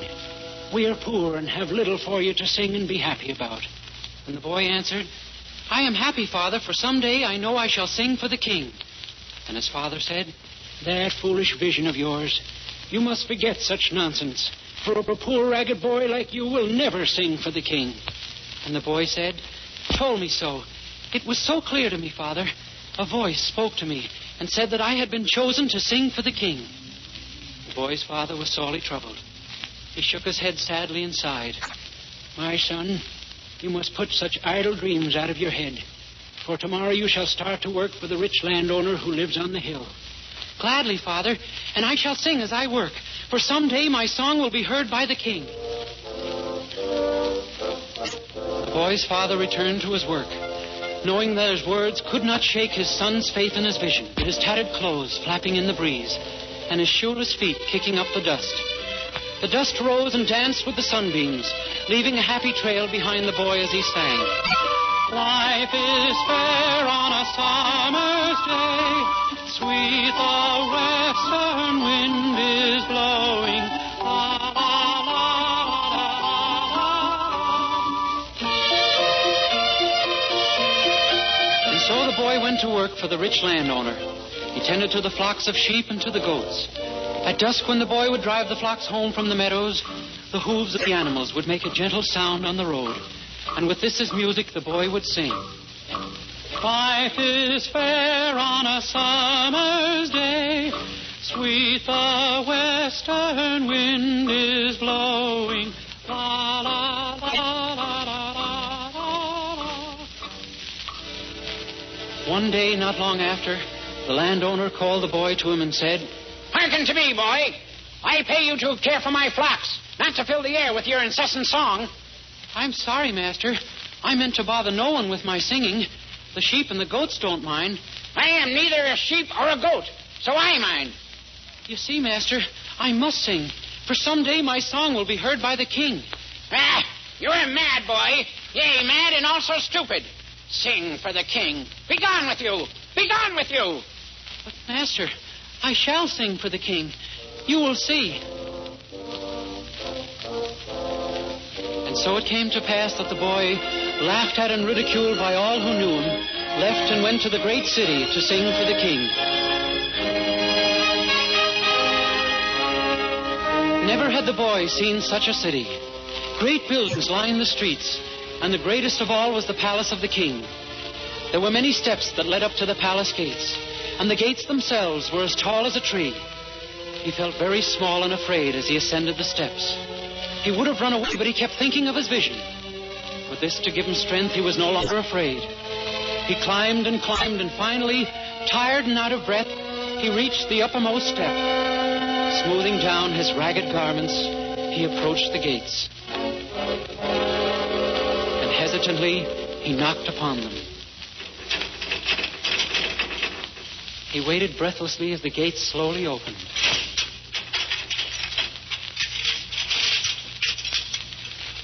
Who knocks at the palace of the king? The boy looked up at the tall guard and said, I did. Ragged beggar, what is it you want? I am not a beggar. Speak up! What is it you want? I have come because of a vision. I have come to sing for the king. You? Sing for the king? You, a ragged beggar boy, have come to sing for the king. The guard laughed and laughed. Other guards came, and they too joined in the laughter. They laughed even more when the boy told them of his vision. Then, tiring of their laughter, they picked the boy up and cast him down the many steps to the street below. And slammed the gates shut.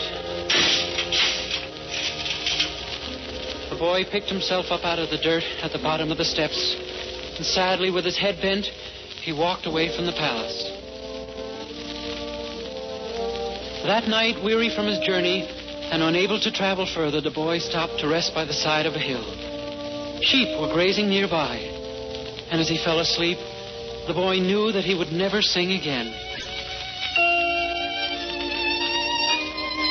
He was awakened that night by a strange light, a light that transformed everything about him, a light from a great star that shone above. There wasn't a sound. All was hushed.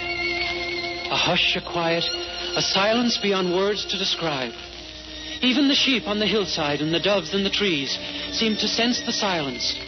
And then the light seemed to become even brighter, bathing all in a glow that made them one. The boy, the hill, the earth, the grass, the animals, all became one, and one alone. The boy raised himself from the ground, not daring to breathe. Then he felt a song swelling in his throat. He could contain himself no longer. Something was compelling him to sing. He stood up straight and small on the hill. What if they had laughed at him? What if his song was unwanted?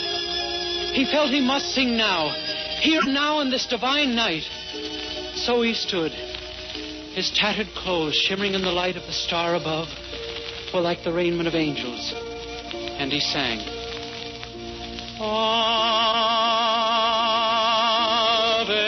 Maria,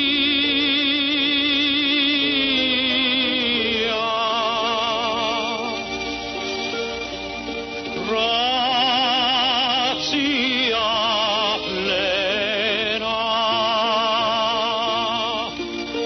Maria, gratia plena,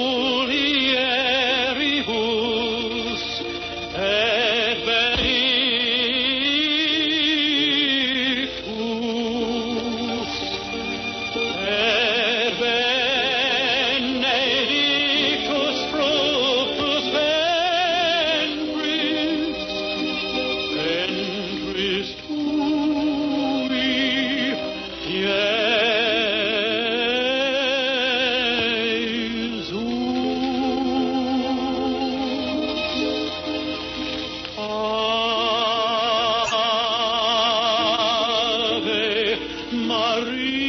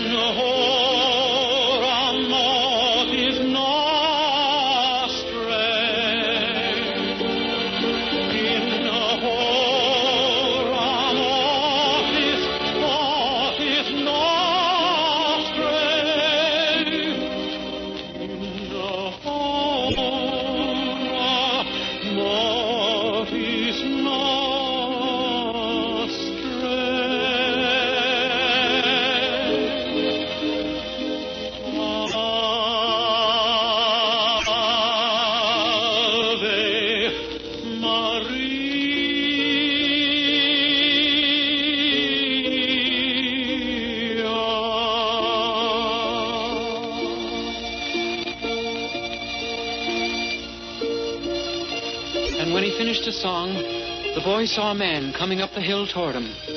The man was a shepherd, and he carried a crooked staff. The boy said, "I thought I was alone here on the hill."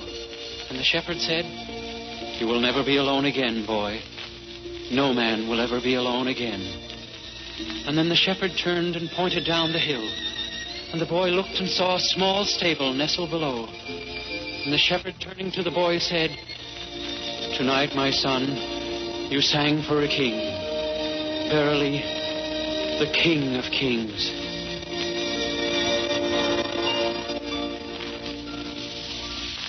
And so you see, Cecil, if your heart is full of song, you must sing. Oh, I didn't know you folks were listening. It was a lovely story, Dennis. It was beautiful, Dennis. Yes, it was. Yes, it was a very nice story. And I'm sorry I got so angry with you. I hope you forgive me, Dennis. Oh, sure. That's all right, Mrs. Anderson. Cecil, would you like to sing with us? Oh, gosh, I'd love to sing with you. I'd love to sing with you. Will you let me, honest? Will you let me sing with you? Sure. How about we all sing together?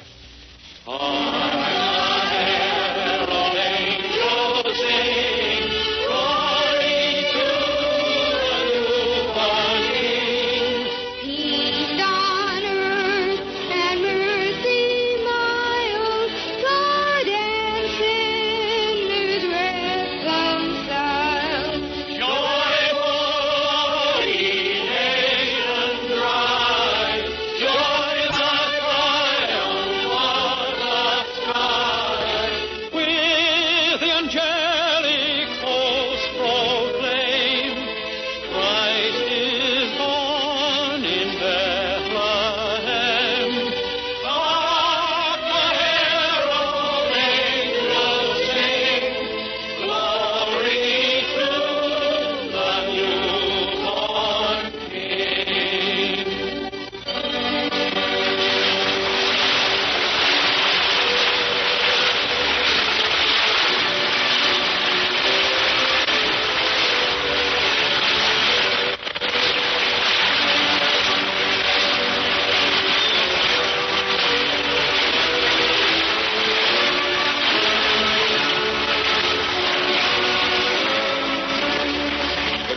Colgate-Palmolive Peat Company, makers of Colgate Dental Cream, hopes you've enjoyed a very pleasant Christmas and sends to every one of you best wishes for the new year.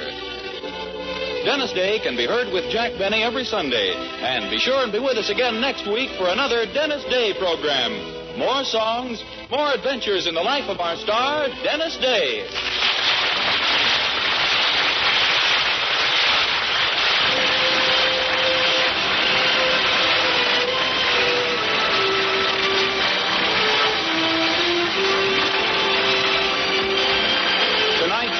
Christmas story, The Boy Who Sang for the King, was written by Frank Tashlin.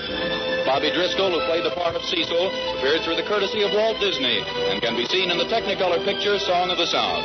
All the other parts in the Christmas story were played by Dennis, of course. The special musical background was by Charles Dant. This is Vern Smith speaking.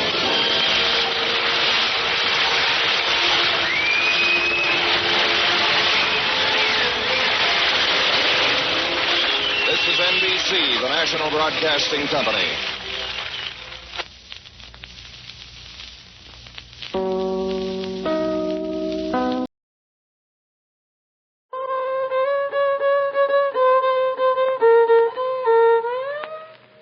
I'm ready, Dennis. Well, gosh, Mr. Benny, I'm sorry, but you see, this first song doesn't have a violin part for you. It doesn't? Oh. Oh, well, Dennis, just call me when you need me. Yum tum tum ba-dum pum pum ba-dum pum be-da-dum.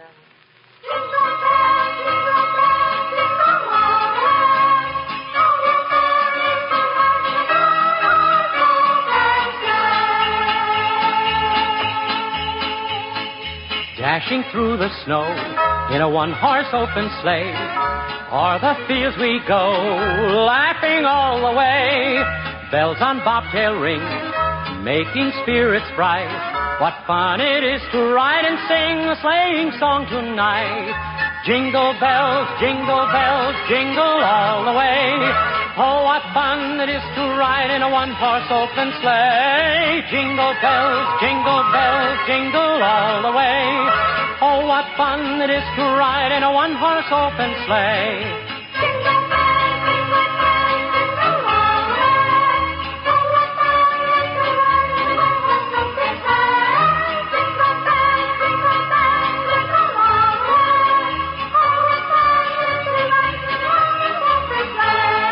Now the ground is white, so go it while you're young. Take the girls tonight and sing the sleighing song. Just get a bobtail bay, 240 for his speed. Then hitch him to an open sleigh and crack, you'll take the lead. Jingle bells, jingle all the way. Oh, what fun it is to ride in a one-horse open sleigh. Jingle bells, jingle all the way. Oh, what fun it is to ride in a one-horse open sleigh.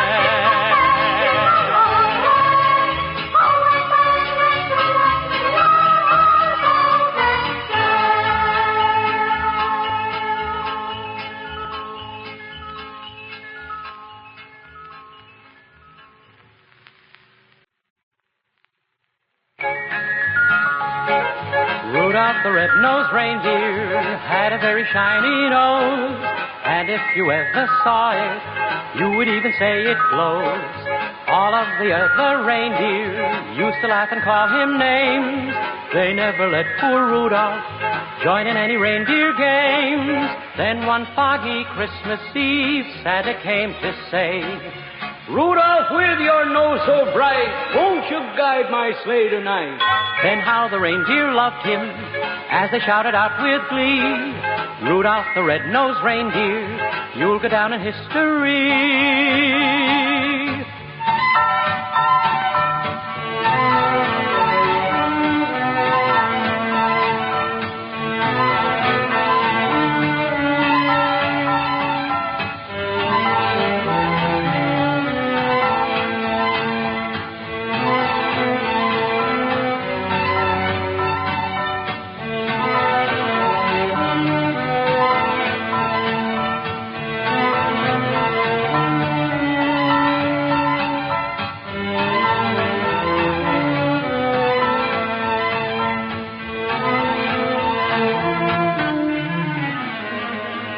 Rudolph the red-nosed reindeer had a very shiny nose, and if you ever saw it, you would even say it glows. All of the other reindeer used to laugh and call him names. They never let poor Rudolph join in any reindeer games. Then one foggy Christmas Eve, Santa came to say, Rudolph, with your nose so bright, won't you guide my sleigh tonight? Then how the reindeer loved him as they shouted out with glee, Rudolph the red-nosed reindeer, you'll go down in history.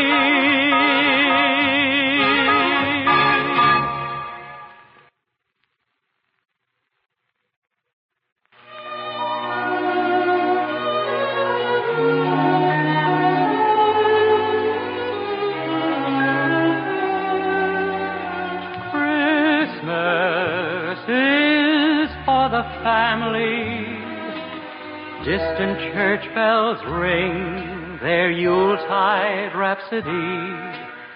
Mom is checking her plum pudding recipe.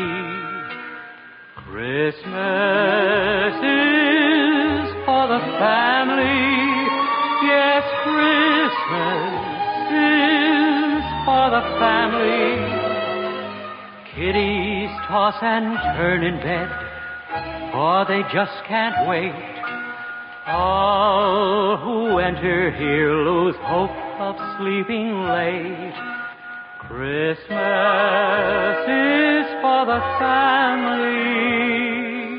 The family car has shuttled all day into the night, between the toy and gift shop and most every store in sight.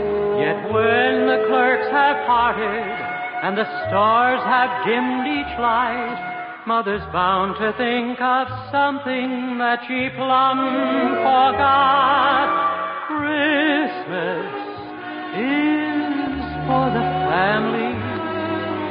Clad in robes and slippers, we grown-ups do appear. We laugh and pray together on this day each year. Christmas is for the family.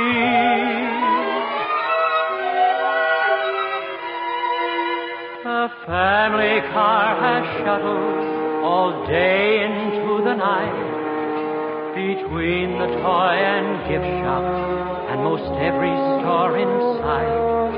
Yet when the clerks have parted and the stores have dimmed each light, Mother's bound to think of something that she plumb forgot. Christmas is for the family. Clad in robes and slippers, we grown-ups do appear. We laugh and pray together on this day each year. Christmas is for the family.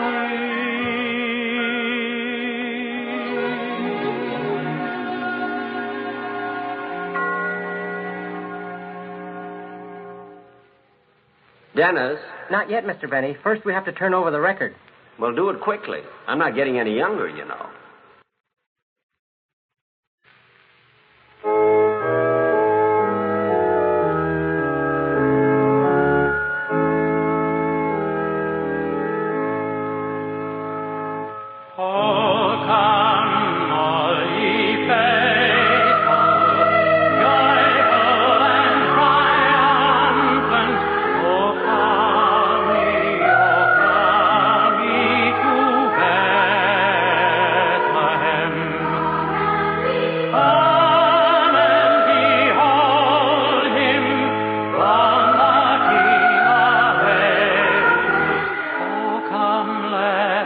Adore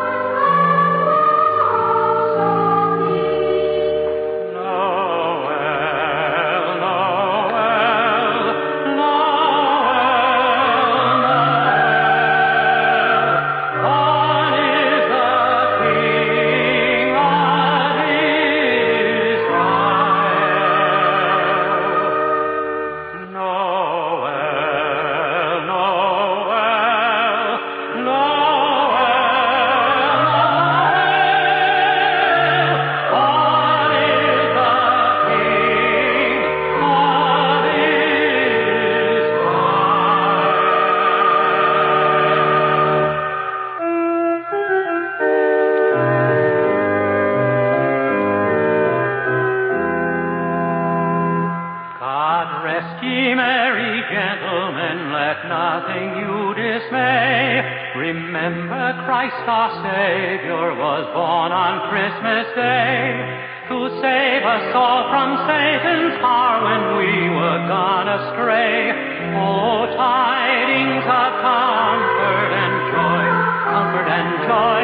Oh, tidings of comfort and joy.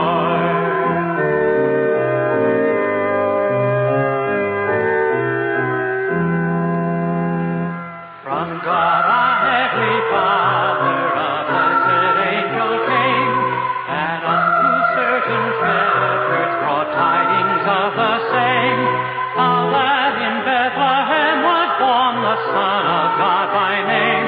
Oh, tidings of comfort.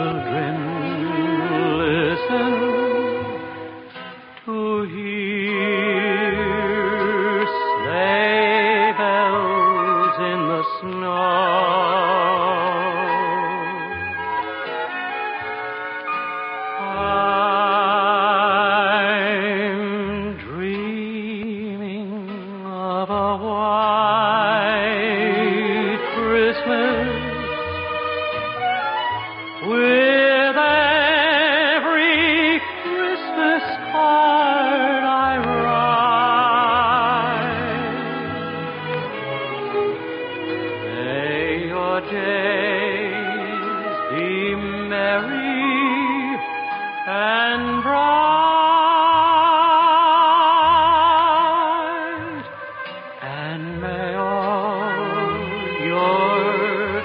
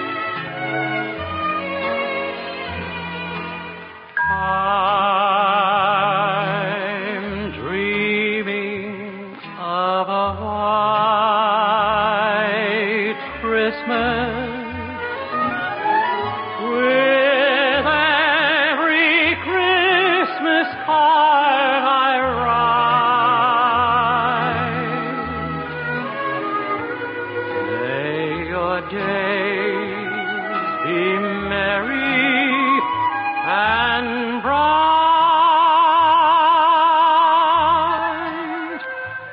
and may all your Christmases be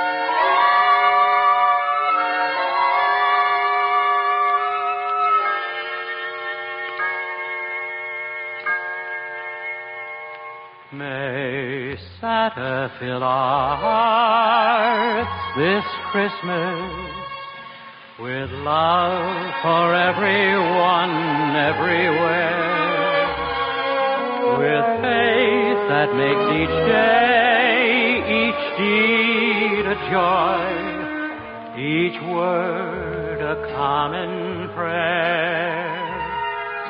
Let's wish for something more this Christmas, far more than cards and gifts and good cheer. May Santa fill our hearts with love this Christmas, 'cause it's love that makes a happy new year.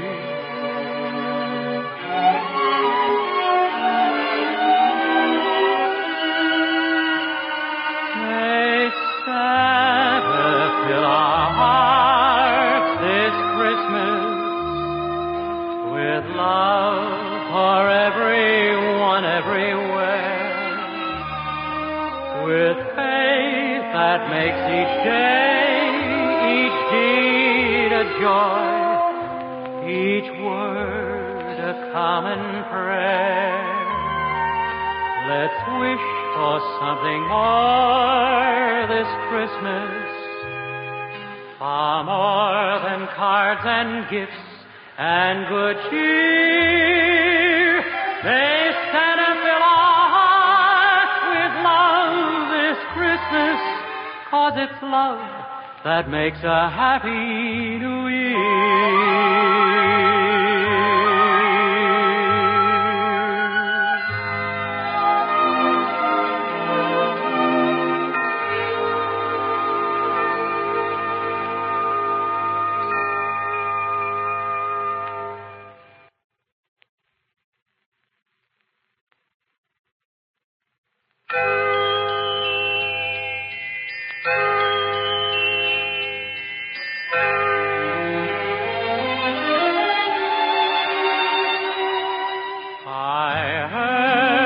Bells on Christmas Day, their old familiar carols play, and wild and sweet the words repeat of peace on earth, goodwill to men.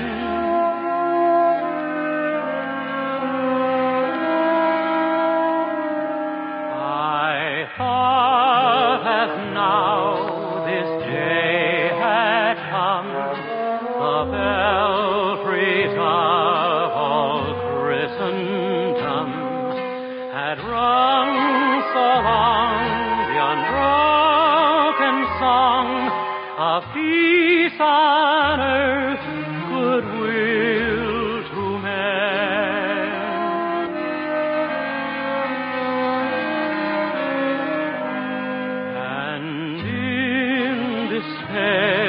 I bowed my head. There is no peace on earth, I said, for hate is strong and mocks the song of peace on earth, goodwill to men.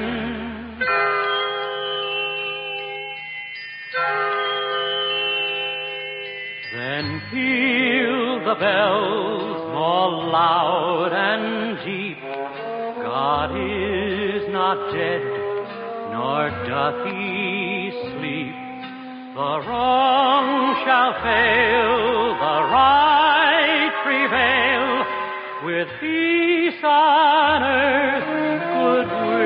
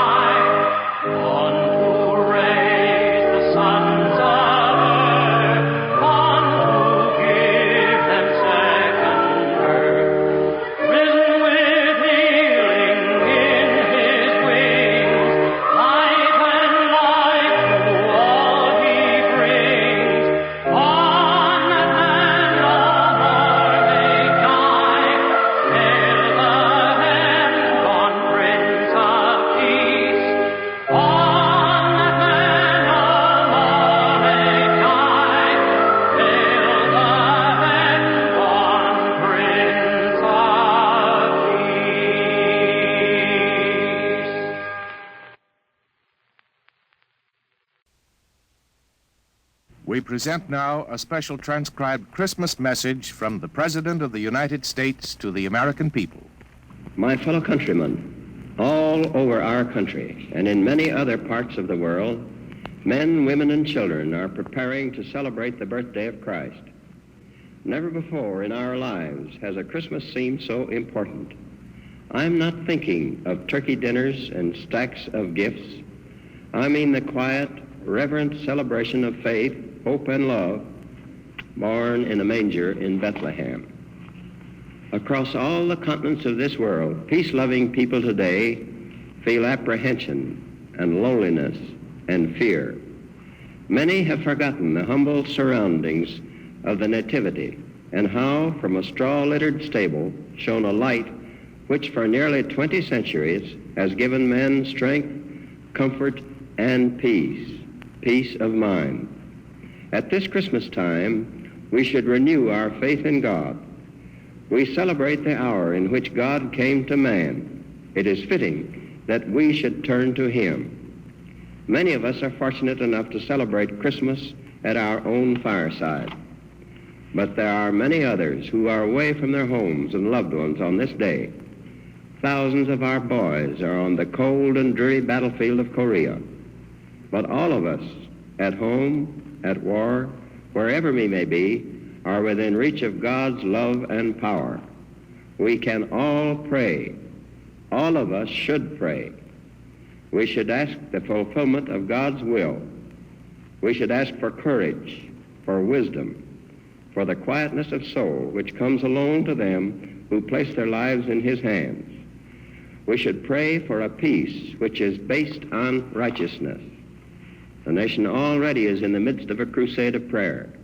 On the last Sunday of the old year, there will be special services devoted to a revival of faith in God. I call upon all of you to enlist in this common cause. I call upon you no matter what your spiritual allegiance may be. We're all joined in the fight against the tyranny of communism. Communism is godless. Democracy is the foundation of faith. Faith in oneself, faith in one's neighbors, faith in God. Democracy's most powerful weapon is not a gun, a tank, or a bomb. It is faith. Faith in the brotherhood and dignity of man under God. Let us pray at this Christmas time for the wisdom, the humility, and the courage to carry on in this faith. Ladies and gentlemen, you have just heard President Truman's Christmas message to the American people. This is NBC, the National Broadcasting Company.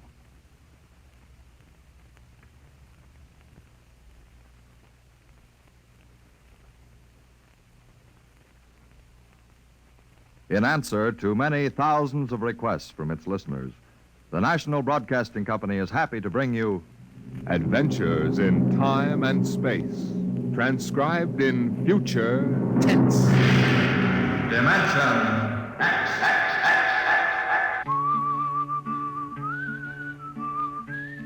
This is the story of Riesling, the singer of the spaceways. You've probably sung his songs in school, in English, French, or German. The language doesn't matter, but it was an earth tongue. But the real story of Riesling is not found in the footnotes of a scholar's critique or a publisher's biography. It is in the memories of the old-time spacemen, the pioneers who pushed the thundering old-fashioned rockets to the far, strange ports that are our commonplace heritage. These men know the true story of Riesling. The arching sky is calling spacemen back to their trade. All hands stand by, free falling, and the lights below us fade.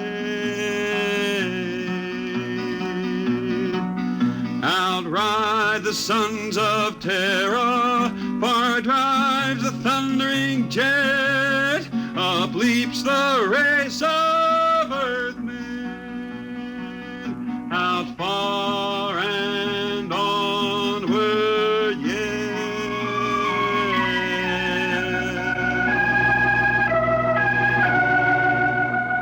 When I first met Riesling, he was hustling drinks in the Twin Moons bar at Drywater, Mars. He'd won a guitar off a Chinese barkeep at Luna City by cheating at one thumb, and he made his whiskey by singing in the bar and passing the hat. Listen to her, Hertzman. Don't she strum pretty? Like a 16-year-old gal. Say, how much you collect on that last song? $3, Martian, and a slug. Al grabbed it from my bill. You don't trust me no more. Funny, never did have no luck with hound dogs nor Martian barkeep. Hey, Riesling, look over there by the bar. There's an Institute 4-striper giving it the eye. Know him?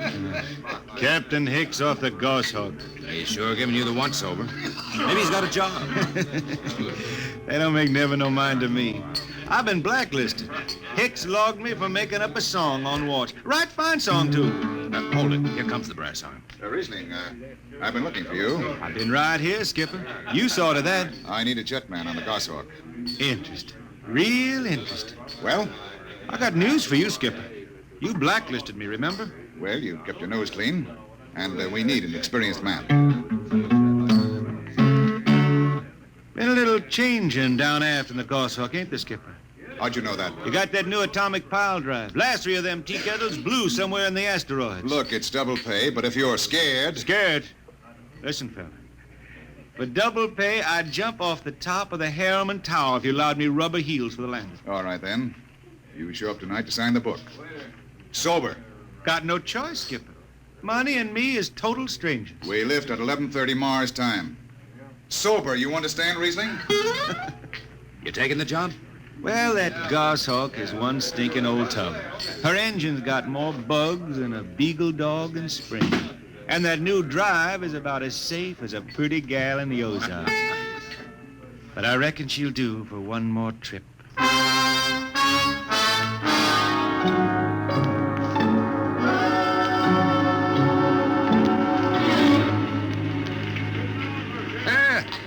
Welcome home, Riesling. Hi, Jimmy Legs. Meet my friend Hertzman. He's signing on as a wiper. This here's Jimmy Legs Casey. He's bosun. Can't hold his liquor no more than a sieve, poor boy. Mr. Casey. Riesling, you sober enough to sign the book? Drunk or sober, I'll make my mark. Stand aside. 3 X's? It took me a middle name. Yeah, you 2 lay below. And Hertzman. Aye, sir. Get him sobered up before the skipper makes rounds. Jimmy Legs, I'm sober as a hanging judge. Yeah? Well, you can leave that bottle here. What bottle? The one in your back pocket.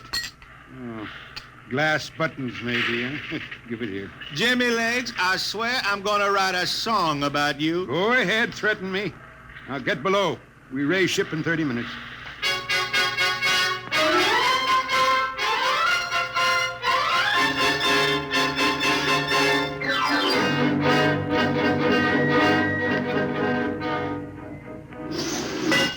Hi, Skipper. Riesling, what the devil are you doing up here on the bridge without permission? Figured I'd take a little stroll. Riesling, get below before I have... Hold on, Skipper. You'll have that gold braid just crawling up your arm. I'm up here on business. Well? That number 2 jet ain't fit. Cadmium dampers are warped. Why tell me? Tell the chief engineer. I did. He says they'll hold. Well? He's wrong. He's wrong. He's got a Harriman Institute degree in power electronics. And some drunk space rat says he's wrong. Skipper, I was damping jets when that shirt-tailed tad wore pins for buttons. I've got no time for you, Riesling. Casey, sound takeoff. Aye, sir. I'm telling you, Skipper, that number 2 jet's gonna blow. Dampers warped crooked like a turtle's back. Riesling, drag your deadhead out of here. Get below. Go ahead from the control tower, Captain. All right, Casey. Fire 1 and 4.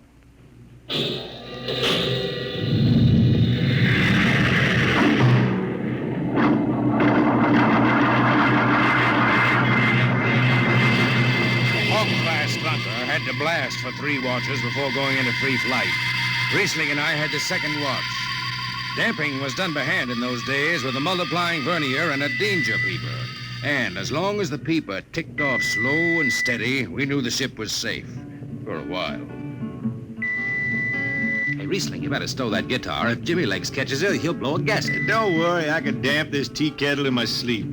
How's number 2? All right so far. Did you ever hear that song about Hicks, the one that got me blacklisted? Oh, the skipper is the father of his crew, a gentle guiding light to me and you. But on Mars he likes his women if they walk or if they're swimming, or if they've got 6 arms instead of 2. Hey, the second verse is better. Now the skipper likes his liquor by the quart. Yes, he'd go from Mars to Venus for a snort. He'll drink rocket fuel and... Hell, hi, Skip. Didn't see you come in. You were too busy, eh? Who's watching the gauge? I got an eye on it. Don't you fret none. Riesling, I'm going to fix it so you can't get a berth on a rocket-powered pogo stick. Report to Casey under arrest. I don't rightly think I will. You what? You kind of forget, Skipper. According to Space Code, you can't remove a jetman till the end of the watch, right? Now, look, you corn-fed space lawyer. Now, is that a rule or ain't it? Riesling, your shift is over at 2300. And I'll see you ride the rest of the way in slop locker. Maybe. Maybe. In the meantime, you clear out of my power room.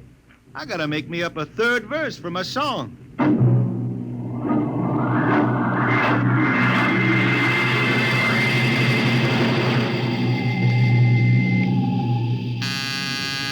I got it. Power room. Damp number 2 a point. Number 2, aye. Hey, let me have that mic. Jimmy Legs, is that forced dry boil up there? Give me that, Casey. Riesling, I've taken just about enough from you. And I've got a little news for you, Skipper. Number 2 jet is bulging like a fat lady in a satin skirt. Listen, you clown, that's Skipper, I think I'm gonna junk my song and start over. I could do much better This on is you. the last time, Riesling. Damp number 2 a point. Sure. Look out, Hertzman. I'll take it. You watch the gauge. Now. Riding easy here. She's bucking a little. Riesling, hit the emergency. She won't. Damn! It's that more. There go the lights.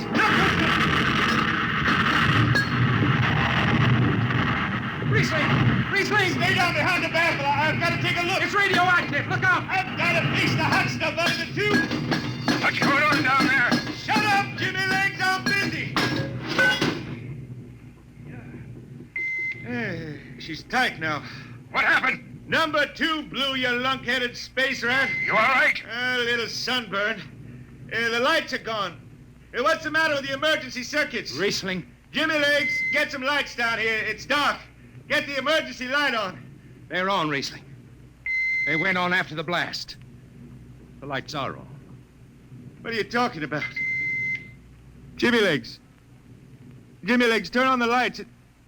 It's dark. Turn on the lights.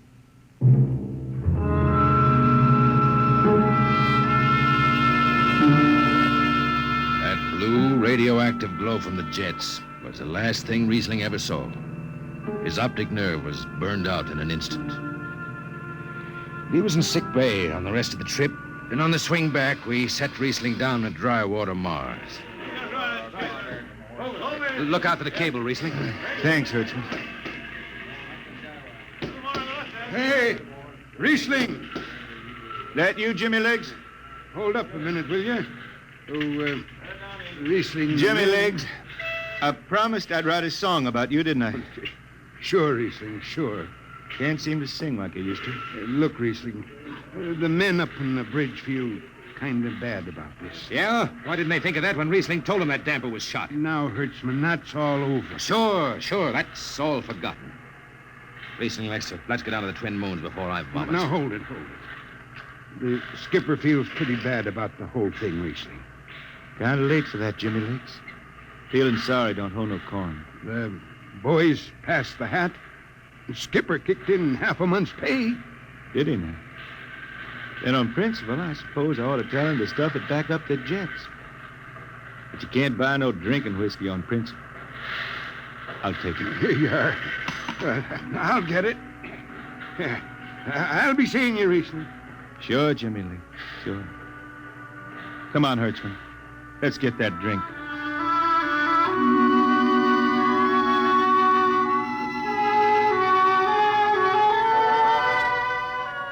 That was all. Just another space bum who didn't have the good sense to finish before his luck ran out. Well, Riesling holed up at the Twin Moons till his money was gone. Then he hooked a ride on a crawler over to Marsopolis. It was a boom town then, with an industrial district mushrooming between the Lesser and Grand Canals. I ran into Riesling about 2 months later, playing his guitar on a jetty that ran out into the canal. He had a dirty rag tied over his eyes with a jetman's knot, and his hat was on the wharf beside him. Riesling! Who's that? Well, wait a minute. Hertzman. Yeah, how you been? Passable. Say, is this a Venusian dime? No, it's a slug. I figured. Well, how's it going? Singing again? Some. Working saloons, mostly. But I've been thinking some funny songs, Hertzman. The words come out different than they used to. Come on along the canal with me. Sure. Here, take my arm. I know the way. That's a funny thing, Hertzman. I figure I know it better than other folks. Look back there, towards the city. What do you see? Factory towers. Smell them from here. But it don't seem that way to me. I remember them old buildings, old before Bible times on Earth. Thin and graceful like the fairy palaces my Grammy used to tell about down home in the hills. They've torn them down now, or else blocked them up with cinder bricks. Hertzman, when I stand out here on the canal, I can see it the way it used to be. The water, ice blue with the stars shining up out of it. Way off there, the city with the towers sweeping up like a bird flying off a tree. I can see it. It's the dirtiest stinkhole in the system. Not always. Depends on how you see it. Bone tar the race that raised the towers, forgotten are their lores. Long gone the gods who shed the tears that lap these crystal shores. Slow beats the time-worn heart of Mars beneath this icy sky. The thin air whispers voicelessly that all who live must die.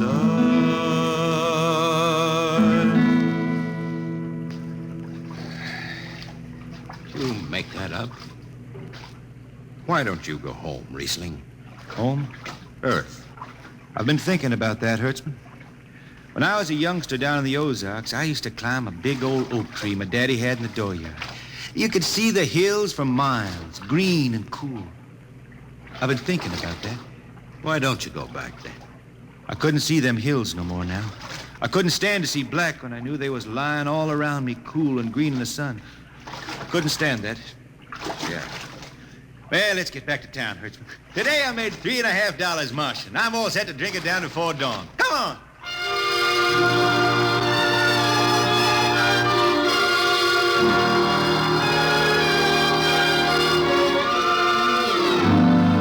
I lost track of Riesling after that. I shipped out on a slow freight of the Condor class for Luna, and he hitchhiked a ride to Venusburg on an ore ship in the Tri-Planet run. So he beat around the system, Venusburg to Layport to Drywater to New Shanghai and back. Any spaceport was his home, and no skipper'd refuse to lift the extra mass of Riesling and his battered guitar. He made up his songs, sitting out watches down in the power rooms with old shipmates, while the monotonous beat of the jet shook the hull plates. Hear the jets, hear the jets, hear them snarl at your back when you're stretched on the rack. Hear the jets, feel the pain in your ship, feel the strain in your grip. Hear the jets, feel her rise, feel her drive, strange steel come alive on her jets.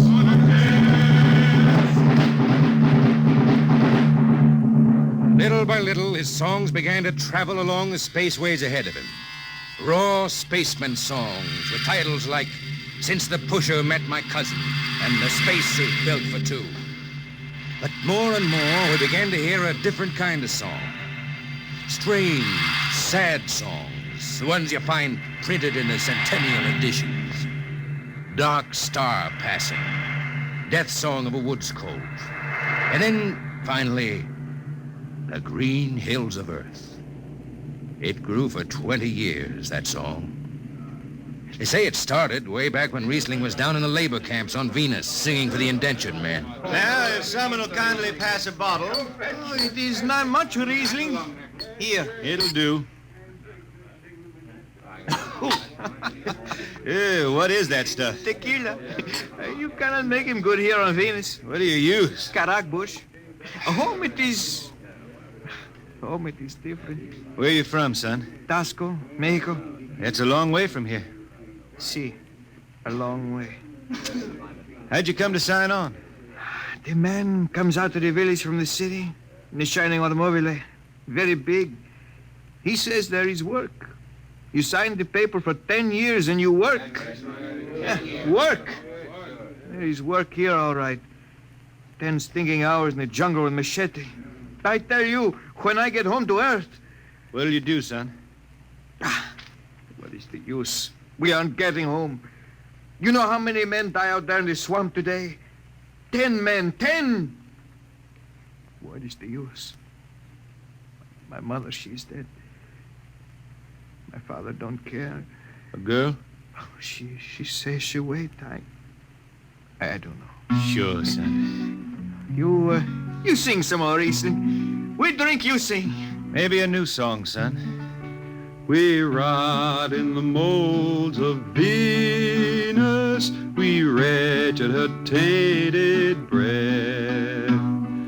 Foul are her flooded jungles, a crawling with unclean death. Let the... What is the matter? Finish the song, Riesling. I can't. Can't yet. It just don't come. I'll finish it when I go home. That's it. When I go home to the hills. Now pass that bottle. The dawn whistle don't blow for 4 hours.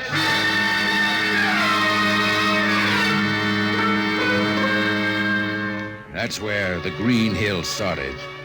And I was there when it was finished. It was 20 years after that. And there wasn't a man flying or on the beach hadn't heard of Riesling and his songs. He was getting old now for a spaceman. He was a familiar figure through the whole system. Tall, gaunt, and with that dirty bandage tied across his blind eyes. I was chief jetman then on the old Falcon. We were cradled at Venus Alice Isle, scheduled for a direct jump to Great Lakes, Illinois, on Earth. I was checking in dunnage when Riesling felt his way up the gangway and came through the lock. Riesling! Who's that? Mike Hertzman. Hertzman. Well, what are you doing on this old hog? I figured I'd ride her back to Earth. Earth? Are you going home, Riesling? I thought you were never going to make that run. I've been hankering to set foot in the Ozarks again. How about those hills? I've been singing about them so long now, Hertzman. I got to finish the song. I got to set foot in the dooryard and hear the wind through that oak tree. About the last thing I'll be doing. I got to get home before it... Riesling, there's a new company policy in effect. You see, Hertzman, I'm getting just a little old. But Riesling, listen. No more deadhead rides. The new code book is in force. Oh, I seen code books come and go. The skipper's one of them youngsters fresh out of Harriman Institute cadet training. He's liable to throw the book at you. At me? I've been around space as long as Halley's Comet and Brewster's Ridge. I'm going back to Earth, the cool green hills of Earth. I'm going home. All secured, Hertzman. What are you doing here? That's Riesling, Captain. Riesling, huh? I'm dragging it back to Earth, Captain. Not in this ship. Hertzman, have this man removed. Funny thing, Captain, I sprained my shoulder suddenly. Look, Skipper, you're a youngster. You're pretty new out here. I'm going home. You don't know what that means to an old man, going home. I can't take you. Against the Harriman Code. Oh, now look, Skipper. You can slide me by under the distressed spaceman's clause in that code book. Distressed spaceman, my eye. You've been bumming around the system for 30 years. Skipper, you make me do something I never done for no one before. I'm an old man. An old blind man, and I want to go home. I ain't never crawled in front of a four-striper in my life, but you gotta let me drag home. The law says a man's got a trip coming to him. You can stretch for a poor old blind man, now can't you? You got it, Skipper. All right, you old space rat. But keep out of the way. I run an efficient ship, and I don't want any trouble. No, sir, no trouble. I'll just lay down to the power room. I kind of like to be near the jets when they blast off for Earth.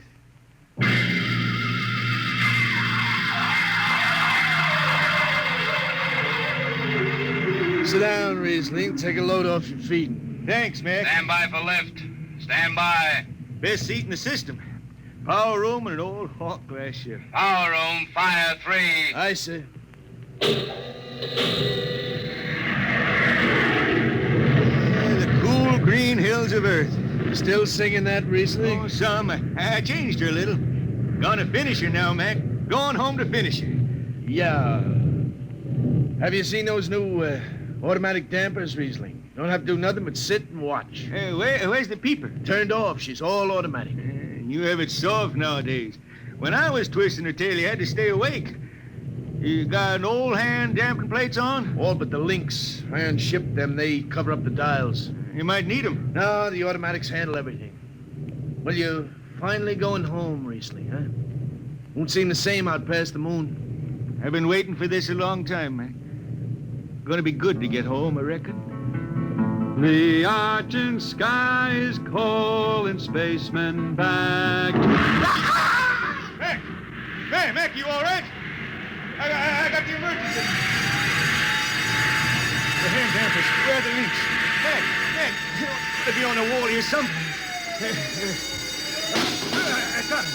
Power room, what's the alarm? Emergency squad coming in. Stay out, the place is hot. Radiation blast. Stay behind the baffle. I got the link shift. I can hand damper now. What's going on in there? I'm still in Jet 3. Is this McDougal? McDougal is dead. This is Riesling on watch. Riesling, get out of there. You'll kill yourself. Don't worry, Skipper. I know this power room like the inside of my shirt. Somebody's got a damper. Riesling, I'm sending in a crew. No use. The whole room will be hot for an hour and the other jets won't hold. Skipper, throw on the recording tape. What? Throw on the recording tape. I want to get something down. Tape's on, Riesling. Stop it, Riesling. The radiation will burn you down. Yeah, I reckon. Yeah, pretty sharp sunburn. Pick me out of here with the tongs and bury me in a lead shield coffin. Okay, Skipper. She's clean. Radiation's getting brighter. I can almost see it. Bright, rosy like the sun. Like the sun over the hills down home. I got my song figured right now. Here it comes. We pray for one last landing on the globe that gave us birth. Let us rest our eyes on the fleecy skies of the cool green hills of Earth.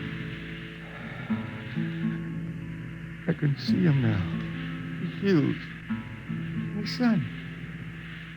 I can see the sun.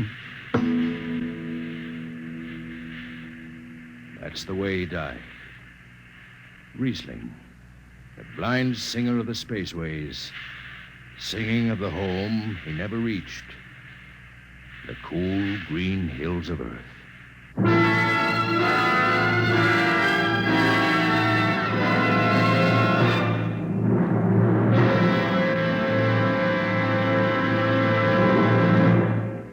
Next week, we bring you another story many of you have requested that we repeat. It's the strange tale of man's first visit to another planet and why he decides that Mars is heaven. Be with us at this same time next week for another adventure into the unknown world of Dimension X. This program was transcribed. Now, dynamic Tallulah Bankhead brings you The Big Show on NBC.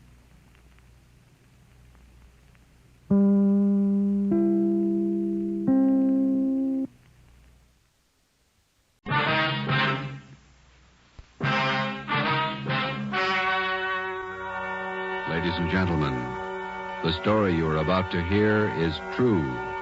Only the names have been changed to protect the innocent. Fatima Cigarettes, best of all long cigarettes, brings you Dragnet.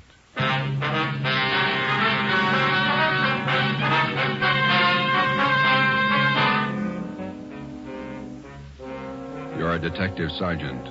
You're assigned to homicide detail.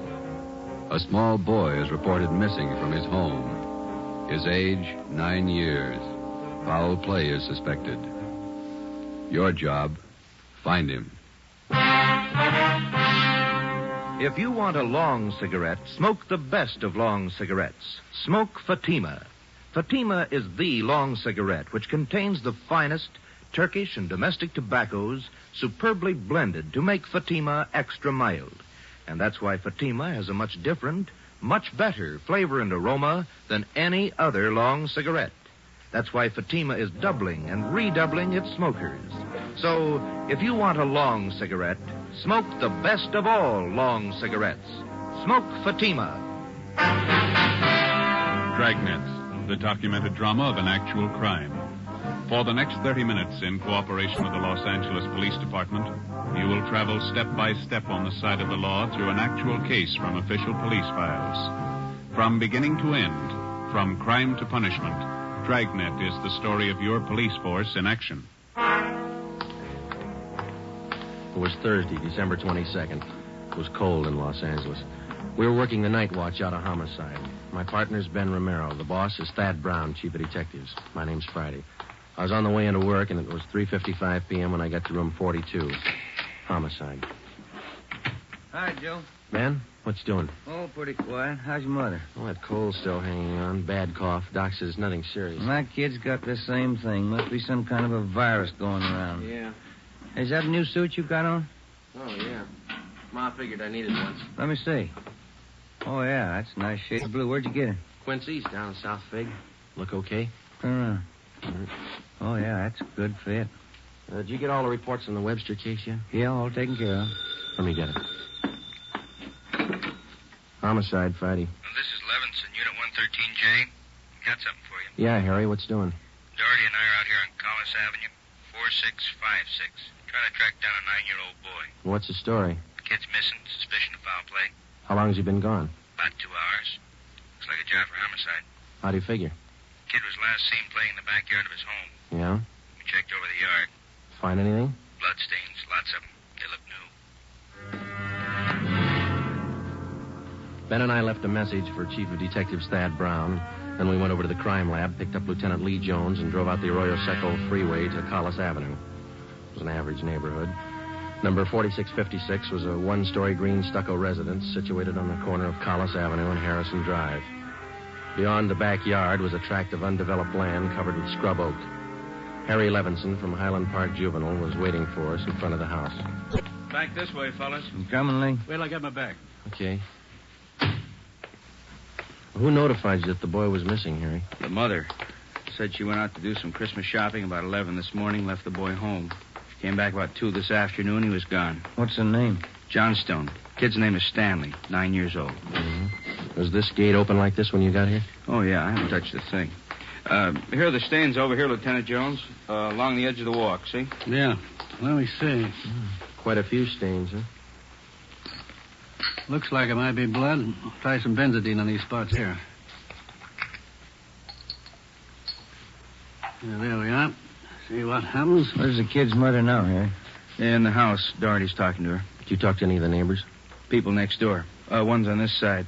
They couldn't tell us anything. There it is, fellas. Yelly? These spots I covered with benzodine. They're turning blue. Bloodstains, all right. Can't say definitely whether it's human or animal blood. Mm-hmm. You have to go back to the lab to run it through. Yeah, biological precipitin test. Hand me one of those glass vials from my bag, will you? Yeah.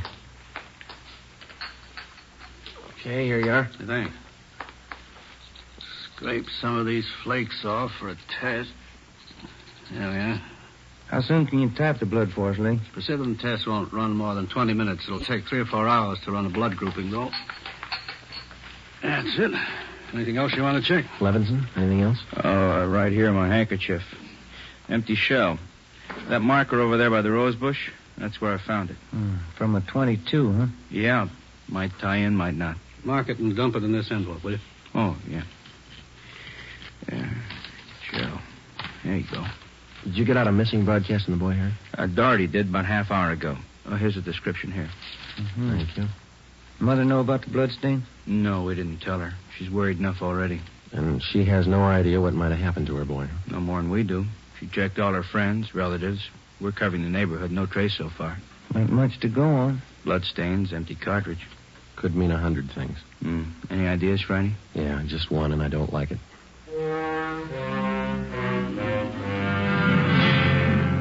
4:30 p.m., Thursday, December 22nd. The neighborhood search for 9-year-old Stanley Johnstone continued. Lee Jones went back to the crime lab to start the precipitant test and the blood grouping. Levinson and his partner Doherty from Highland Juvenile stood by.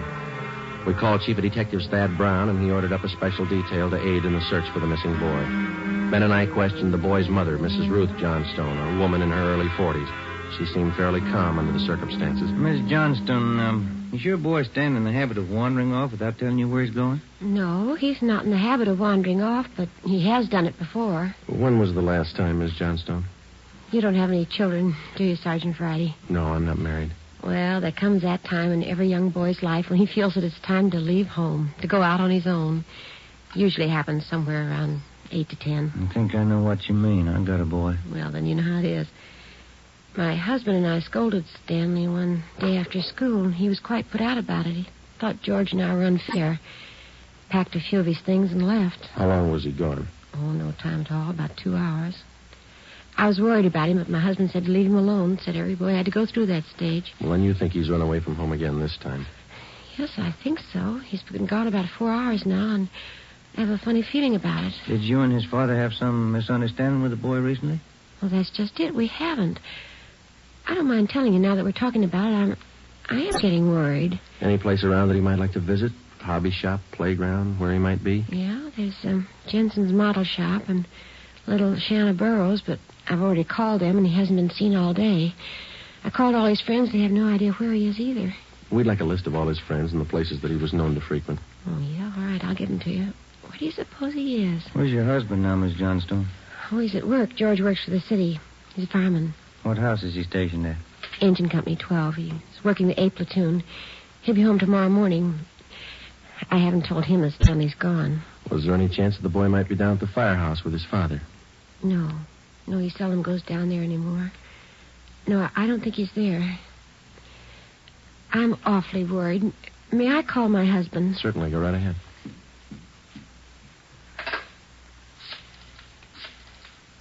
I know George will be worried. Stanley's been gone too long. Hello? May I speak with George Johnstone? This is Mrs. Johnstone. Thank you. I hate to call George at his work. Yes, ma'am. Does your husband own a gun? Yes, he does. What caliber, do you know? Well, it's a .45 automatic. He got it. George? This is Ruth. George, is Stanley down there with you by any chance? Oh. No, I can't find him anywhere. He hasn't been here when I came home from my shopping. There are 2 policemen here. No, I said there are 2 policemen here. Oh, no, dear. I'll call you if we don't find him soon. All right, dear. Yes, you too. Goodbye. Well, I didn't think he'd be with George. That .45, is that the only gun in the household? Well, yes. Why are you asking about guns? Has anything happened that you're not telling me about? No, ma'am. Just routine checking. We'll have to take a look at that .45, though, if you don't mind. Maybe I should tell you. We do have another gun in the house, but it's all wrapped up. George bought it for Stanley's Christmas present. May we see it, please? Well, yes. Will you have to unwrap it? Yes, I'm afraid so. I think I can reach it. We had to hide it. Now, let me see. Oh, here's the paper it was wrapped in. Stanley must have found it. It's gone. See, here's the gift card and the box the gun came in, the rifle. Can I look at that box, ma'am? Thank you. How about it, Joe? .22 caliber.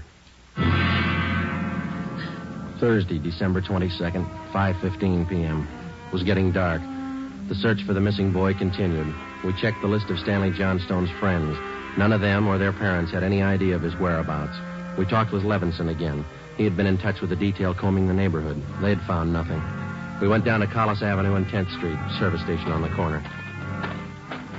1 nickel, Joe? No, I got one. You watch for that, huh? Yeah. Okay.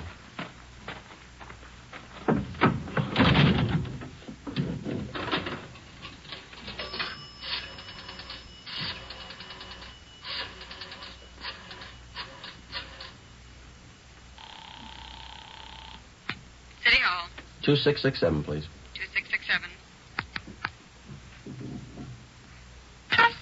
Crime Lab, Jones. Hi, Lee. Joe Friday. Yeah, Joe. Any sign of the Johnson kid? No, not yet. How are you coming? Finished the precipitin test. It's human blood. Yeah? Working in the blood group now. Do you know what type the Johnson boy has? Well, we didn't want to upset his mother. I thought we'd wait till the last thing. We're still in the neighborhood. Check with the family physician. That way you won't disturb. Yeah, we figured on that. Oh, just a minute, Lee. Yeah, Ben. Boss just pulled up. Okay. Thad Brown's out here now. I'll check you later, Lee, huh? Yeah, right, Joe. All right, goodbye. Gentlemen, how's it going? Just checked with Lee Jones. Yeah, I know. It's human blood. What do you think? We talked with the boy's mother, Miss Johnston. Found a gun missing. Yeah. Caliber's the same as the empty casing that Levinson found. 22. You said the gun was missing. Yeah, the Johnstones were going to give it to the boy as a Christmas present. They had it hidden, but it's gone now. Any idea who took it? Well, they left the Christmas wrapping behind. I think it was the kid. 22 rifle, huh? 9-year-old boy. When are they going to learn? First, it's carbide cannons on the 4th of July. The city issued ordinance after ordinance, but a few thousand kids around the country had to lose their eyes, fingers, hands before the parents gives us their full cooperation to outlaw them. I know what you mean. Sure you do. You and every other cop in the country became the heavies trying to clamp down on them.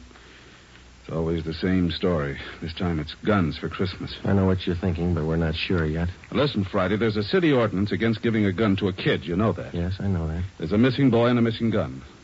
There's blood on the ground and an empty shell. That's enough for me. We're going to stay with it. Something's got to break. Yeah. I hope it's not the hearts of that kid's parents. Oh, hi, Chief. I've been looking for you, Friday. What do you got, Harry? Found the gun. New 22 rifle. Strong smell of cordite. I'd say it's been recently fired. Where'd you find it, Levinson? Back up there in that scrub oak.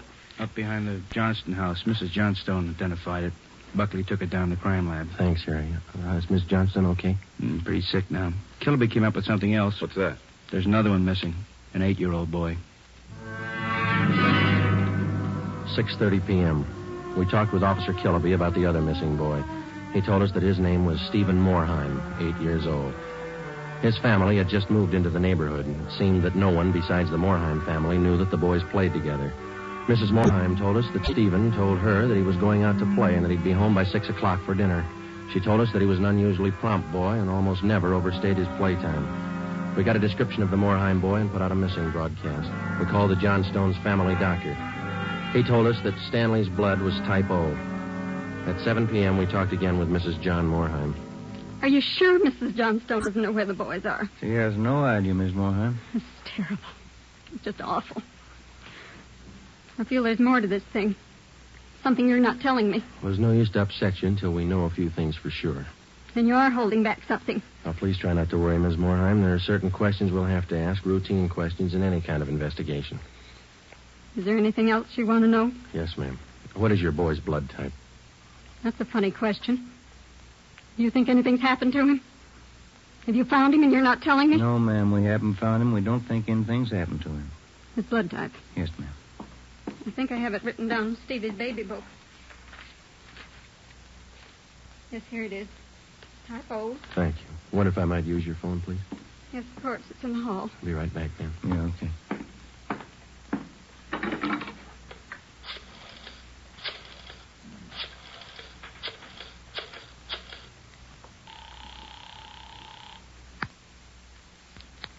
City Hall. 2667, please. 2667.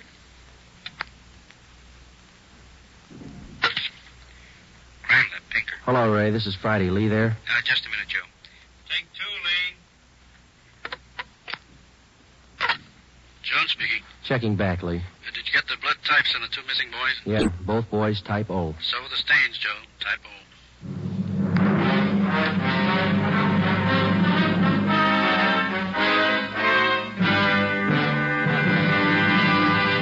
You are listening to Dragnet for the solution to an actual case from official police files.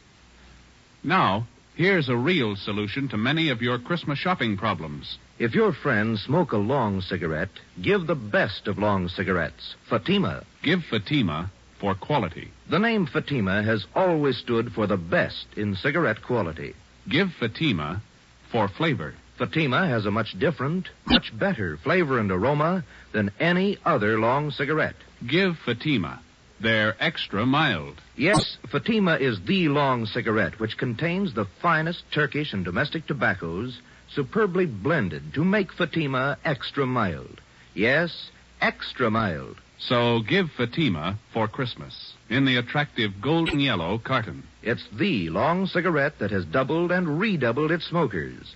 Yes, more and more smokers every day agree Fatima is the best of all long cigarettes.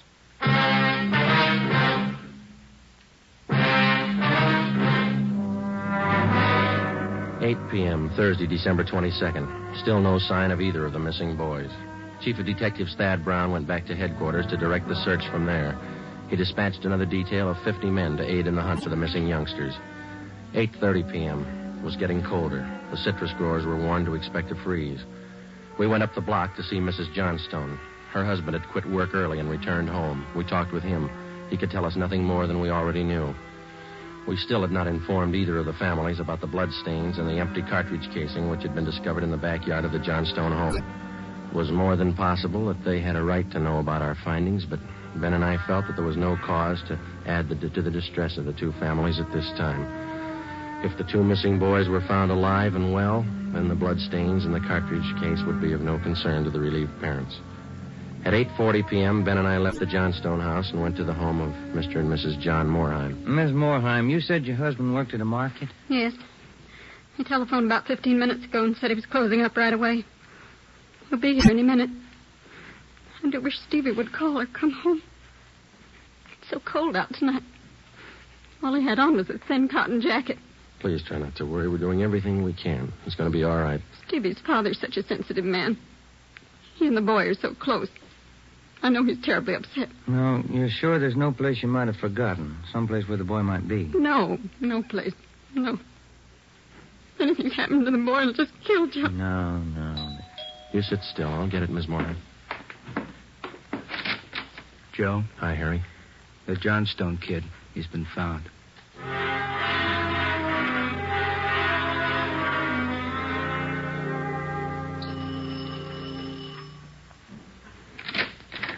Oh, he's home, Sergeant. He's come home. Thank God he's all right. Where's he been? Did he tell you? No, he didn't. His clothes were all dirty, and he's acting strange. I've never seen him like this. How do you mean, Miss Johnson? Well, he just came in the front door and said, "Hello, Mom," and then he sat down in a chair and stared at the floor. He won't talk to his father or me. Do you mind if I talk to him? No, go ahead. I asked him about the little Moorheim boy, and he wouldn't tell me a thing. Where is he now? In the living room. Looks all right. Yes. Son, this is a police officer. He wants to talk to you. Now, don't be afraid, dear. He only wants to ask you some questions. Son. You see, Sergeant? Stanley, come on, look at me, son. Get your head up, youngster. Come on, now that's better. Had your mother pretty worried, you know that? You want to tell us where you've been? I wish you'd try to get him to eat a little something. Do you hear that, son? Want something to eat? Stanley, there's another little boy up the street who hasn't come home. Do you know where he is? His father and mother are worried about him, too, just like your folks were. You've got to help us find him, son. I killed him. I killed Steve with the 22. We were only playing. But I killed him. How do you know you killed him? Maybe he's only hurt. Now, isn't that it? No, he's dead. I know he's dead. The gun went off. We forgot we put bullets in there. Where is he, Stanley? I hid him. I was scared. I didn't want anybody to find him. Where did you hide him, son? In a cave up on the hill. I didn't mean it. It was my pal. Do you want to show us where, son? Yes, I'll show you. Please don't send me to jail. 9:15 p.m., Thursday, December 22nd. 9-year-old Stanley Johnstone led the way up the hill behind the backyard of his home. He showed us the wagon he moved the body in. His father came along with us. About 50 feet from the crest of the hill, the boy pointed to a thicket of scrub oak. There we found a small cave holding the body of Stephen Moorheim. There was a single bullet wound in his chest just below his heart. He was dead. We covered the body. Stanley, how did it happen? I knew my folks were going to give me the gun for Christmas. I knew where it was, and I got it. There was a box of bullets with it. Were you pointing the gun at Stephen? No, sir. No, sir, I wasn't. It was Steve's turn to play with it. I was chasing him. He tripped over the stump there in our backyard and fell. The gun hit him in the stomach, and it went off. Why do you think you killed him if you're telling us the truth? I'm telling the truth, honest. That's the truth. All right, I believe you, son, but why do you think you killed him? It was my gun. Steve would still be alive if I didn't go and get it. I should have waited till Christmas. It's all my fault. Where have you been all this time?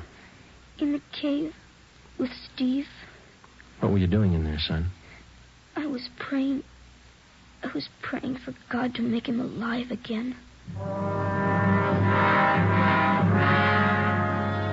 After a thorough investigation, Ben and I were convinced that the shooting of Stephen Morheim was accidental. Lieutenant Lee Jones' findings substantiated the Johnstone boy's story even to the smallest detail. We put in a call to the coroner's office and acquainted him with the facts.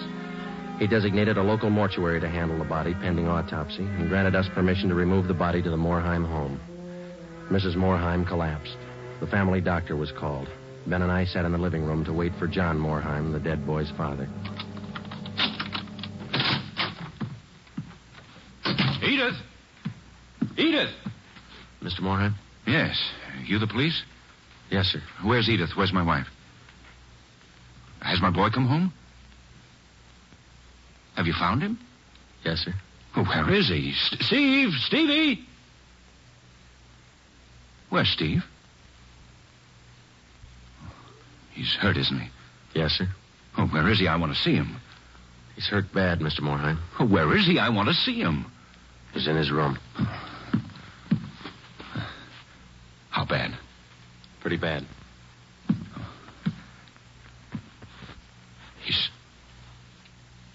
He's dead. All right if I go in? If you want to. Will you go with me? Sure. Don't make it any harder on yourself, Mr. Morheim. I want to see my boy. Stevie. Mr. Morheim. Stevie.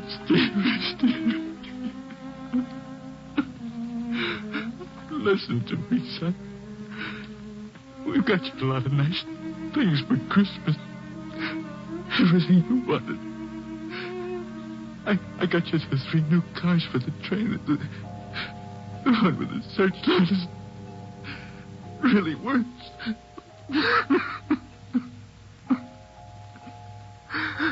Son, you got that new switch you wanted to, and a lot more track.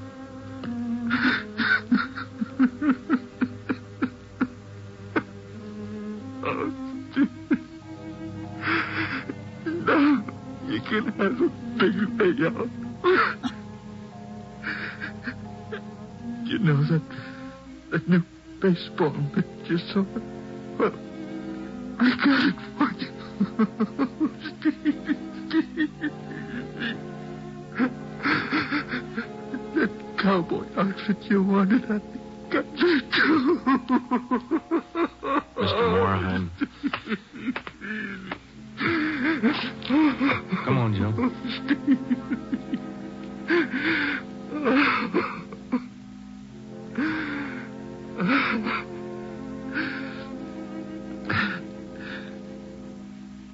What happened? It was an accident. He was playing with the Johnstone boy up the street. Playing with a gun. It went off. What was the other boy's name? Stanley Johnston. It was an accident. Mr. Morheim, where are you going? I want to see that boy. We had no idea what the dead boy's father had in mind. We didn't feel that we should try to restrain him. We went along with him up the street to the Johnstone home.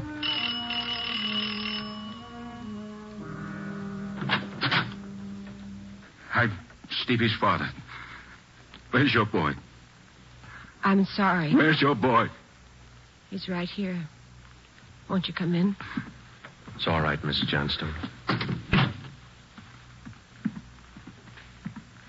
You the boy that was with Stevie?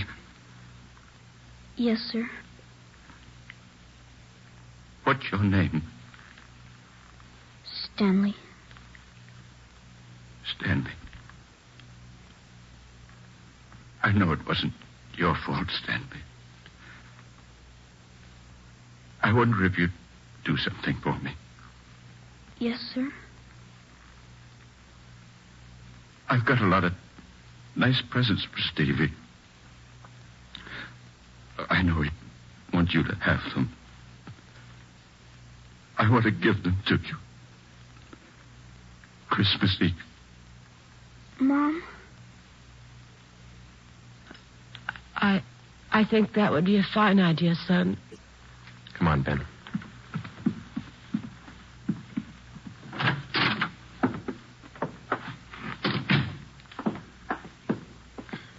Well, what does it all prove, Joe? You don't give a kid a gun for Christmas.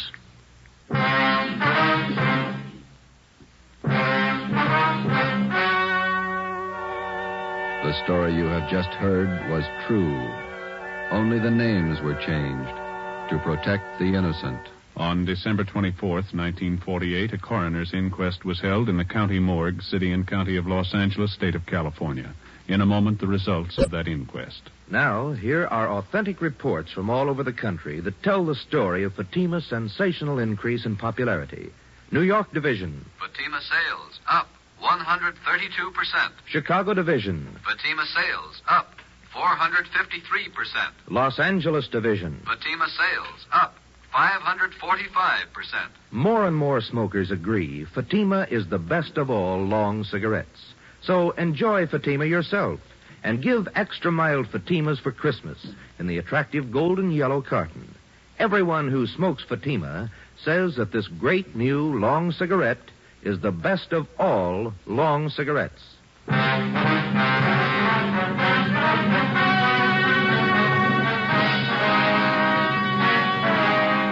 At the coroner's inquest, it was officially recorded that Stephen Morheim's death was the result of an accident. Stanley Johnstone, age 9, was absolved of any legal responsibility for his friend's death. You have just heard Dragnet, a new series of authentic cases from official files. Technical advice for Dragnet comes from the Office of Acting Chief of Police W.A. Wharton, Los Angeles Police Department. Dragnet honors Hennepin County, Minneapolis, state of Minnesota, and the men of the Hennepin County Sheriff's Office, another of America's great law enforcement agencies. One of these men, Sheriff Ed Ryan, veteran police officer and department administrator, who dedicates his life to making yours more secure. Fatima Cigarettes, the best of all long cigarettes, has brought you Dragnet, portion transcribed from Los Angeles. Be sure to hear songs by Morton Downey tonight on NBC.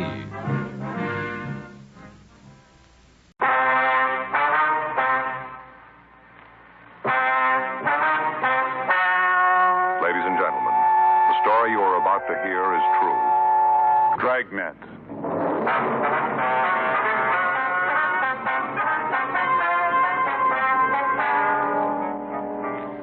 You're a detective sergeant.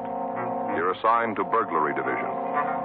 You get a call that an important piece of religious art has been stolen from the oldest church in Los Angeles. There's no lead to its whereabouts. Your job? Find it.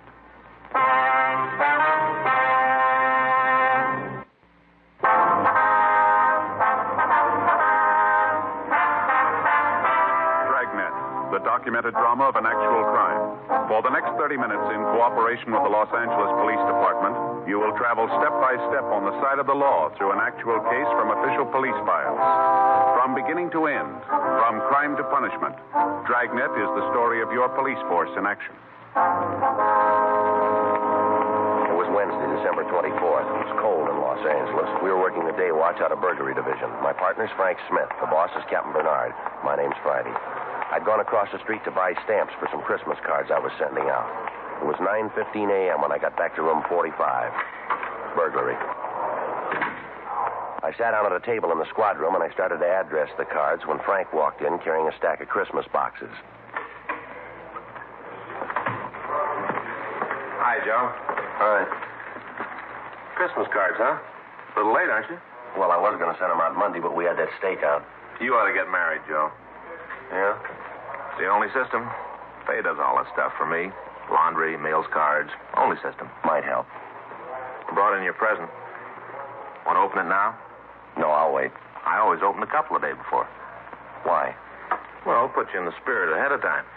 I opened Phil's this morning. Who's he? Faye's brother in Denver. Gave me a magazine, one of those funny ones. What do you mean, a comic book? No, one of those funny ones, you know.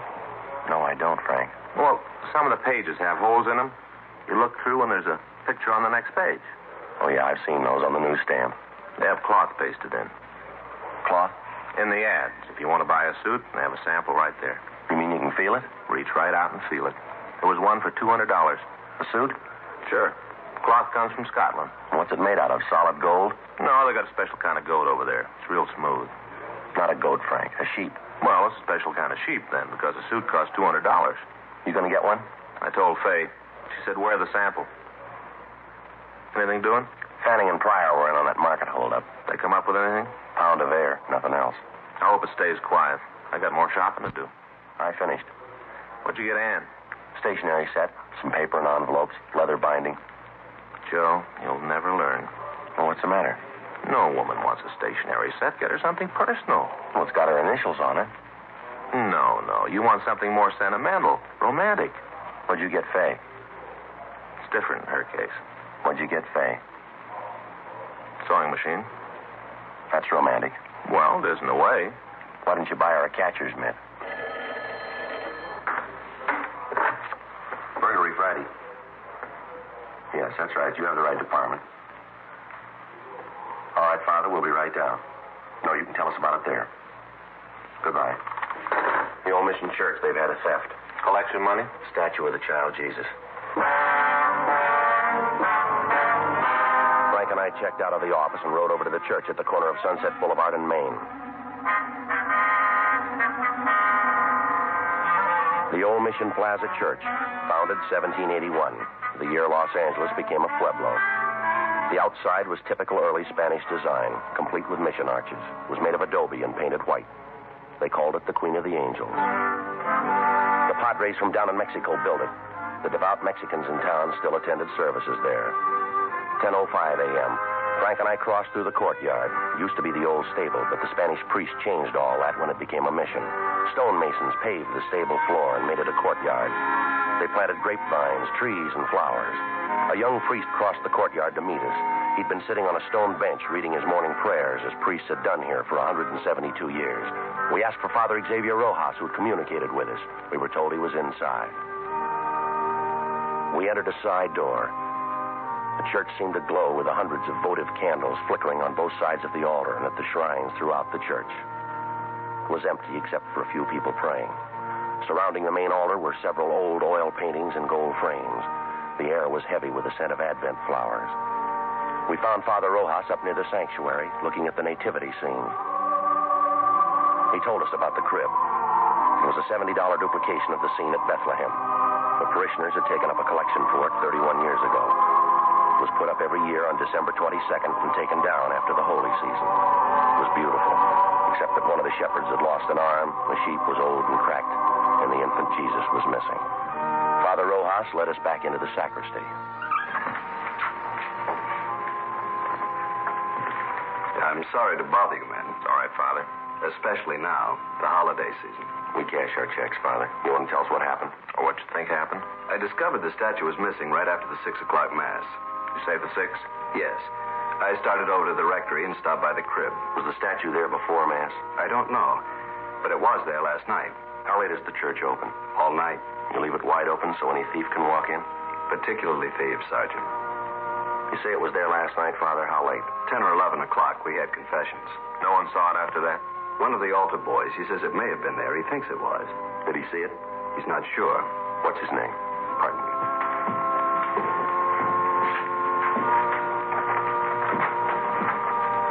Here's the schedule. You'll find the names for every mass there. Was there a big crowd at the 6 o'clock mass, Father? Not too many. 7's the big one. People on their way to work. Did anyone stay after mass, did you notice? Not especially. I came back here, took off the vestments. I suppose it was 10 or 15 minutes before I went back in the church. It was empty then? No, people were coming in for the 7 o'clock. Are these the altar boys, James Cornine and Joseph Heffernan? That's right.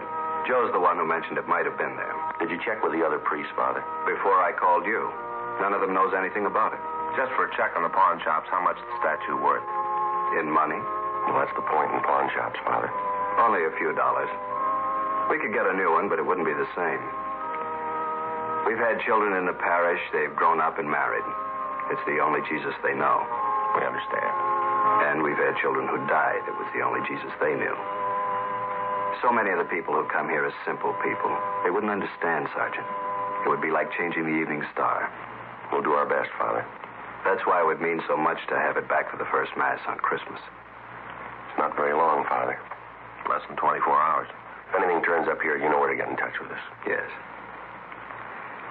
It's sad, isn't it? How's that? In so short a time, men learn to steal. Yes, but consider us, Father. Us? If some of them didn't, you and I'd be out of work. 10:50 a.m. We notified pawn shop detail. Frank and I checked out the 2 altar boys. The first one, James Cornine, said he knew nothing about the missing statue. The second one, Joseph Heffernan, was not at home. His father said he had a part-time job, but he'd have him get in touch with us right after lunch. By 11:30 a.m., we'd run out of book procedure. We had a man to find. Our only clue, he'd been to church. 11:33 a.m. We checked the phone books for the names of religious stores in the area. 2 of them were closed. We tried the third. When we got there, the only person in the store was an elderly man sitting by a table. In front of him was a large, beautifully carved chess set.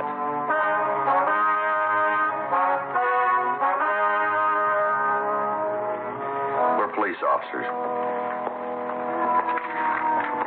My name's Friday. This is my partner, Frank Smith. Great to see you. Caught me in the middle of a big chess match. Where's your partner? Up in San Jose. We've been playing for years. Same match? No, just 2 or 3 months on this one. What I meant was we've been playing different matches for years. I see. You know, we do it through the mail. I send him a move, he sends me one. Must keep you on your toes. Except during the holidays, the mail gets all fiddled up. That's no good.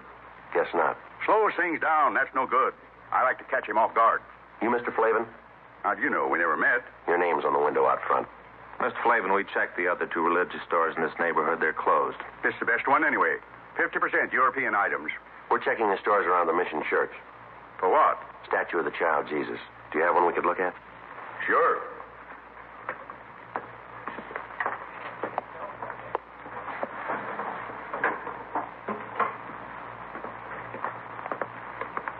No, sir, a larger one. You don't want a larger one, unless it's for a church. That's why you want a larger one. Could we see it, please?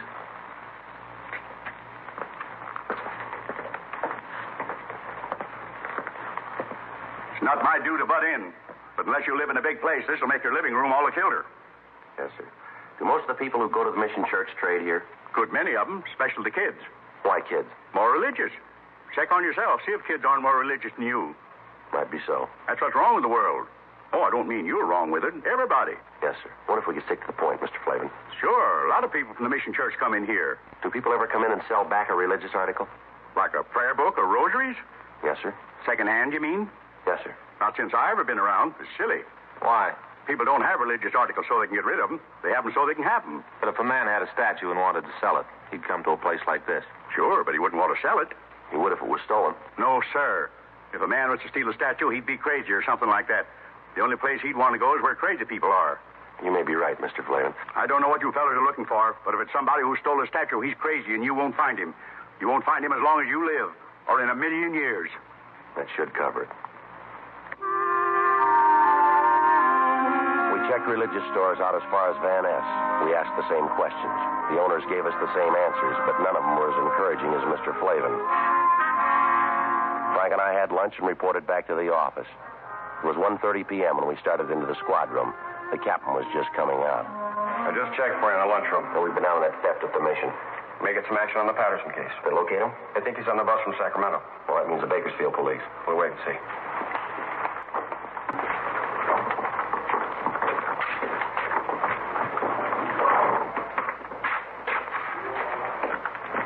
one of you fellas Sergeant Friday?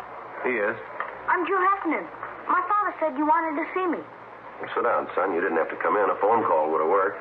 My father said to get on over. He says that any kid that uses phones is lazy. We want to ask you about this morning. You serve 6 o'clock Mass? Yes, sir. I'm senior boy, so I get the 6th. You're a senior and you take the early trick? Yes, sir. That way, if you receive communion, you get to have breakfast sooner. Father Rojas says you think the statue was there before Mass. I didn't look, but I have a feeling it was there. A feeling? You know, how you have a feeling about something, but you're not sure. Did you stay around long after Mass? I put out the candles and hung up my surplice. How long would that take? About 5 minutes, maybe. Did any of the people at Mass stay on? Some always do, especially ladies. Oh? Maybe they don't finish in time, or else they start new prayers. I don't know. So when you left, there were still some women there? No, sir. That was at first. After I went back to the sacristy, there was only this one man. What man? He comes at 6 o'clock all the time. Do you know his name? No, sir. But he works down in Olive, paint shop, where they paint signs. Could you describe him? Sort of medium. He was wearing a suit that didn't match. Didn't match? Different pants than coat. How about his age? Oh, he's pretty old. Take a guess. About 40, maybe. There's nothing particular about him. Then why did you notice him? I've seen him before. And the bundle, I guess. The bundle? Out in front. I saw him when he was coming out. He had this bundle, and he almost dropped it. How large a bundle? It's hard to say. Come on, son. Was it large or small? The size of the statue? About that big. Yes, sir.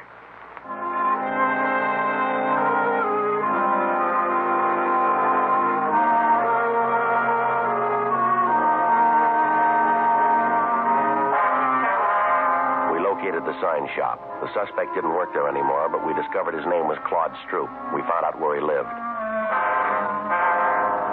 2:25 p.m. We arrived there. It was a hotel for men, mostly old men, mostly down and outers. It was called the Golden Dream. Police officers. We're looking for Claude Stroop. Hope Claude didn't get in any trouble. So do we. Is he in? No. He's got room 307. You can check if you like. We'll take your word. Were you on this morning? Huh? Yeah, the early shift. Oh, we don't have shifts. My uncle owns the place. I'm the shift. Did Stroop spend last night here? Came in about 11. When did he leave this morning? Around 6, maybe before. Did he come back after? 8 o'clock or so. Then left. Supposed to be back at 10. And pulls this trick. What trick? Our program. He knows the other fellas need him. Program? You're here at the hotel. Every Christmas we have a program. Put up a tree and sing. They're mostly old fellas. Singing like that makes them remember back when they were kids. Then Jimmy Finn comes on. Jimmy Finn? He shares number 409. His family once had a lot of money, so he tells the fellas about it. Stories about Christmas. How they had this big log, and his grandfather used to start it up. And after dinner, everybody turned over his plate, and there underneath was a $20 gold piece. Brand new one. When Stroop came in this morning, did he have a bundle? I didn't see him come in. You said you saw him. I saw him go out after, but not come in. When was that? 8. If you want to look for a bundle, I could give you his key. We don't have a warrant. Oh, it's all right. I know about police. It's all right with me. It's not with us. I didn't mean that. I just meant it was all right with me. Good King Wenceslas looked down on the feast of Stephen.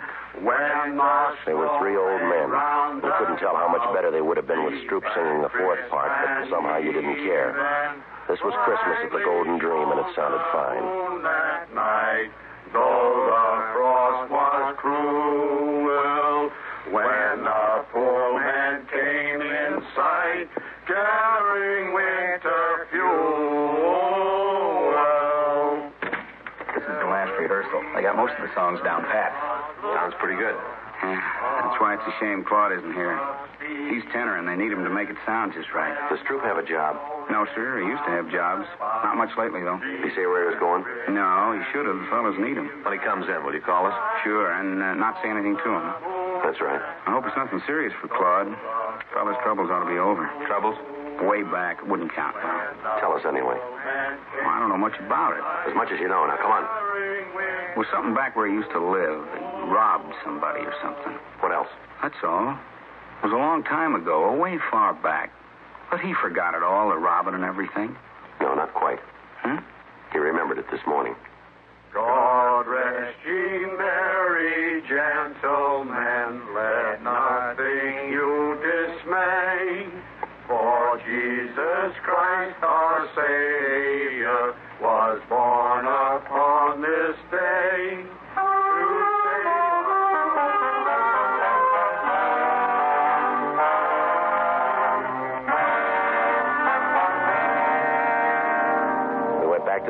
Patterson ran Stroop's name through R&I. If he'd been booked anywhere, we had no record of it, at least not under that name. 4:15 p.m. Pawn shop detail reported back. No object resembling the statue of the child Jesus had been turned in. 4:18 p.m. I hung up the phone. Patterson's on that Sacramento bus. I thought Bakersfield had it. They were supposed to confirm they did. Hop over the station. What about Fanning and Pryor? They're still out. Well, they'll be back soon. When's the bus arrive? 6 o'clock. Well, there's plenty of time for them to make it. There's more time for you. We're still in that theft. Can't it wait? No. What is it, $10, $15 statue? When's the price determine a case? I realize it's a church statue, but that doesn't give it priority. It's important to them, Captain. Joe and I promised to get it back. What do you got on it? Nothing much. And why are you so big-hearted? Burglary Friday. When? No. Don't say anything. No. Right. It's Claude Stroop. He just walked into the hotel. He's our suspect. Nobody's leaked to him? No. You'll keep. You can run him down tomorrow. It'll be too late then. They need it for the first mass in the morning, Skipper. It's kind of a big thing for them. I'm sorry. I can't juggle details around so you can get a statue back. If there's time later on, we'll do our best. Yes, sir. You better get over to the station. Yes, sir. Will you call Father Rojas over at the mission? Why? Tell him we're too busy to work on that statue. But we'll do it later. Tomorrow or when we get a chance. Why can't you call him? Well, we better get over to the station. If Patterson's on that bus, we don't want to miss him. All right, I'll call him. Righty. Yeah. I can send Fanning and Pryor over. You might as well stay on that other thing. Whatever you say, Captain.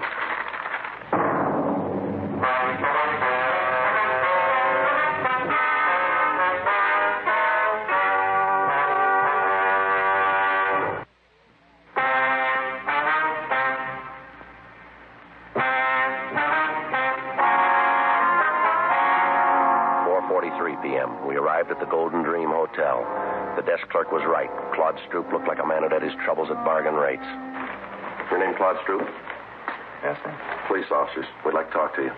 I didn't do anything against the law. Honest, I didn't do anything against it. You haven't been accused. I want to take you downtown. We'd like to talk to you. No, sir, I'm not going. I'm not going anywhere. I'm not going to talk to anybody. You're half wrong already.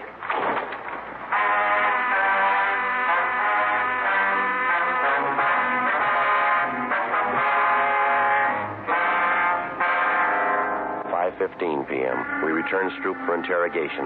He kept his word. He refused to talk. 6:05 p.m. Frank called Fay, told her he'd be a little late. Stroop didn't move for a whole hour. He sat and stared, but he didn't talk. 6:40 p.m. We got a final report from pawn shop detail. The shops were closed. There was no statue. Stroop still hadn't talked. Don't you ever want to go home, Stroop? If I was to talk, you wouldn't let me go. Depends on what you'd say. I'd say it wrong, and I wouldn't get home. You won't this way either. I'd like to go. You can bet on that. This is the 7th year we had the program, and I never missed a one. Not a single one. Why don't you tell us what happened, Stroop? How would I know you'd let me go? You wouldn't. I might as well anyway. All right, what happened from Mass on? Well, there was Mass. I came out and started down toward the hotel. Back up. I left my stuff at the hotel, and then I picked up George's car. I didn't steal it. He said I could have it any time I wanted. Only this time I didn't ask him. I took it and started out. Yeah. I should have asked, but I just didn't. I went over to Grand Avenue for the Christmas bulbs, for this fellow sells them secondhand. It was coming out of the lot that I did it. Yeah. The bumper must have caught the other car. Didn't leave too big a dent, but there was this long scratch. I got out and tried to wipe it off with my handkerchief. You know, spit on it like. Only didn't do no good. I didn't think anybody saw. I don't know how you fellows found out about it. I'll check auto records. Right. Stroop, we didn't bring you down here to talk about that. You didn't? No. There's a statue missing from the church. A statue of the child Jesus. You mean I took it? You took a bundle out of church? Yes, sir. That was my other pants for the program tonight. I had a place sewed up and there was a button on it. You can check. But I wouldn't take a statue. I don't think you would either. He's clear at auto records. Go on home. For the program? You mean it's all right? Good night, Stroop. Good night.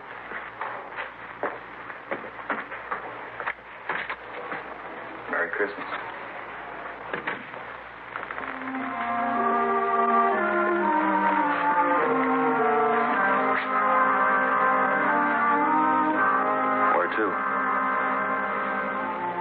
we could stay and work on it tonight. Wouldn't do any good. We won't find it. I don't think so. No use kidding the priest. Build his hopes up. Might as well go tell him now.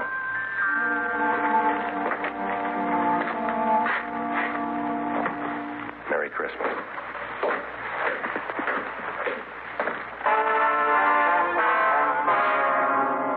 "7:27 p.m. We found Father Rojas. Frank told him how it was, that we couldn't get the statue back by morning, but that we'd keep trying during the week. He said he understood. We told him we had to get on. As Frank and I started to leave, the doors at the main entrance to the church opened.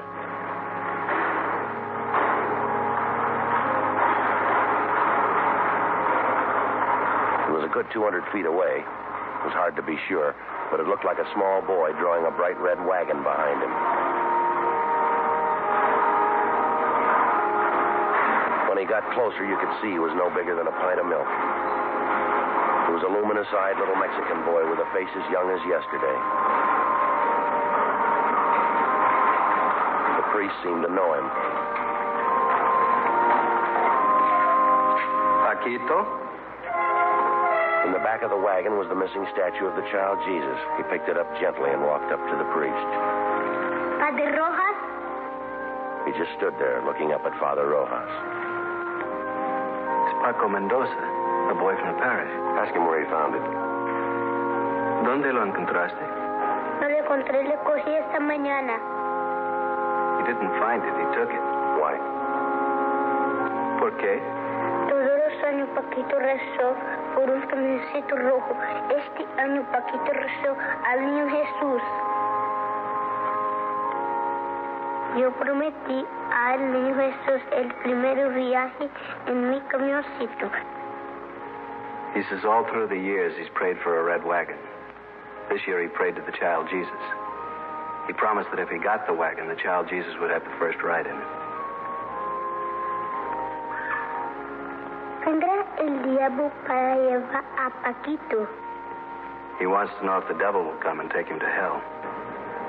That's your department, Father. No el diablo. Jesús ama a Paquito mucho. We crossed over to the sanctuary. With the help of Father Rojas, the young boy replaced the infant Jesus in its rightful place, the crib in the nativity scene. Frank and I could have been wrong, but the small plaster statue seemed to approve. Mary, Joseph, the wise men, Gaspar, Melchior, Balthazar, the old shepherd, the young shepherd, the peasant. They all seemed to approve.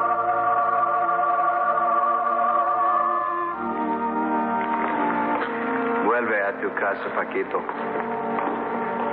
The priest told the boy to go home. He took hold of his wagon and started the long walk out of the church.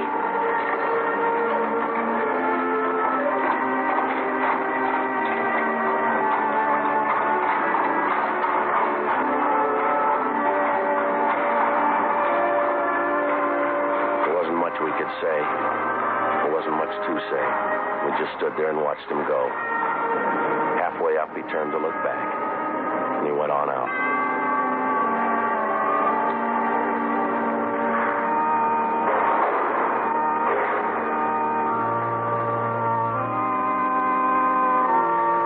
I don't understand how we got that wagon today.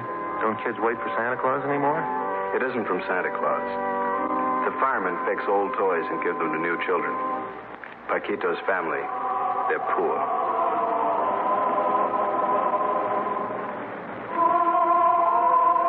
Are they, Father?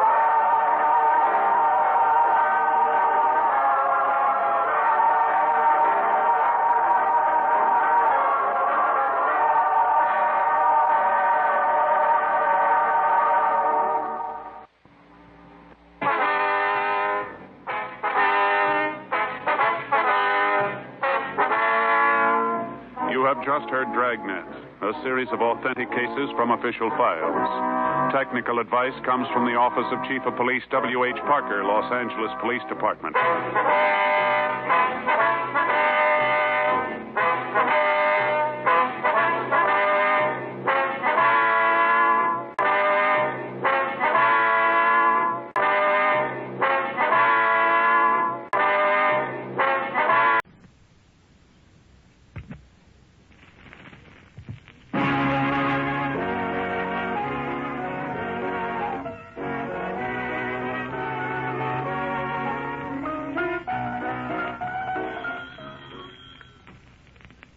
Duffy's Tavern, where do you eat meat to eat? Archie the manager speaking. Duffy ain't here. Oh, hello, Duffy. Tonight, a real big shot, Duffy. Monty Woolley. And that ain't hay.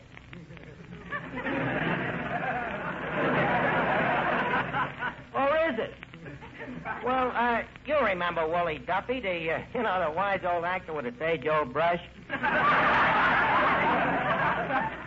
Well, look, Duffy, somebody's got to play Santa Claus at the Christmas party, so, as long as Monty's going to be here, the old adagio, a beard in the hand. Yeah, sure, I'll ask him. Well, I'll call you back, Duffy. So long.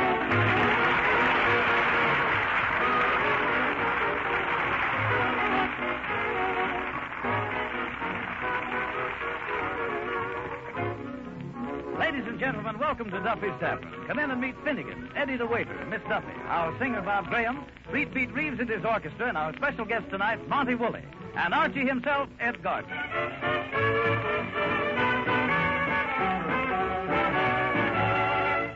Hey, Eddie, where's the soap?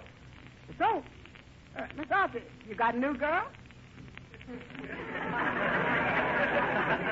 No, Eddie, I want to write a poem on a mirror.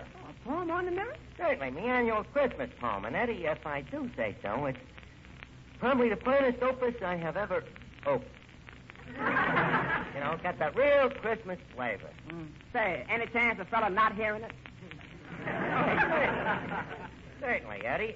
Listen to this thing. Merry Christmas to yous all. Be of bright cheer and joyous. Leave us you a log on the fire. And leave not naught annoy us. Come lift your beakers and quaff us a skull. Kiss Kringles abroad in the snow. I quaff, lads, and laugh, lads. Ha-ha. Hee-hee. Ho-ho. You like it, Eddie? It'll go beautifully with that cracked mirror. Okay, here's the soap. And, Eddie, while I'm doing this, how about you Christmasing up the joint a little bit? Here, hang up these wreaths. Yes, where'll I hang them? Well, leave one dangle over each table. That's a good idea. Then after each customer's finished eating, we can just lay the wreath right on his chest. Eddie, don't be so fascistic. Oh, yeah, Miss Duffy. Where do you think is the best place for me to hang these mistletoes? Well, how many you got there? Let's see. 1, 2, 3, 4, 5. Miss Duffy, you're going to hang 7 mistletoes around this joint? But what do you want me to do? Stand in one place all the time? Well, you mean to tell me that you got all these traps set for Breckenridge Hartzenfelder? Oh, him. Oh, him? What's the trouble? Oh, I just found out what he's getting me for Christmas. A $2 bottle of perfume. Isn't that cheap? Well, now, wait a minute, Miss Duffy. $2 a bottle for perfume might not be cheap. It all depends. Is it a quarter or a fifth?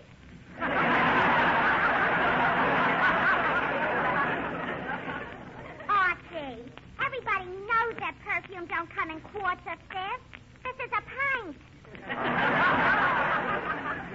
Gee, I thought maybe he would get me a fur coat or maybe an alligator bag. An alligator bag? What would you do with it? You ain't got an alligator. Oh, what's the use of standing here talking to you? Once a man, always a man. And you can say that again. Eddie, did you ever beat the likes of these dames? They're all so mercenary, That is sure. You know, that Sonia Jones of mine is still expecting that mink coat. Plus what? Plus a diamond bracelet and a ruby engagement ring, which I also promised her. You see, the other night I sort of took her off, and when we talked about the mink coat, she kind of put her arms around me, and then I mentioned the diamond bracelet, and she gave me a great big kiss. Then I saw the ruby ring.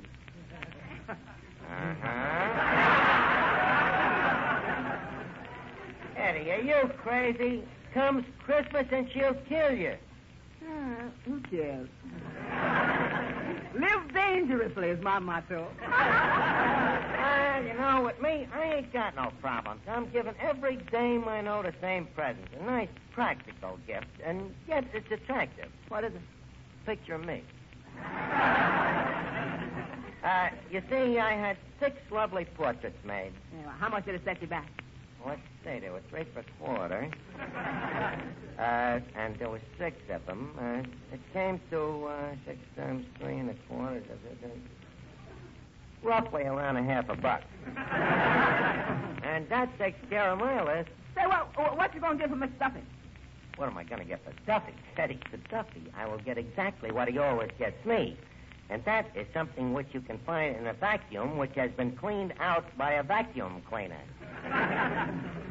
Oh, hiya, Finnegan. George, check who's here with me tonight. Who? My brother Wilfred. Wilfred? Yeah. Is that the tall, fat, ugly one? No, that's my mother. You know, Wilfred is my kid brother. You know, the black sheep of the family. The black sheep of the family? Yeah, the one with the brains. Oh, yeah, I remember him. Very smart kid. Oh, yeah. Hey, Art, what's an IQ? An IQ? Why? My kid brother's got one. Well, you see, Finnegan, that proves that he is a very bright boy. Yes, IQ is a scientific abbreviation for a very smart person. Liberally translated, it means intelligent quadruped.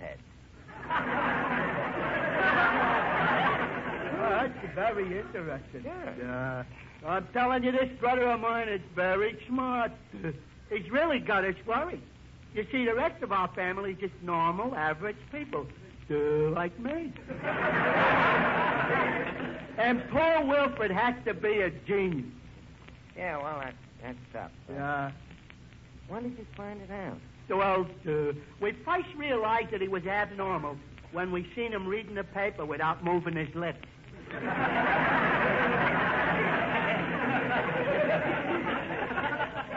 Well, you can't tell. Maybe the kid is a ventriloquist. No, he's a good boy. Wait, I'll go bring him over.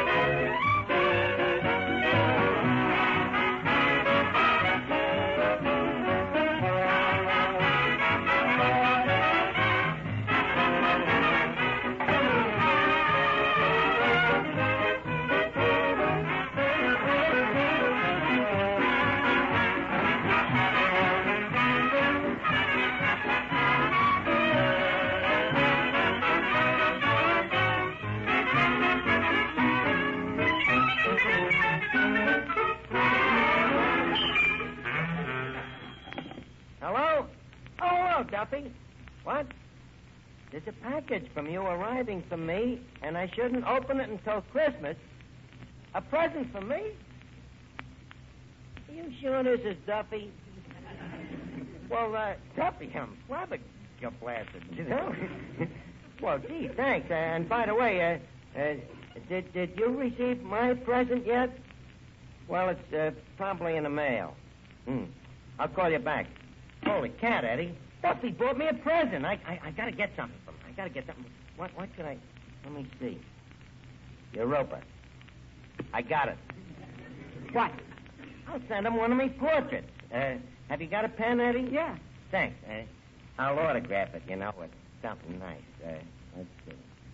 To my dearest employer, good old Duffy, in fond appreciation for all I have done for you.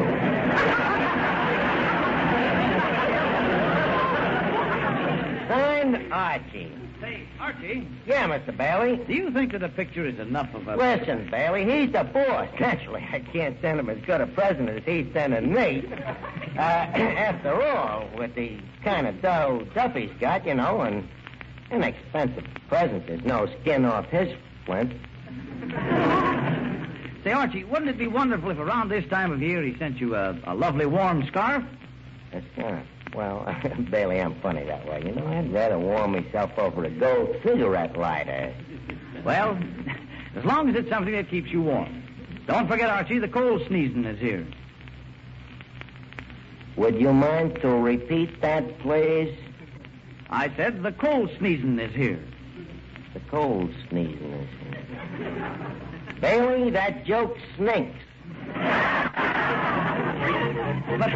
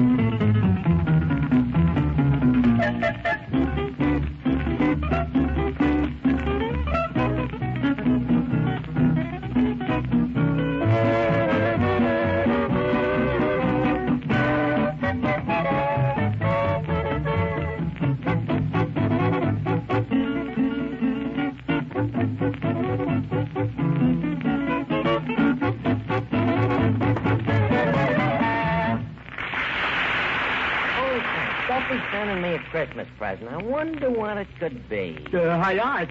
Yeah, Finnegan. Here's my brother, Wilfred. You remember him, Art? Oh, well, certainly. Hello, Wilfred, my boy. Hello. My, you certainly have been growing. Doesn't that strike you as an entirely normal procedure? Well, that's how it goes. Well, how's things in school, Wilfred? Are your teachers learning you lots of stuff? Archie, they're not learning me. They're teaching me. Oh. Well, that's what they're there for. Well, you're looking fine, Wilfred. Very manly. Are you eating good? Yes, I get sufficient nourishment, thank you. Well, you got to eat good if you want to grow up to be a big, strong man like your Uncle Archie. You know how I got this physique of mine? Malnutrition? Yes, sir, and plenty of it. Yep, Wilfred, I always eat lots of bread, potatoes, pancakes. Well, I'm on a diet that precludes carbohydrates. Yeah. What's they? Starches. I'm not permitted to have starches. Well, that's right, Wilfred. Starches ain't good for you. They make your stomach stiff.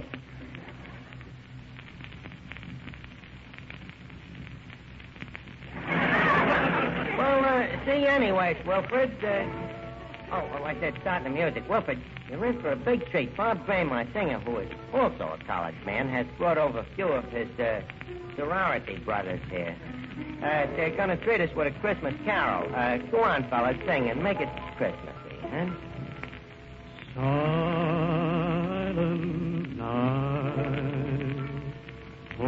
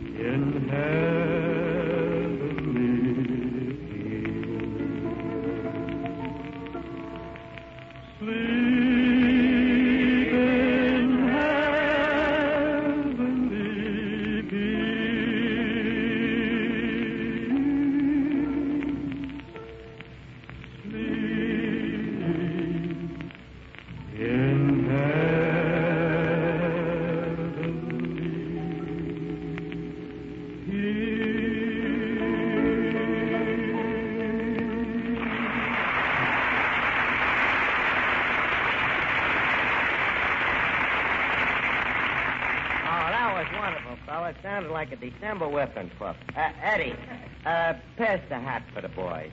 Okay. Hey, Mr. Arthur, ain't that Mr. Monty Woolley coming in? Oh, yeah. Monty Woolley. Look at the guy, Eddie. Well, good evening, Mr. Woolley.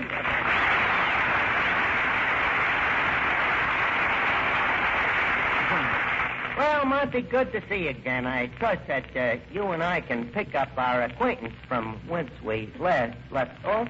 I'm sure we can. My revulsion is undiminished. Well, thanks, Monty, old boy. Old boy. This is the first time I have ever heard of contempt breeding familiarity. I wish I knew if he was smiling. Monty, why is it that you take this antagonistic attitude towards me? Well, frankly, I think of you as a possible menace to my future. Me? Oh, tut. Why? Well, someday when I am too old to play juvenile, yeah, I may want to go back to my old profession, instructor of English. But by the time you're through with it, I may find myself teaching a dead language. Well, you know, it's a lucky thing for you that was a veiled insult. Hey, mister, that's a funny place to wear a grass skirt. Oh, the darn thing always hikes up. Finnegan, please, no remarks, Kay, about the beaver, Kay. So, I apologize, mister. So, I promise I won't tell you about your beard again. After all, I'm human. Sir, you presume. Look, I'm sorry, Monty, but I hope you'll understand. You know, the guy takes a look at that. Finnegan, put down that match. All right, let me do it. I never gave a guy a hot beard. Look, beat it, will you, Finnegan? I'm having enough trouble with this guy. Monty, tell me something. What are you doing Christmas Eve? Well, we have an old custom in our family. I always take Grandma to the fight. Well, that's very sweet, but the fights get out pretty early. Now, here's what I had in mind. How would you like a part here on Christmas Eve, playing the part of... Playing the part of what? Monty, why don't we have a bite to eat? Eddie, how about some refreshments for Mr. Woolley? Just a moment. I eat here. I'd sooner die. No, there is no sooner way. Now, just a second, Eddie. Mr. Woolley, don't let Eddie frighten you. The food isn't that bad. Well, have you, sir, ever eaten in this cadaver's commissary?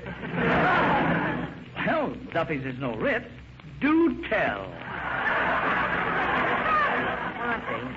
Yes? Monty, you see, every Christmas Eve we have a big party here at Duffy's. You know, the joint is full of kids. They come down to get their fathers, you know. And we have a Christmas tree and wreaths around, and every kid gets a candied pig's foot. And I usually write a Christmas pageant. You can write? Like a whiz. Now, the only thing we yet ain't got set yet. Well, now, what is it? What is it that you yet ain't got set yet? Santa Claus. Now, just a second, you Brooklyn Knoll coward. Now, please, Monty, don't get excited. And, by the way, Brooklyn and Knoll don't go with each other anymore. Look, playing the part of Santa Claus, it'd be so much fun. And look what a challenge it'd be for you as a pedestrian. A challenge? Well, sure. It'd be the toughest role of your career. You playing a sweet guy. And when you give out them toys to them little kids, think of the thrill you'll get out of it. Yes. I can already feel the patter of tiny feet on my face. Look, Monty, please, you was a kid once yourself, wasn't you? There's no record of it. Ah, someplace. Gee, if you could just talk to one of them kids and see what it's like. Wait a minute. Hey, Finnegan, is your kid brother Wilfred still here? Oh, yeah. Good. Wilfred, come here. I want you to meet Santa Claus. Now, listen, you... Look, Monty, what can you lose? Just kid the kid along a little. Did you call me, Archie? Yep, Wilfred. I got a great treat for you. Guess who this is? Wilfred, this is Santa Claus. Well, well, well. Not the Santa Claus. That's right, young man. Ho, ho, ho. Well, son, I'll be coming down your chimney Christmas Eve. Well, thank you very much. But we have an oil burner. Say, Mr. Claus, I understand you live up at the North Pole. I do? Oh, yes, I do. You know, of course, that the average temperature of the North Pole is estimated at 70 to 90 degrees below zero Fahrenheit. Well, it does get a bit nippy. But then one can always grab a snort of... Sandy! Snort of Sandy, of course, only drinks soft drinks, Wilfred. That's right, Wilfred. Very soft. Cotton gin.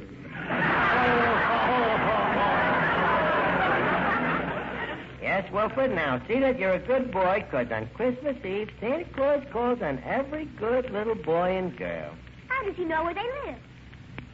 Well, he has all their numbers in a little red book. Yeah, and some mighty fine numbers in that little red book.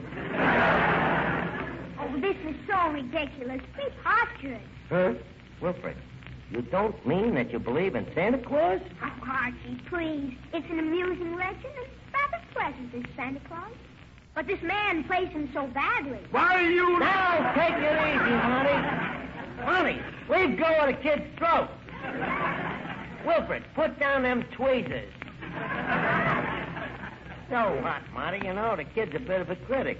Please leave me get out of here.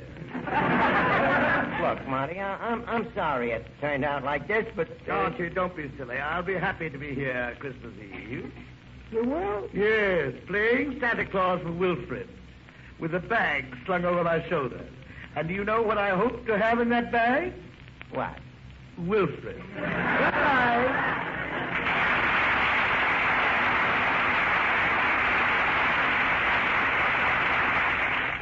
And now, you lousy little genius.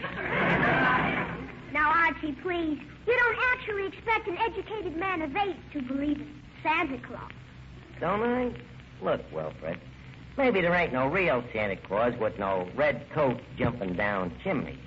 Okay. But there is something that a kid like you should get wise to. Something that kind of makes people do wonderful things for each other at Christmas time, and I like to call it Santa Claus.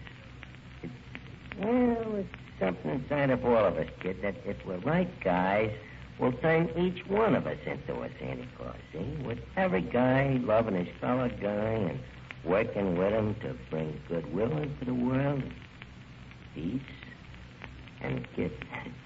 Don't tell me that there ain't no that kind of a Santa Claus. That's sounding, Mr. Archie. And, hey, this package just comes for you. Oh, yeah? Let me look. Hey, it's my present from Duffy. Now, Wilfred, here is what I'm talking about. This package says don't open till Christmas, but I want to teach you a lesson. See? So I'll open it. Now, here's a guy named Duffy. You know, he's mean, stingy, cheap, and yet, at Christmas time, he changes and gives me this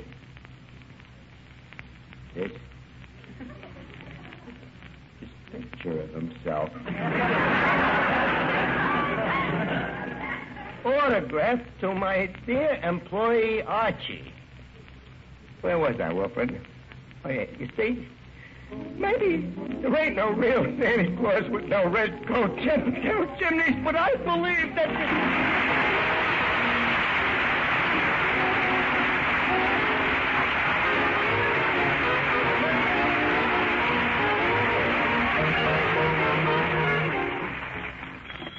Duffy Tavern. Oh, hello, Duffy. By the way, Duffy, thanks for that picture. It's just the kind of a thing I wouldn't have bought for myself. So, Merry Christmas to you and Mrs. Duffy. And and all of our friends. So long, Duffy.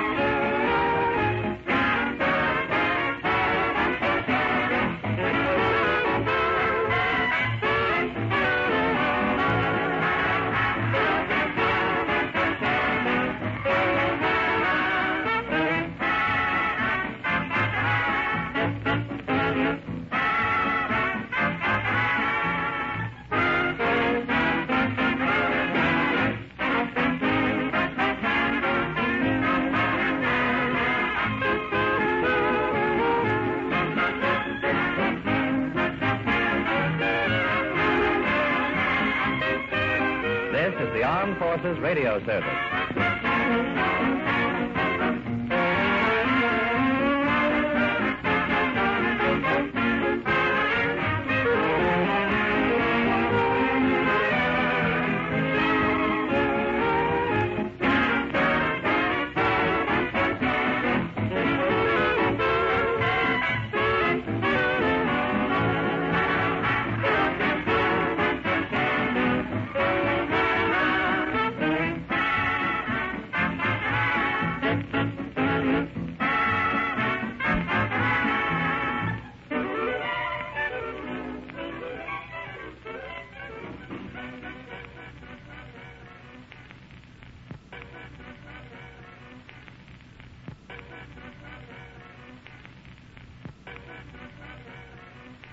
It's Friday night, so we take you now to Duffy's Tavern, starring Archie himself, Ed Gardner.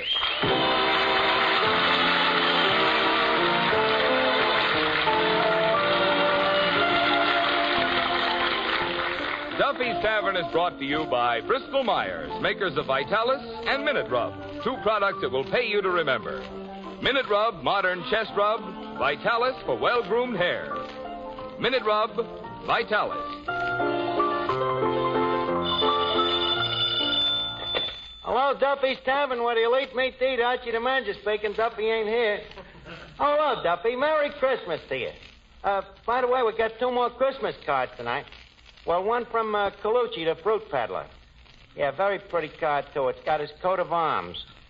2 crossed bananas with a tomato rampant in the background. Yeah, and the other one's from Cavendish, the Undertaker. Yeah, it says, wishing you a joyous and Merry Christmas and a short but Happy New Year. P.S. Drop in and see our new Christmas wrappings.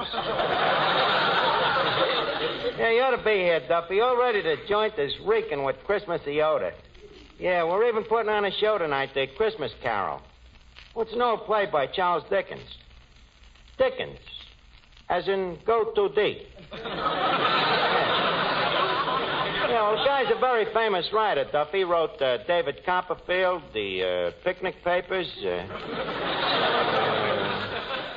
That other one about the dame, you know, Oliver's Twist. Well, look, Duffy, I'm busy now. I got to rewrite the Christmas Carol. Yeah, well, I got to fix it up, you know. Some of the grammar is a little old-fashioned.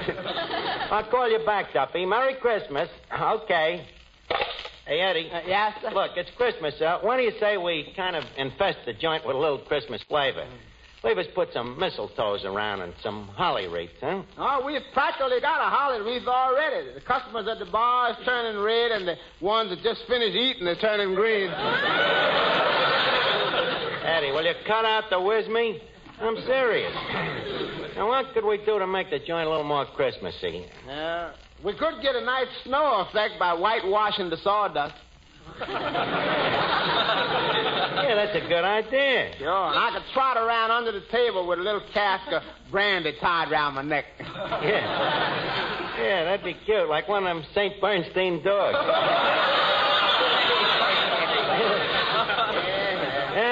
good old Christmas. By the way, I wonder what Duffy is going to give us for Christmas this year. Yeah, I wonder. Hey, you know, I kind of got my heart set on the Hope Diamond. You hope. What did he give you last year again? Monogrammed dustpan. Yeah, that's right. I remember that. Yeah. It makes a nice set with the monogrammed broom he gave me the year before. Now, look, Eddie, don't be bitter. After all, Duffy ain't really such a bad guy. No, he ain't such a bad guy. No. Well, so long. This is where I get off. Eddie, you're bitter. Remember that Christmas dinner he gave us last year? The celery and the chestnuts and the cranberries. And the cover charge? Ah, he was kidding. That big whole roast pig with the apple in its mouth. Hello, Finnegan. Where's the apple? What apple? Skip, it's just a little picture you happened to conjure into my mind. Anyways, Merry Christmas to you, Finnegan. Merry Christmas to you, Arch. By the way, that brings up a subject. What? Arch, I'd like to ask you a question. What's the question? Well, Arch, promise me you'll tell me the truth. I promise. Okay. Arch, is there a Santa Claus? Well, bless your heart, Finnegan. What brought this on? I was over to Macy's this morning, and on the 5th floor there was a tall, skinny Santa Claus, and I got down to the 3rd floor, and there's a short, fat Santa Claus. Frankly, Arch, I'm beginning to smell a rat. Now, tell me, will you? Look, I don't want to be no stool pigeon. I'd rather you'd ask somebody else. So, well, who am I going to ask, Arch? You asked me little brother Wilford, and he says there ain't no Santa Claus, but what does he know? He's only a child. Look, you put me in a very bad position. Well, you got to tell me, Arch. I'm old enough to know. And I'm going to find out sooner or later anyway. Finnegan, please, I'd rather that somebody else. Oh, come on, Arch. You told me about the stork, didn't you?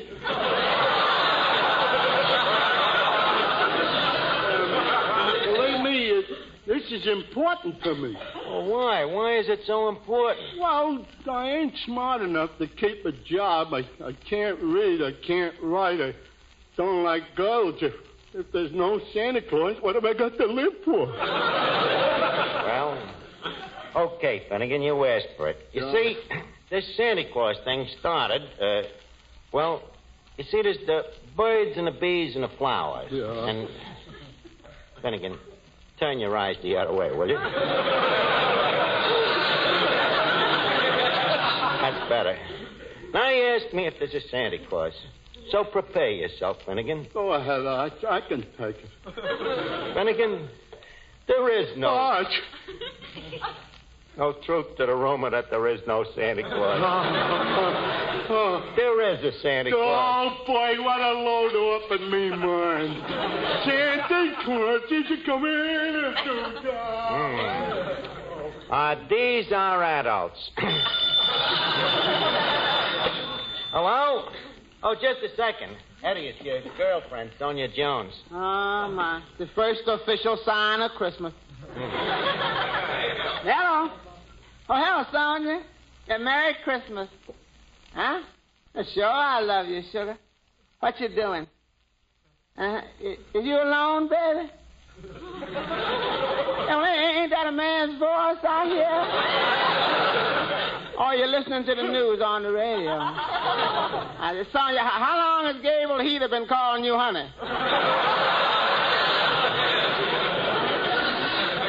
No, I'm just suspicious. Yeah, baby. I know I'm always in your heart. Yeah. But, honey, who's that that's always in your apartment?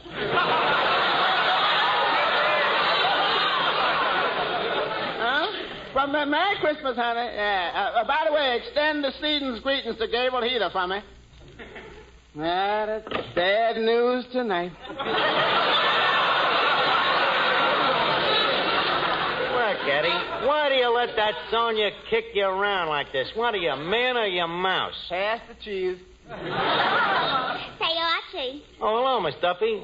Hey, what's the matter with you today? Why? Well, you look even more battered than usual. Yeah, and that's just the way I feel. Gee, Archie, those department stores are terrible. You try to get near a counter and you take your life in your hands. They push you around, tear your stockings, step on your toes, gouge your eyes out. Well, what were you trying to buy? Nothing, I was just browsing. Well, that starts our conversation this evening on a nice idiotic basis. Yes. Yeah. Incidentally, I hear you're going to put on a Christmas show tonight. Yes. Well, needless to say, you'll want me to sing. On the contrary, equally needless.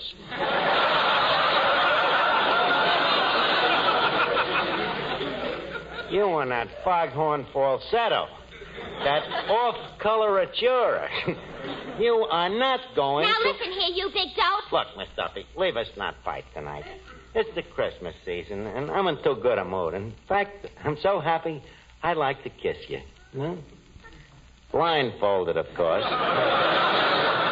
Okay, you can sing in the show. Mr. Melnick. Yeah, Look, we're going to need some Christmassy background music for the show tonight. Are you equipped? We're loaded, Jackson. In what way, Phil? How are you loaded? I got a kid named Robert Maxwell that's murder on this Christmas stuff. A harp player. Harp player, huh? Good idea. Duffy will love it. It's his native music. Okay, we'll put the kid in the show. Say, Archie. Yes, Mr. Miller? Can you use me in the Christmas show? Well, yeah, maybe you could announce it. Give me a sample, for instance. What would you say? Well, I don't know. Maybe something like this. Ladies and gentlemen, Duffy's Tavern takes great pleasure in presenting its Christmas show, starring that famous hair grooming preparation, Vitalis. Very good. Very good. Then I suppose you had in mind a ballet, maybe, where four men with tight, dry scalps dance around a bottle of Vitalis? While the band plays hair, the gang's all hair? Well, no, Archie. The orchestra would play Here, Here, Vitalis is Almost Here. Very sharp. Pull up your podium and pray continue. Well, yeah, pretty soon now, Vitalis will be back. Back to keep your dry, unruly hair well groomed. And without that plastered-down patent leather shine. Yes, pretty soon you'll be able to use Vitalis and the 60-second workout to loosen your tight, dry scalp, rout loose dandruff, and help prevent excessive falling hair. Shortages will soon be relieved. And then you'll be able to get original, genuine Vitalis, the hair grooming preparation that's been the standby of so many men for so long.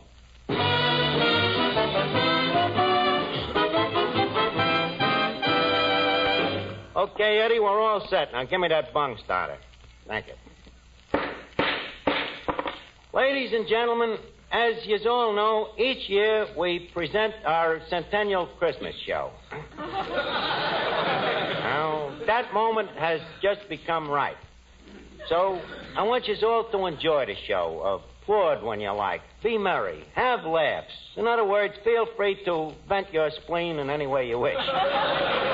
So, without no further ado, leave us on with the show. Carry on, Mr. Miller. Thank you. Duffy's Tavern brings you Christmas music.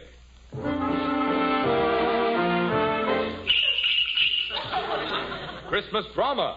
But Santa Claus, suppose my husband comes home and finds you here. Christmas humor. Do you think we will have a white Christmas, darling? Well, it will if it don't rain, dear.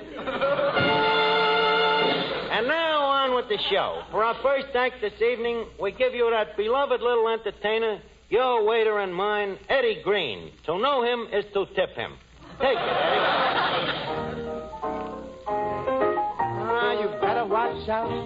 Better not cry. Better not pout. I'm telling you why. Santa Claus is coming. Coming on down to Harlem Town. Oh, my.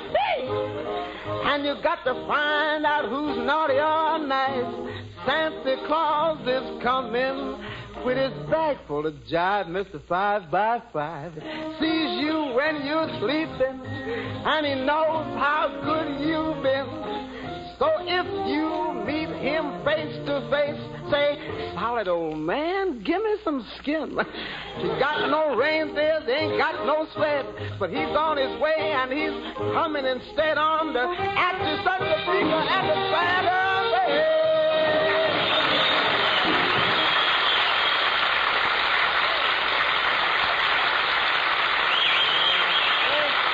Thank you very much, Eddie Green. Now, for our next act, we reach into our Christmas grab bag, and what do we pull out? None other than Mr. Robert Maxwell's The World's Greatest Harpist.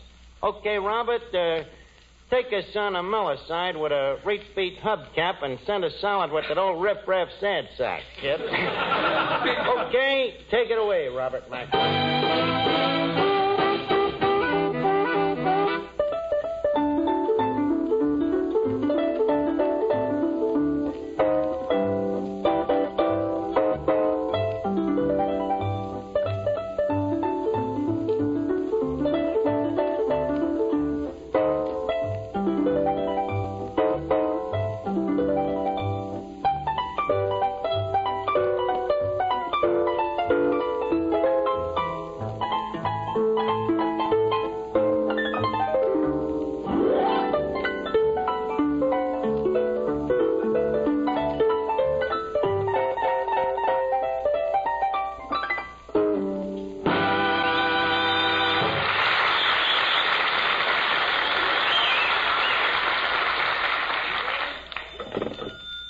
Huh?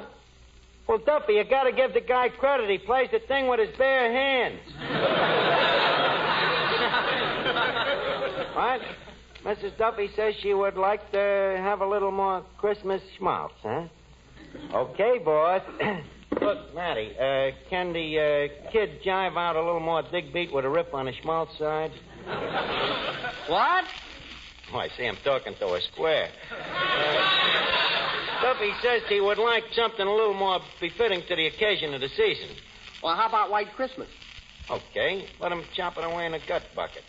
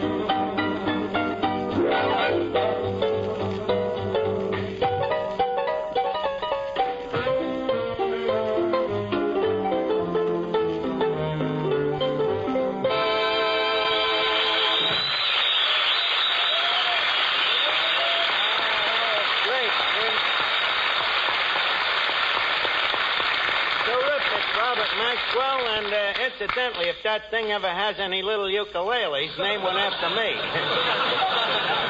Now, to continue our cruise down Santa Claus Lane, we next hear from that great singing duet, Clifton Finnegan and Miss Duffy.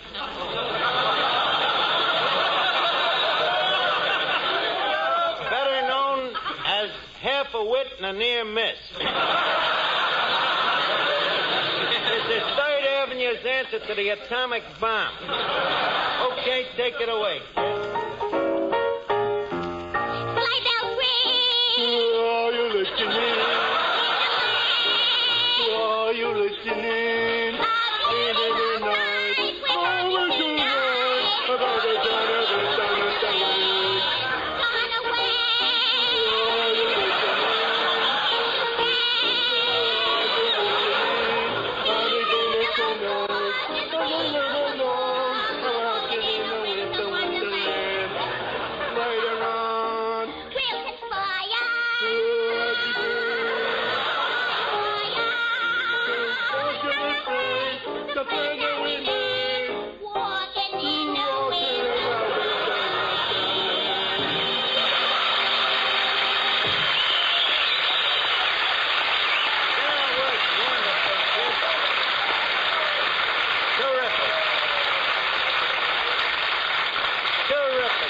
and Finnegan and Miss Duffy, you sounded like Jeanette MacDonald with a half Nelson on Eddie. And now, we have a surprise act for you. Mr. Marvin Miller, our genial master of ceremonies, will beleaguer us with a poem. Go right ahead, Mr. Miller. 'Twas the night before Christmas, and all through the nation, people had chest colds and that stuffed-up sensation. Just a second. Wait a minute. I think I can finish that for you. With his sleigh full of minute rub over housetops and spires came Santa Claus shouting, "On, Bristol, on, Myers."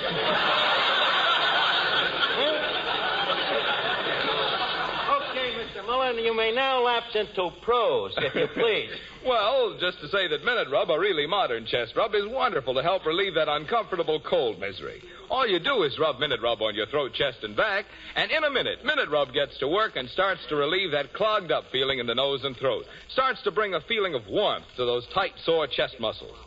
And because Minute Rub is greaseless and stainless, it can't stain clothes or bed linens. So get a jar of Minute Rub and get relief from annoying cold misery the modern way, the greaseless, stainless Minute Rub way.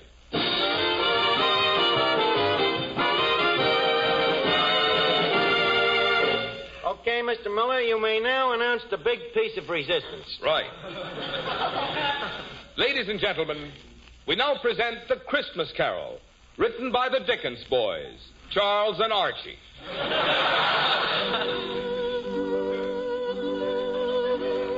As our scene opens, we find Ebenezer Scrooge, played by Archie, preparing to go to bed in his miserable little room on Piccadilly Square. All England is agog with Yuletime spirit. But for miserable old Ebenezer Scrooge, there is no Christmas. At the moment, we find him in an ugly mood, writing in his diary. Dear diary, had a pleasant day today. Bankrupted 3 widows, foreclosed 12 mortgages, and drove 9 families out into the snow. Barefooty, of course. Oh, Mr. Scrooge, sire. Oh, it is my butler, Godfrey. What do you want, my man Godfrey? It's getting mighty cold in here. Do you think we can afford to throw another twig on the fire? Heavens to Betsy, man, you threw one on last Friday. Do you think these twigs grow on trees? I know, but it's getting cold in here. There's icicles on the window. So what, ain't you never seen icicles on a window before? Not on the inside, sire. Oh, before I forget, the widow Scratchit called this morning. Scratchit. Is, she the widow of Willie Scratchit? I mean, Willie Scratchit? Yeah. She's the one you work to death squeezing limes in your lime house. She said you promised to pay her a pension of 2 pence a week. Well, get rid of it, Godfrey. If I have to go around paying 2 pence a week to every widow in Wessex, I wouldn't have a pair of pence to me name. Besides, it ain't my fault if that husband of hers didn't save nothing out of what I gave him every week. But, sire, how much can one save out of 10 lashes a week? Bah, humbug. But the widow's downstairs starving, sire. Can't we at least give her a piece of bread? Oh, leave her starve. Them poor people is all alike. Greedy, huh, boss? Yeah. Give them bread today, and tomorrow they're back asking for water. Yeah, but, sire, this is Christmas. Christmas, how I hate it. Christmas trees, presents, happy people, goodwill. I hate Christmas. Yeah, but why do you feel this way, sire? I'll tell you why, Knave. Because I am a black-hearted, tight-fisted, bitter, stingy old skinflint. No, Duffy, not you, me.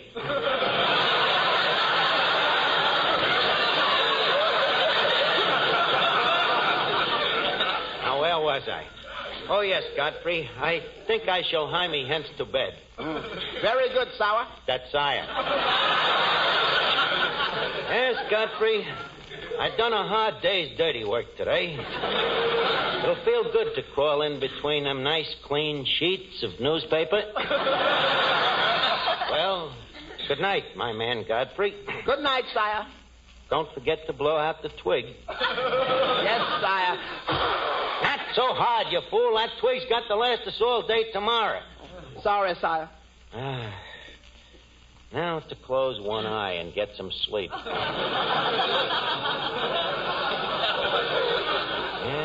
got a big day tomorrow. Got to sprinkle banana peels on the front steps of the old lady's home.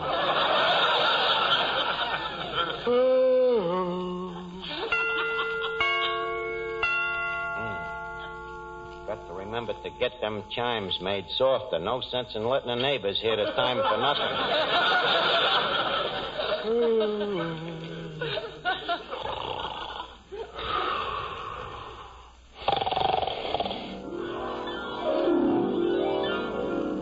Ebenezer Scrooge, wake up. Who's calling me? Who are you? I am the spirit of Christmas. Bah, humbug. I have come to show you the suffering that your stinginess is causing. I'm going to take you to the house of the widow Scratchit. The next voice you hear will be that of the widow Scratchit herself. Oh, Tiny Tim. Tiny Tim. Coming, Mother.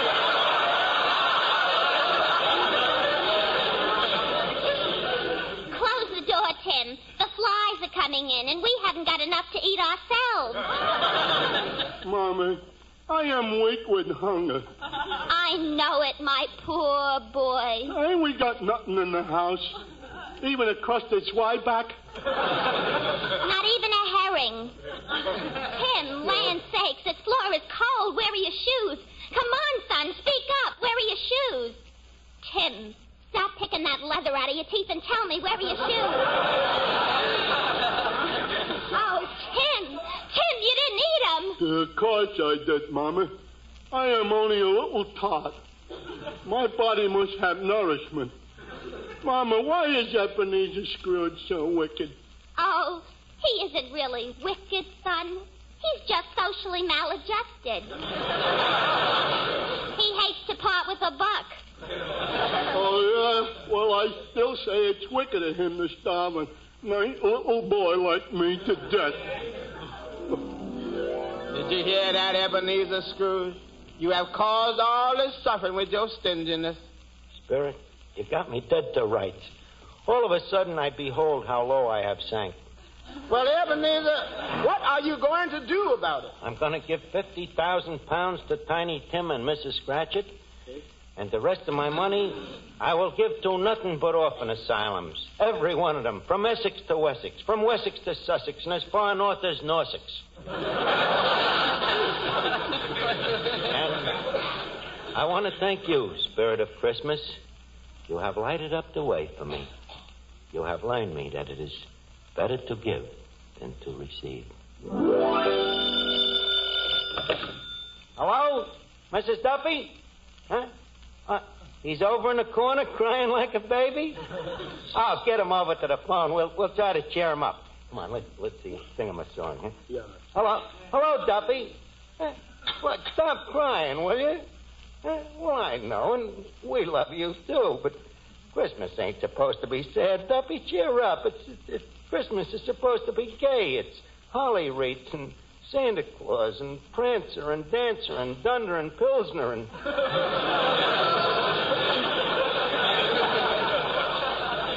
and Jingle Bells, Duffy. Jingle bells, Jingle bells, jingle all the way.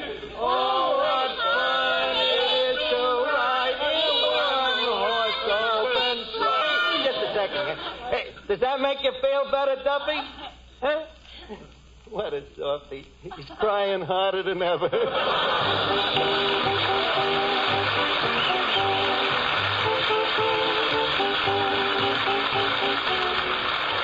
And now, ladies and gentlemen, it's time to leave Duffy's Tavern for this evening, but let's meet here again at this same time next Friday night. In the meantime, if you have a cold, remember Minute Rub. And for well-groomed hair, remember Vitalis.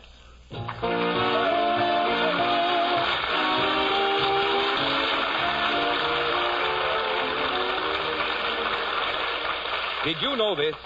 The Egyptians of long ago shaved themselves with seashells. Yes, and shell razors must have been mighty hard on a man's face. Of course, even today with the most modern razors, shaving can still be painful for men with tender faces. But now there's Ingram shaving cream. That rich Ingram lather helps condition your face for the razor. You enjoy cool, soothing shaves. You better try Ingram yourself. Remember, comfort means coolness. Coolness means Ingram. I-N-G-R-A-M. Ingram, the cooler shaving cream.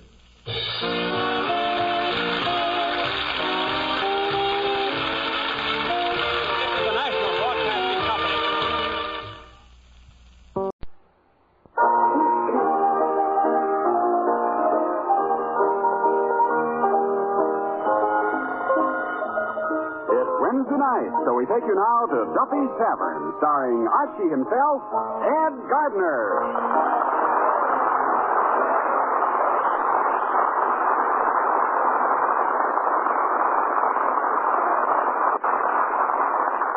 The program you're about to hear is brought to you with a wish from Bristol Myers, that your Christmas may be merry and that the new year for all of us be a happy and a peaceful one.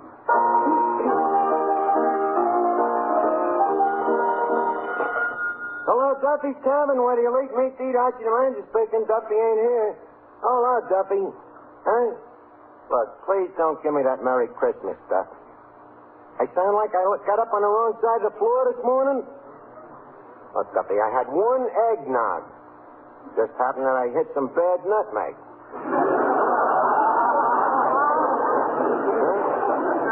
Well, if you want to know, I'm a little sore about your gratuity for Christmas. That lousy Christmas card. A Merry Christmas and a Happy New Year. P.S. After you read this, get back to work. Fine sentiment this time of the year. Well, after 9 years, I thought maybe I might get some little present. Some little luxury. Some little thing I wouldn't think of getting for myself. Like money. Huh? Look, Duffy. Someday you're going to leave this vale of tears. You're going to leave it with your pockets bulging with bills, but I'm warning you. Where you're going, you're going to find that paper money ain't going to last long. I leave you with that thought for today. Christmas. 7 days a week, 18 hours a day. I work my grindstone to the nose. What do I get? Nothing but gratitude. And very little of that. Merry Christmas, Miss Archie. What's so merry about it, Eddie? Starvation wages, no dough to buy nothing. Oh, you got a little dough. Yeah, but how far will it take me with the present prices of economics? The landlady sent me a notice. From the first of the year on, your apartment will be $9 a month. $9 for 4 lousy rooms.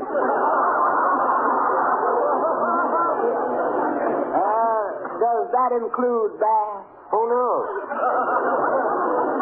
Never get to see the place the way I have to work around here, but does Duffy care? Well, don't let it get you, Miss Archie. See, this is the time of the year to forget your trouble. Yeah. Christmas is the time when you should be thinking about helping other people out. Helping other people out, huh? When Gorilla Hogan got drunk and nasty here last night and started picking on me, did you help me out? I couldn't. See, I was back in the kitchen cooking. What takes a half an hour to cook? With Gorilla Hogan drunk and nasty, a couple of 3-minute eggs. That's what I'm talking about. When I'm in a fight and I need help, you disappear. Yeah, but you always bragging about what a wonderful fighter you are. You certainly picked the funniest times to start believing me. Yeah, give me that Merry Christmas. Merry Christmas, boys. Merry Christmas, Miss Duff. Archie, I said Merry Christmas. Are you kidding? What have I got to be merry about working for that cheapskate old man of yours? Archie, you just don't know Papa. He really isn't cheap. No, that's right. Once, in an outburst of generosity, he gave away his toenail clippings. What about the time he took your old lady on their honeymoon? Where did they go? Niagara Falls. That's what he told everybody, Niagara Falls. But what he really did, they stayed home and your old man let the water run in the bathtub while he showed your mother a box of shredded wheat. Tell me how cheap the guy is. Just a minute. Hello? Oh, just a second. It's your girlfriend, Vera Fogarty. Oh, thanks. Hello, Vera. How did you do with Santa Claus? Okay, but no presents, huh?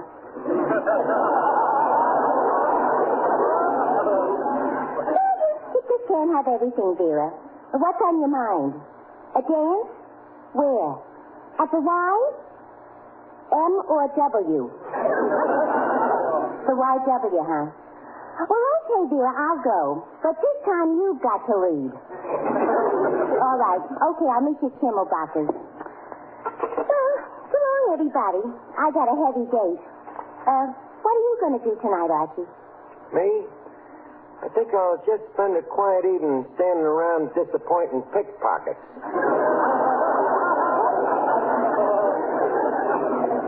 Well, Merry Christmas. Merry Christmas. Thanks, Doc. Merry Christmas to you. Oh, hello, Finnegan. Ain't you going to wish me a Merry Christmas? Yeah, Merry Christmas.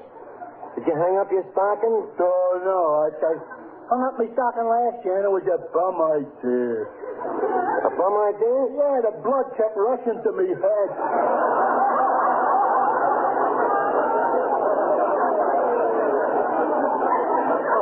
Finnegan, what I meant was, did you get any presents for Christmas? Oh, a few things, Doc. My mother gave me some building blocks, monogrammed, of course. And my sister gave me a bottle of bubble bath. Bubble bath? Yeah, and is that stuff a fake? What do you mean a fake? I sat in the tub and took 4 drinks of it, and I couldn't even blow a single bubble. Well, I just stopped in to say hello. I got to run along, Art. You got to run along? Where you going? I'm going over to sing Christmas carols. Oh, yeah? Where? At Water McGurk's. You going over, Art? No, I'm not. How come? Didn't invite me. Oh. Well, I'll be seeing you, Art. Finnegan, you mean you ain't going to spend Christmas with me like you usually do? Well, Art, I thought you was going to McGurk's too, so I accepted. Hey, you ain't sure, are you? No. Why should I be sore? Go ahead. Have a good time. Well, Merry Christmas, Art. Merry Christmas, Clifton. Fine Christmas. No bonus. Your friends walk out on you. The next guy that says Merry Christmas to me, I'm going to punch him right in the nose. What's the use? Eddie. Yeah? Eddie, turn on the radio, will you? Maybe it'll snap me out of this mood. Okay.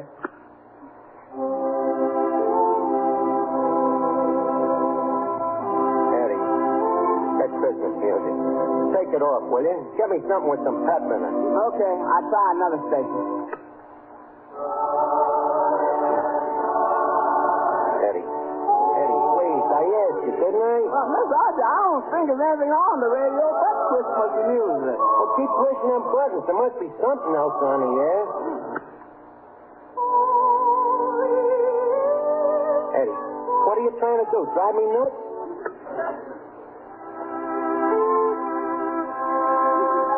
But look bad, I'm running out of buttons. Okay, forget about it. Well, I think we better lock up the place. It's getting late. Okay. I'll go clean up the kitchen. All right, do that. This Christmas music. I ain't got enough trouble at this time of the year. They got to put on music that makes them even sadder. Hello there, Archie. Huh? Hey, how did you get in here? Walked in. That's funny, huh? So they just locked the door. It was closing up. Oh, and maybe I better leave. Listen, you said Archie. How did you know my name? Oh, I've heard about you. Oh, well, I'm pretty well known around here. Will you have a little drink, bud?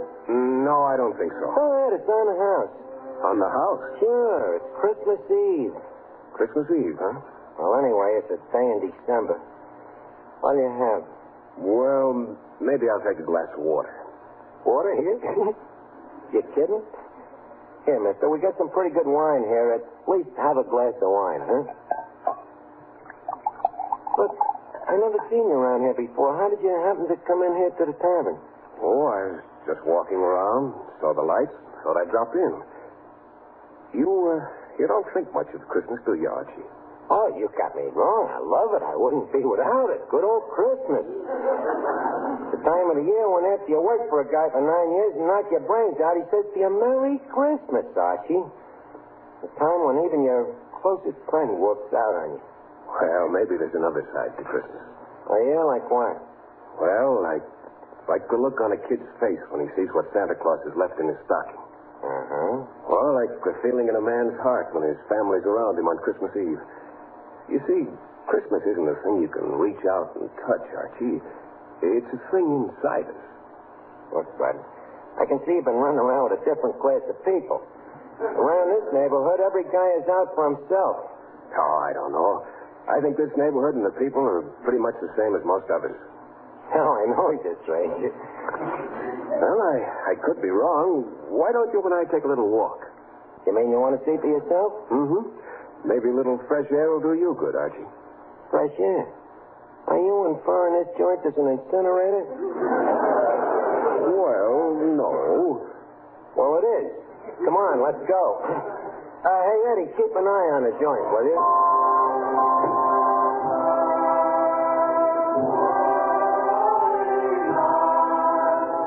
Listen to that, will you? Not only don't you only get it over the radio, you can't even walk along a public street with that belting it at you. I kind of like it. You like it? Well, everybody to his own place. Did you ever listen to the words of that song? Did you? I should have had to listen to them all day. All is calm, all is bright. How do you like that? The world is a mess. Everybody has his hand in the other guy's pocket, but don't make no difference to the guy that wrote that song. To him, all is bright. Well, maybe the guy that wrote that song was thinking about something in men's hearts. Something that shines a little brighter on a day like this. Didn't you ever sing Christmas carols, Archie? Oh, yeah. Christmas carols, sure, when I was a punk kid and I didn't know no better. But you have to grow up someday. Now, that's the trouble with a lot of us. Maybe we're not growing up. Maybe we're just losing track of things that matter. Like what? Oh, things like faith, tolerance, human kindness. That's nice. And where does one find them things? You don't find them, Archie. You give them. And it's a funny thing. The more you give, the more you have. Say, why don't we drop in over there? Huh? Across the street. Across the street? That's a church. Yeah, I know. Why don't we drop in for a second? Into a church? Why not? But I wouldn't know how to act. You, don't go to church, huh? Well, no, I'm not rapping it, you know. It's just that there's two types of guys when it comes to going to church. There's them that does and them that don't. I happen to be the type that don't. Well, now, why don't you just drop in with me for a second? Hmm? Well, I guess if I go with somebody else, it won't count against me. Funny thing, though, you know, to take a look at you, I wouldn't figure that you was the religious type. No? No, but that's what I say. You never can tell about people. Okay, leave us go in.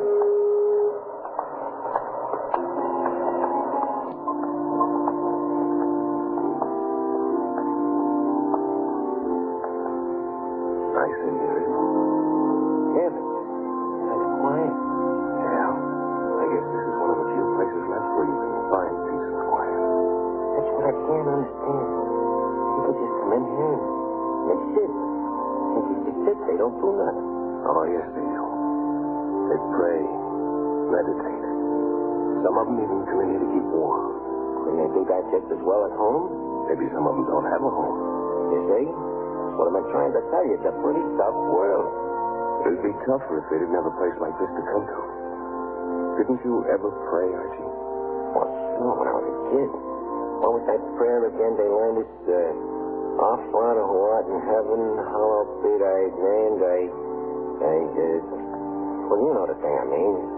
But, look, please, leave it, get out of here and begin to get the heebie-jeebies. All right. Just a second, bud. What are you doing? Well, the sign says help the poor, don't it? I thought you believed in everybody helping themselves. Oh, I do, but tonight maybe I'm a little superstitious. Or maybe it's just because it's Christmas. Look, mister, please, don't start with that peace on that stuff, will you? I told you I'd take you around, show you the neighborhood and what it's really like now. Your Christmas Please, paper. let's keep it that way. Get your Christmas edition here, paper. Just a minute, I want to pick up a paper. Get your paper. Yeah, from that triple kid there. Nice kid, Jimmy Turner. Triple, huh? Yeah, he ain't walked in years, but he's always got a smile for everybody, and I like to help him out once in a while. Paper, read all about it. Get your paper. Hiya, Jimmy. Hello, Archie. Merry Christmas. Merry Christmas, kid. Well, Jimmy, it's a little tough not being able to walk, isn't it? Oh, I ain't kicking. I can yell. That's all I need for this racket. What'd you get for Christmas, Jimmy? Nothing much. But it's okay. I got my Christmas present last summer. Last summer? Yeah. One of my customers took me up to the Yankee Stadium to see the Yanks play. You like the Yanks, Jimmy? Like 'em. You ever see that DiMaggio play ball? Oh, give me a paper, son. Okay, mister. Here you are. Latest edition. Thanks, kid. Merry Christmas. Merry Christmas, mister. You were talking about Joe DiMaggio, Jimmy. Oh, boy, what a ball player. That DiMaggio's the greatest outfielder in the world. No way that guy can pull him. Jimmy, do you know who that was who bought the paper just now? Who? That was Joe DiMaggio. You're kidding. No, look at him. He just stopped there by that streetlight. Joe DiMaggio? Joe bought a paper for me and I didn't even recognize him? Wait a minute. Maybe I can get him to come back. Hey, DiMaggio. Hey, DiMaggio. Hey, you. You calling me? Yes. You know, you've got quite an admirer in that crippled newsboy over there. Me? Yeah. Now look. You're Joe DiMaggio. And if that kid could shake hands with you, it'd be the best Christmas present he ever got. Would you do it? Of course I will. Be glad to. Come on, let's go over to him. No, just a minute. Let him walk over to you. Oh, but mister, I told you the kid can't walk. Well, let's find out, Archie. Oh, Jimmy. Joe DiMaggio wants to shake hands with you. Yeah, come on, Jimmy. Come on over and shake hands. But, gee, Joe, don't you see? I can't. Come on, Jimmy. Joe, I'm walking. Mash. You see what I'm doing to Mash? I'm walking.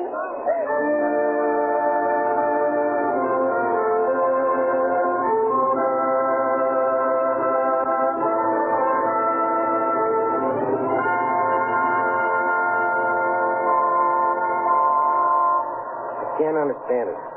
It's positively incredible. What's the matter? That kid back there, I seen him sitting on that corner like that for the past 6 years, and tonight the kid is walking. Maybe he could have walked all the time. No, he couldn't. You did it. You did it by telling him that was Joe DiMaggio. It was.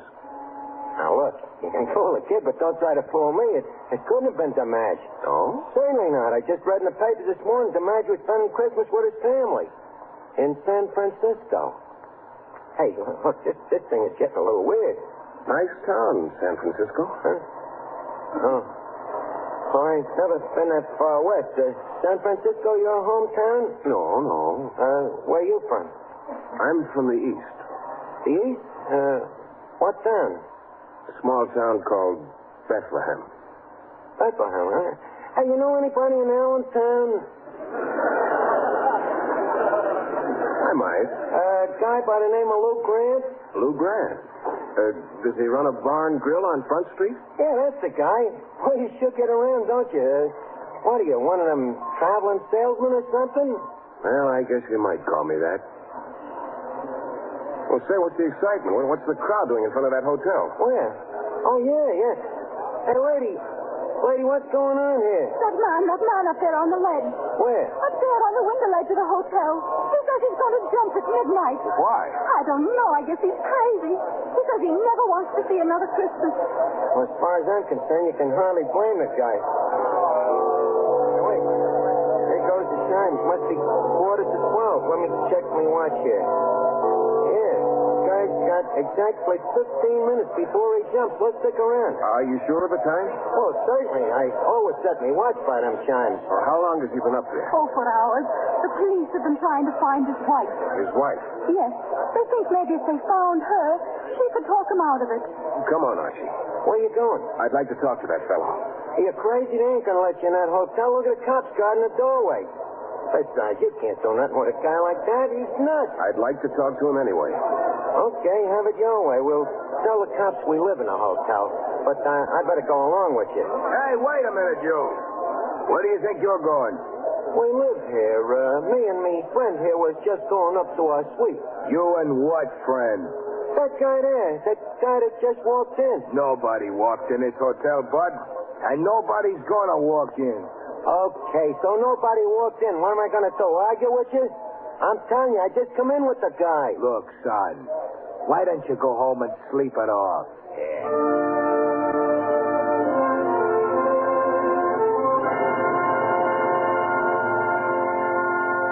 Listen, you. Don't come near and try to grab me. If you do, I'll jump. I'm not going to grab you. I just came to talk to you. To see if maybe I could change your mind. Too late to change my mind. As soon as those chimes ring, I'm jumping. I'm not afraid to die. Maybe you're afraid to live. A lot of people are. What have I got to live for? Well, what have any of us got to live for? Look at those people down there on the street, hundreds of them, waiting for a ray of hope, a sign of courage in this frightened world. What you're doing might extinguish the last spark of faith in many of their tired hearts. Their tired hearts. At least their wives are with them at Christmas. Come on, chimes, ring. Ring. Let's get it over with. Your wife means a lot to you, doesn't she? If she didn't, do you think I'd be up here? I haven't had one peaceful moment since she left me. Well, why did she leave you? Because I was a fool. But it's too late to think of that. Oh, why don't those chimes ring out and get it over with? What's slowing them up? Nothing's slowing them up. It's just that in these last moments, the seconds seem like years.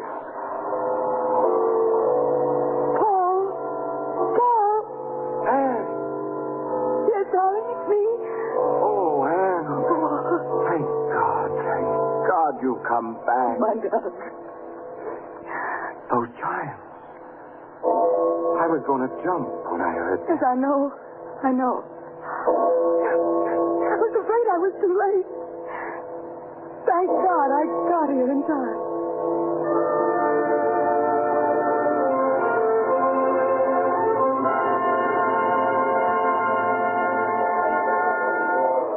Hello, Archie. Glad I found you again. Hey, it's you. How did you do it, mister? How'd you stop that guy from jumping? Just talked to him till his wife came. She just got there in time. Yeah. Funny how she just got there in time, wasn't it? What do you mean? Well, heavens, I was looking at me watch, timing it out to see when the guy was going to jump. So? Them chimes rang 4 minutes late. Maybe your watch is slow. Oh, no, it ain't. Remember, I checked it with the chimes a little while ago, and them bells has never been wrong. Look, come on. Leave us get out of here. I'm getting back to the tavern. This is a little too slowly for me. Okay, we'll take a cab. There's an empty one. Where to, fellas? We want to go to Duffy's Tavern, quick. Okay. How about a little music? Wait a minute. There it is. Son, please. Take that thing off of there, will you? Get something else. Okay. Oh, what the is. Leave it on there. Look, mister. Yeah? You know something? You stay pretty calm considering all the crazy things that have been happening tonight. It's a little weird. First the newsboy, then the guy on the window ledge. Well, we all have our troubles, Archie. We all get off the track once in a while. We just need something bigger than ourselves to steer us straight. You mean something like religion? Call it that. Call it human kindness, tolerance, understanding. Begin to see what you mean. Hey, driver, watch out for that guy. Look, don't worry, Taxi. It wasn't your fault. The guy walked right out in front of you. Yeah. Did you see him, mister? He walked right out in front of me. Now, let's see how badly he's hurt. Hey, we better call a cop. Here comes the cop now. All right. Stand back. Give the poor devil a chance. Now, what happened here? Well, the guy walked right out in front of the cab. Yeah, the driver's right, officer. It wasn't a taxi's fault. We was riding along, and all of a sudden this guy stepped right out in front of the cab. Like he was blind. Hey, wait a minute. He is a blind man. There's his cane there. Here, maybe I can help him. Wait a minute, you take your hands off him. It's against the law. Wait till the ambulance gets here. Against the law to help someone? You heard me. You never know when you're doing him more harm than good. All right, officer, just as you say. Hey, wait a minute. Look. The guy's getting up. What hit me? The crowd. The noise. I was all confused. Tell me, what? Oh, wait. Wait a minute. Lights. And faces. I can see. I can see. Easy now, mister. You better not try to get up. I'm all right, I tell you. And I can see. For the first time since Okinawa, I can see. I didn't mean to hit you, Bud. You didn't mean to hit him. You've done him a favor. The guy says he can see. Hey, the shot must have given back his sight. No, it wasn't that. Someone touched me. I felt a cool hand. And the minute he touched me, I was all right. Where is he? Where is he? Come on, Archie. Let's go. We've done all we can.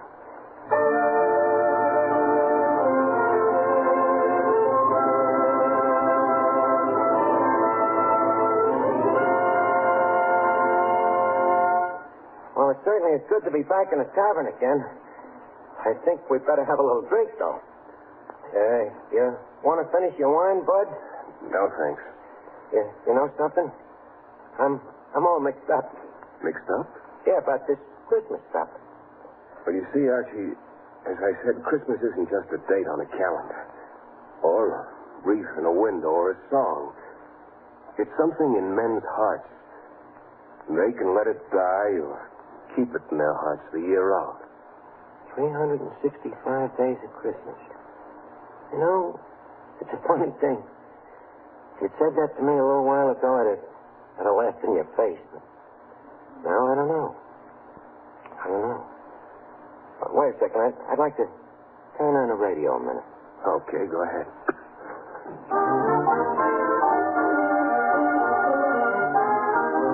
Hey, that's a good one. I wonder what happened to that silent night.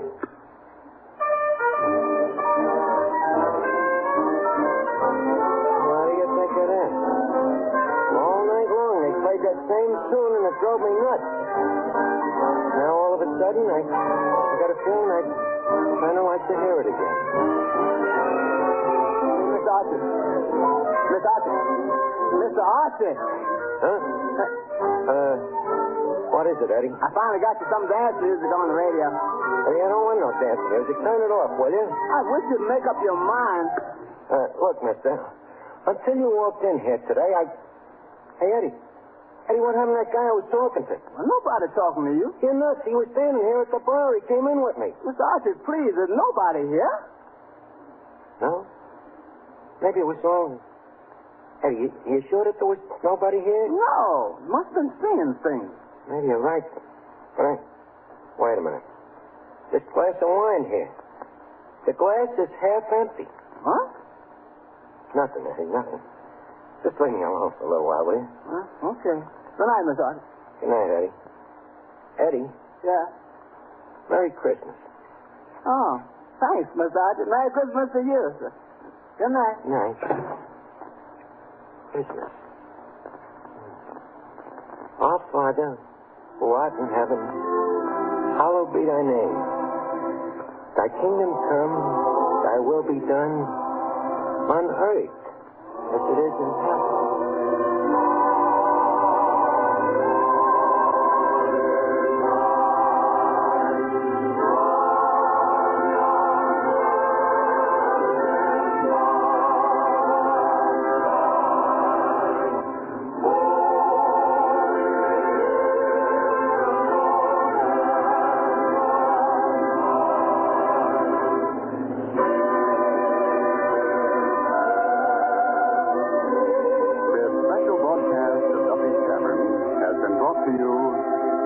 very good wish for a very merry, a very happy Christmas.